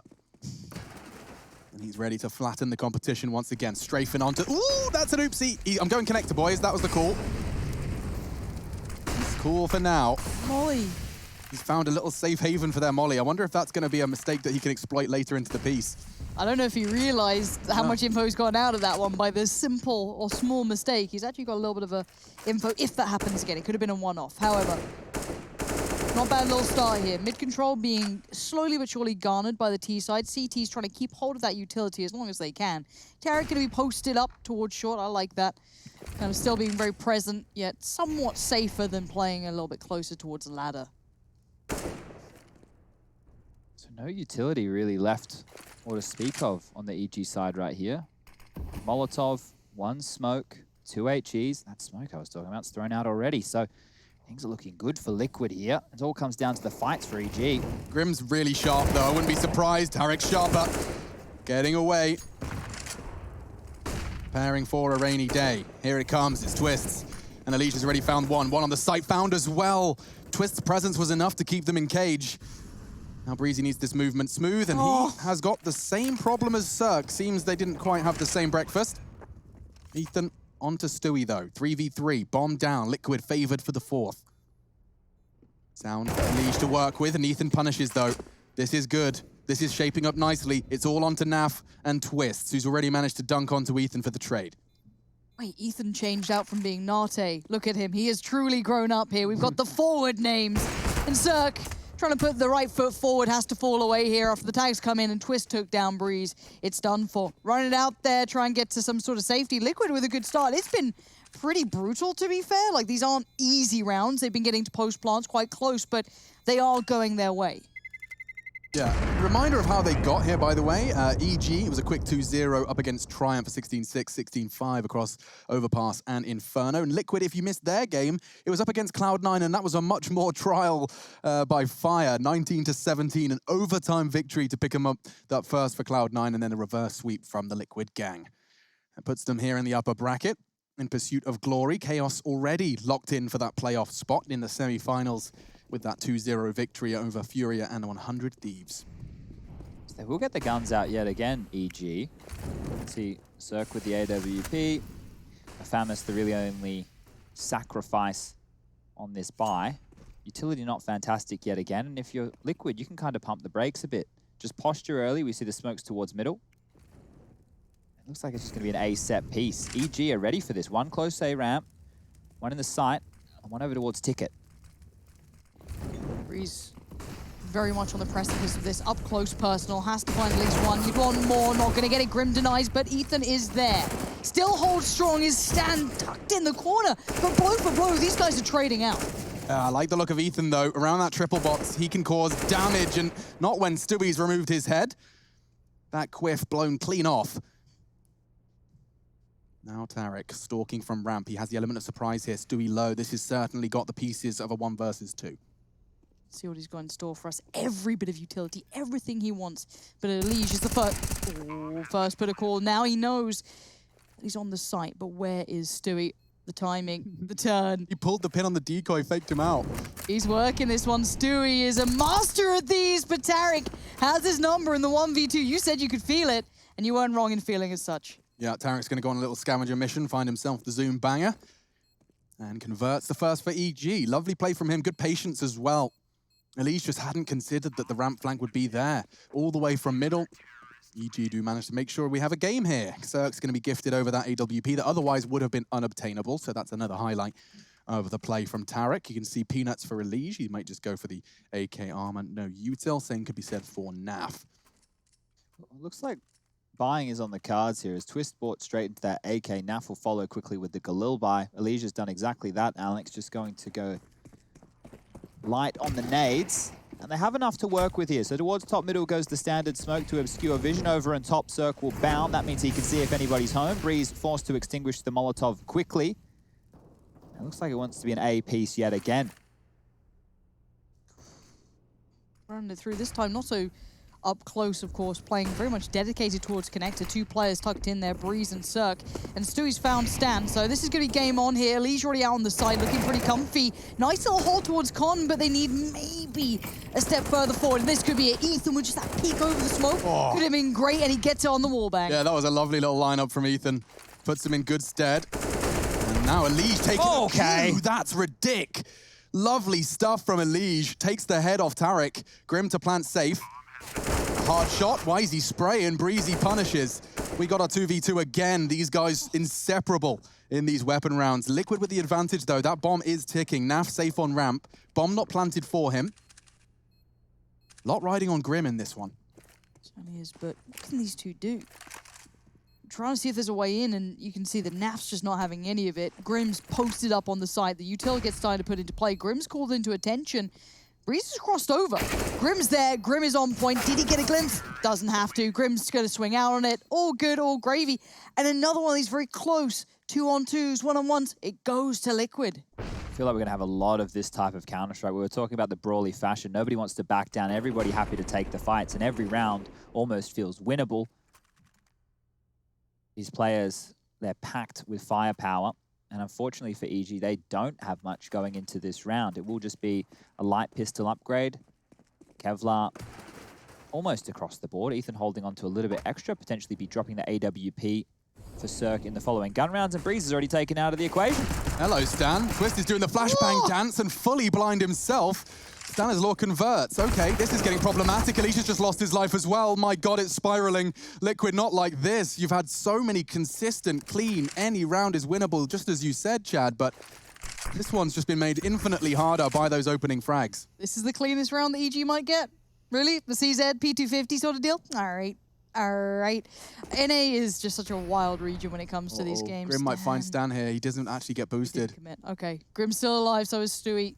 Not given any easy opportunities. They're going to have to work for this one. This double stack on short looks so dangerous, but it's all about timing, right? Yeah, and I think Grim may have been spotted. Eric swings out, eliminates his partner, and yeah, spotted and converted. EG, that's clean. And that's a lot of free weapons as well. I'm seeing AK, Galil's, AWP, all scooped up without a penny being spent. That's going to be wonderful for the EG resources. You can see Coach Zeus departing from MIBR on his nostalgia tour. Now back in the Liquid jersey where many of his highest accolades were achieved. Yeah, I had a bit of a chat with him about the departure from MIBR. Not sure if he knew it was coming, but had a bit of a feeling it could be on the cards. And well, Liquid, they want to bounce right back. They're going to force buy into this one. 3 Tech 9s, a CZ75 and an AK-47 in Naf's hands. A deep Molotov there by Tarek to hold him at base. Smoke to follow. He can get up close and personal behind that if he would like. He actually has Stan in tow over towards the van. So if this is a quick hit onto B, and one of them can avoid the flashes, they might be able to mow down this Liquid assault. They've got such a good idea about what's coming. Look at the util there of deploying. It's kind of just ripped that page straight out of the strat book. Liquid can no longer. Or will they just simply wait? Perhaps the frag can come to them. I see Tarek taking a more aggressive stance. Makes me nervous. It does. That's not a flash, that's a nade. And as the smoke fades, it's a 1-for-1. That favors Liquid. Stan's going to have to do some work here. Good molly, though, is going to make it easier. They're slightly toasted on the way down. Twist finds him. Cirque's there. More flashes come in, and it's dicey on the site. But for now, Cirque is doing everything he can to buy some time and get some bodies bagged up. And support's there. This is a shutdown for now, unless Naf can do something incredible. It would come down to an overextension. Breezy's in a prime spot to catch the jiggle. That's lovely. Good, well positioned by EG and collected. They had a good handle on it. Liquid, to be fair, though, making a lot out of a little. That aggression from Tarek spiraled into a nearly a plant, certainly some site control. Oh, the CSGO actually 8 years old today. CSGO? Yeah. Damn, happy birthday. Not great with the birthdays. I know about 6 people's. Yeah? That's not bad. I know Alex is my one of them. mum's. I don't know my parents' birthdays. I know she used to guilt trip me about it because okay. healthy relationships are really my key. Oh, that's horrible. Yeah, I mean, it is what it is. Looking for a plant. Might be nice. Ethan doesn't agree with that. Little spin. 11 HP to his name, 4 kills as well, so that's always going to look good in the stat column. 12 kills now for Ethan here. As EG, they're clawing back into this one very, very quickly. 5-4, the scoreline in the favor of Team Liquid on the T side of their map choice. So we've seen a B play from the pistol round. We've seen 2 A executes, one of which has worked for Liquid, and the round that they lost that started this snowball for EG was against the pistols. So let's see if they want to go for something more aggressive. Top mid smoke lands on in. They're holding back. They're not going to get stuck in straight away. There is a push coming through from Tarek. Does he want to continue to creep, or will they wait and bait in with the trap? It's the trap, and Grim just eliminates Zerg. God damn, Tarek, that's not too shabby. Quick double. Elige does manage to keep things competitive, though. Bomb loose at the top of middle. It's going to be Elige's responsibility, so he cannot afford to take any more fights. He's going to have to scoop that up with his 12 HP. And a plan and a campaign towards B. Twist the spearhead. Oh, felt like Ethan wanted to gamble there. Playing contact. There will be no steps, there will be no noise until the bullet from Twists is fired. Dan's got no idea. That's the easiest of the two. Twists does land the necessary trade. The flashes, though. Oh, he got caught with util in his hands, pants around his ankles. And now Naf. Oh, so capable, looking to play the long game, not going to overcommit. Well aware the rotate would have come in, and as Ethan sweeps to clear, maybe the rotate from Breezy might start to be instigated. They're still sweeping the site. This is Naf's chance, and he's got a pretty damned pretty knife. That's like the mega blue float skeleton. That's naughty. Did you make that name up? Not known to flex. Mega blue skeleton. Ah. It's like when it's case hardened, there's one float where it all goes blue, and it's kind of close to that blue gem there. I don't even do skins. I just know a lot of people that do. I do, but I don't care about that stuff. But Naf, what I do care about is this little off angle. He's going to be working with tucked in, playing the time, takes the first. He didn't wait for the second either. He wanted that fight right there, right now. He's put the fear of God into Ethan, and he's going to be keeping up on this fight. Naf is so on this. Perfect. Sitting it. Ethan's holding it. Ethan's holding it. Naf's being a little too cautious. That's through the box. It's a full ninja defuse coming out of Ethan. Hanging out with you, Laura. I keep wanting to say naughty words. It's so bad. I've never sworn on air. Yeah, you haven't? No. Wow. Can't say the same. Great shots, though, and that's lovely. EG got a chuckle out of that one. Nice new jerseys as well. Loving that. Let's see it from Ethan's POV to start us off. That was Twist caught with the Molotov, and then he goes for the ninja. Naf, I can understand the hesitance, but he gets punished for it. It's always a mind game in those 1v1s. Well, they will be able to buy yet again. Stands up for it again, but he's doing it on a full buy. This is actually quite unusual. Will enable him to be quick to respond to any early I think we're not live right now. Yeah, that sounds like an You're NL. in the Yeah, there's a bit of standing around in spawn. So let's hope this one can be resolved very quickly. No damage has been done on either side yet. Feels like it's a Liquid issue. Yeah, EG playing into the whistle, and this is what I like to see, ladies and gentlemen. You wait until Graham Pitt steps in before you stop playing, okay? I don't want to see anybody... Does he still work here? No, but we reference... Graham Pitt is He's just the admin. No, he's the referee of our lives. Yeah, you've missed this, shorts. Lauren. Yeah, he turns up in his shorts and his referee shirt. To be fair, I did have to share my first... When I moved to Cologne to work for ESL for the first time, I lived with him. Same. Oh, God, we all did. Yeah. Wow. I never lived with Graham. Graham Messioso Pitt has just been, you know, the guiding star to so many. We use him as our moral compass, Lauren. If Graham wouldn't approve, we don't do it. He would wear shorts in winter and it really confused me. That sounds like me. All right, well, we're back underway. It wasn't too much of a tech issue. Cirque over towards middle with the AWP gets flashed off. Good damage. You could see how tempted he was to try and get that incendiary, but not a risk worth taking with so much at stake. Looking for the top spot.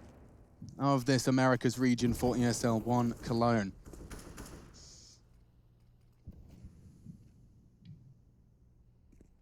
This is one of the slower rounds that we've seen so far. No one's gone down. Damage has been done. But in transition right now, keep your eyes on Breeze and Ethan. Yeah, they look like they've partnered up for some aggressive hijinks. This allows Cirque to actually cheat back over towards spawn. He actually is watching for the window rotation if anyone was trying to backdoor B. It's a lot of pressure on the two A defenders. Stan and Tarek, they're the ones who have to deliver.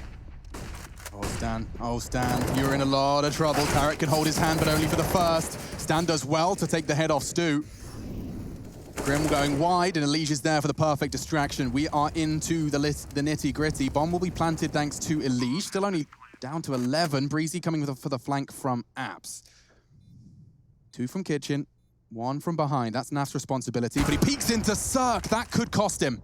Nafas are devastated everywhere. Breeze, Cirque, all trying to play back through. Look at the HP on these two, but Elige back to the wall, literally, still delivering, but he's got to find so much now. Time is ticking, and the CT's got to move. He's trying to draw out as much time as he could, but not enough to be done. And Ethan will get the defuse, and EG will get the round. And Breeze will get the AWP. So that means Cirque, even with 8.6k, he would have been able to buy one himself, but it's always nice to get a gift, Lauren. It's always nice. What was the last thing you received as a gift? Oh, I received a Zippo lighter for a gift. Well, that's quite cool. And it had Is it a custom one or anything? It wasn't a custom one. No, it had a lion on it because I'm a Leo. Same. Apparently What's the last thing you got as a gift? God, yeah, you asked that question. I was like, she's going to ask me next. Better think. I don't know. What did I get last? I got a burrito from Chad. Thinking. Oh, I suppose it's not really a gift, but someone bought my food shop. Oh, that's really nice. That's nice. very thoughtful. Like I did a big like, oh, I'm staying in Malta for 2 weeks. I'm yeah. going to do a food shop and slap the card on the table. Oh, that's nice. Treat us to all the treats. Really nice. That was really nice. I enjoyed all of my... food tastes better when it's free. Yeah. Just like AWPs hit harder when they're free. He picked it up and he's going to be putting it in the hands of Cirque. Wow, did I just You really did that. That was incredible. Thank you, ladies and gentlemen. I'm here all week. And then the week after that, and then the week after that, and then probably the week after that. All the way up until the 19th of October, I believe, Alex. So, yeah, this is home for a little while. Good flash from Cirque. He's going to be trying to set himself up for the early play towards middle, and I've got a good feeling that was his chance. It was only the elbow. Couldn't punish initially. Grim gone wide now, but Cirque, he does manage to find the success. Elige just on the jiggle. Gets punished. Not sure what Fly's considering. Wants to be responsible for that push at T-spawn. Not the most fun of angles to be responsible for.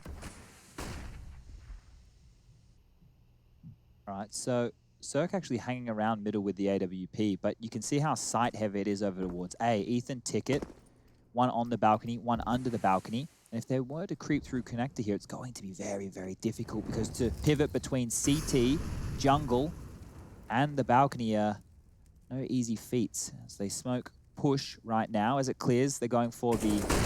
We don't have a term for it anymore. They're onto the site. They are, but Stewie's found Ethan, so Cirque... kissing. Oh, God, he was so close. That's a beautiful lob. It's very similar to mine, so that's made me happy. Where's? How has Cirque done this? I don't know if... Excuse me? Cirque? I think they know. They've got to know. They've got... Do they know? They know. Cirque definitely knows. Grim goes down, and now the two still stand. Is Stewie and Naf posted up, tucked in. Is that one? Is one at Sandwich? I think he is. Yeah. Stewie's at Sandwich, and Naf playing down towards ramp. Flash. A little bit tricky on the post, this is good. But nice high flash. This is good. That's going to take off, what, 5 seconds? And that's going to take it right back. Cirque's got the frag as well.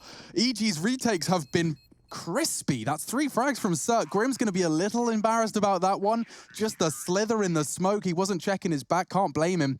Can't fault him, but you can certainly praise Cirque for that. Double digits found for the AWP on EG alongside his 2 shining examples, Ethan and Tarek, for this one in the 13th.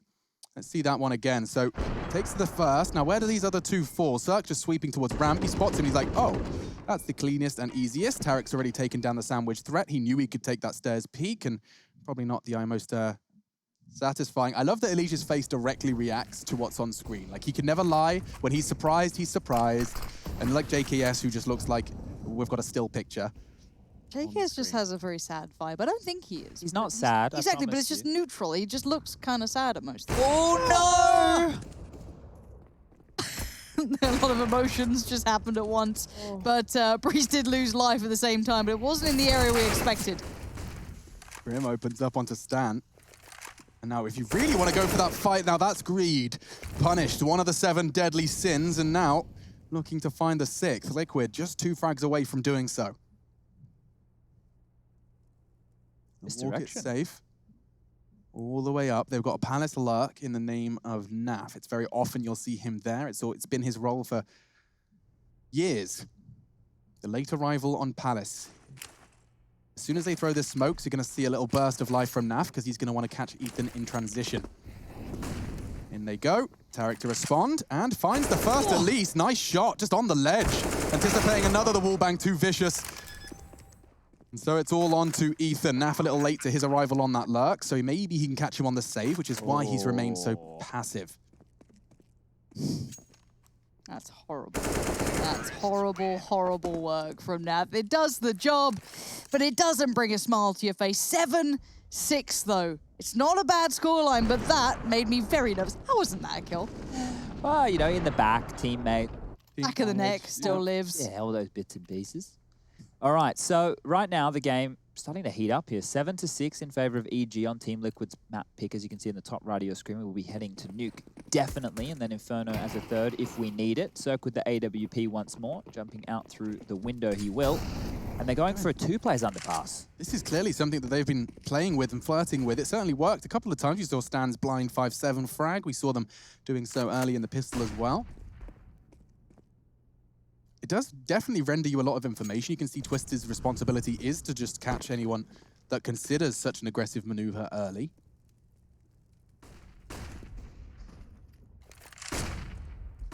Look at this mid-play from Grim, getting played out by the Flash. He's trying to take a little bit of that top control, but the T's have been quite slow, tentative this time. It feels like a different pace here, a bit of a switch up, because this has been so brutal. I mean, you're basically just looking at your standard default, holding that B push, watching the underpass, keeping track of any mid-aggression. You've got Palace on lock. The only gap would be that ramp push. And around that 40-second mark, you'd expect a frag. Here's Ethan, though. Slowing him down. No trade available. Smoke to keep him safe, and he's even got a little bit of a gap. He's going to find it. Perfect play. Ethan, he's doubled up, may even find a triple here if Twist not too careful. He's reloading. He swips to the pistol. The nade could dunk. The Twist does get away. Nothing for Liquid in this one. My God, they are being battered and bruised. 1,000 cuts. Ethan, though, with the knife in his hand, 3 frags from him. Cirque's added the 4th to the list. And so EG, they will win this half. That's going to be putting 8 on the board for their defense. Ethan has 18 kills. After a blistering start here. Now, the money situation for Team Liquid not looking great, so Naf's going to do his very best to hold on to this. He won't be able to drop an AK-47 in the following, but can do so with a Galil. Stewie should be able to buy himself a Liege. Twist the same. Grim, well, his money looking grim. He will be receiving that weapon drop from Naf here. And if they can pick this one up, we're keeping it as close as we possibly can. But you can see these rounds coming out from EG. They're gambly, right? And normally that's when your in-game leader is kind of feeling a good flow for the game. You're calling these situations based off of spawns. All right, this round we're going to be doing like a 3-man A-lean with 1 mid, 1 B. All right, we're going for the double-man underpass push. And those kind of plays is what separates, you know... Hey, he's up. What? Zerk made it up. Oh. Uh-oh. Uh-oh. Uh-oh. Uh-oh. That molly doesn't look right. So, ladies and gentlemen, this is what we would call a technical issue for those of you playing at home. Certainly. And this is where we can get our Harry Potter references in. Chad, we managed to make it the whole day. Yeah, but you weren't thinking about it. Yeah, but you brought him up. What? Well, he's a pretty cool dude. God HP. Got some glasses. Yeah, Hazza P. That's what I call him. How many characters in Harry Potter can we name? Well, I could probably give you at least 5. Harry, Ron, Hermione, Hagrid. I'm doing well. Dumbledore. There you go. That's like the Snape. There's 6. Wow, we're smashing this. We know books. Fluffy. Looks like we are going to be going to a little break just because we're going to be resetting that server. Don't want you guys listening to our terrible listing of characters that you all know. So we're going to go ahead and take a quick one. It's Liquid EG. Don't go anywhere. The Counter-Strike is coming right back.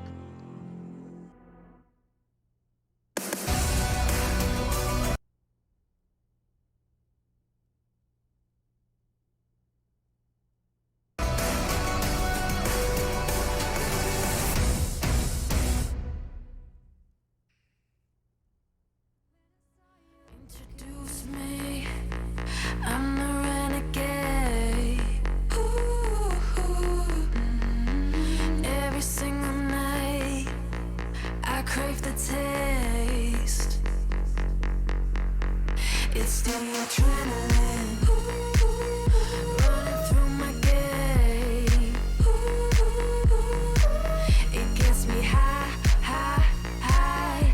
Got no time to waste. Ain't got time for small talk. I tell you the truth. I'm faster than you.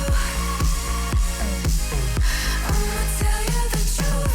Not in it to lose. Just faster than you.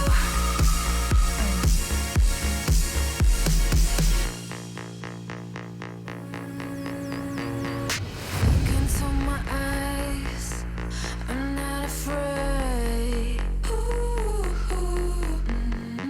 Take over my mind till it fades. Like a medicine, it keeps me safe. This neon lights lead the way. Ain't got time for small talk. I tell you the truth. I'm faster than you. I'ma tell you the truth. Not in it to lose. Just faster than you. Faster than you. I tell you the truth. I'm faster than you. I'ma tell you the truth. Not in it to lose. Just faster than you. I tell you the truth. Just faster than you.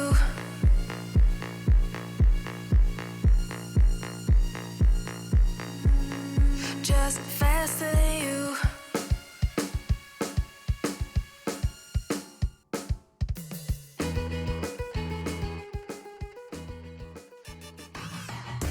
Intel Gamer Days is on now.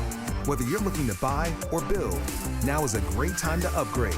Get limited time offers and giveaways from top names in PC gaming. Unleash elite gaming performance with systems featuring new 10th gen Intel Core processors and bring Marvel's Avengers to life with in-game optimizations for a mightier PC experience.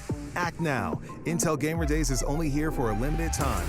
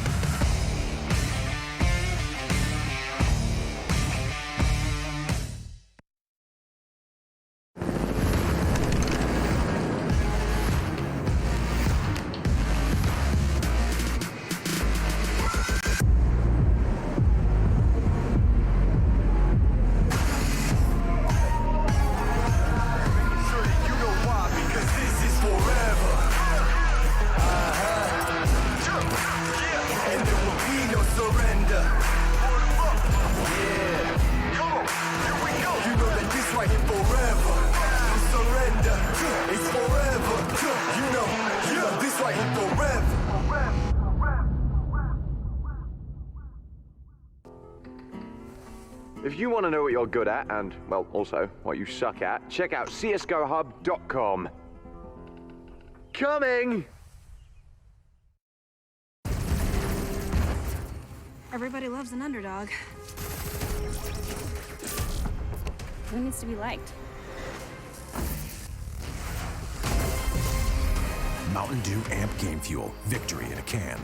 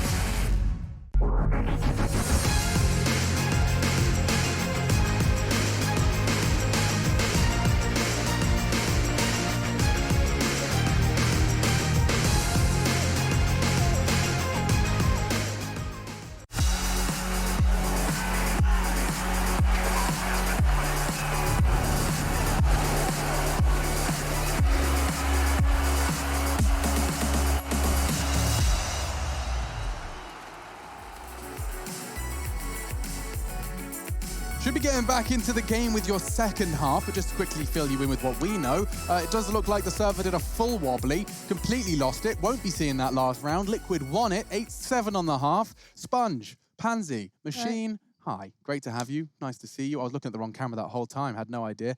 Oops, that's a shame. Either way, we can focus on the game. And what we did see so far is some wonderful Counter-Strike. And I'm sure there's more that has happened in the past, which is what we're going to be doing first. Just before we jump into the game, we have an opportunity to look back at some of the many plays being made under the ESL 1 Cologne banner. And this one is from a member of FaZe Clan and the hero stand-in that was Croman. It's time, Cologne! German Counter-Strike on the stage, a semi-final, and FaZe Clan, the star-studded roster, standing against them. Into the Lion's Den, and FaZe going to be one very big step closer to the Intel Grand Slam. FaZe Clan has always been amongst the best when it comes to Counter-Strike, and their run at the 2018 edition of ESL 1 Cologne was no different from what they were used to. It's going to be tested. What a flick to land, and Rain, oh my goodness, what is he doing? He's tearing them. That was absolutely phenomenal. However, during the event, many felt it was a shame that this super team had to play with a disadvantage due to the absence of Olofmeister, one of their most recognizable players. But the situation turned out to be not quite as black as it was painted, as Croman stood up to the challenge when they needed him the most. Launches back toward Ivy. Sure that's cleared before they get the bomb in position. Next is going to buck. Croman snaps back with speed to immediately take out Smoothie behind him. Goppy as well. The stand-in stands up, and he might make big sit down. What? Croman! He's got 4. He's looking for the ace to pull it off. That is absolutely amazing! He saves them, and a must-win round to tie things up. Oh, yes, he did absolutely save them. And of course, that story for FaZe is perfectly painted right here, right now. No Croman in place of Olofmeister. In fact, they've picked up themselves a Kjaerbye to fill that giant void and those giant shoes. I'm sure Olofmeister was at least a size 16. Oh, it could be.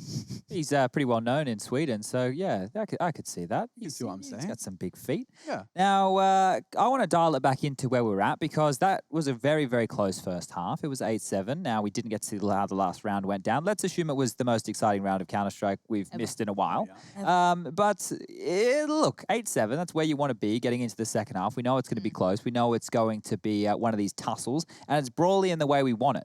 The CTs, that's EG, in the first half, we're taking the fight to them, and Liquid, well, they didn't back down. Seeing the cooling Stan was making on that CT side, it's unusual, right? It's not your normal looks to a CT side. Well, that's the thing. You would be expecting, I'm not going to say cookie cutter plays, but this is what happens when you're an in-game leader who can feel the game. You maybe have an idea for the way that Stewie wants to approach, and there is a perfect example. That's where the ball got rolling. Now, that flash actually came through from Ethan on the B-bomb side, I believe, and it facilitated a bunch of rounds in a row. Now, when you're playing like this as an in-game leader and you're feeling the game and you're actually fragging as well, you can make these riskier calls, and we'll even whack the stats up on screen for you here. Now, Breeze was one that we highlighted, only 6 kills to his name, the least in the server alongside Stewie, and Elige with only 11. So it's Twists and it's Ethan, 2 aim stars, leading the way for either team at this point. Look, it's not normal we do a death segment in the middle of a game, so I don't have too much to break down for you guys right now. And that's okay. That's totally okay. I think we can be honest about these things. I'm trying to be more honest in my life, Lauren. I'm glad. That's an exciting prospect in itself. No, it's a too little to come away with anything. It's been, and honestly, even these rounds feel so brawly. Like the first few were super close. How many like 2v2s were in, 2 1v1s, and then it did tip the way of Liquid at the start, and then EG had their resurgence. I mean, it's one half, so. There's going to be a lot of that. I really hope we just get the game. These are the NIP I didn't do a tweet to say thank you, so I'll just say thank you now. They said they gave me some cool things. I've been wearing these a lot. NIP make nice we got them last time we were here, didn't they? They sent them to exactly. the house. I want to tell you something about my apparel. This is the second time I've owned this shirt because after we got home from our long stint last time, I grabbed everything out of my 2 suitcases and I whacked her in the washing machine. And because these have very deep pockets, I left a pen in there. No, like a full-on biro. And this was my favorite shirt. Yeah, it's nice. And it ruined it. Does it fit as well as the old one? Yeah. It's okay. Yeah. It's held up. I was surprised I could get it in Malta. They had it. They May I ask delivered it. where you gathered it from? Is there good a specific question. store? Is it, if someone would like the Chad I don't look, know, where can they hold go? up, What can hold they? up. Let's have a look. Oh, Ads Warehouse. ladies. Ads Ladies. Warehouse. Dunham Mill. Classic purchase. Oh, hold on. Where's it from? I don't know. How do I say this brand name, Lauren? You know. Bershka. That's the one. I don't know how to It's a say it. branch I of just buy it. Zara. It's fast fashion. Oh, okay. Yeah, well. It's not where you want to be. I got my shirt on now. But see, this one, But if you'd like it, I can explain. Now I mean, all of us are basically wearing just like slightly printed shirts. Well, Alex took his off. I did. But we saw it at the start. Yeah. Hey, wait, I know that from something. That's from a game. No. No? Movie. Roll it back. Roll it back. There's a lot of references. A lot of references. Oh, is it the book? Harry Potter. Hitchhiker's? Oh, No. Christ. Where are we going? Anime? How? I know what that's from. Come on. Help. No, okay. Anyone of taste? You could just tell me. Where's HAL 9000 from? I know it's Anyone? from Anyone? something. Anyone? Lost in Space? Christ. Hopefully the game starts. Danger. Tell us. Don't keep us on tender hooks. She's avoiding eye contact. I hate this. How? Hello. Hello. Hello. Hopefully we're back into game soon. you, Because Lauren? obviously this I'm is a gonna Google really it. big North American matchup here between EG obviously and. Was that 9,000? Well done. Yeah. Yeah, I remember that, I Liquid, got it. folks. We're getting back into it, so no more silly nonsense. It's time to continue. Our final game of the 4th day for ESL 1 Cologne. Space America's Odyssey. Space Odyssey. Still no idea. Let's get in. It's Mirage. And we're back into the server. Thank goodness. Lauren, get away from me. She's bringing the casual side out of you, isn't it? It's making me want to say the F word. I don't know why. It's all Lauren's fault. Okay, well, look, let's take stock here of the buy that's going to be going into the pistol round right here. We've got 2 smokes on the CT side, Twist with a diffuse kit, a HE and a flash as well for Naf, and a decoy for Stewie. On the other side of things, it's going to be Ethan buying the utility, a smoke and a flash in his hands, and they're heading over towards the B bomb site. It won't be the same execute we saw out of Liquid, but hold up a minute. Naf with that flash, he's ready and raring to pop this one off when the T's exchange utility here. Here we go. Waiting like guards on either side. Instantly Cirque breakthrough on one side, finds Elige, and it's looking like plenty of headshots being dished out here. Yeah, the rate of fire of that Glock was swift. Get themselves all the necessary kills. The bomb plant as well. Seems like EG are going to be setting the pace on this T side. Stanislaw, one of those hyper-aggressive in-game leaders, and we've already seen evidence of it when they were on the defense. It's a slash. Tarek, he's from Brooklyn, and he puts it right into the chest of Twists. 9-7. They get themselves that opening lead. And it's 20 now for Ethan. He has managed to break into that 20 frag in the pistol of this second half. W Didge. The W Didge. Well, actually, it's more than the W Didge, isn't it? It's a W Didge. Yeah, the 20 bomb. Or I suppose back how it was meant to be called at the time, it would be like a 2 bomb. A bomb was meant to represent 10 kills. But it's all transformed and mutated, and here we are today with a force buy from Team Liquid. Deagles are plenty. Stewie enjoying the 5-7, holding a little bit of extra cash in the bank. Maybe he'll be going for the AWP within the early stages. And a couple of smokes to work with here as well. Enough with another flashbang in hand. These Deagles can chunk down, meet cleavers. 2 to the belly, that's all she needs. Or 1 to the head. That'll do the job as well. It's a great analogy for the Deagle though, isn't it? Yeah, I like that. That's the chopping meat cleaver. Just put it in their belly button, close quarters. It does feel very shotgun-esque. For now, Naf looking for a clean headshot. Circle rounds the corner, and he succeeds. Nice work from Nafly so far. This has got to put the fear of God in Grim, though, doesn't it? Because you've suddenly got contact on short, and your job is to hold the apartments, and Naf just fell. So it's all just Grim, and now he's in a whole lot of trouble. 10 HP, surrounded on both fronts.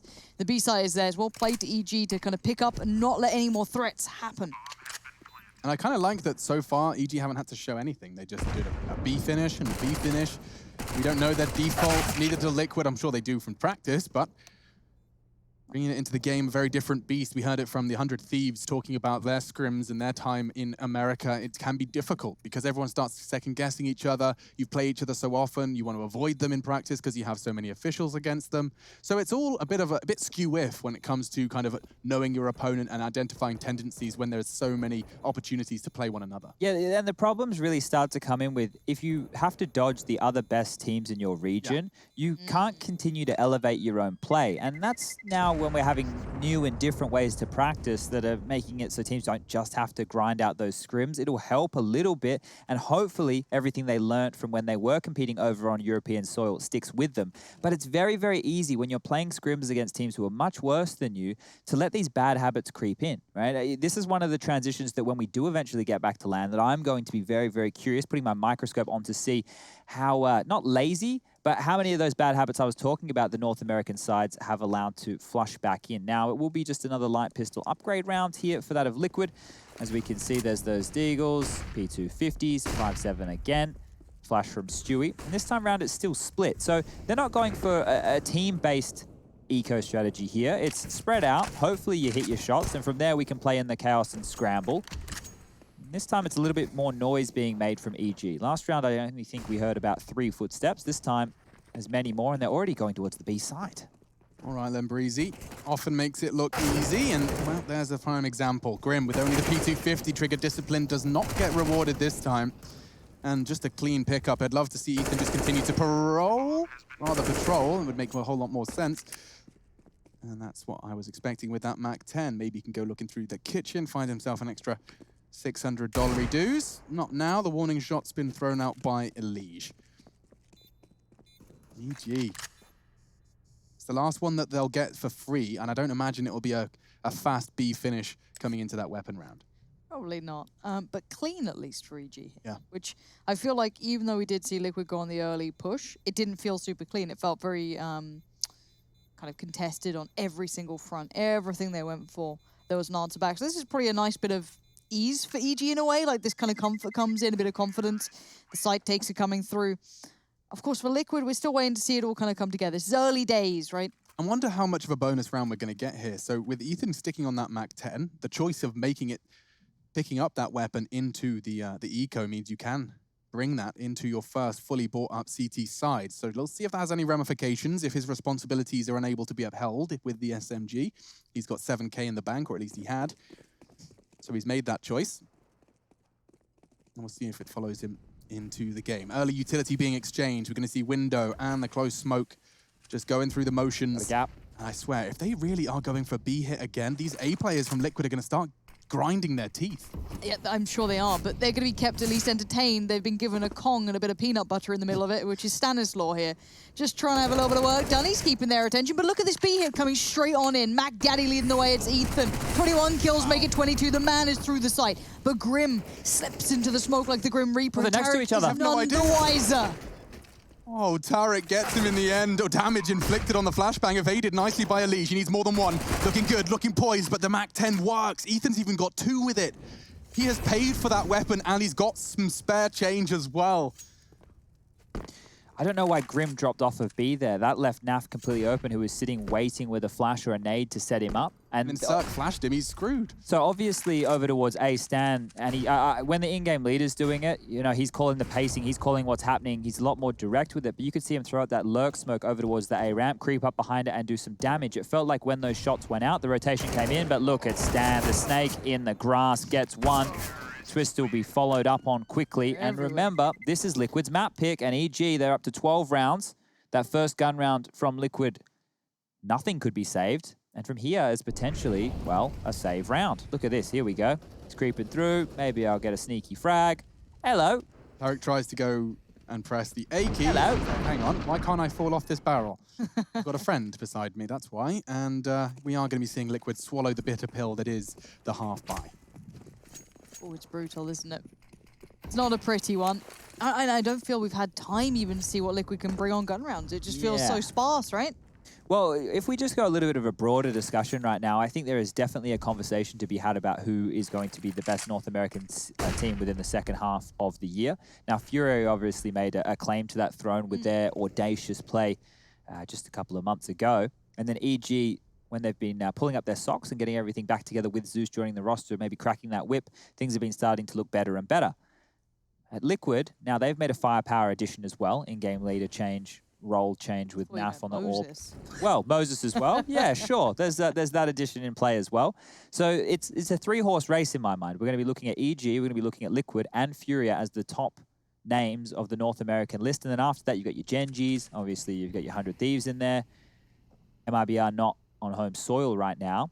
But when you start... up there? Look, they would be down the bottom of that totem pole. You'd put them under Chaos at this point in time. Spots him, and then executes. Start of the end, it will be the first A hit we see from EG here at round 20. Twist has a shot, missed it with the scout. Tarek will be the pincer to close in as the frags get a little chaotic. Go on, Grim. Does manage to find a second. That's all he'll be able to report, though. And now at 13, it is certainly starting to get a little sketchy for Team Liquid. The half's barely begun, but EG, the calls from Stan have translated magnificently into rounds. They have run away with this. 5 off the break. 24 kills. They get 25. Really running away with this one right here. 30 potentially on the cards as, yeah, like you said, Elige says a lot with his face, and Tarek says a lot through the molly. Damn, Stu. Okay, that's a start. Any more? Close one sandwich. He has to be concerned about Ramp. He misses the shot into the site. Only one for Elige. It's numbers for EG. Rotate slow. Naf watching the cross, but it's smoked. He can't do anything. Maybe a wild shot through the smoke as we see. Grim walking through the smoke, and he does find Stan through the gap between the two. That's something. That's something to hold on to. He's got smoke. He's got kit. Round the world coming in from Breezy for the after plan. That's going to be hard for them to deal with, but a smoke kit is a good step in the right direction. Grim has to get his body onto that site. I'm getting a little nervous now because that flank's happened fast. Ethan working the ramp so well. I thought that was his, but this one's Breezy. Oh, what? Oh, damn, these guys are so slick right now. EG are in fine form. Crispy, crispy, crispy. I wish my AK worked like that. Why is mine broken? Yeah, I don't know. I need to take it back to the shop. Something's wrong with it. Let's see that again. I'm happy to. Ethan opened it up nicely, and we talk about Ethan and Breezy. Look at them filling the feed. It was just the two of them. This second shot, it's just reactions. It's just raw, hard work paying off. Breezy, yeah, impressing his teammates. That was my face too. Yeah, I think we all felt that. Any fan of Counter-Strike, any player of Counter-Strike can appreciate when someone does that with a game like this. Ethan, gonna be tested here. Aggressive, distracted by Stu, can trade. Nice work from Twists. We're into it now, and maybe Liquid can put up a bit more of a fight, even though it is just the armored Deegs. Twists with a rifle, that does bode slightly more well than it did prior.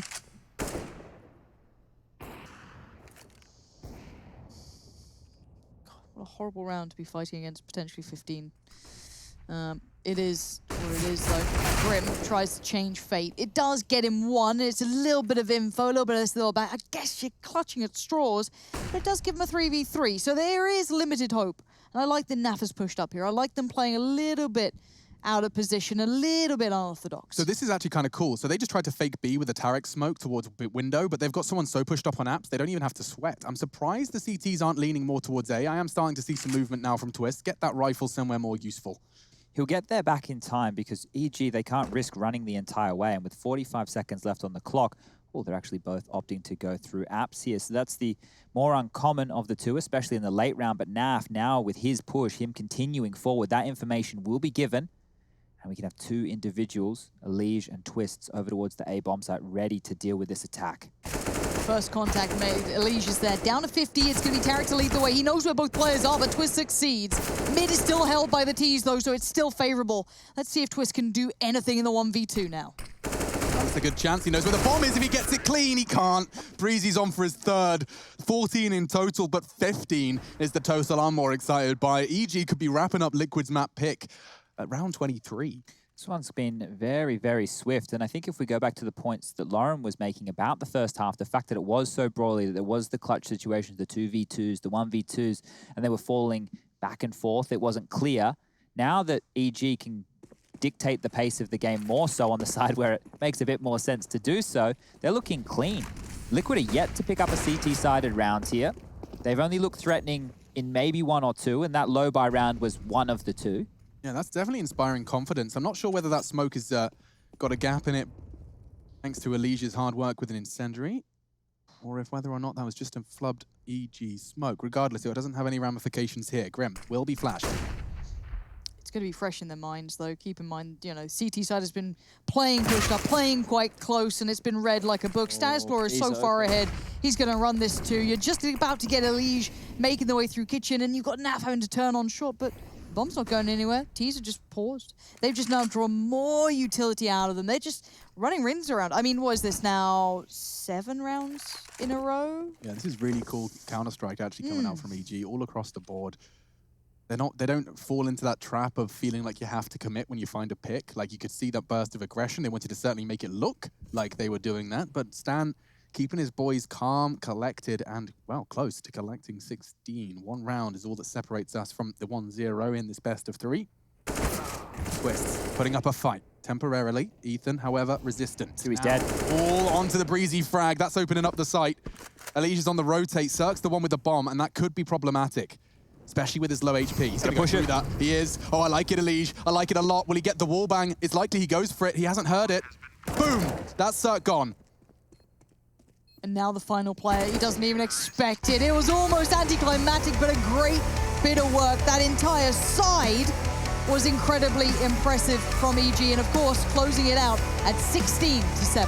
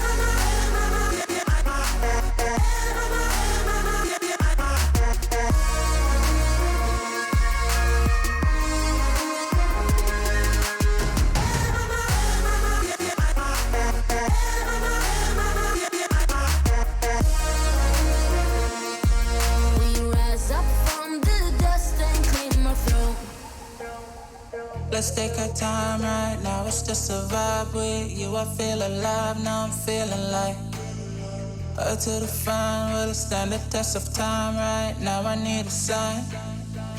Tell me if it's over, come a little closer. We should take our time to think this damn thing over. Should we grow closer? Should this be over? My heart for your mind.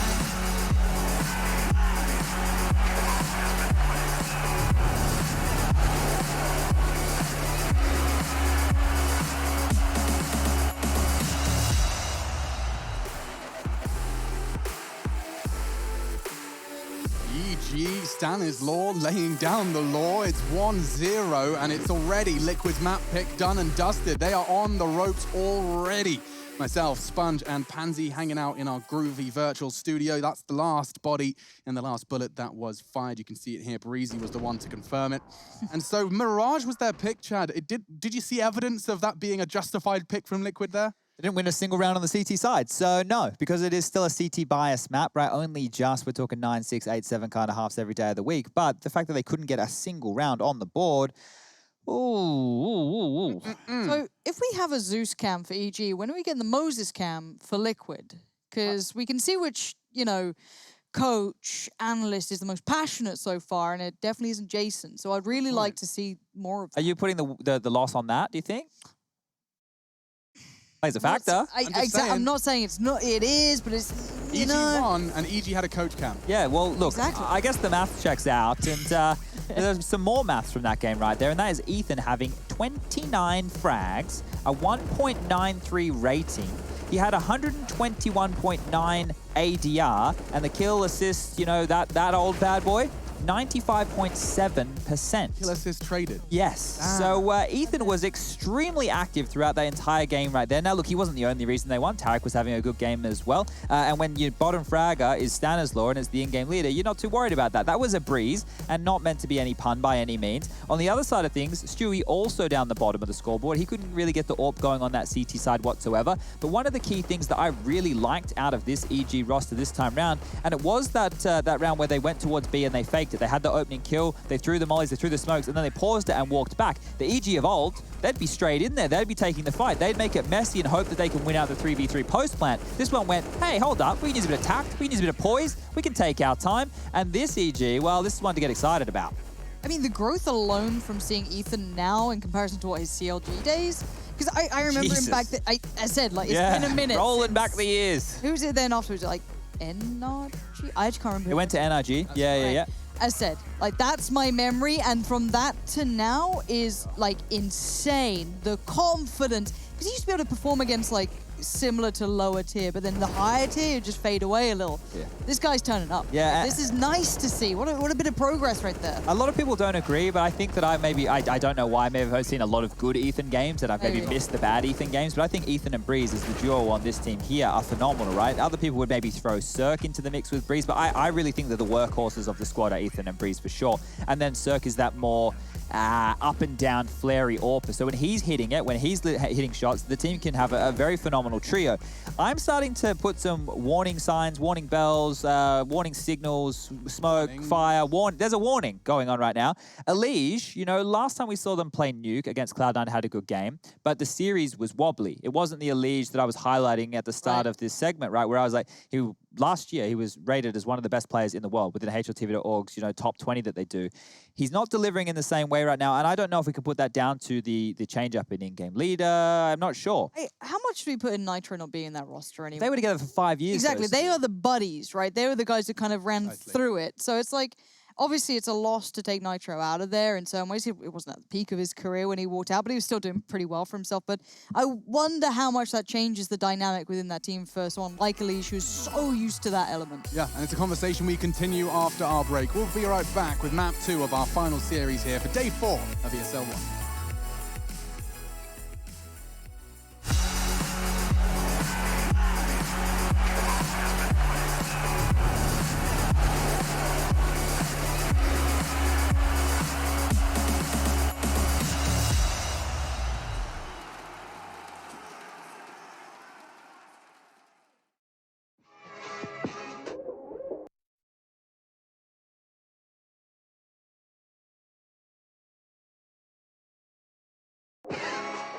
Hey, this is the CSGO DHL quiz.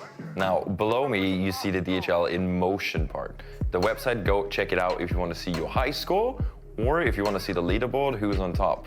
I mean, you may flex to your friends or not.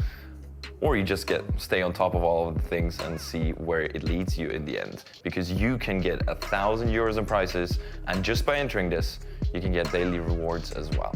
Now, all to the question, right? Who was the most recent map added to the competitive map pool?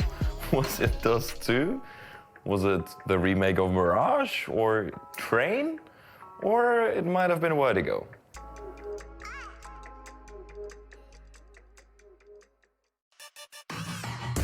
Intel Gamer Days is on now.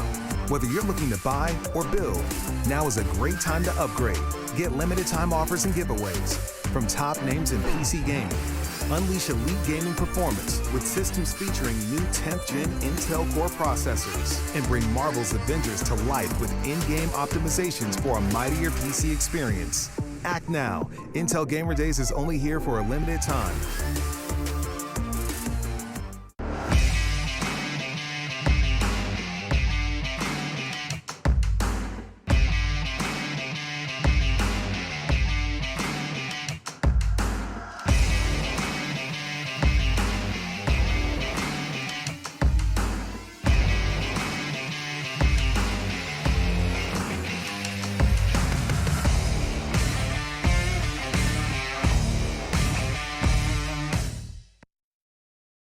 My name is Jordan Gilbert, aka Nothing. Hi, my name is Sue Lee. My handle is Smix. I think it's important for these initiatives to happen. Empathy really, really goes a long way, and it always means so much to us, and I think that's where initiatives like this really help. I encourage everyone in the community, anytime they see bullying, anytime they see someone getting called names, I encourage you to step up and say something. Good luck, have fun. Good luck, have fun.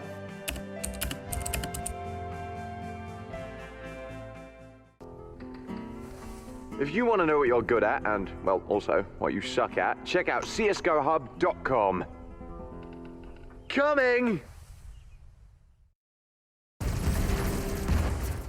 Everybody loves an underdog. Who needs to be liked? Mountain Dew Amp Game Fuel. Victory in a can.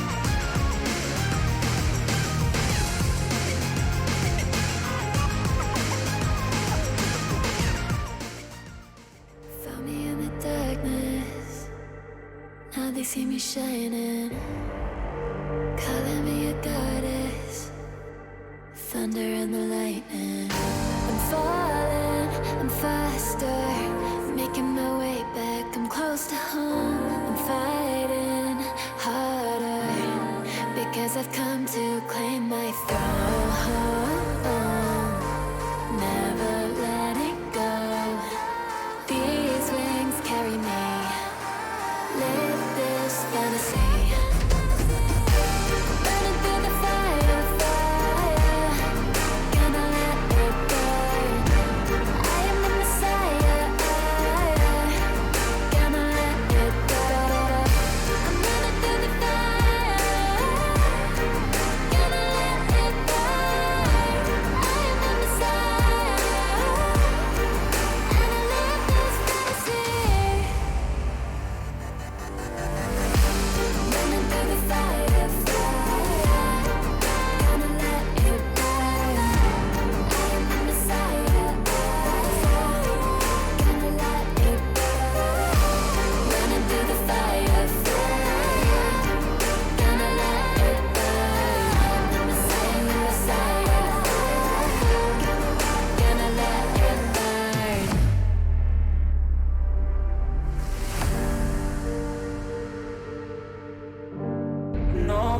lost and all alone. Time's not kind and it won't let go.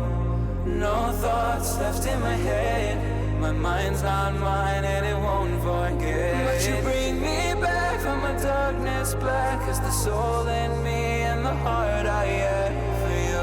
It bleeds for you, it beats again. Oh, you bring me to life.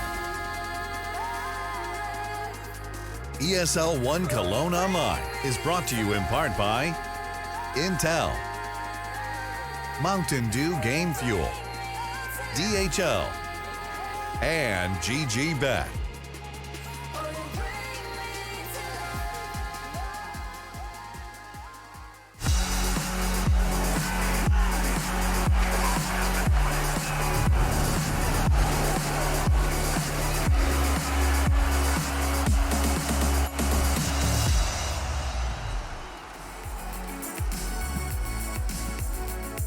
Just realized I got my microphone on the wrong way. That's cool. I like to do things differently, a little asymmetry in my life. And starting you off with the answer to that DHL question. Now this one, I'm going to be a little more ashamed of you if you got it wrong. It was, which is the most recent map added to the competitive map pool? The answer obviously was Cobblestone. No, it was Vertigo.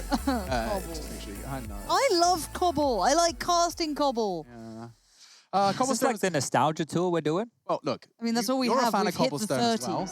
It's rare 3 people agree at something That's on true. the desk. So let's just enjoy it for what it is. All right. And we can focus now on that Counter-Strike. You know what that sound means? It does mean we're heading back into battle for the best of North America and to stay top of their group. A spot in the playoffs on the line for Liquid and EG. More so, EG and GG.bet seem to agree. It is a heavy favor towards them here as we step into Nuke. This was EG's map pick. Let's see if they can show us exactly why. Chad, you hinted that their T side has a lot of pace to it. Yeah, it used to, but maybe what we saw on Mirage there could strike a bit of a change. So smoke over towards top ladder coming out from Stan just there. That's going to obscure the vision of the Heaven player, and they are crossing towards Secret. Naf doesn't want to face this twist. He's going to get licked up a little. But Breeze will make it lower with 46 points of health. Through the smoke they go. What? Yo, Elige was not ready for all of them. They both come through left and right. He had no options. That's just lights out for Elige. Now, battling further forward, Stewie forced to tuck in. He's doing good damage. He's chipped away at them, but Ethan's added a second and a third. Double. Now dunks him with a double. Keeping EG in it, though. Twists on the flank from Ramp. Tarek can go topside. Looks like they want to pivot here. Ooh, slows himself down by pulling out that bomb a little prematurely, but Stan holding that ladder flank. Oh, So big. They have to know. Stan always does this. Do they, Chad? Do they have to know? It seems like you know a little bit too much. Chad, make your return. Out to an A. You'd have checked that corner, You'd Chad. have checked that I just corner. remember when I used to get the privilege, well, I don't know if it was a privilege. I really disliked playing against Stan because I was like the A rotator on Mirage. And when they hit B, I'd be running away. I'm coming, guys. And then Stan just comes out Palace and keeps like, God damn it, Stan. That luck. So annoying, so annoying. But he takes the territory and he makes it work. And Naf, well, he may as well go for it. Maybe just some kills. The Glock in hand. Thinking, get that door open as they leave main. Here we go. That's the sound cue he wanted. Oh, they're long gone. All right, little hesitant there. Not sure what his plan is here. He's gonna die. Cool. We don't love it. It's not brilliant. You love it, you wear it. Shop.eslgaming.com. That's my Apollo. We love you, Sean. Shout out to him. Sean's VO work is outstanding, honestly. Got a nice double nade out of that, at least for Liquid, but I'm afraid that is very much the wooden spoon of the two options. And is that a green jersey I'm seeing? Hey, what is that jersey? So that's their Marvel. Is that the Hulk one? It must be Hulk, thank you. Yeah. They collab with Marvel. They've got yeah, I've like, seen the Spider-Man one. It's like a Wolverine one. Oh, yeah, that was pretty. That's the yellow one. That was the prettiest one. Look at Hulk that guy. green. There's 4 smokes in play right here for the CT side. Naf with the scout yet again. And well, towards Yard is where this one's starting. Yeah, that's Naf's secret. He's always angry. Back away for now. In fact, I'd be putting my fist in the desk after that one. Ethan just standing at the tippy top. But a great shot, I think. No, that was just the damage inflicted by Naf early. Leash does manage to convert it eventually. And now outside, it's getting a bit chaotic. Despite all of the chaos, however, it does seem to have settled in EG's favor. Stewie responsible for the top site with only a scout. Grim investigating lobby and calling it clear. And I feel like we're going to get one of those, a little bit of a chaotic game again, like we had in that first half on Mirage. It did seem that kind of like pretty wild, but it did obviously go towards EG's favor, especially on the half switch. But for now, the 4v2, let's see if more damage can be done. Stewie and Grim, relatively separated though, so onto the T's to make the move. Where is old Stan? We'll find a way in. And all we have found so far is that Stewie's head is detachable at this point. Ethan, round the back, and Grim is being called off. It's a nice round. The pace got tempered and slowed down slightly. I want to use this round right here to establish what needs to go right for Liquid, because when we saw them take on Cloud9 on this very map just the other day, they managed to scrap together the first 12 rounds in a row on their CT side, and it was a 12-3 half where Cloud9, they made a little bit of a bounce back, but it was more of a splash, not too many ripples. Now, Naf and Elige are the combo outside. You heard me talking about it before. A lot of teams are starting to do this. You have Naf on the AWP, and then Elige is the flex. He can go main, he can go secret, he can be back at warehouse, he can go aggressive outside. And the way that the two of them feel the rounds and play off of one another is going to be the most important part of their approach on the CT side. The remaining of these members, Stewie over towards ramp, we saw him do some wild things last time round, and that's going to leave Grim in the top site with Twists. Now, everybody is going to have their roles, but some a little bit more flexible than others. So just to kind of highlight what may have been going on throughout this this round so far is EG know it could have been an eco, well, it is an eco, or perhaps we're seeing some flirtations with a little couple of pistols and a couple of flashbangs. The lobby crunch could have happened. So they position themselves to deal with the lobby crunch, and now, after calling it clear, they can focus their sights on, well, the site. Walking out. Ethan does call these corners clear, but it's the USPs that start throwing in some dinks. The smoke is a fantastic guise for their mischief. And now from behind, Stan should clean up. Problem solved. Only Elige, he's gone too. The Galils fill the feed. Shame the mischief couldn't be managed. That could have been quite good fun. Is that a Harry Potter reference? I'm so proud of you. Oh, that was a real vague one. Why have I gone and just thrown the subtlety out of the window? Well, we'll see if we can keep creaming every now and then. Pat on the back, though, all the same. But obviously not. Don't want to be actually invading your personal 2-meter bubble. It's true. Don't touch anybody at the moment. Yeah. You can't even look at people. I never did. Social anxiety really crippled me on that one. It's all good. He's going fast, or at least he's flirting with the idea. Molly will stop the hut fast push, but Cirque's been slapped, and so has Tarek. This vent dive has gone awry. And EG, they do manage to get the bomb down, but it's with great cost. Nothing pretty about this, is there? Just body parts strewn all over the vents. Looking more like a horror movie. As the rest of the T's decide, you know what, no. Well, maybe secret. That seems safer. Yeah. You know, the murder is in the building. Go for a run outside. That's always what works out. Have two smokes, so they could limp them for the cross to get to secret. Just curious if they want to waste them here or not. You should be safe about it in a 3-on-5, and they know Naf has the AWP, so it will be exactly that. Smoke 1 and smoke 2.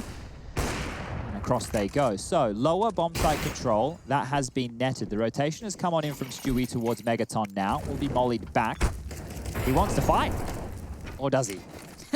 He liked it for a little. And then got a little too hot, so he backed away. The T's, though, are down towards the lower side of things. Bomb does still need to find his place. Breeze is on that case, but CTs are held back for now. 4 of them at ramp here? They have to take a fight, though, EG. They can't sit back. Oh, we've seen so many clips of Aim Star holding them down as they all gather from ramp. This has got the potential, but Grim looks to be relieving the pressure, as does Elige. Stan, he was supposed to be the last part of the plan. Now he's the only element left for EG to secure 4 here. No one's tickled the bomb just yet. Stan does have a chance onto Stewie, but Nafly keeps his teammates safe, keeps his new leader safe. If anyone hasn't been keeping track of the news, Stewie 2K taking the responsibilities of the calling in the absence of Nitro, departing and making room for NA up-and-comer Grim to take a seat at the top of NA's table. I find it so interesting that we've had that big, well, not big switch, but the switch of mentality of you want a fragger to be your IGL. I mean, you know, we've got the Nico element coming in. I guess Stewie, I still see him as a fragger, whether or not he necessarily fulfills that role. But not see what he was up to last time? Exactly. Yeah. I'm not going to doubt him too much, but I find it quite an interesting one that we have these, like, it used to be that mentality of you don't want them to be, you know, having to IGL because you want them to be able to frag out, Sure. right? Yeah. It's quite fun, right? The age of the Sponges and Sean Gares of the world is over. It's no longer an excuse that will be accepted in 2020. Okay. See you later, chap. That's for sure. lead from the front, I guess. Absolutely, yeah. Well, I mean, when it is all about the smallest margins, that excuse runs out quick when someone's not using it. You know, as soon as the top team, the Astralises of the world, have got Glaive dropping 30 in a major final, you really can't make that excuse. Boosted, Naf doesn't get to pluck him out of the air just yet. He is exposed and not turning from the flash. Cirque, you brave boy. Timing and intuition is all he needs. Oh, the knuckles must be white after trying to make that spray count, just clawing onto the AK. Not great from Elige, sadly. Has to back away from that. And I quite liked how Elige was playing down below before, and kind of his approach to it. Super, super mobile, super hard to pin down. Check this out. Elige just completely left the lower bomb side. They're happy to give up that secret cross if it was to come on in. And now we're going to come to a head-in lobby here. Oh, they're all there. Grim's there as well. Now a warning shot. It couldn't be better. He's thrown a smoke. That's not ideal. Now he's not got his nades out. Liquid had such a chance, and it's just been squandered. Elige is only going to find 2, and that is insufficient. With 40 seconds left, Stan can make a call on the fly. They descend to the B site. Twists. He's already down there. All right, Twist. Oh, he was. And now he's on the wrong side. Yeah, that's going to be a tough one. He will descend again, loudly. Unfortunately, this one, he's been handed a real poopy sandwich. Yikes. He's not capable and has to back away. Retain what he can. Keeping the AK on the CT side is always nice too.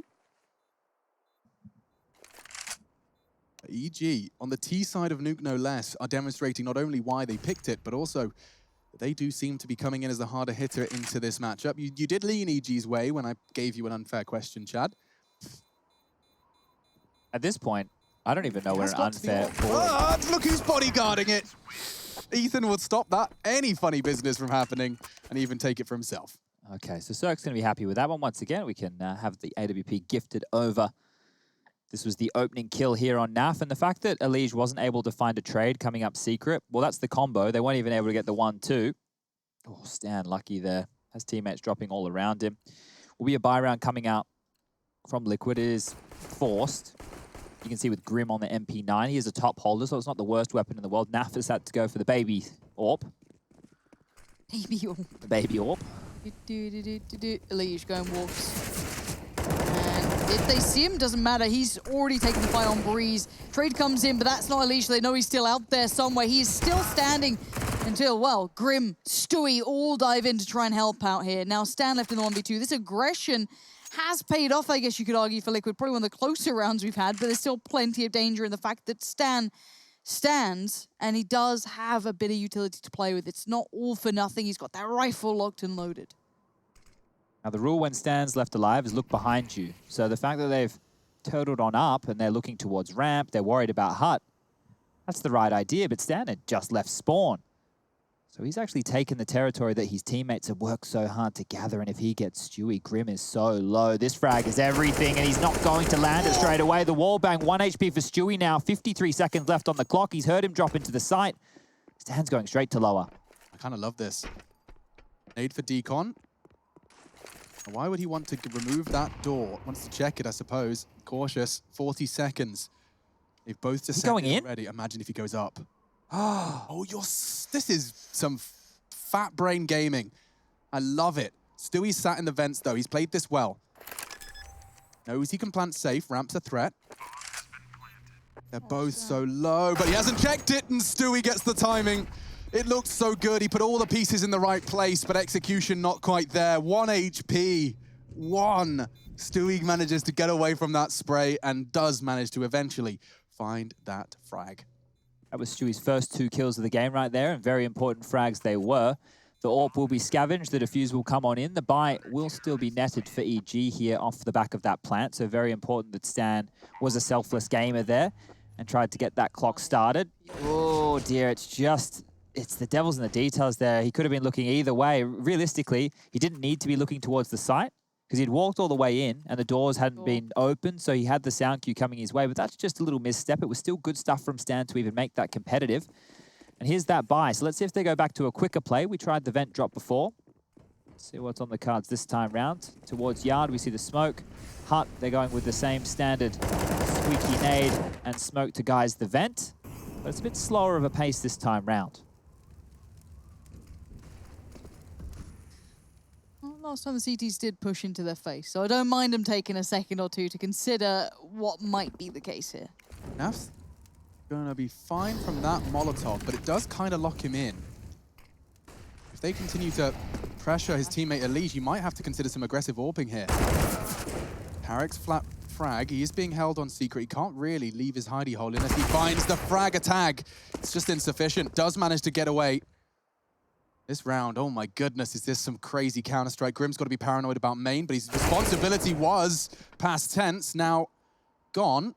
Heaven, Stewie from behind. He's about to moonwalk into Ethan's crosshair and gets himself a nice equalizer. 4v3, advantage still for EG.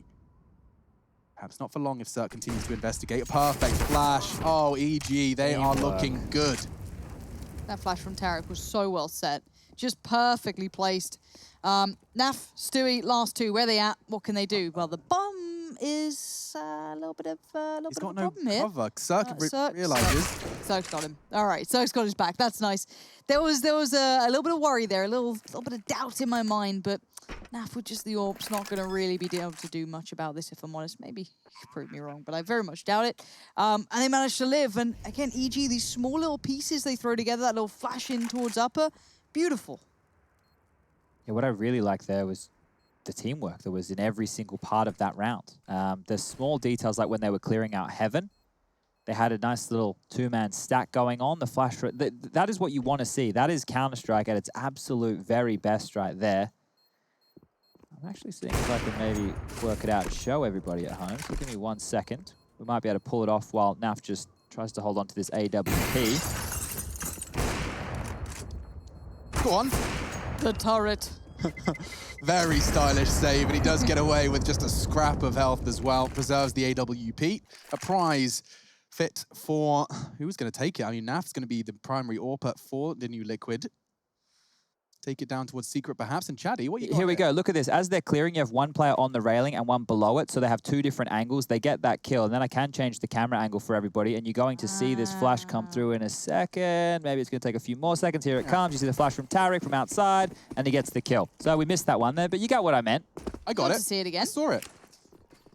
We would have only missed a couple of deagles and an AWP. And you know what?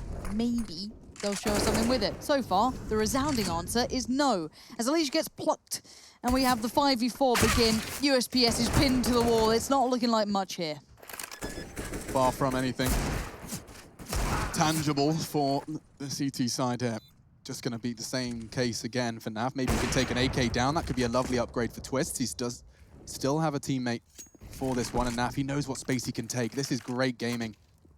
Covers the rifle. He's tearing it. Juggling them back. He is probably unawares as to how fast he's being hunted, and now Twists will no longer be a part of this. He's going to get hunted down here. Naf again. EG, they've not got loads of cash. They have time. Oh, Stan killed his teammate. Another flash for Naf 3-peak. They're close. He hits the no-scope. He's desperately trying to hold on to this AWP. Padding the stats, hitting the shots. One more, Tarek should get it. He's running out of options, and he does go down. But look what that's done to EG. They will not have AKs and utility for that. And Naf can still buy an AWP if he really wants. He has 5,850, so he's probably licking his chops. Got to pad the stats a little bit. Still gets the big green in the back pocket. And they've coming into this round with a couple of sacrifices. Let's see this again. Naf, he did so well. I was trying to think of like the last time I saw action at this end of the map. I was thinking, right, when have I seen this? And literally, I think it was like incorporated to the Frag movie from CSS. I was like, oh, that's where it's from. It's been a while. Oh, check this Molotov out, Lauren. This one here is going to go through the roof from the hands of Ethan and actually burn onto the top raft. There's nobody home to receive it, so... Oh, that's nice. I want you to explain one to me in a moment, but for now we do see a lot of the action going in Cirque at the helm of it. That's 3 big kills, and it should be the upper side, but there's still danger. Grim was one of them, but Stewie now left in the 1v3. How is he here, and how have they not checked on him? Almost converted to third, but what a baffling round that was. Yeah, that was really odd. Okay, yes? Yeah, the molly that CTs throw to one part of the hut, I think it looks like they've mollied hut, but a CT can still run through it. And in the doorway? Yeah. We saw it with Zeppa. Yes. Ah, okay. There's also, you'll also see CTs, what they'll do is they will throw a Molotov on top of the hut, so it sounds like this normal sound cue of a hut molly, and then have somebody stampede in. Yeah, and that's just the way of like playing with your tendencies and the standard protocol nades that you're expecting. But now we are really seeing the CT-sided economy getting battered here, and Ethan just flashed, holding down the trigger, grabs one, and while the mop, the cleanup crew, they're in lobby, and they'll finish things on off. So the MAC-10 started and finished the round as quick as you'd like. An 8 on the board for EG. They are running away with this one. Ladies and gentlemen, boys and girls, we might get out of here before midnight, and production are going to be so mad that I just said that. They'll be thinking about black cats and walking under ladders, smashed mirrors, all of that kind of stuff. Yep. I think I might get out there and my car might be keyed. So, guys, please be nice. Just 12 on the car. You know, there's a lot of cars in the car park. I don't see any staff around the Cedarwood Creek plant, do you? Who's parked all these cars? I think what happened, Alex, we had to evacuate everybody because there were terrorists. And there was explosives and... yeah. It does make sense. Ah, okay, fair. Touche. Isn't there law to Counter-Strike? Law? Oh, yeah, we're working on it. That's Law. L-O-R-E. This is the law. We're doing it right now. Yeah. This is it. All right, get on Wikipedia, folks. Edit it. Get it going. And Tarek charging up her is part of the story. In fact, Ramp, perhaps, seems to be his target. Through the flames, in the nade, that's death. No, the smoke saves him, and it's a multi for Stewie. It's 4 in quick succession. Stan pre-fire, and he wants to at least take a couple more with him, but Elige isn't interested, and that's a quickie. Stewie 2K, silent for most, but does manage to secure a third entirely on his own. Haven't had one of those in a while. We saw him get an ace with the MP9, then switching to the USP the other day, but that was an eco bash. The last time I remember against a full gun round with the almost ace that Stewie here had was Flamey, who at Katowice. Sorry, I had my mic over here. That was nearly a 5-man spray down with the 1 mag. It would have been nice to see. Oh. Remember the Flamey one? Yeah. Yeah, that was quite nice. The Galil, Sorry, is that Flame Dogger? Flame Dogger, sorry. Yeah. Keep it as intended, if you don't mind. Now look what that's done to EG's money. These rounds have been getting closer and closer, and the geniuses, they're left with the scraps. So Deagle for Breeze, a couple of light bits of utility to follow. They're going for yard control, making sure no early territory can be taken from Elige and Naf. And what that's kind of meant for the rest of the map is they can sit and wait. Now, these are the L block smokes coming out here. L frame, L smokes, whatever you want to call them. We're making up the name on the fly. The teams call it after another team. We're trying to make it more digestible. They all have different names for me. All right. Oh, that's very retro. Elige, straight through the smoke, a flash from Stu. It's textbook, and it's necessary at this stage of the game. Liquid, they're already on the ropes. They already lost their map pick, and Stewie, he's passing the test on ramp again, at least for the first. Elige should be able to stop the retreat there as a good catch onto Breezy. Only Ethan. I'm not sure he's going to be able to get this bomb down. It looks like the CTs are in all the right places. Oh, no. The tide can be turned here, right? If we're going to be honest, 8-7 is a possibility. You hear me always trying to paint these positive pictures. It's a new thing. You know, I'm a new man. I'm not so negative anymore. I'm trying to carry around less chip on a shoulder and, you know, all that fun stuff. Yeah. So, look, Liquid could bring this one back very easily. As I mentioned before against Cloud9 the other day, they won 12 CT rounds in a row. So there's no reason they can't start to mount a few more. And it will be against the eco. So this one here, what we tend to do in rounds like this, Lauren, we pick a fun topic. Can I tell you a little guilty secret then? Sure. Look, I feel disgusting myself, don't worry, but I really thought, it's 12 rounds, halftime. Well, oh. What? That's a strange turn of events. So what's happened there is Cirque has snuck down secret with only the Glock. He's caught Elige with his knife out. He's hit the double dink with the Glock. He's now basically going to force a CT to respect a Glock push down lower. His teammates will now have one less player to deal with on that top site. How did Naf miss that? These are great questions that I'm sure they will be asking. Nice, expecting more. Deagle in hand, handling it, not quite. Twists, trying to stop the weapon recovery. There's now an AWP in play, and Breezy has managed to utilize it well. How is this dangerous? How are we in this scenario? As now down to the 1v2, Stan has to do something big, denied in the end.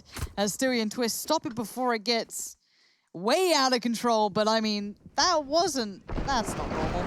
Yeah, that should never happen. I don't understand how Naf didn't communicate that was a possibility, because he took a duel with Cirque earlier in the round with the AWP. And the level of surprise, there you go. See, it should not be able to happen. That should not happen by any means. And Surprise, that's one thing. Frustration is probably another. The fact that he now has to completely rebuy, and the round was close. Oh dear, oh dear, oh dear. Yeah, going to be a test for Liquid's mental. Molly does screw up the wall of smokes. Does look like Unleash wants to slow him down more so. His body, however, is nothing more than an obstacle for them to overcome. That's unfortunate. You can see how close that was to the smoke. Does get extinguished, but the gap, thanks to Naf's hard work with the incendiary, is translating into frags.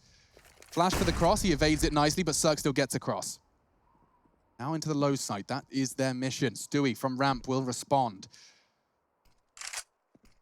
Important to have players establish control on this window side. That's what Stewie is considering. But if he can just get himself up above that silo, playing that upper spot, he'll be in a good stead for at least 1 or 2. We see teams who like to go vent to top in late round situations here. And because they still have Breeze over towards lobby, if we get a little bit later and he can actually peek on out the squeaky door, never mind. They're sticking with the lower. We're going to see a Molotov towards Dark. Come on, Stewie. Let's have a look at it. Tickles the toes, gets Stan. That's a horrible mental image, but that's pretty nice. Tarek going down, and now Stewie's still standing, barely, but he was alive. He's bought time on those rotations, but Cirque wants a word about it all, and he gets his head taken off. Breezy. Not a lot of fun for him. That's it. He hears the smoke. Hear the smoke and changes his route. Oh, with 20 seconds left, the best thing he can do is save, and now it is seeming more and more likely that 7 rounds I was talking about could be Liquids, as long as there's no more goofs and gaffs and Glocks making it down secret without being known. I don't know why I find that such a novelty, that camera angle. Because I obviously I didn't have it before, so it's fun to me. We're living in the Frag movie now. That's probably why I like it. Oh no, I'm such a you can basic hear person. like the drop coming as he's running into the site. Just hear like, what is it? Call 911 now! We were hoping The like... freaking Benjamin or something comes in. You know, with the music, Lauren, after we throw to the game, Right. we hope one day we can get the timing where there's like a Glock rush and the music is ramping up as the pistol round is about to like clash. You know, you heard the music and you started dancing. Yeah. You want that? That, but we need like. You want the someone to- Bring Me the Horizon ripoff to be in sync with the frags. Exactly. Got it. Hey, production, you wanna leave it on a little longer next time? It's not up to them, it's up to the players. Because they can leave the music running, but what tends to happen is every time the music gets running, they slow it right down. Yeah. It's like they know it's coming. They just don't want the me and Hank perfect just end sync. up looking like plums, just going, here we go, towards the B site, 3 flash, and then you'll just stop. It's very, very anticlimactic. So I just want to note here for EG, there's no HE, which means Squeaky Door cannot be blown open if they wanted to go for more of a vent dive or a top type of rush here, and there's not enough residual for someone to buy one before they leave spawn. So with these SMGs in play, we could just see the wall smokes to cross secret and get into that lower bomb site really quickly. That is something that I would be looking for or looking to call if I was Stan. Lead looks promising. Does just slow down Tarek down to 85, means that number 4 should be just a little more deadly. Naf working with very little. Oh, that's enough, though. You can see the boots. Tarek, those neon laces costing him something. Recovering the bomb, though. Stan does grab it. And back to the lower site. Here we go. Rinse, repeat. EG looking for their 9th. Stewie, last time was good. He needs to be better this time. New angle, new chance, new shots, new bodies. He's got it all. Stewie with 4. What an incredible closer. That is stunning stuff. 8-7 on the half. We're going to go ahead and catch our breath. I'm sure they will too. EG leading, but by the narrowest margin on their map pick.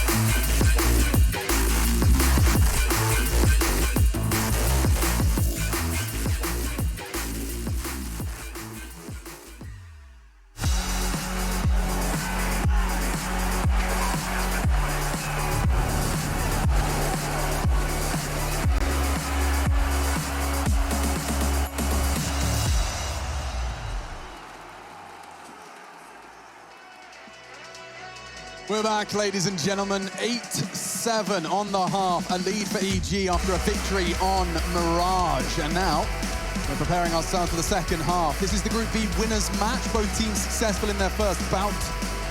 We'll see who can remain undefeated and join Chaos in the playoffs this evening. I am Machine, joined by both Pansy and Sponge as we head on in to the pistol round. GG.bet do lean heavy towards the EG. And let's see if Liquid can do any better on their T side. Well, we tried, and they decided to play it slow. Yeah. So this is what we're talking about, ladies and gentlemen. Every time we sync up the tunes to give it a bit of hype, they suck all the oxygen right out of the room. This looks like it will be a little bit of a late top piece. Stewie with the nade in hand looks destined towards Squeaky Door. Twist with a smoke over towards top ladder. It's all a ruse. Towards ramp, they'll be heading with the bomb. We'll get it one day, don't worry. The hype will come in at the right time. And if it was now, it would have been perfect, but it's not. The ramp take comes in and they get right on down. No contest. Okay, so no issues so far. Zerg's playing with the ladder queue. They break the windows and start to advance. There's lots of sounds here, lots of options, and Stan could get overwhelmed. He's got the backup of his teammates, and Zerg's hit 2 spectacular shots. No need for Stan just yet. Now he's hit 1-2, and that's the end of the pistol. EG have come to play, and the individuals just win their duels. So they gave away full ramp territory, but still had 2 individuals already on that lower bomb site to take the fights. That was because they had a bit more of a top site heavy lean here, and the rotation that was drawn out by the top smoke pulled Tariq away from the ladder base. But all in all... Tariq's an Old Spice man, just like myself. Oh, okay. Good to know. You learn something new every day. Do you feel closer to her Me and Tariq's armpits smell similar. Wow. That's the analysis I have for you after that. I thought we were still all using Lynx Africa. Yeah, man. I mean, I love it smelling like a 13-year-old rugby changing room. Ugh, every time we walk past the boys' changing room in Yep. school, just the odorous scent. And then that chocolate one showed up and it just smelled worse. It was terrible. Who decided that? They weren't even like anti-perspirants. No. They were just body sprays. Yeah. Who did what? And then you spend your whole life thinking, maybe I just stink. Yeah, but no, really, they were giving us the wrong stuff. Yeah. I'm going to blame Mum and Dad for that one. Absolutely. Not helping You learn from our mistakes. We'll be better parents. My kid will have a proper Old Spice pit. We'll be fine. Or she. I want a boy and a girl. That's the dream. Be cute, wouldn't it? I do see Stewie on that AK-47. Now, bomb on his hand as well. That's a lot of responsibility for one man to be bearing into this round. That tight line held by Cirque. Not going to find anything just yet. Just a warning shot catches them on that boost. It's a hard shot to hit. He certainly has the weapon for the job, though. Interesting smokes being deployed here. What a pace change we're having as well. It feels like it's so much quieter, but I guess this gives a little room for Stewie to make something out of it. If all the attention is drawn elsewhere, maybe he can be that killing blow.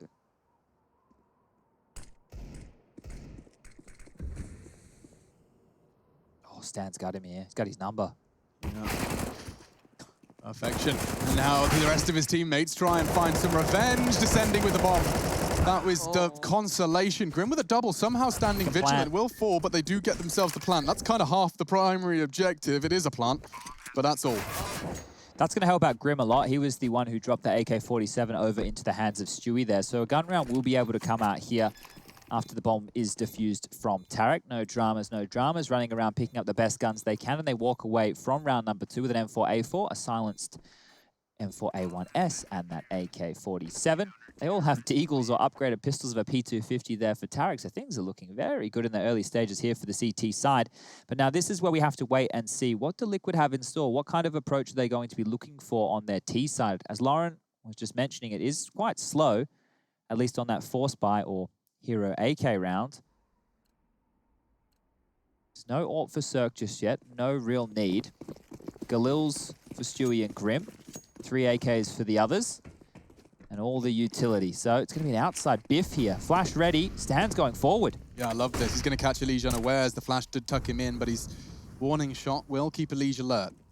Yeah, Elige knows a good amount, and I'd love a stat of how many kills Stan ever gets facing forward towards someone. He is just a pure ninja right behind him. Another flash getting set in potentially, but no, they're still trying to hunt out these outside players, but they've put the fear into them for sure. They're going to have to clear all of these angles now. No air of urgency to Liquid's play here. Now the smokes will be deployed, same as last time. Obviously weapons and Molotovs behind it this time. A little more intimidating, a little more of Liquid's heart and soul put into this one, closing the gap on EG, the objective, and there's the start. Oh, run boost as well in Warehouse. Not sure Breeze would be ready for this if you wanted to repick from the top of ladder there, the aircon unit actually, but he was ready for it, and Elige gets sat down. Oh, trade right back in for Stu, though. It's this nice back and forth, but the CTs are only left with 3 now.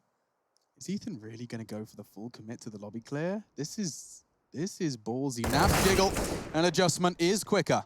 And so with a 4v2, now only Stanislaw with a chance to equalize, and he has clawed one back. He's conscious that his teammate is holding heaven. Topside should be under lock and key, but Twister's found his second and most crucial frag of the round so far. Looks like Liquid will be closing this gap, and this will be their second round so far on the T side. So maybe Stan just wants to get this AK and hold on to it, but if he can inflict a little bit more financial damage here, EG might consider going for a buy in the next round. Cirque, 3150 to his name. With the loss bonus, we'll be able to get a rifle up, but nobody else is going to have much money. So maybe just, yeah, I'm not sure. There's no benefit. Yeah. The thing is, unless they want to go for a force buy in the next round, unless Stan can get a bunch of kills, it doesn't feel like it. Naf's going to take him out. And that will be the round. 10-8 now in favor of EG. Now, let's keep in mind this was their map choice. They did paddle the bottoms of Liquid over there on Mirage. A completely flawless T-half from Zeus and the newly equipped. Actually, that's the storyline I didn't run with enough, did I? That Zeus used to coach Liquid. I know you mentioned it, Alex, but we could have probably built that one up a little bit more, couldn't we? Yeah, I mean, look at what we've seen today. I mean, we saw MIBR. We've seen all of Zeus's teams. It's all happened today. Yeah, he's had many an option and a valuable resource, this time under the EG banner. I do like this attentive play from EG towards the outside area. I quite like it. It's obviously risky, there's no two ways about it, but it's quite something to watch. Now, obviously for the CTs, the purchase is going to be subpar to quite a large extent. We've got 5 7s and a CZ out there, but there is armor to back it up and a couple of rifles. And even SMG just thrown into the mix. But here comes that slightly delayed outer take. Elige leading the way with Stewie just as backup right now.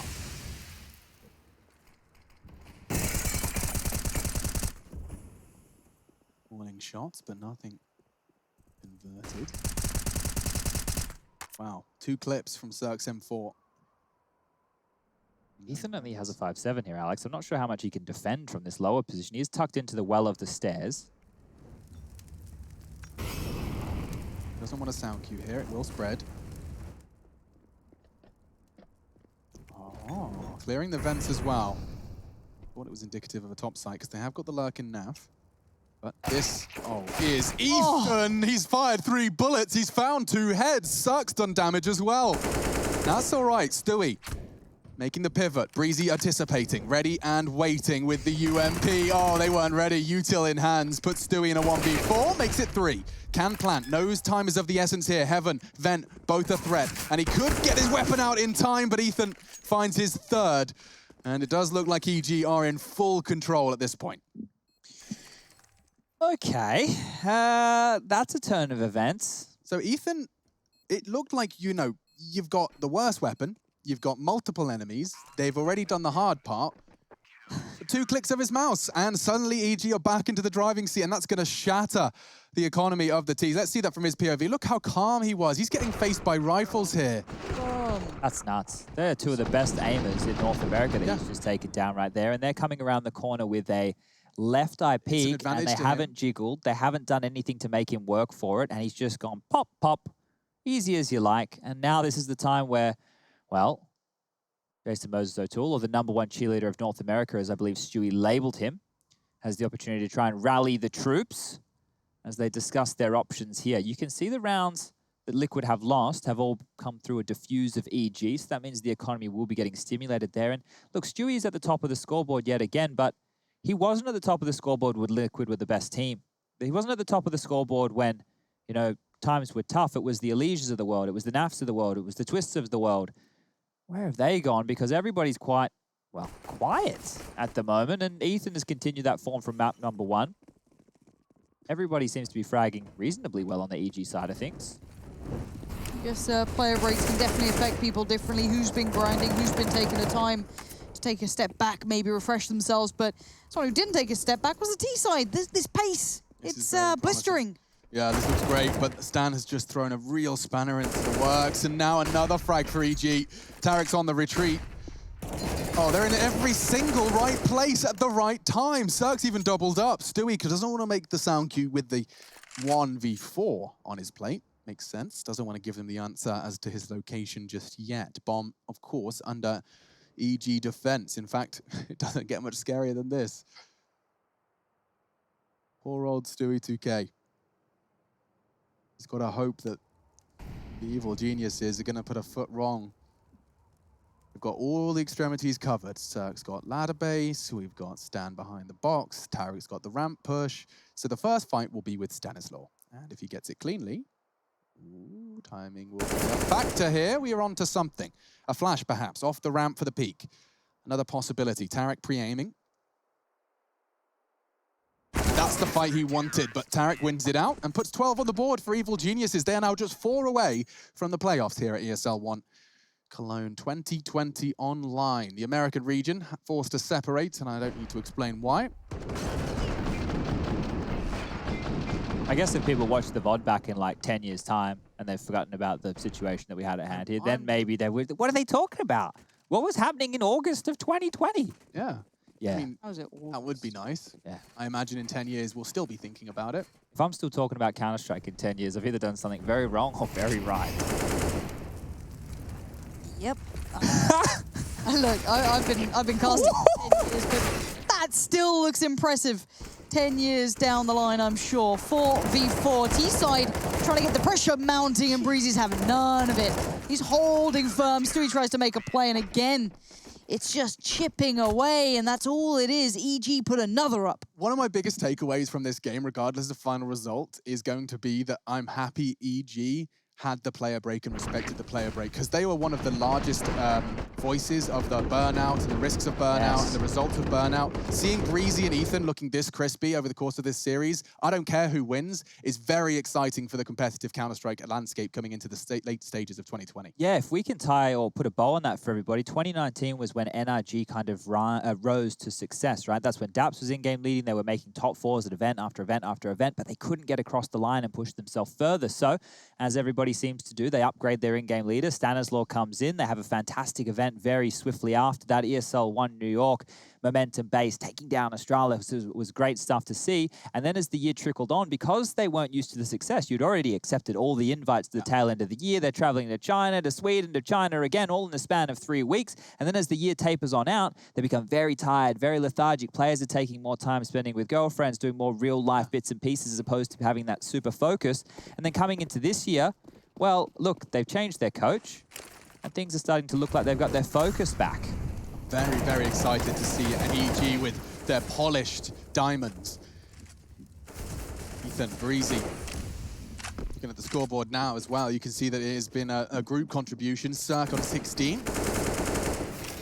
Stewie's definitely rebounded, though. We saw a quiet mirage out of him, but 24. Right back into the driving seat and proving he can do both. Multitasking, pulling the strings and pulling the headshots. Smokes for outside.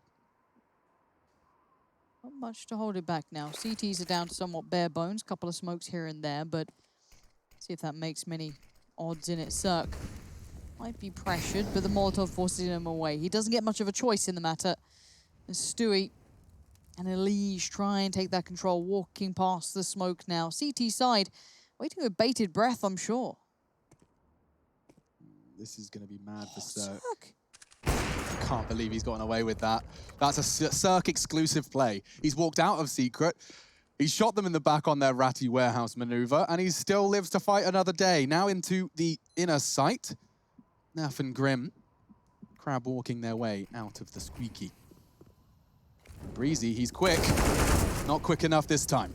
4v4, looking good for Ethan, but he can't control the spray. Naf has opened it up for Liquid, twists as well. This will not be an open and shut case. Maybe Tarek Tarek can change my mind. A quick double, anticipating Elige. He had the fight. Elige finds the head, close. And Tarek seems to think so too. So that's to the 9th. Liquid keeping things competitive. Their second T round here on our second map. Quite polarizing as a response. You know, even in the 1 rounds, Liquid still look pretty defeated, and Tarek's still having a great day. Yeah, I think with a lead like this, EG are feeling pretty chirpy about things here. And we'll get another one of these buys on the board. Ethan has his 5-7 yet again. Let's see if he can pull off any more magic with that. Circ on the AWP. And a very quick secret cross coming in from Elige here. He'll be ducking, diving, weaving, and dodging. I don't think that's how that one goes, but he's made it lower.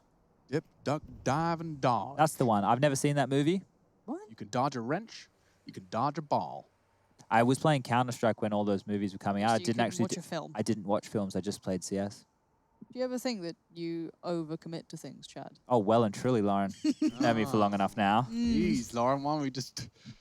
Let's do it It's live. the knife, I don't know. Look, if you can't find time to watch a movie in Yeah, your life, I mean, no that's excuse. a lot of commitment. That was before Ben Stiller got weird. Oh, Cirque. Tucked in towards lower. I don't mind that. After being so provocative in that last round, pushing out, being so brazen and brave, it's kind of fallen back into a more passive look. I like that. Nice alliteration. Floats my boat. Stanislaw, the goat of this round. A quick double, taking 2 of the fully equipped Liquid members out of the equation. Breezy's caught another. He even makes the call. He knows there's a presence. They might go for the vent dive. Who's the closest on that low site? It's Cirque. Yep. Look, he's next to you. Behind you. Comms a little blurry. It looks like he pulled the trigger onto Grim before he fell.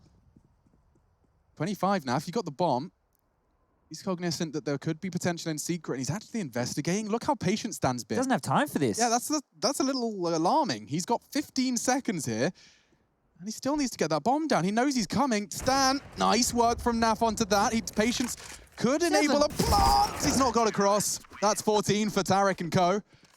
And double kill for Stan was the real start of that 14th.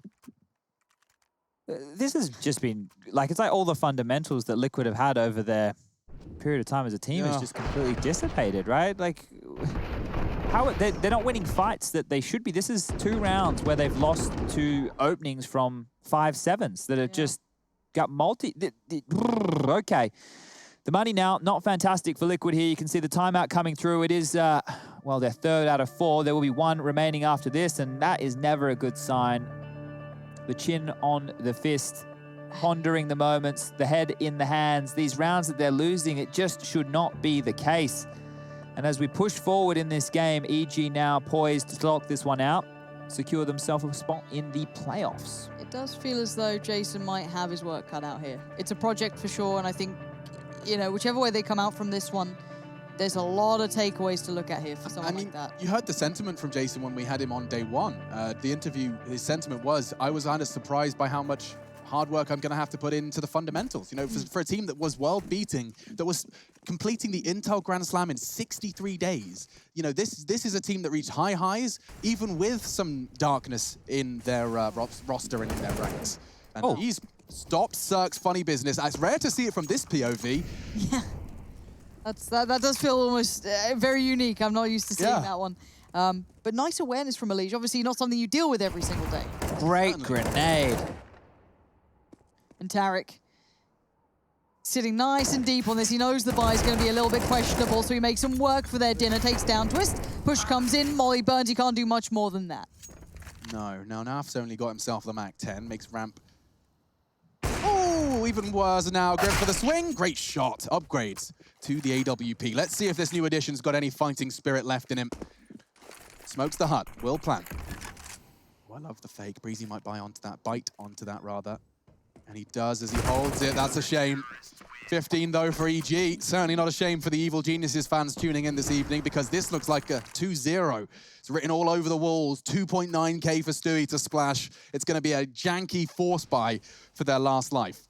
Now, the loser of this will play the winner of Triumph and Cloud9. That will be the last game on Sunday before we head into the daybreak on Monday. So next week, that gives Liquid, who appear to be the ones losing this one right here. A couple of days to work on some of these issues, mentally reset, and find themselves some new form, because right here today, they have been absolutely battered around the server. And as we trickle forward into round number 25, most likely the last round of this game, EG just continue to build confidence, and they're doing it with style. Everyone's getting the multi-kills they need. Everyone's looking hot to trot. They have come in here today ready to steal away this victory and grab themselves the first spot in the North American finals.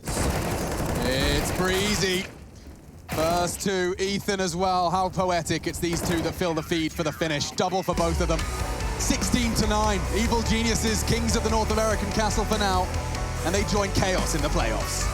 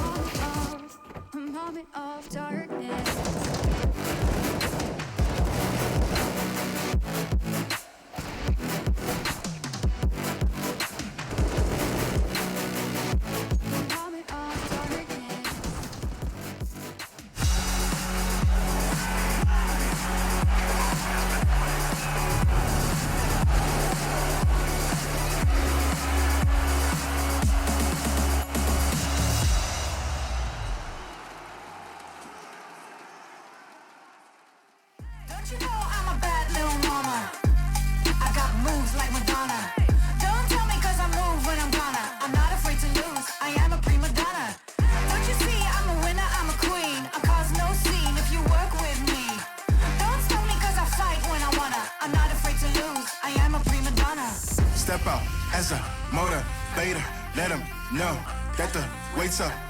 That's how we know when we level up. Hey, that's how we know when we level up. Level up. All we know about is level up. Are we ready not to level up? You know we fall and we get up. Level up. All we know about is level up. Are we ready not to level up? It's time, get up. Back against the wall, still I'm standing tall. Know about the ball, I got my fan with me. All we know is ball to empty out the mouths. The chosen one they call, I take my fan with me. Know about it if you tell, know you're breaking codes. What your credibility and all fall like dominoes. Can you really take a stance? All I wanna know. Need me real ones when it's time to go. Stepping in, elevator. This is to all the haters. That's all we know when we level up. Yeah, that's all we know when we level up. Level up. All we know about is level up. Are we ready not to level up? You know we fall and we get up. Level up. All we know about is level up. Are we ready not to level up? It's time, get up. I found out I'm not alone, 'cause I'm just like you. We are fearless when we fight and not afraid to level up. All we know about is level up. Are we ready not to level up? You know we fall and we get up. Level up. All we know about is level up. Are we ready not to level up? It's time, get up. I don't want your empathy, I just want another enemy. I'm not gonna change a thing for you. I'm over middle ground, and I really wanna burn it down. I'm not your friend, and I won't pretend I am. So don't reach out, and I mean that. I'm under siege, and I need you to see that. You're on one side, I'm on another, and we will wage war upon each other. I'm no angel, you're not either. I'm at a fever pitch, you're at a leisurely pace. I'm unscathed.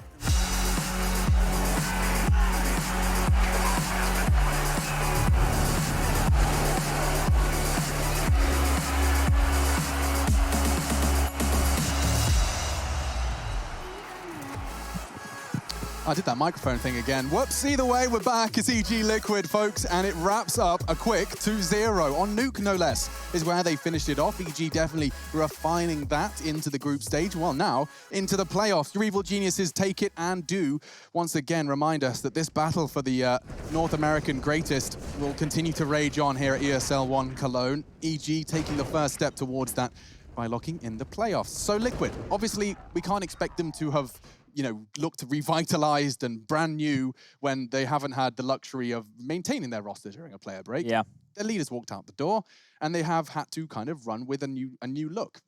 Yeah, they gave him the boot, okay? So Nitro was kicked out the door, right? And Stewie and Naf had already been taking Nitro's roles anyway, and that was clear that they were heading in that direction. But the change of coach is something that you have to keep in mind as well. And Stewie's going to have to be finding himself and grabbing these leadership reins now with two hands. So the direction is going to take time.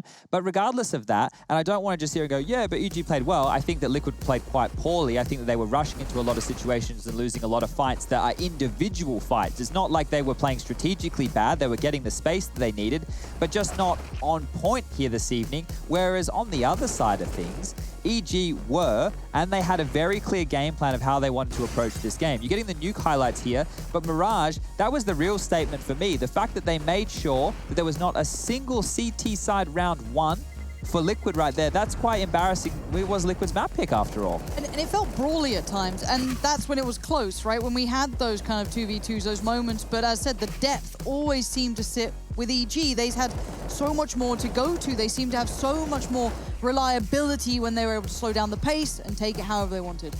Yeah, no, that was definitely part of it. I mean, just the calling on the CT side, like there was an infinite pool of different moves it felt like EG could pull out and throw at Liquid. And I mean, shots like this from Ethan, you talk about the individuals of Liquid not necessarily being there. Quite the opposite, quite the contrary can be said for the top three in my list. Looking at Nuke, it looks like Tarek, Ethan, Cirque, Breezy, all within one frag of each other. In fact, that mid-table, it's like 17 to 19 for the 4 members of EG. So everyone delivering, and even both of them finding those 2 ridiculous 5-7 rounds. Yeah, I always talk about Ethan being part of like the main 2, the core with Breeze right there, but he had 2 fantastic back-to-back maps. And then I want to give some props to Tarek as well for the overall series here. He had a very good one there, 40 frags to his name over 2. But it did feel at times a little bit too easy. I'm not sure if it felt that way. I'm sure there was an extreme amount of concentration having to come through, but here are the stats of the main man over 2 maps, 108 ADR. That's fantastic to maintain over 2 maps of Counter-Strike. Yeah, it looked fantastic, and to maintain nearly 110 ADR across the series, that is definitely something to be proud of. In fact, the man himself is going to be calling into the studio. A victory and a playoff spot secured. Ethan, can you hear us? Hey, what's up? Yo, we're rocking and rolling then. Congratulations, first of all. That looked clean up against Liquid. And my first question actually starts on the first map. That T side, you guys just ran into Liquid CT and ran them over.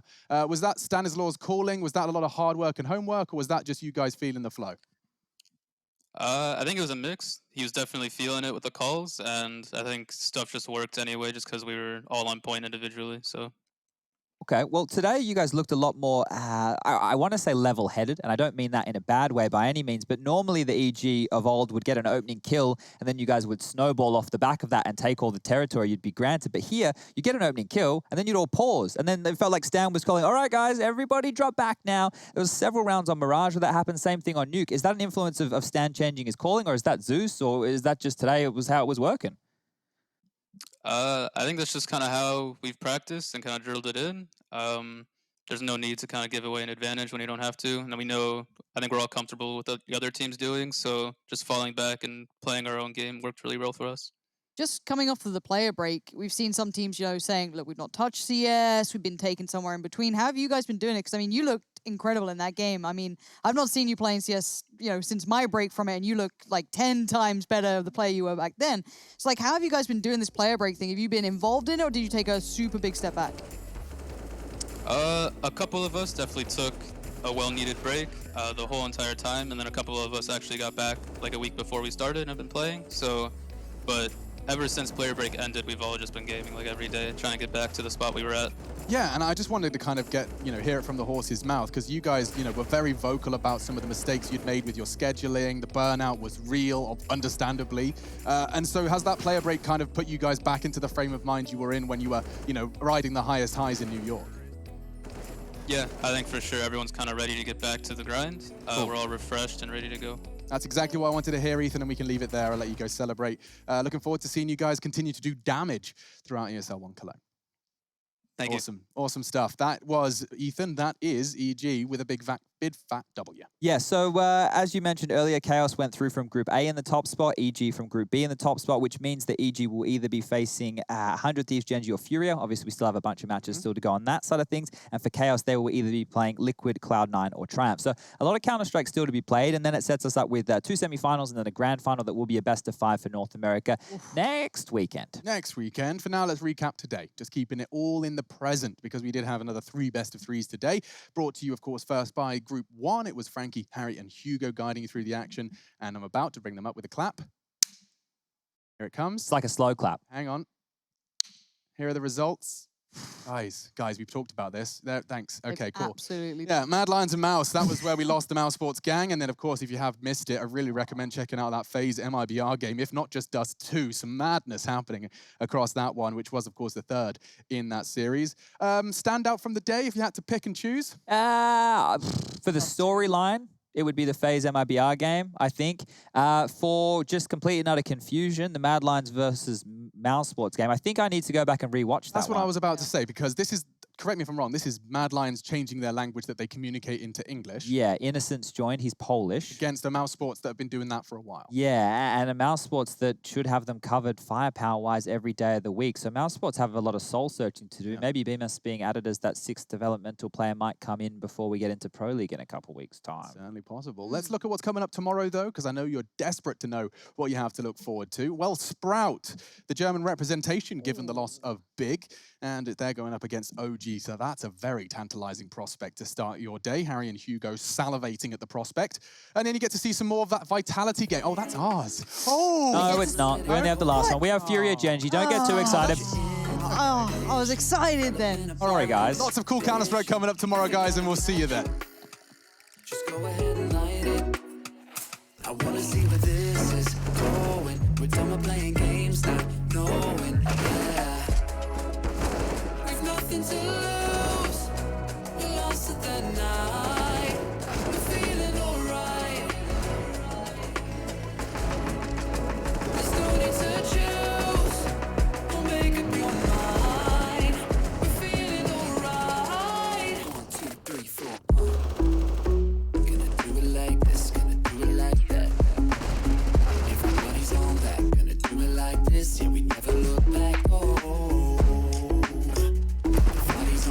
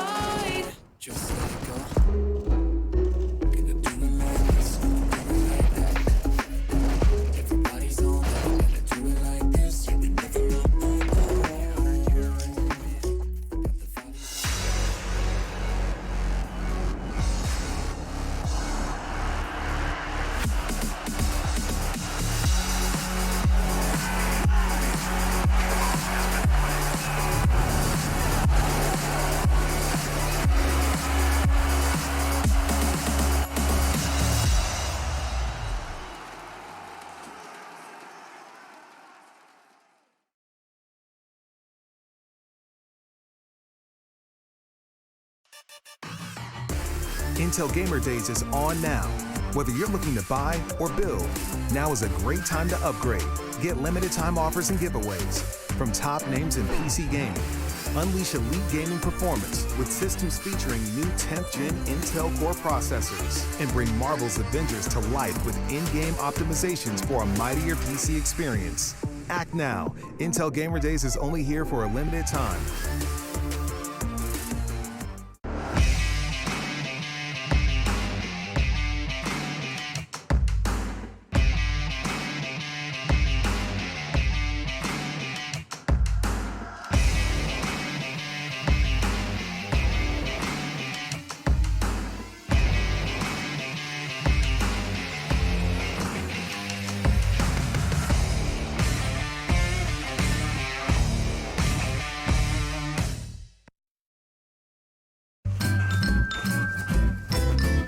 You ready? Huh? Hey, easy boy, huh? You ready? Huh?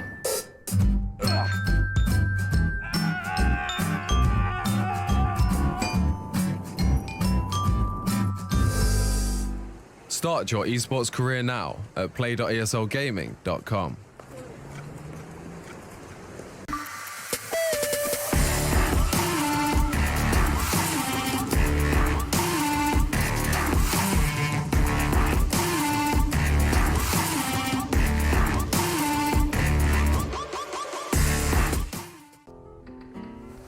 If you want to know what you're good at and, well, also what you suck at, check out csgohub.com. Coming! Everybody loves an underdog. Who needs to be liked? Mountain Dew Amp Game Fuel. Victory in a can.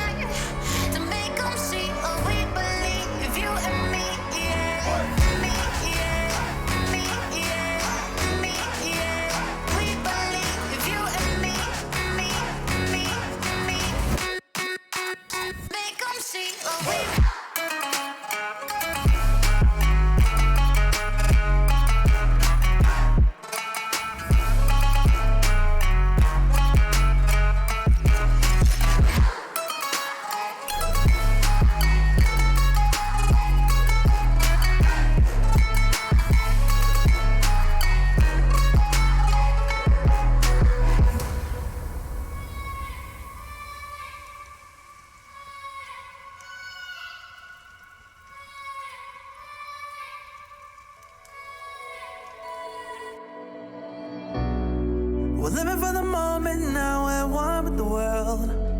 I can't lose this feeling I get. My heart's in the right place, and so is my soul, yeah. I won't take no excuses for it. Love it, need it, live it. I feel like something's missing when I do not have it. I feel it in my bones, gotta find my space. These emotions on my face, taking a toll, I gotta pay it forward. I'll give it all that I can. No matter what, I won't let up. It's in my soul, it's in